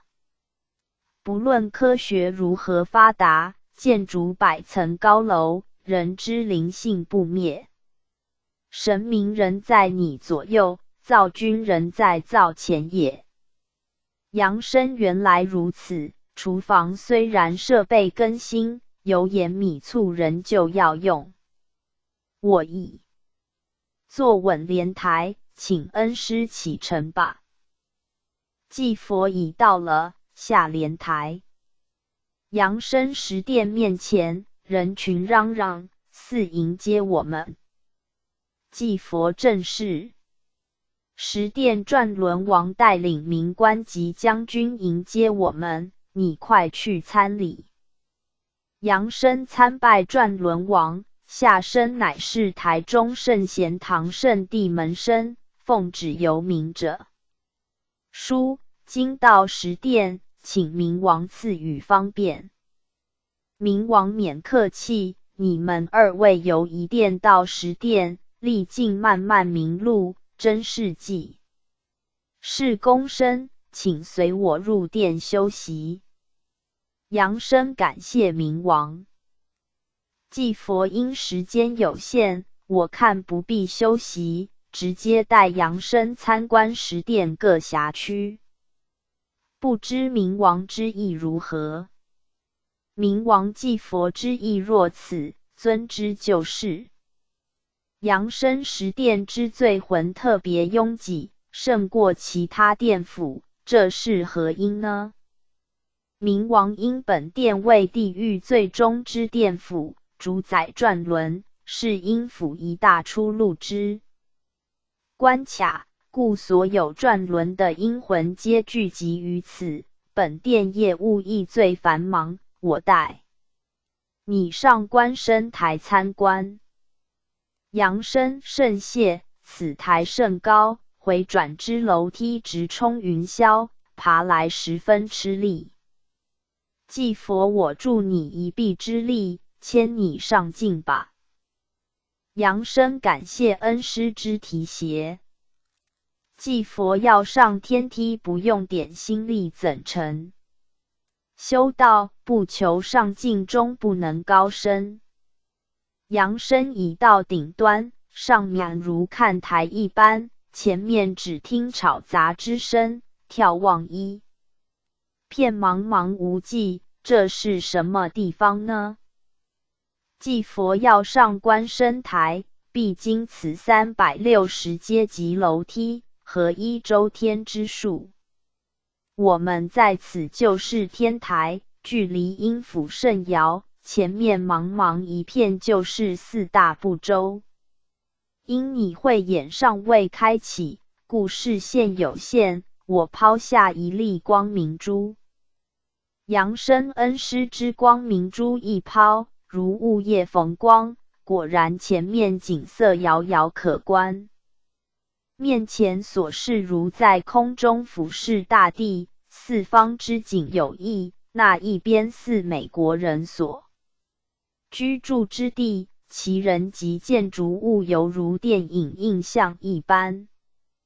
祭佛不错，比的及美国，在天台可望观4大部洲情形，十殿之转轮如在天上散花，各随因缘转生各地，此台乃是观测而已。我们下去吧。扬声好。好。祭佛曰：因时刻不早，十殿各司情形，改日再来参观。先告辞明王。明王时刻已至，我亦不挽留，命众官员排班送驾。祭佛扬声上莲台。扬声我已坐稳，请恩师回堂吧。祭佛圣贤堂已到，扬声下莲台，魂魄投体。加56地狱游记第56回，由十殿参观转解锁负056。济公活佛降，戊午年5月19日，24日6月1978。诗曰：轮回六道叹无期，向善勤修少壮时。逆耳中言君切记，神前忏往上能追。祭佛六道的轮回，如车轮碾动，无期停止，从轮下过的人大都成了轮下鬼，要逃生机会甚少，希众生能死里逃生，不要往车地虎口直闯，那就是地狱关口，你怕不怕？相信聪明的世人都知躲避为妙，神前忏悔过去，而上车追求将来。今日准备游明，扬声上莲台。扬声我已坐稳，请恩师启程。祭佛今日人往十殿拜会转轮王。已到了，扬声下莲台。扬声转轮王已在前面迎接我们了。明王欢迎祭佛及扬善生再次驾临十殿，前日因时刻所限，故未能将十殿详情一一介绍，今日又来，我带二位再次参观各司。扬声感谢明王亲切指导。明王轮转无情，各人各受何种业报，转东转西，住南往北，皆凭众生所作之因缘而定。今日我带二位参观转解锁吧。既佛道劫并降，能向道真修者，上天堂得道果，不必来转解锁。如不遵道德，违背伦理者，自然遭劫而要受转解锁各司之判决。明王快随我行，你看转解锁范围极广，各司有人办理案件。本殿转解锁分为8司，二位道所稍作，在此介绍各司情形，如作简报，以比世人明了。扬声前面匾书转解锁罪魂众多，由音叉押来，音叉并呈上文件给官员，不知他们作何事。明王二位境内休息，我在此说明之。所内官员一见我们，皆停止工作，各肃立排班迎接。扬声坐吧。明王既如此厚礼，你也不必客气。明王此乃转节所长。所长欢迎祭佛及扬善生到来，奉旨著书，血汗虽费，功勋盈溢。明王大家用茶，我介绍转节所八大司之情形，以使世人了解转轮之程序。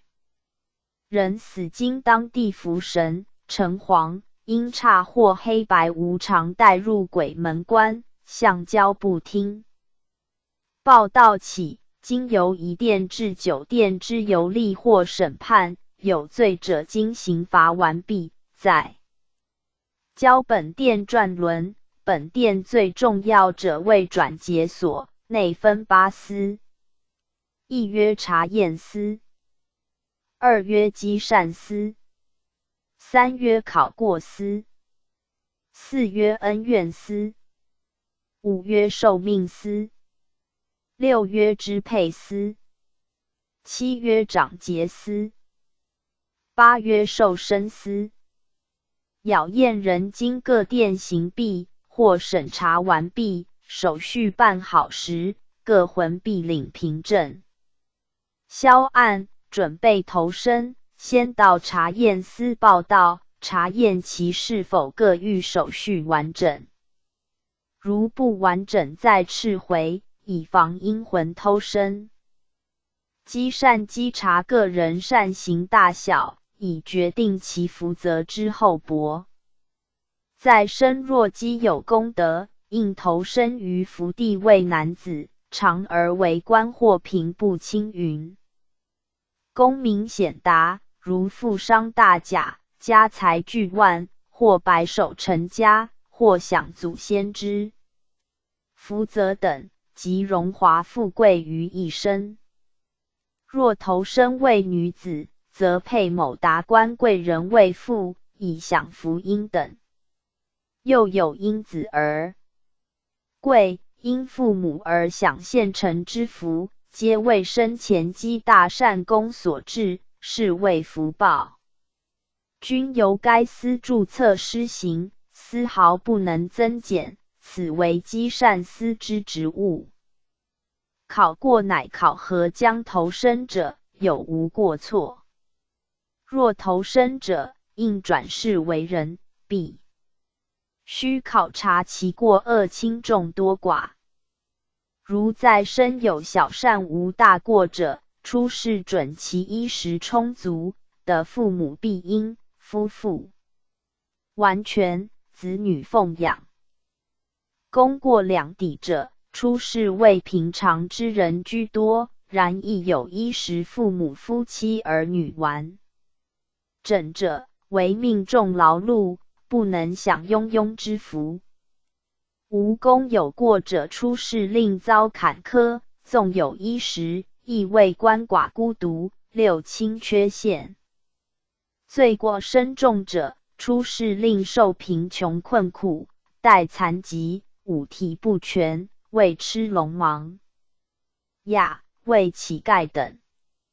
如男子在身抛弃五伦八德，女子不守三从四德，造孽深重者，则罚入畜生道中，分别堕入胎卵湿化，此即恶报，亦为考过司之职。5. 恩怨乃主持投身之男女，出世为人，准其报恩报怨。如前生受人恩惠，感情未忘，得令出世报答之；或前生受人凌虐欺侮，或尽志而死，怨气未消，亦准其出世报复之。所谓德报德，仇报仇，冤报冤也。又有一等妇女冤魂，痴情最深，生前有切齿之仇，未能报复，死后不愿为人，愿为厉鬼，生捉仇家之魂，使之暴毙，或得恨祸而死，以惨报之。该司合其果有冤屈，亦准其报怨，以慰死者之心，此皆恩怨思之。职务受命乃主持人物之受命。世间有享富贵而受高者，有享富贵而受短者，有居贫贱而受促者，有居贫贱而受长者，有以身下而遭溺死闷死者，有生下数日数月数年而夭伤者，等等不一。其他如犯法而死，被人谋害等等，其有一定结束，此乃受命司之职务。然亦有所谓枉死者，乃生而为人，不知守分，引遭意外，杀身之，或行事疏忽，成造死亡，则系人位，不在定律。支配乃以支配人间之父子夫妇。盖是人生子，有孝子，有逆子。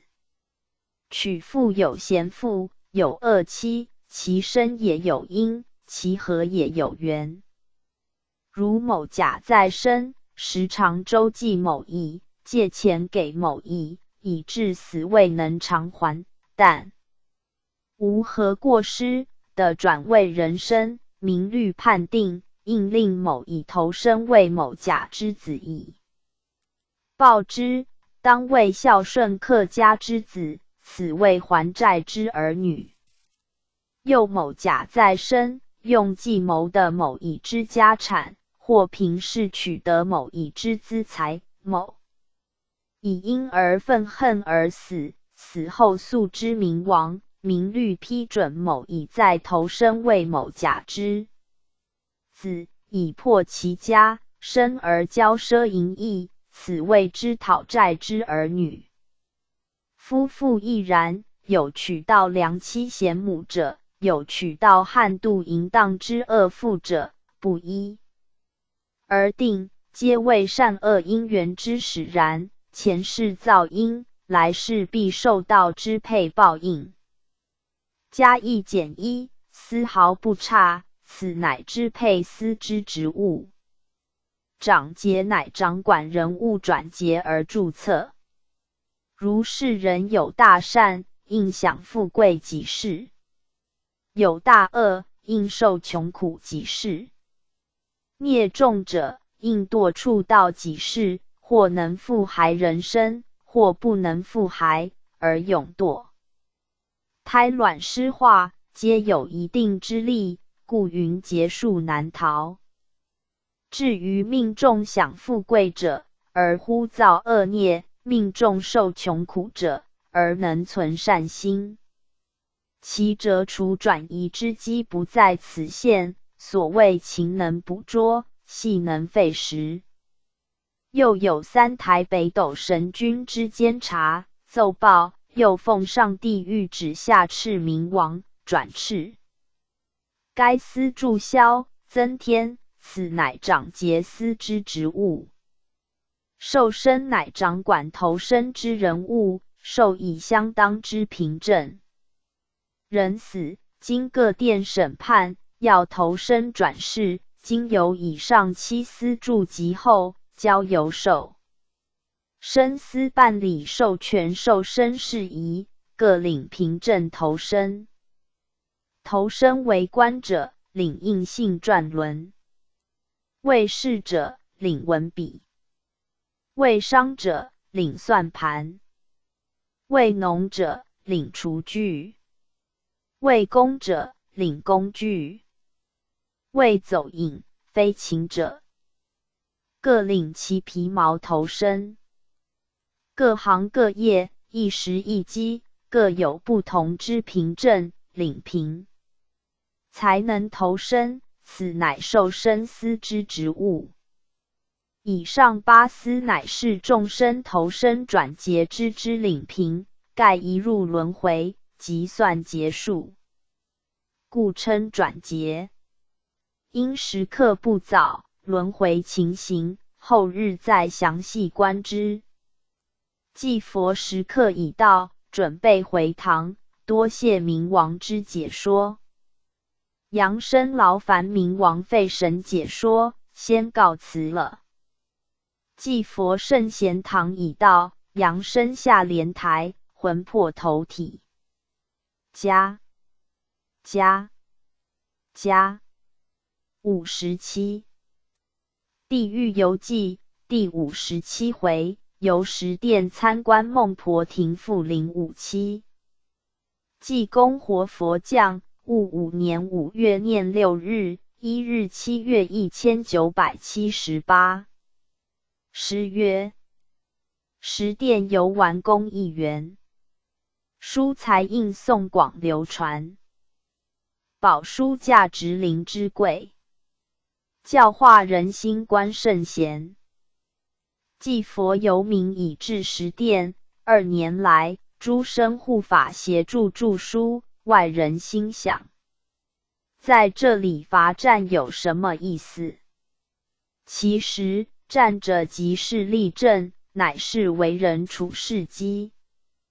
本动作修道连站都不耐烦，或站得七斜八歪，怎能成大罗金仙呢？大家都想躺在沙发，舒舒服服，不过那只是懒仙散鬼模样，不能顶天立地，做个出入云表之好汉。扬声，你说对吗？扬声对的，恩师所说正是，站不住脚就是没有立场，没有立足之地，还谈什么修道呢？既佛站不稳者，坐卧一定也不稳，故修道先求立定，就是把握本性，收回纷飞浮动之心。扬声准备上莲台，我们今日继续游览十殿。扬声，我已坐稳莲台，请恩师启程吧。既佛已到了，扬声下莲台。十殿明王在前，下身参叩之。明王勉励，二位今日再次光临，欢迎之至。前日只参观转劫所，介绍各司之情形，今日则要实地观看六道轮回之情形，因时刻有限，我们即刻前往吧。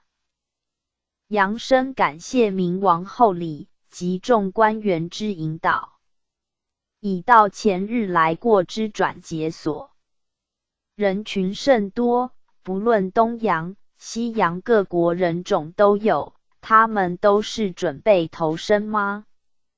明王世人死后，凡犯罪者，皆要经过各狱之审判，故地狱即如国际法庭。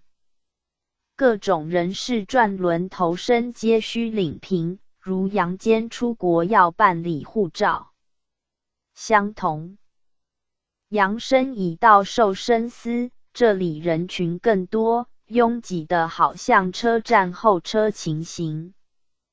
继佛，哈哈，这些都是要上转轮台的人，如杨氏在车站候车，车一启动，轮子不停转动，而个人买票的地方与所要到的目的的不同，如阴魂转轮投生于世界各地。明王继佛说的是，世人死后经各殿审判执行完毕，按个人去路投生。轮回道上无情，虽同乘一辆转轮车，但个人目的的不同，各就因缘挥手下车，一生中也只好生活在其环境中了。扬声前面人群甚多，好像在喝凉茶解渴。这个大热天，我也正渴，前去喝一杯解渴好吗？明王千万不可。那里是孟婆亭，投生之人正在喝欲望汤，你一喝下，回阳后岂不变成迷迷糊糊的人？阳生有这么厉害吗？祭佛，你不要开玩笑，明王绝无戏言。阳生凉亭果然书有孟婆亭三字，请明王介绍此的情形好吗？明王好的，于婆亭由孟婆主掌，其乃奉玉帝之命，负责投生前之欲望工作。因人若不喝下欲望汤，则投生后犹记前生之事，如此一来，小孩追认前生亲属，造成长幼无序，五伦不分，或生而寻仇报怨，天下事将大乱，故造物妙化，以欲望汤使投生者饮下，忘记前生一切事。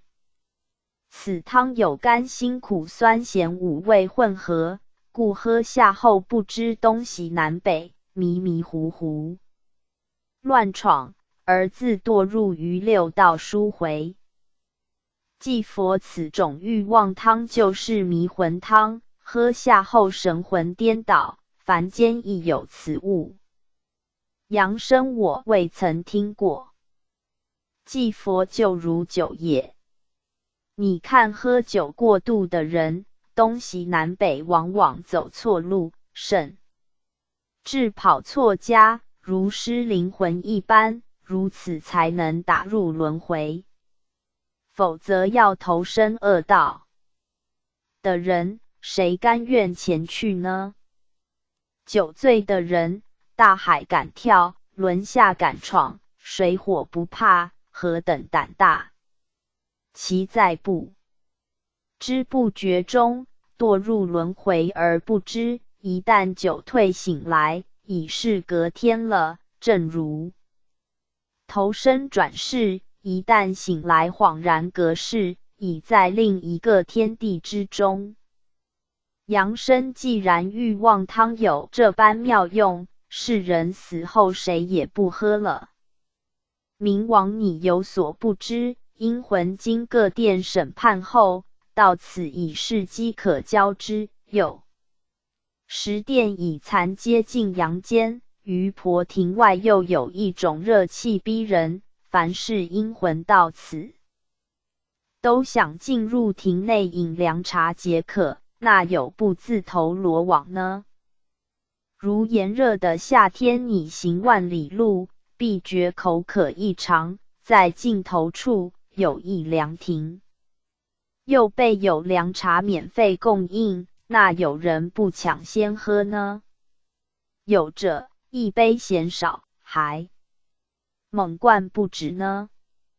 虽然有部分狡猾之辈来此，虽然口渴，但知此物之妙用，不入孟婆亭饮用，但地上自然射出铁钩勾住，使其不能动弹，由于婆四女强灌之，此谓之敬酒不吃，吃罚酒也。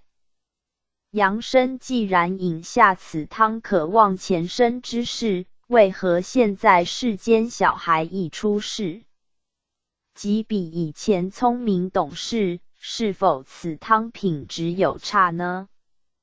明王，你有所不知，因自无始以来，人经过千万劫之转轮，喝欲望汤之次数亦多，久而变成习惯性，故当今之小孩出世，似乎巧智万分，所谓鬼头鬼脑也。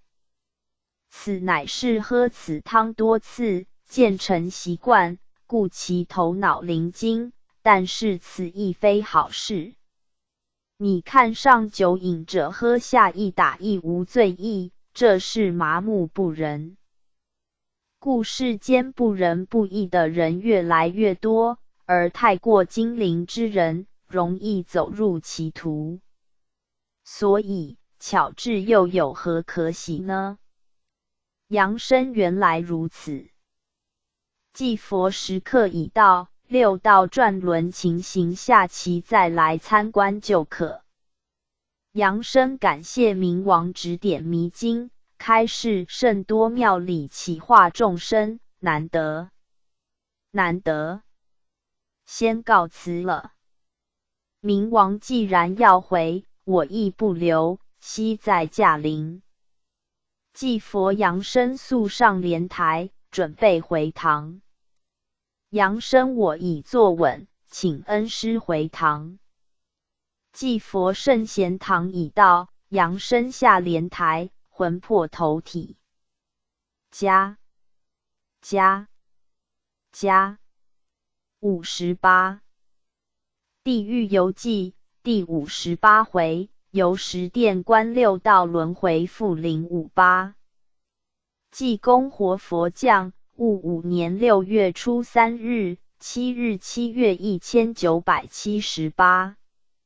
诗曰：一师人生万劫难，端行道德正衣冠。披毛戴角非为备，水陆投身双月寒。祭佛今日准备游明，杨生速上莲台。杨生遵命。为何不多谈2句呢？祭佛言多必失，话多必怪，还是少说为妙，话多了就不值钱。杨生实是，我已坐稳莲台。祭佛已到了，今日再次到十殿参观6道轮回实况，你要提起精神。十殿明王已来。杨生叩见明王。明王欢迎2位今日在临本殿，前次只参观于婆庭，今日要参观转轮台情形，请祭佛及杨善生随我前去吧。杨生感谢转轮王一再费神引导与说明。明王那里，此乃职责，杨氏众生若不改邪归正，则转轮台无时停息，那也是众生不幸呐。杨生前面河中洪水滚滚，这是什么东西呢？明王赤河也，即是众生精血交合之河流。你看赤河滚滚，如众生之情欲起伏不定。杨生河边又有一车轮形状的东西，不停转动，这是什么东西？明王这就是转轮台，亦即紫河车。现正沉浮于赤河中，旋转不停。杨生那边为什么又有桥梁呢？明王本殿为转轮之处，因间至此告一段落，桥梁是通往各地之道路。前面既有金、银、玉、石、木、竹6种不同质料所铺成的桥梁。经桥者，凡是在世基有大善功，参观各狱后的拂销案，然后经由此桥往天堂而去。至于功果圆满或修真之事，于去世后，有者直接从阴阳界升往天堂极乐界，不必再经由此桥。迎桥者，凡是在世基有中等善功，死后到具善所修炼其满经考试，合格后至九泉瀑布净灵，经由此桥到阳间历任神位，接受万人朝拜，香烟不断。遇桥者，凡是在世基有善功，经各殿判决完毕，要投身人间福地，为富贵人家，必经此桥而进入转轮台投生。识桥者，凡是在世功过相伴，要投生为平民，必经此桥养进入转轮台。慕桥者，凡是在世过多于功，将投生为贫贱孤苦等下级轮回，必经此桥而入转轮台。逐桥者，凡是在世罪大恶极，违背天理人伦，杀盗淫乱等恶业积满，将投生为胎、卵、湿、化等四生道，必经由此桥而进入转轮台。扬声多谢明王开示。那金银桥上人迹不多，其他各桥则拥挤不堪，好像要赶时间似的。祭佛我走我的独木桥，他走他的阳关道，互不相干。这些将转轮之阴魂，喝过欲望汤后，昏昏醉醉，庸往自己所选择之道路。有者穿官服，有者提工具，有者拿文笔，有者披兽皮，有者带头角，有如疯狂各显技能，要到杨氏逞威风。明王他们都是失去理智，像拿刀的不知此去非你死就是我死，还自鸣得意。杨氏之情形与此相同，明知深坑陷人，看见热火还扑焚，轮回现象也就如此产生了。杨生他们昏昏沉沉走在玉、石、木、竹桥上，向转轮台而入。一堕下，便无声无息了，不知他们如何投胎转世呢？明王世人最想明白此理，我详细说明之。万物转生，必由阴阳二气构合而生，此转轮台就如阳人之阴阳官道，男女一动情欲心神必昏，而精血外溢，即如转轮台下之赤河水一般随波荡漾。流水一滚动，转轮台则如水车随之旋转，而产生吸力。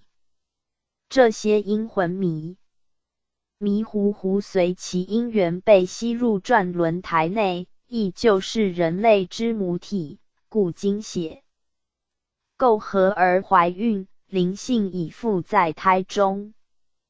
如人类10月怀胎，一旦时到，则此灵体由转轮台奔出，一喊声，由子河车而出，血水直流，哭叫一声，惊醒一看，又到人间。其他胎卵湿化亦各随其生育不同期间，而在转轮台内孕育。世人如果怀孕，因河车转动，故常有呕吐情形，此为子晕，如坐车晕车形状。阳生原来如此，明王若不说破，世人实在不知。明王转轮台上呈八卦形状，内有一圈为太极图，所谓无极移动，生太极，太极为阴阳，故转轮台转动，自然生化不已，其中有6孔而出，故称6道轮回。第1孔道转生为公侯将相，第2孔道转生为士农工商，包括鳏寡孤独。第3孔道转生为胎生类，第4孔道转生为卵生类，第5孔道转生为湿生类，第6孔道转生为化生类，各按其功过而分别成形。祭佛正如阳间工厂一样，原料优劣，制造出来的产品也就不同。如高贵木材可建造楼房，朽木则只可用来烧水煮饭，人之传《论语》。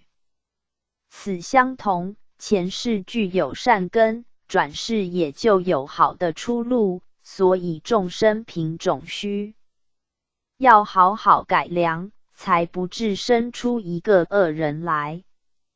阳生六道轮回不是另有一说吗？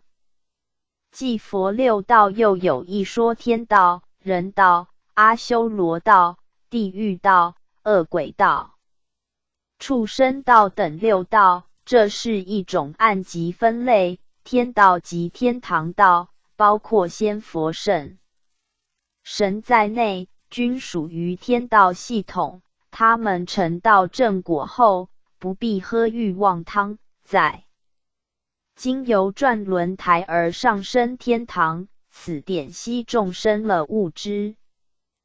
但既已脱离六道轮回，其有愿力或宿缘者，慈悲常怀，不忍众生未度，故常投胎转世，修真学道，立下楷模，以启迪众生。如各教主、祖师等，无非仙佛之根骨。所谓仙佛不离众生，历劫以来发愿下凡度众之仙佛多矣，故在不生不灭境界中，仙佛常临凡间的福。因此轮回应作来回观，并非投胎转世方称轮回。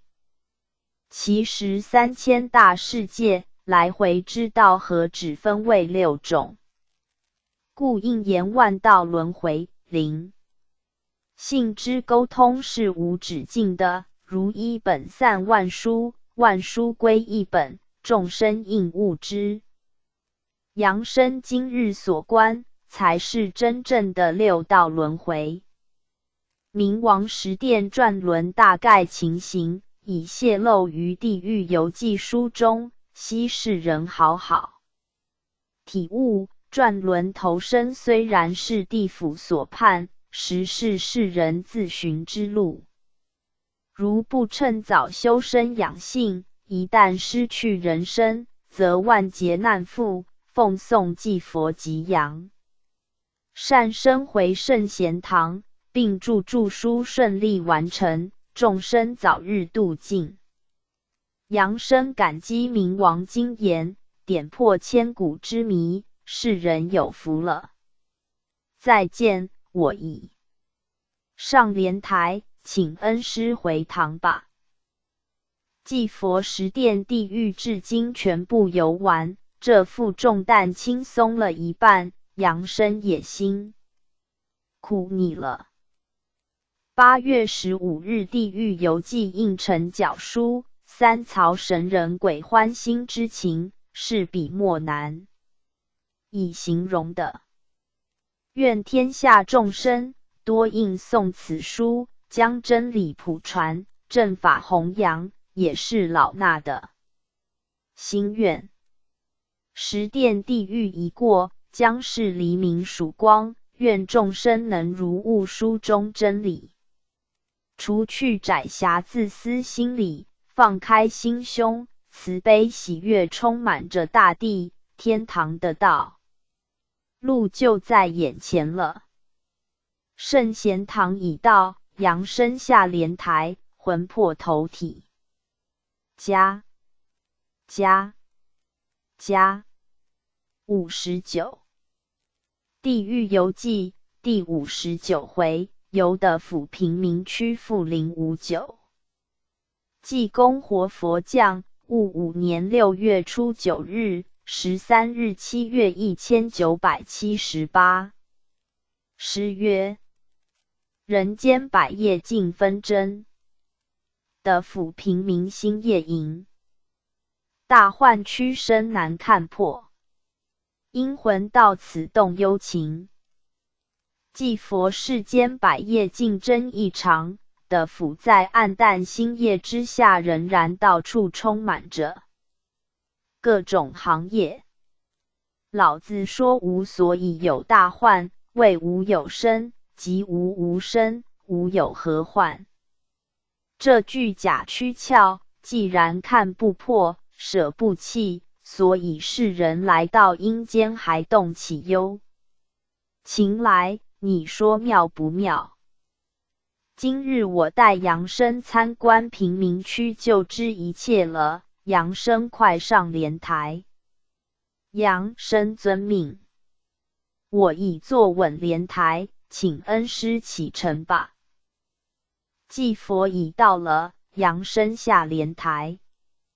杨生这个府城异常热闹，出出入入的人非常多，面上都带笑容，并没有阴差插压，壮盛自由。城门上写有贫民区3字，不知内中情形如何？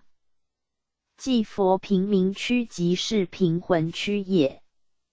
凡是世人亡后，功过相抵平平之魂，其在阳间与人无结和大恩怨者，则不必投生，归入阴府贫民区内。所谓贫民区，即是自由业，在世若是耕农或经商，来此亦可重操旧业，但以商农为主，自力更生，并不像阳间科学如此进步，切不必操劳。来此地者，仍然要凭双手操劳为生。我们到里面参观吧。将军何方神圣闯入区内呢？祭佛，我是济公活佛，奉旨带领洋人参观贵区，以著书劝世。将军本区情形怎可泄露？祭佛谕旨在此，快入内通报。将军请活佛赦罪，卑职冒犯了，我进去通报就是。区长请祭佛原谅，杨善生多语包涵，因将军不识您们。今日2为驾临贫魂区失迎之处，请赦罪吧。祭佛因未事先通知，请不必见怪。区长2位请入区内参观吧。杨生感谢区长之接待。这个区长不是凡间之区长吧？祭佛杨生，你勿多言。所谓长者，乃是尊称及贫魂区之主管。杨生区内建筑各式房屋，但都是木屋，并无阳间之高楼大厦。区长贫民区乃是阴魂所居，木土之性相连，故阴魂住木屋较为适合。杨生有饮食店，也有杂货店，人群与杨氏之人无异，但有些人留长发，穿着古装，不知何因。区长区内有不同朝代之魂，因各职生前生活，故你看来自然有些两样了。我带你到野外看看田中工作情形。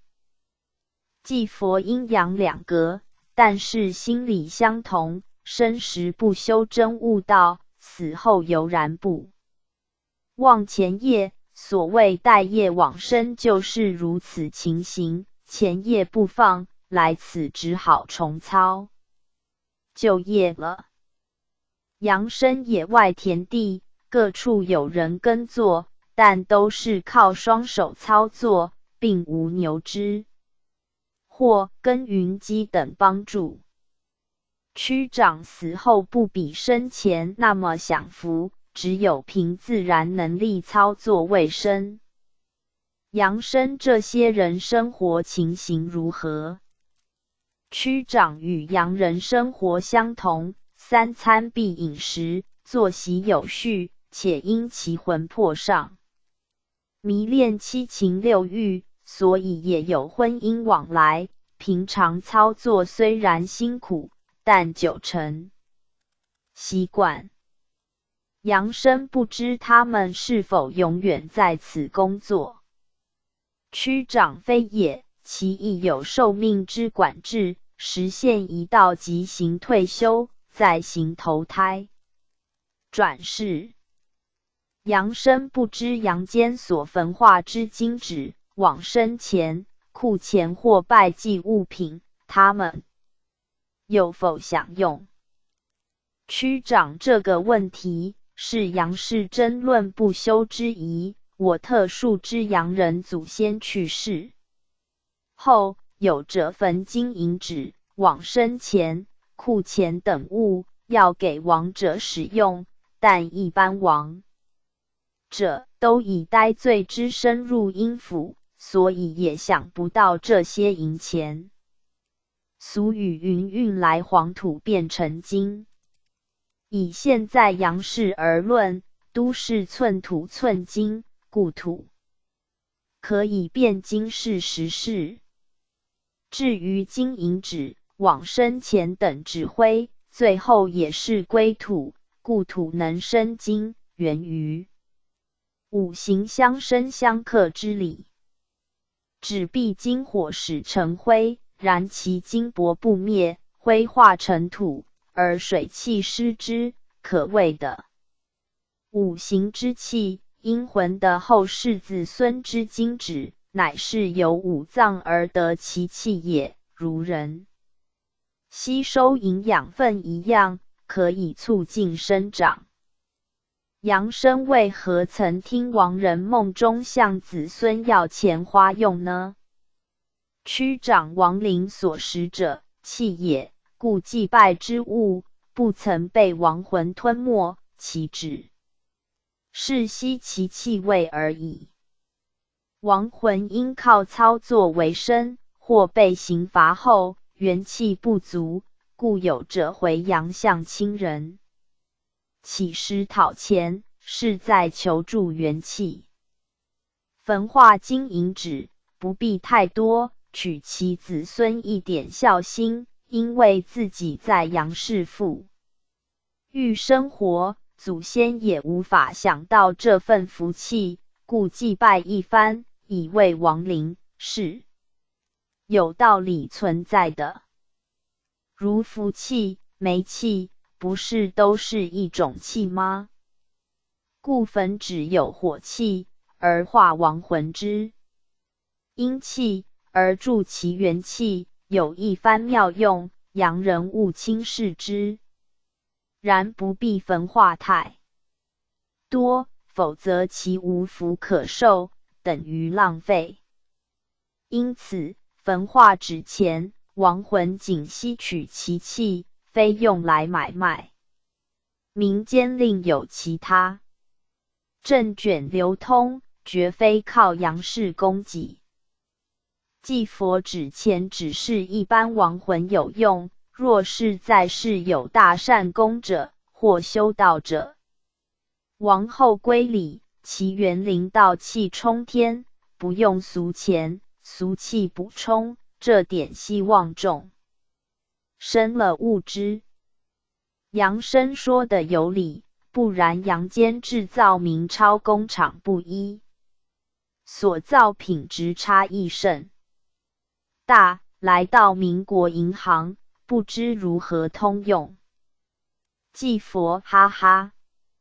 阳间制造明钞工厂甚多，只管赚钱，偷工减料处处可见。若不按时制造，我看来到民府遭到退票，那就自作孽了。杨生贫民区之阴魂与犯罪亡魂有何不同？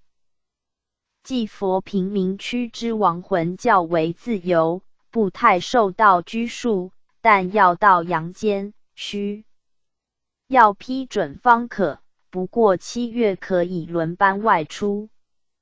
若是罪魂，则大不相同。平时受刑罚，除非自己继承或特殊情形，难以外出。7月则例外。罪较轻者，可以外出游玩。杨生原来如此。继佛劝世间洋人多修身悟道，了觉真理，看破幻生是假，以免死后仍然如在世间想法到贫民区来，还要操劳工作，那太不值得了。不得超生了死之道，则生如死，死如生，生生死死，在轮回圈内打转，永无出头之日。今日时刻已到，准备回堂。区长命各官员排班送驾。杨生感谢区长之指导，先告辞了。继佛圣贤堂已到，杨生下莲台，魂魄投体，100%加60。地狱游记第60回，游具善所，赏善思，罚恶思复060。济公活佛降，戊午年6月16日，20日7月1978。诗曰：魂归具善在修功，炼性魔辛苦用功，道法闻师深究学，人间旧事显灵通。继佛今日由民安排往具善所，即赏善思，罚恶思，地狱游记善作至今已将近结束，老衲生喜发善心捐印者甚为踊跃，真是善与人同。如此时不负2年来神人奔波于的府之苦心了。唯愿天下苍生认理归真，善道是从。地狱游记一书乃是各教同寻之真理，凡言阅者，其身心受益非浅。老衲不费唇舌唠叨一番，无非希望众生戒恶从善，所做是好事，人称是好人。一片苦口婆心，愿天下有心人共鸣吧。杨生准备上莲台。杨生我已坐稳，请恩师启程吧。继佛已到了，杨生下莲台。杨生具善所已在眼前，好像一座学校，外面干净万分，还种有各种花木，不像囚狱阴森森的。继佛具善所就是阴府之学校，专门培养神职人员。杨生所门已开，官员们正排班迎接我们。继佛所长及所内官员已出来，杨生你快向前参驾。杨生拜见所长及众仙官。所长杨善生免礼，欢迎你及继佛驾到，实在久等了，请2位随我进入里面以便参观。继佛甚谢，今日来此打扰，请所长多次指教介绍贵所情形，让杨生知之。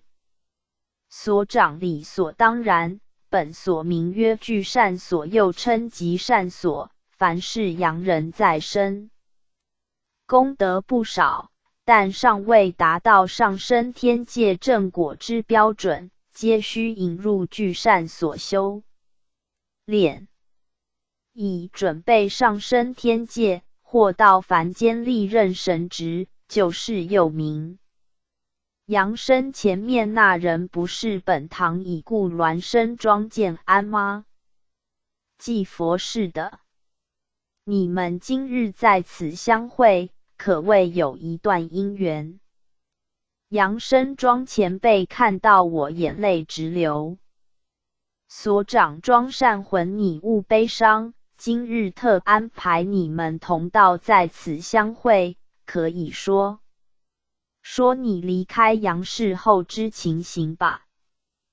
庄浑今天能在此的会见杨先生，心里有说不出的高兴，但亦不尽悲伤之泪。生前入銮于圣贤堂，受关恩主之教化，并多蒙丘堂主及各位同修之照顾，所以我也兴趣效劳工作，每日到圣贤杂志社抄写记书封带。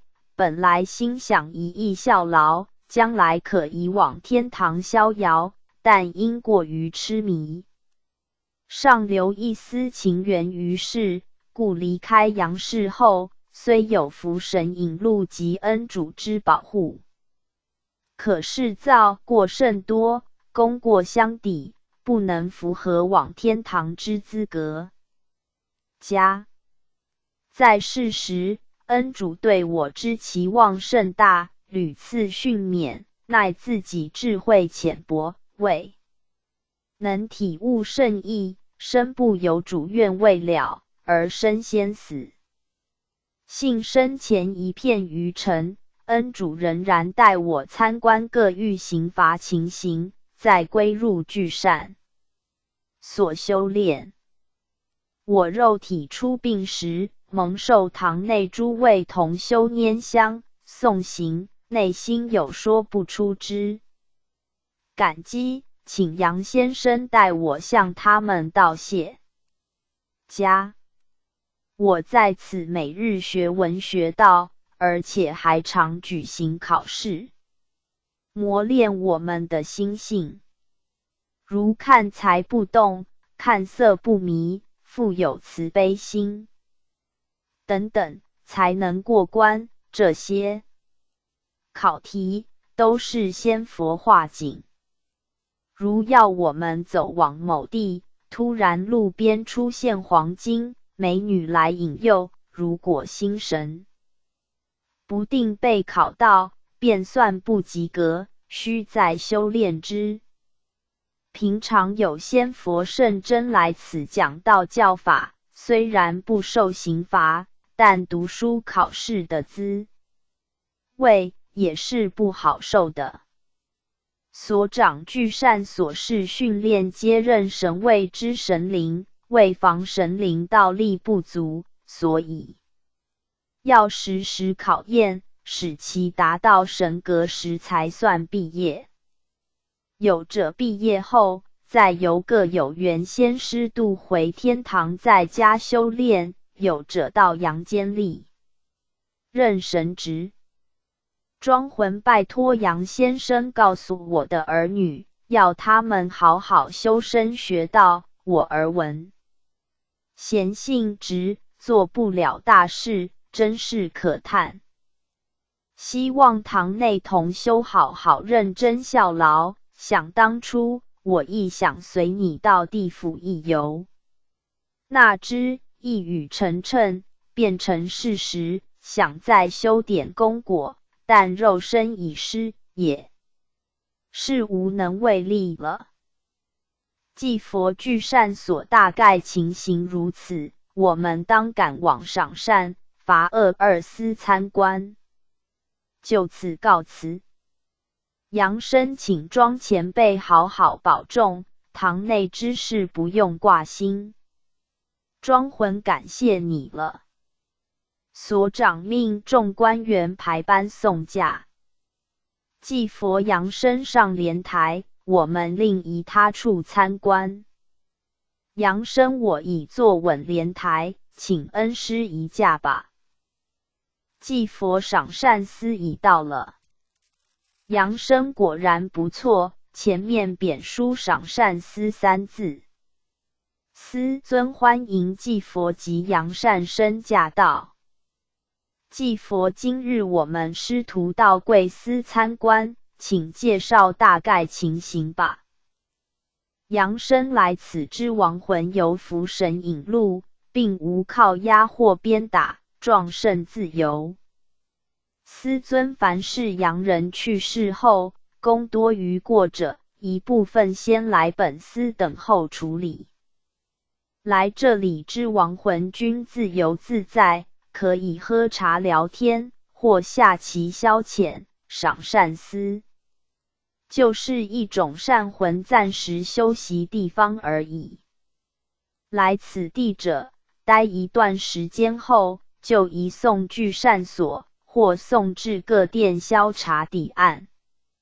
杨生原来如此。既佛因时刻有限，我们再到伐厄司参观，告辞司尊。司尊命官员排班送驾。既佛杨生上莲台，离此不远就是伐厄司。已到了。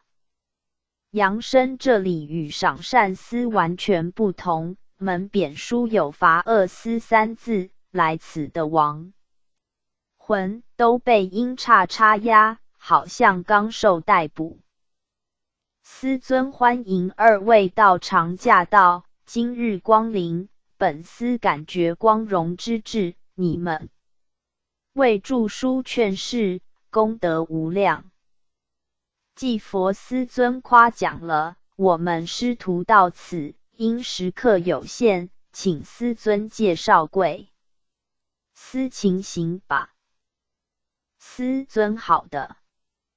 本司曰：伐厄司。凡是洋人在世为非作歹，违背天伦者，三师神或日夜游巡，随时记载，回阴府报告。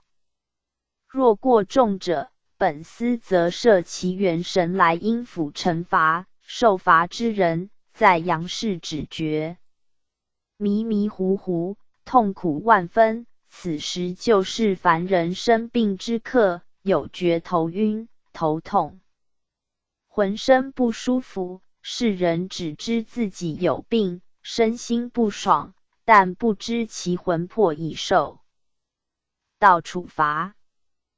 病好时，就是魂魄放回阳之刻，精神也觉轻松了。刚才那些被压之人，就是阳人魂魄，此为本司第一种罚厄工作。第二种惩罚工作是阳人亡后，因罪恶甚重，有者先交来本司惩罚一番，待各店查其案证完毕，再移交各店办理，故本司乃是暂时拘留所而已。杨生原来如此，感谢司尊指教。既佛时刻不早，我们准备回堂。司尊命众官员排班送驾。既佛杨生上莲台。杨生我已坐稳，请恩师回堂吧。既佛圣贤堂已到，杨生魂魄投体。加61地狱游记第61回，有写乌地及东岳殿赋061。济公活佛降，戊午年6月念5日，29日7月1978。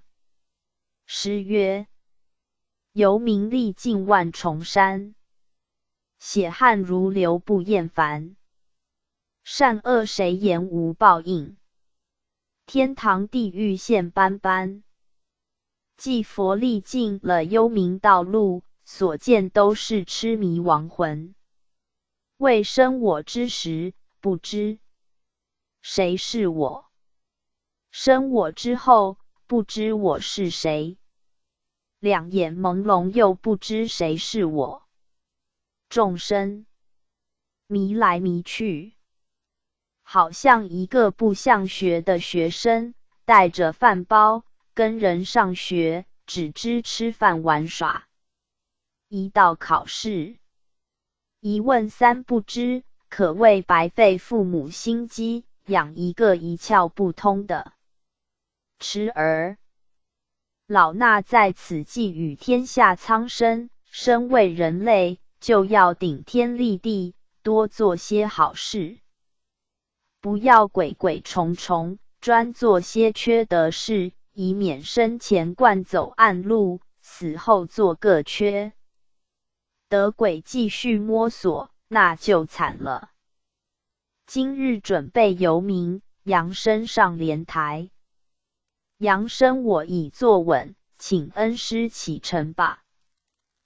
祭佛已到了，扬升下莲台。扬升，今日我们到此，为何只见前面一池，远远望之，好像池里有沉浮人影，还传来救命呼声，哦，还夹着一股腥臭味道呢。祭佛，前面就是血污池，今日带你来此参观，须振作精神，快向前走，以便详细观个究竟。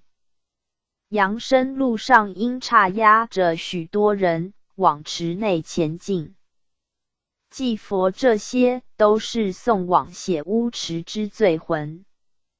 扬升心会味更重，救命喊叫声也更响了。原来池中之水如污血一般，腥臭无比。将军欢迎济公活佛及杨善生驾到，本处已受到通知，知道二位今日驾临，请进内参观吧。杨生因为在这里已看得很清楚，我看不用接近池边了，但望将军说明血污池刑罚罪魂情形。将军，是。本池名曰血污的，位置于奈何桥下游，罪魂刑。经奈何桥跌落桥下之毒蛇坑后，因受毒蛇吞食或咬伤污血成河，汇聚流入本池，而成血污池。本池所进者，都是犯污秽罪过之人。杨生请将军详细说明之。将军神圣本来不可冒读污秽，但有不少人常咒骂神明，或出秽与污骂常上，即嫁祸于人，诬赖他人，均属污秽心肠。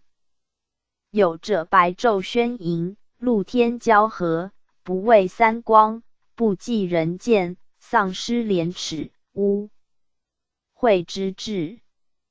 有者专门卖色赚钱，出口无非秽语。有者贪淫过度，采花不止，污染灵体。或口喜食秽物，以为补益身体，这种恶不是邪门中人。或是人喜好宰杀生灵，污秽神佛庙堂、经典书章等，死后皆要入血污池受苦。祭佛俗传，凡妇人生产不幸死亡，皆要入血污池，此乃讹传。生育为天地造化之常，不幸暴亡，已属惨事，那有进入血污池之理。故世人如有亲属生产病亡，只要多做善事，或诵经忏，或印诵善书，以此功德回向，则可助其减轻恐怖惊慌之心。因产妇临盆时，最为心慌痛苦，如不幸死亡，一时魂魄不安，家属宜多修功德，以求圣神仙佛度化之。将军祭佛所说正是，悉世人了悟之。祭佛因令有他处要去，血污池大概情形已知，我们先告辞了。杨生感谢将军指导。将军那里失礼之处请包涵。祭佛杨生上莲台，准备往东岳殿。杨生我已坐稳，请恩师启程吧。祭佛东岳殿已到，扬声下莲台吧。大帝迎接祭佛及杨善生驾到，二位奉旨著书，今日方到本殿，实在久候了。祭佛因大帝权威无上，老衲由一殿游起，贵殿安排于后，事后来居上之意，请大帝勿见怪。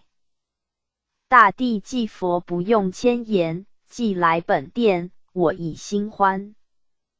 尔台中圣贤堂阐扬道德真理，开堂以来，著作太上无极混元真经、玉皇普度圣经、修道指南、浅述古今善恶因果报应、圣贤真理等经典善书，广印赠送，劝化四方，世道人心受影响而向善者不计其数，我心中早已感慰万分。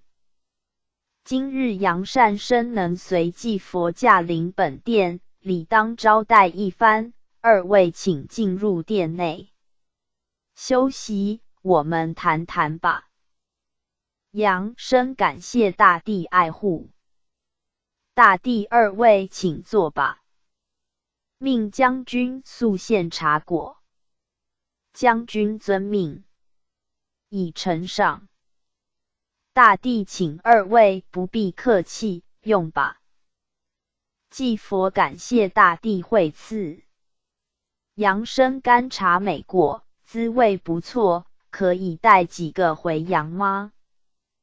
大帝亲果在这里吃就好。祭佛杨生，你勿贪吃，你家那棵果树已结实累累，只要好好保养，已足够你受用无穷了。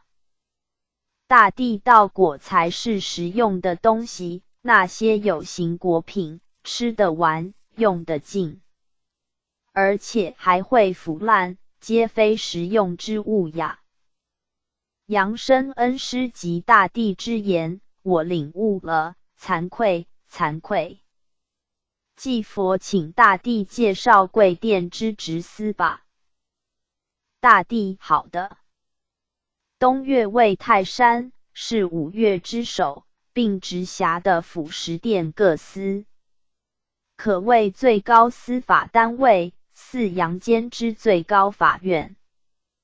本岳并统治管辖一切幽魂散魄及的俘获阳间鬼神升降之事，因本殿可直奏玉帝，而发令执行任务。如山神、土地、靖主等神只皆在东岳辖内，凡是10殿有何疑难案件未能解决，即移送本殿办理，故本殿位居10殿之上，但东岳之上尚有幽冥教主管理普度事宜，无则管辖的府检察之权，职司各有不同。杨生，我有一疑提请大帝指教。贵殿既管一切游魂散鬼，但阳间为何常听见某人被邪虫或鬼魂冲犯？难道因司法律上有漏洞吗？大帝天网恢恢，疏而不漏，的罗森森，漏而不久。杨善生说的是，阳间上有不少游魂散鬼存在，音律虽严，但不离慈悲之心，所谓情理法坚固，不少亡魂因生前受屈而死，因思准其报怨，但其到阳间，往往意气用事，不分早白，见人即缠。但若阳人元神旺盛或道德升高，其则不敢近身。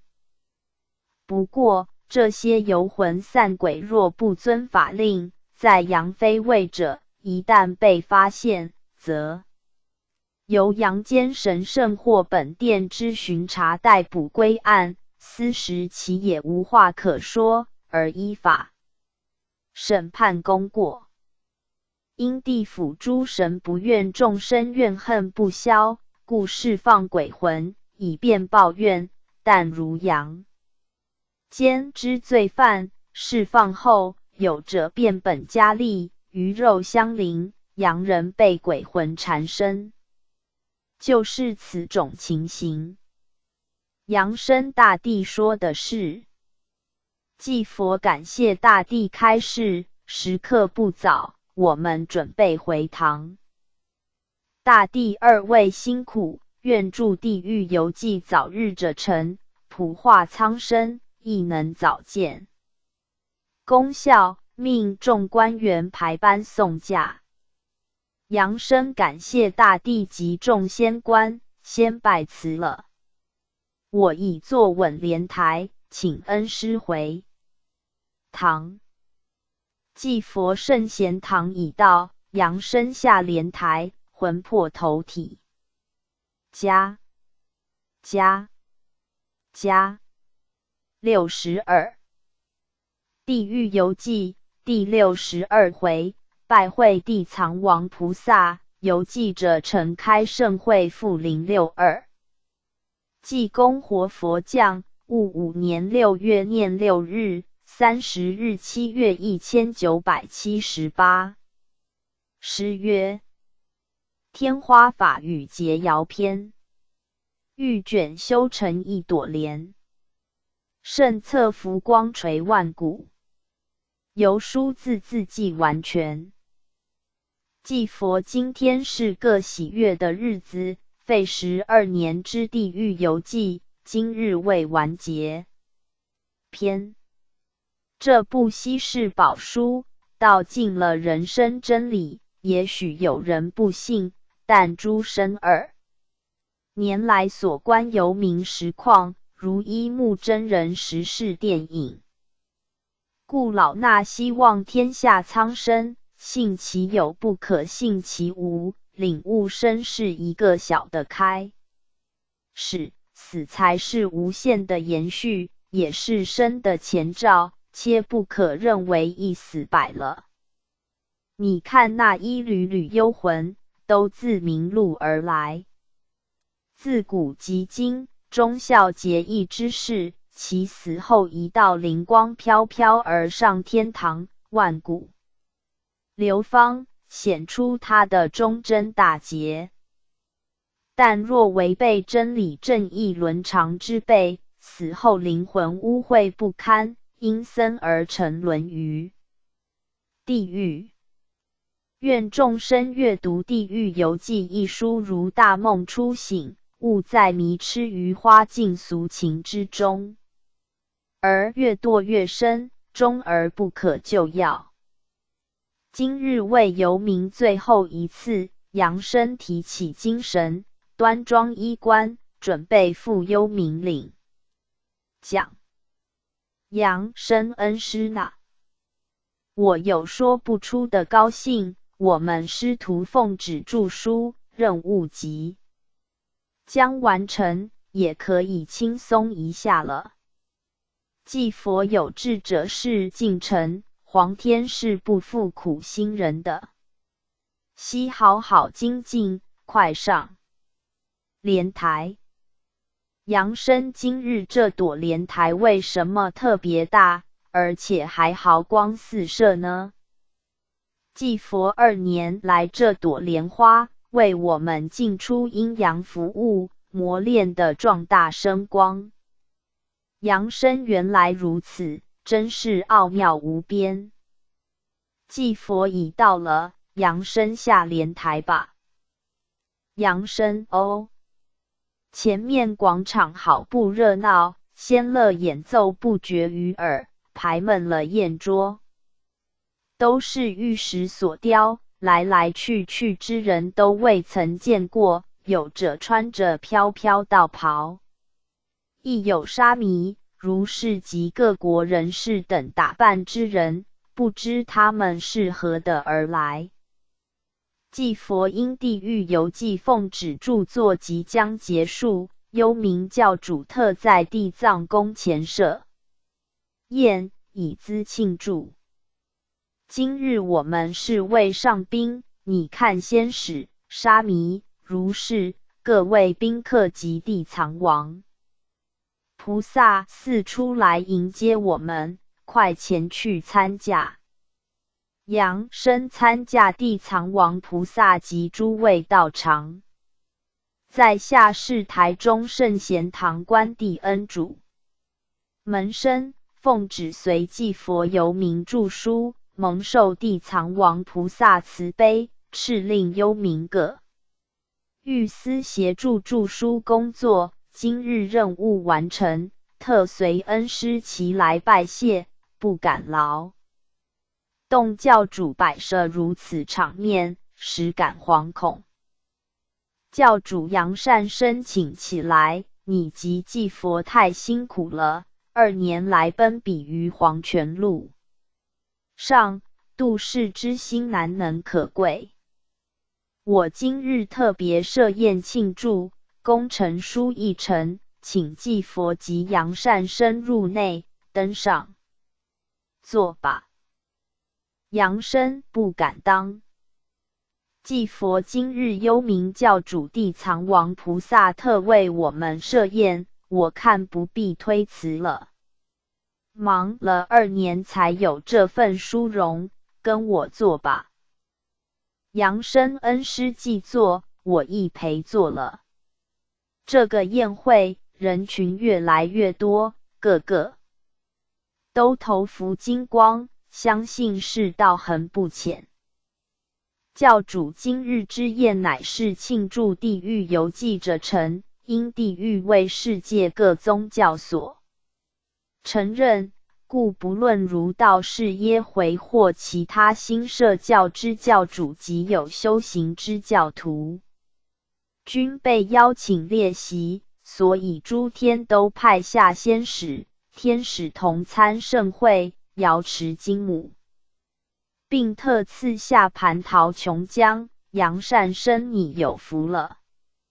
杨生感谢诸天圣佛仙神之眷顾，现时天乐大享。教主盛会将开，各教教主及观音大士亦降临。大士今日幸会祭佛及杨善申。杨生参拜观音大士。教主现在盛会开始，奏圣乐。诸位安好，大家都是天堂贵客。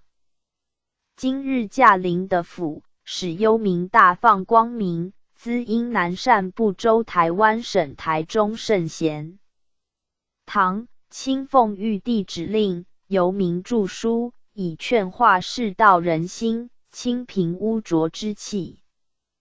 济公活佛，性喜诙谐，世人见之心欢，借机扬狂济世，一言一语如妙药甘露，皆能起死回生，故玉帝令其导游，不但能洞见幽冥，更可禅机深妙，可谓最佳导游人才。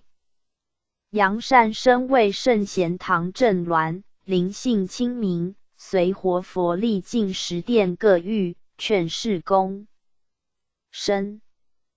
今日书成，特举行此宴，一表庆祝之意，二表世界虽大，但在灵界则各教并无门户之见，如今日在场，各教人士皆安排就坐，和气融融，显示出大道无私景象。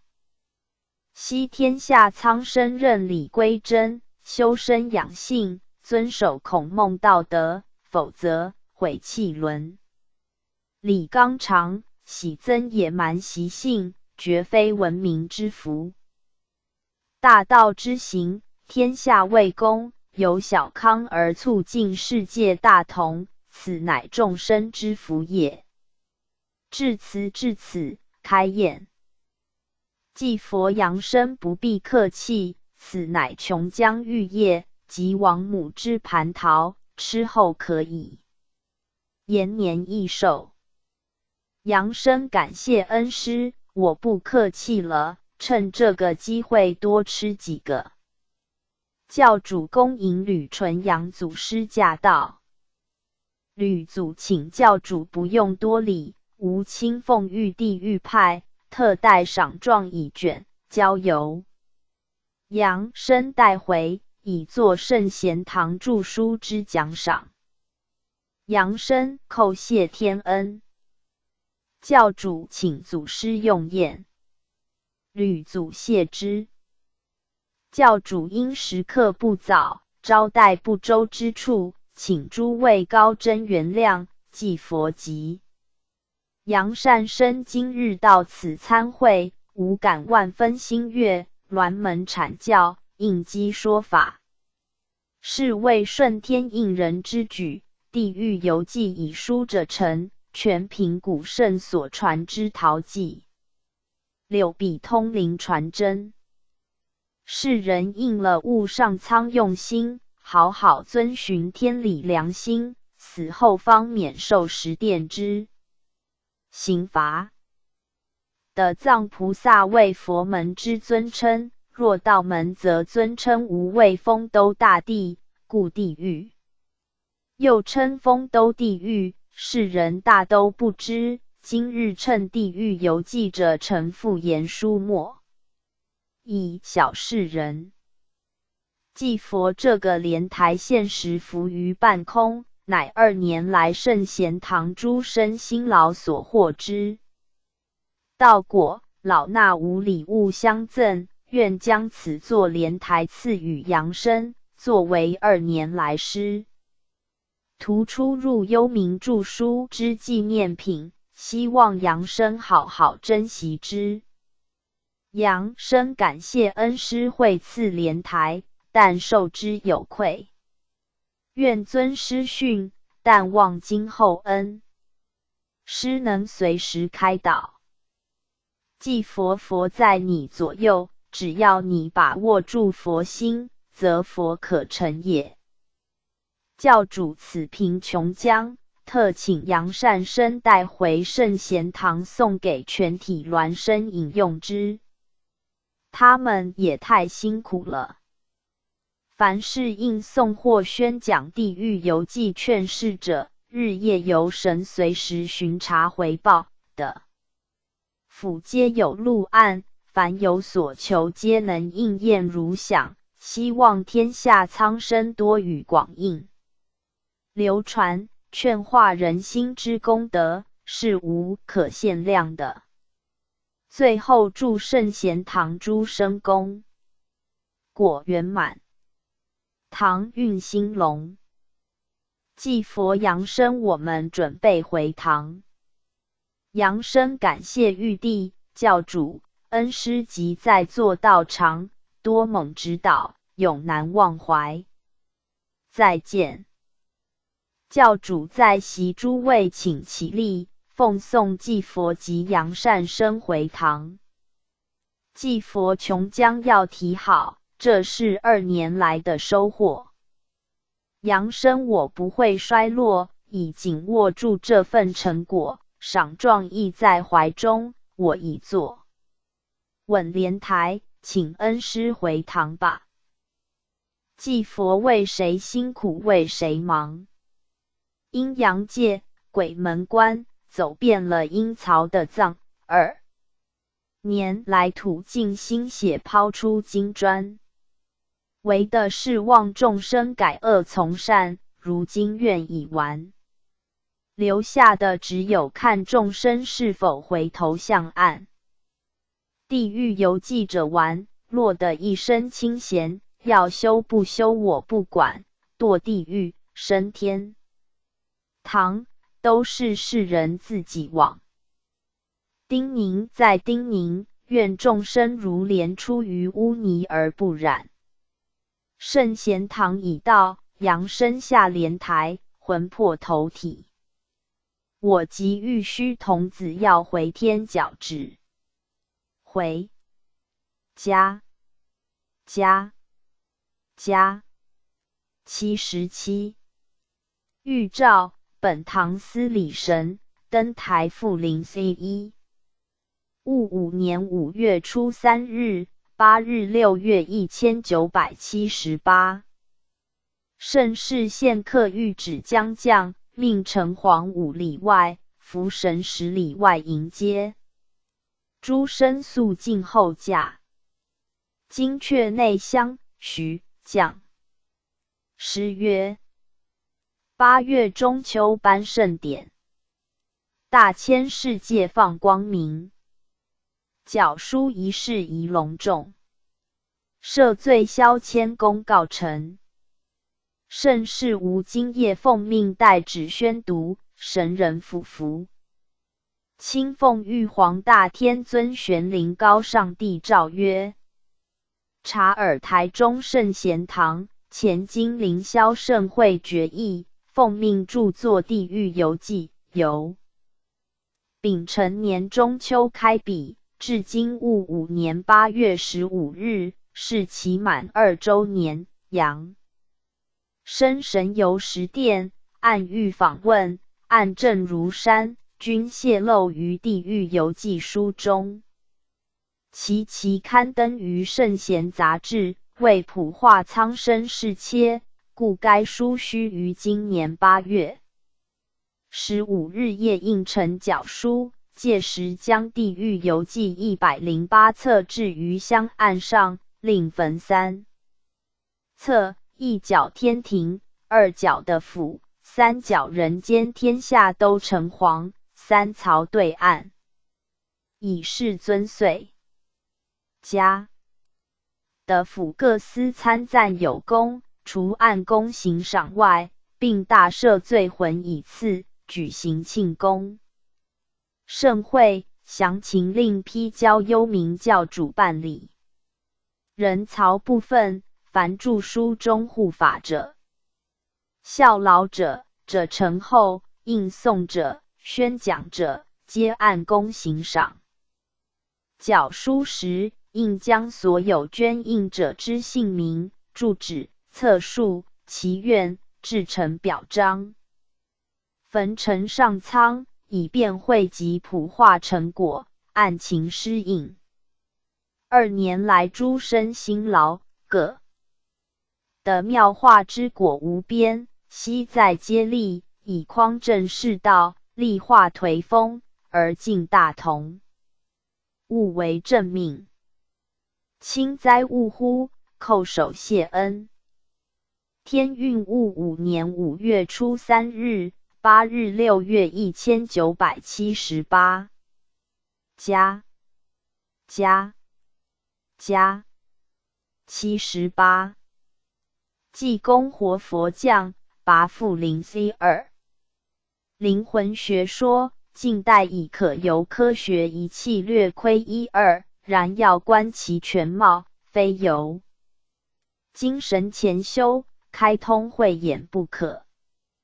人体原由精、气、神3种元素所组合，这具幻躯犹如搭棚骨架，一旦风火水土变化，则支离破碎，人去楼空，难以久存。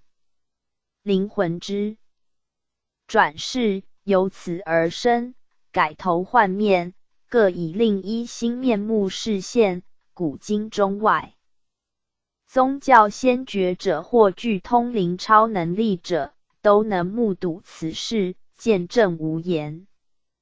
加地狱游记之著作，乃系上天慈悯众生9堕红尘，贪嗔痴3毒旺盛，造业多端，造成道德沦落，社会问题不断滋生，为匡正世道，造就更美好人生，呆准泄露民腐实况，以警示化俗，倡导善行人风，推弘真理道义。相信凡有良知写信之人，见此游书，阅读之后必能放下屠刀。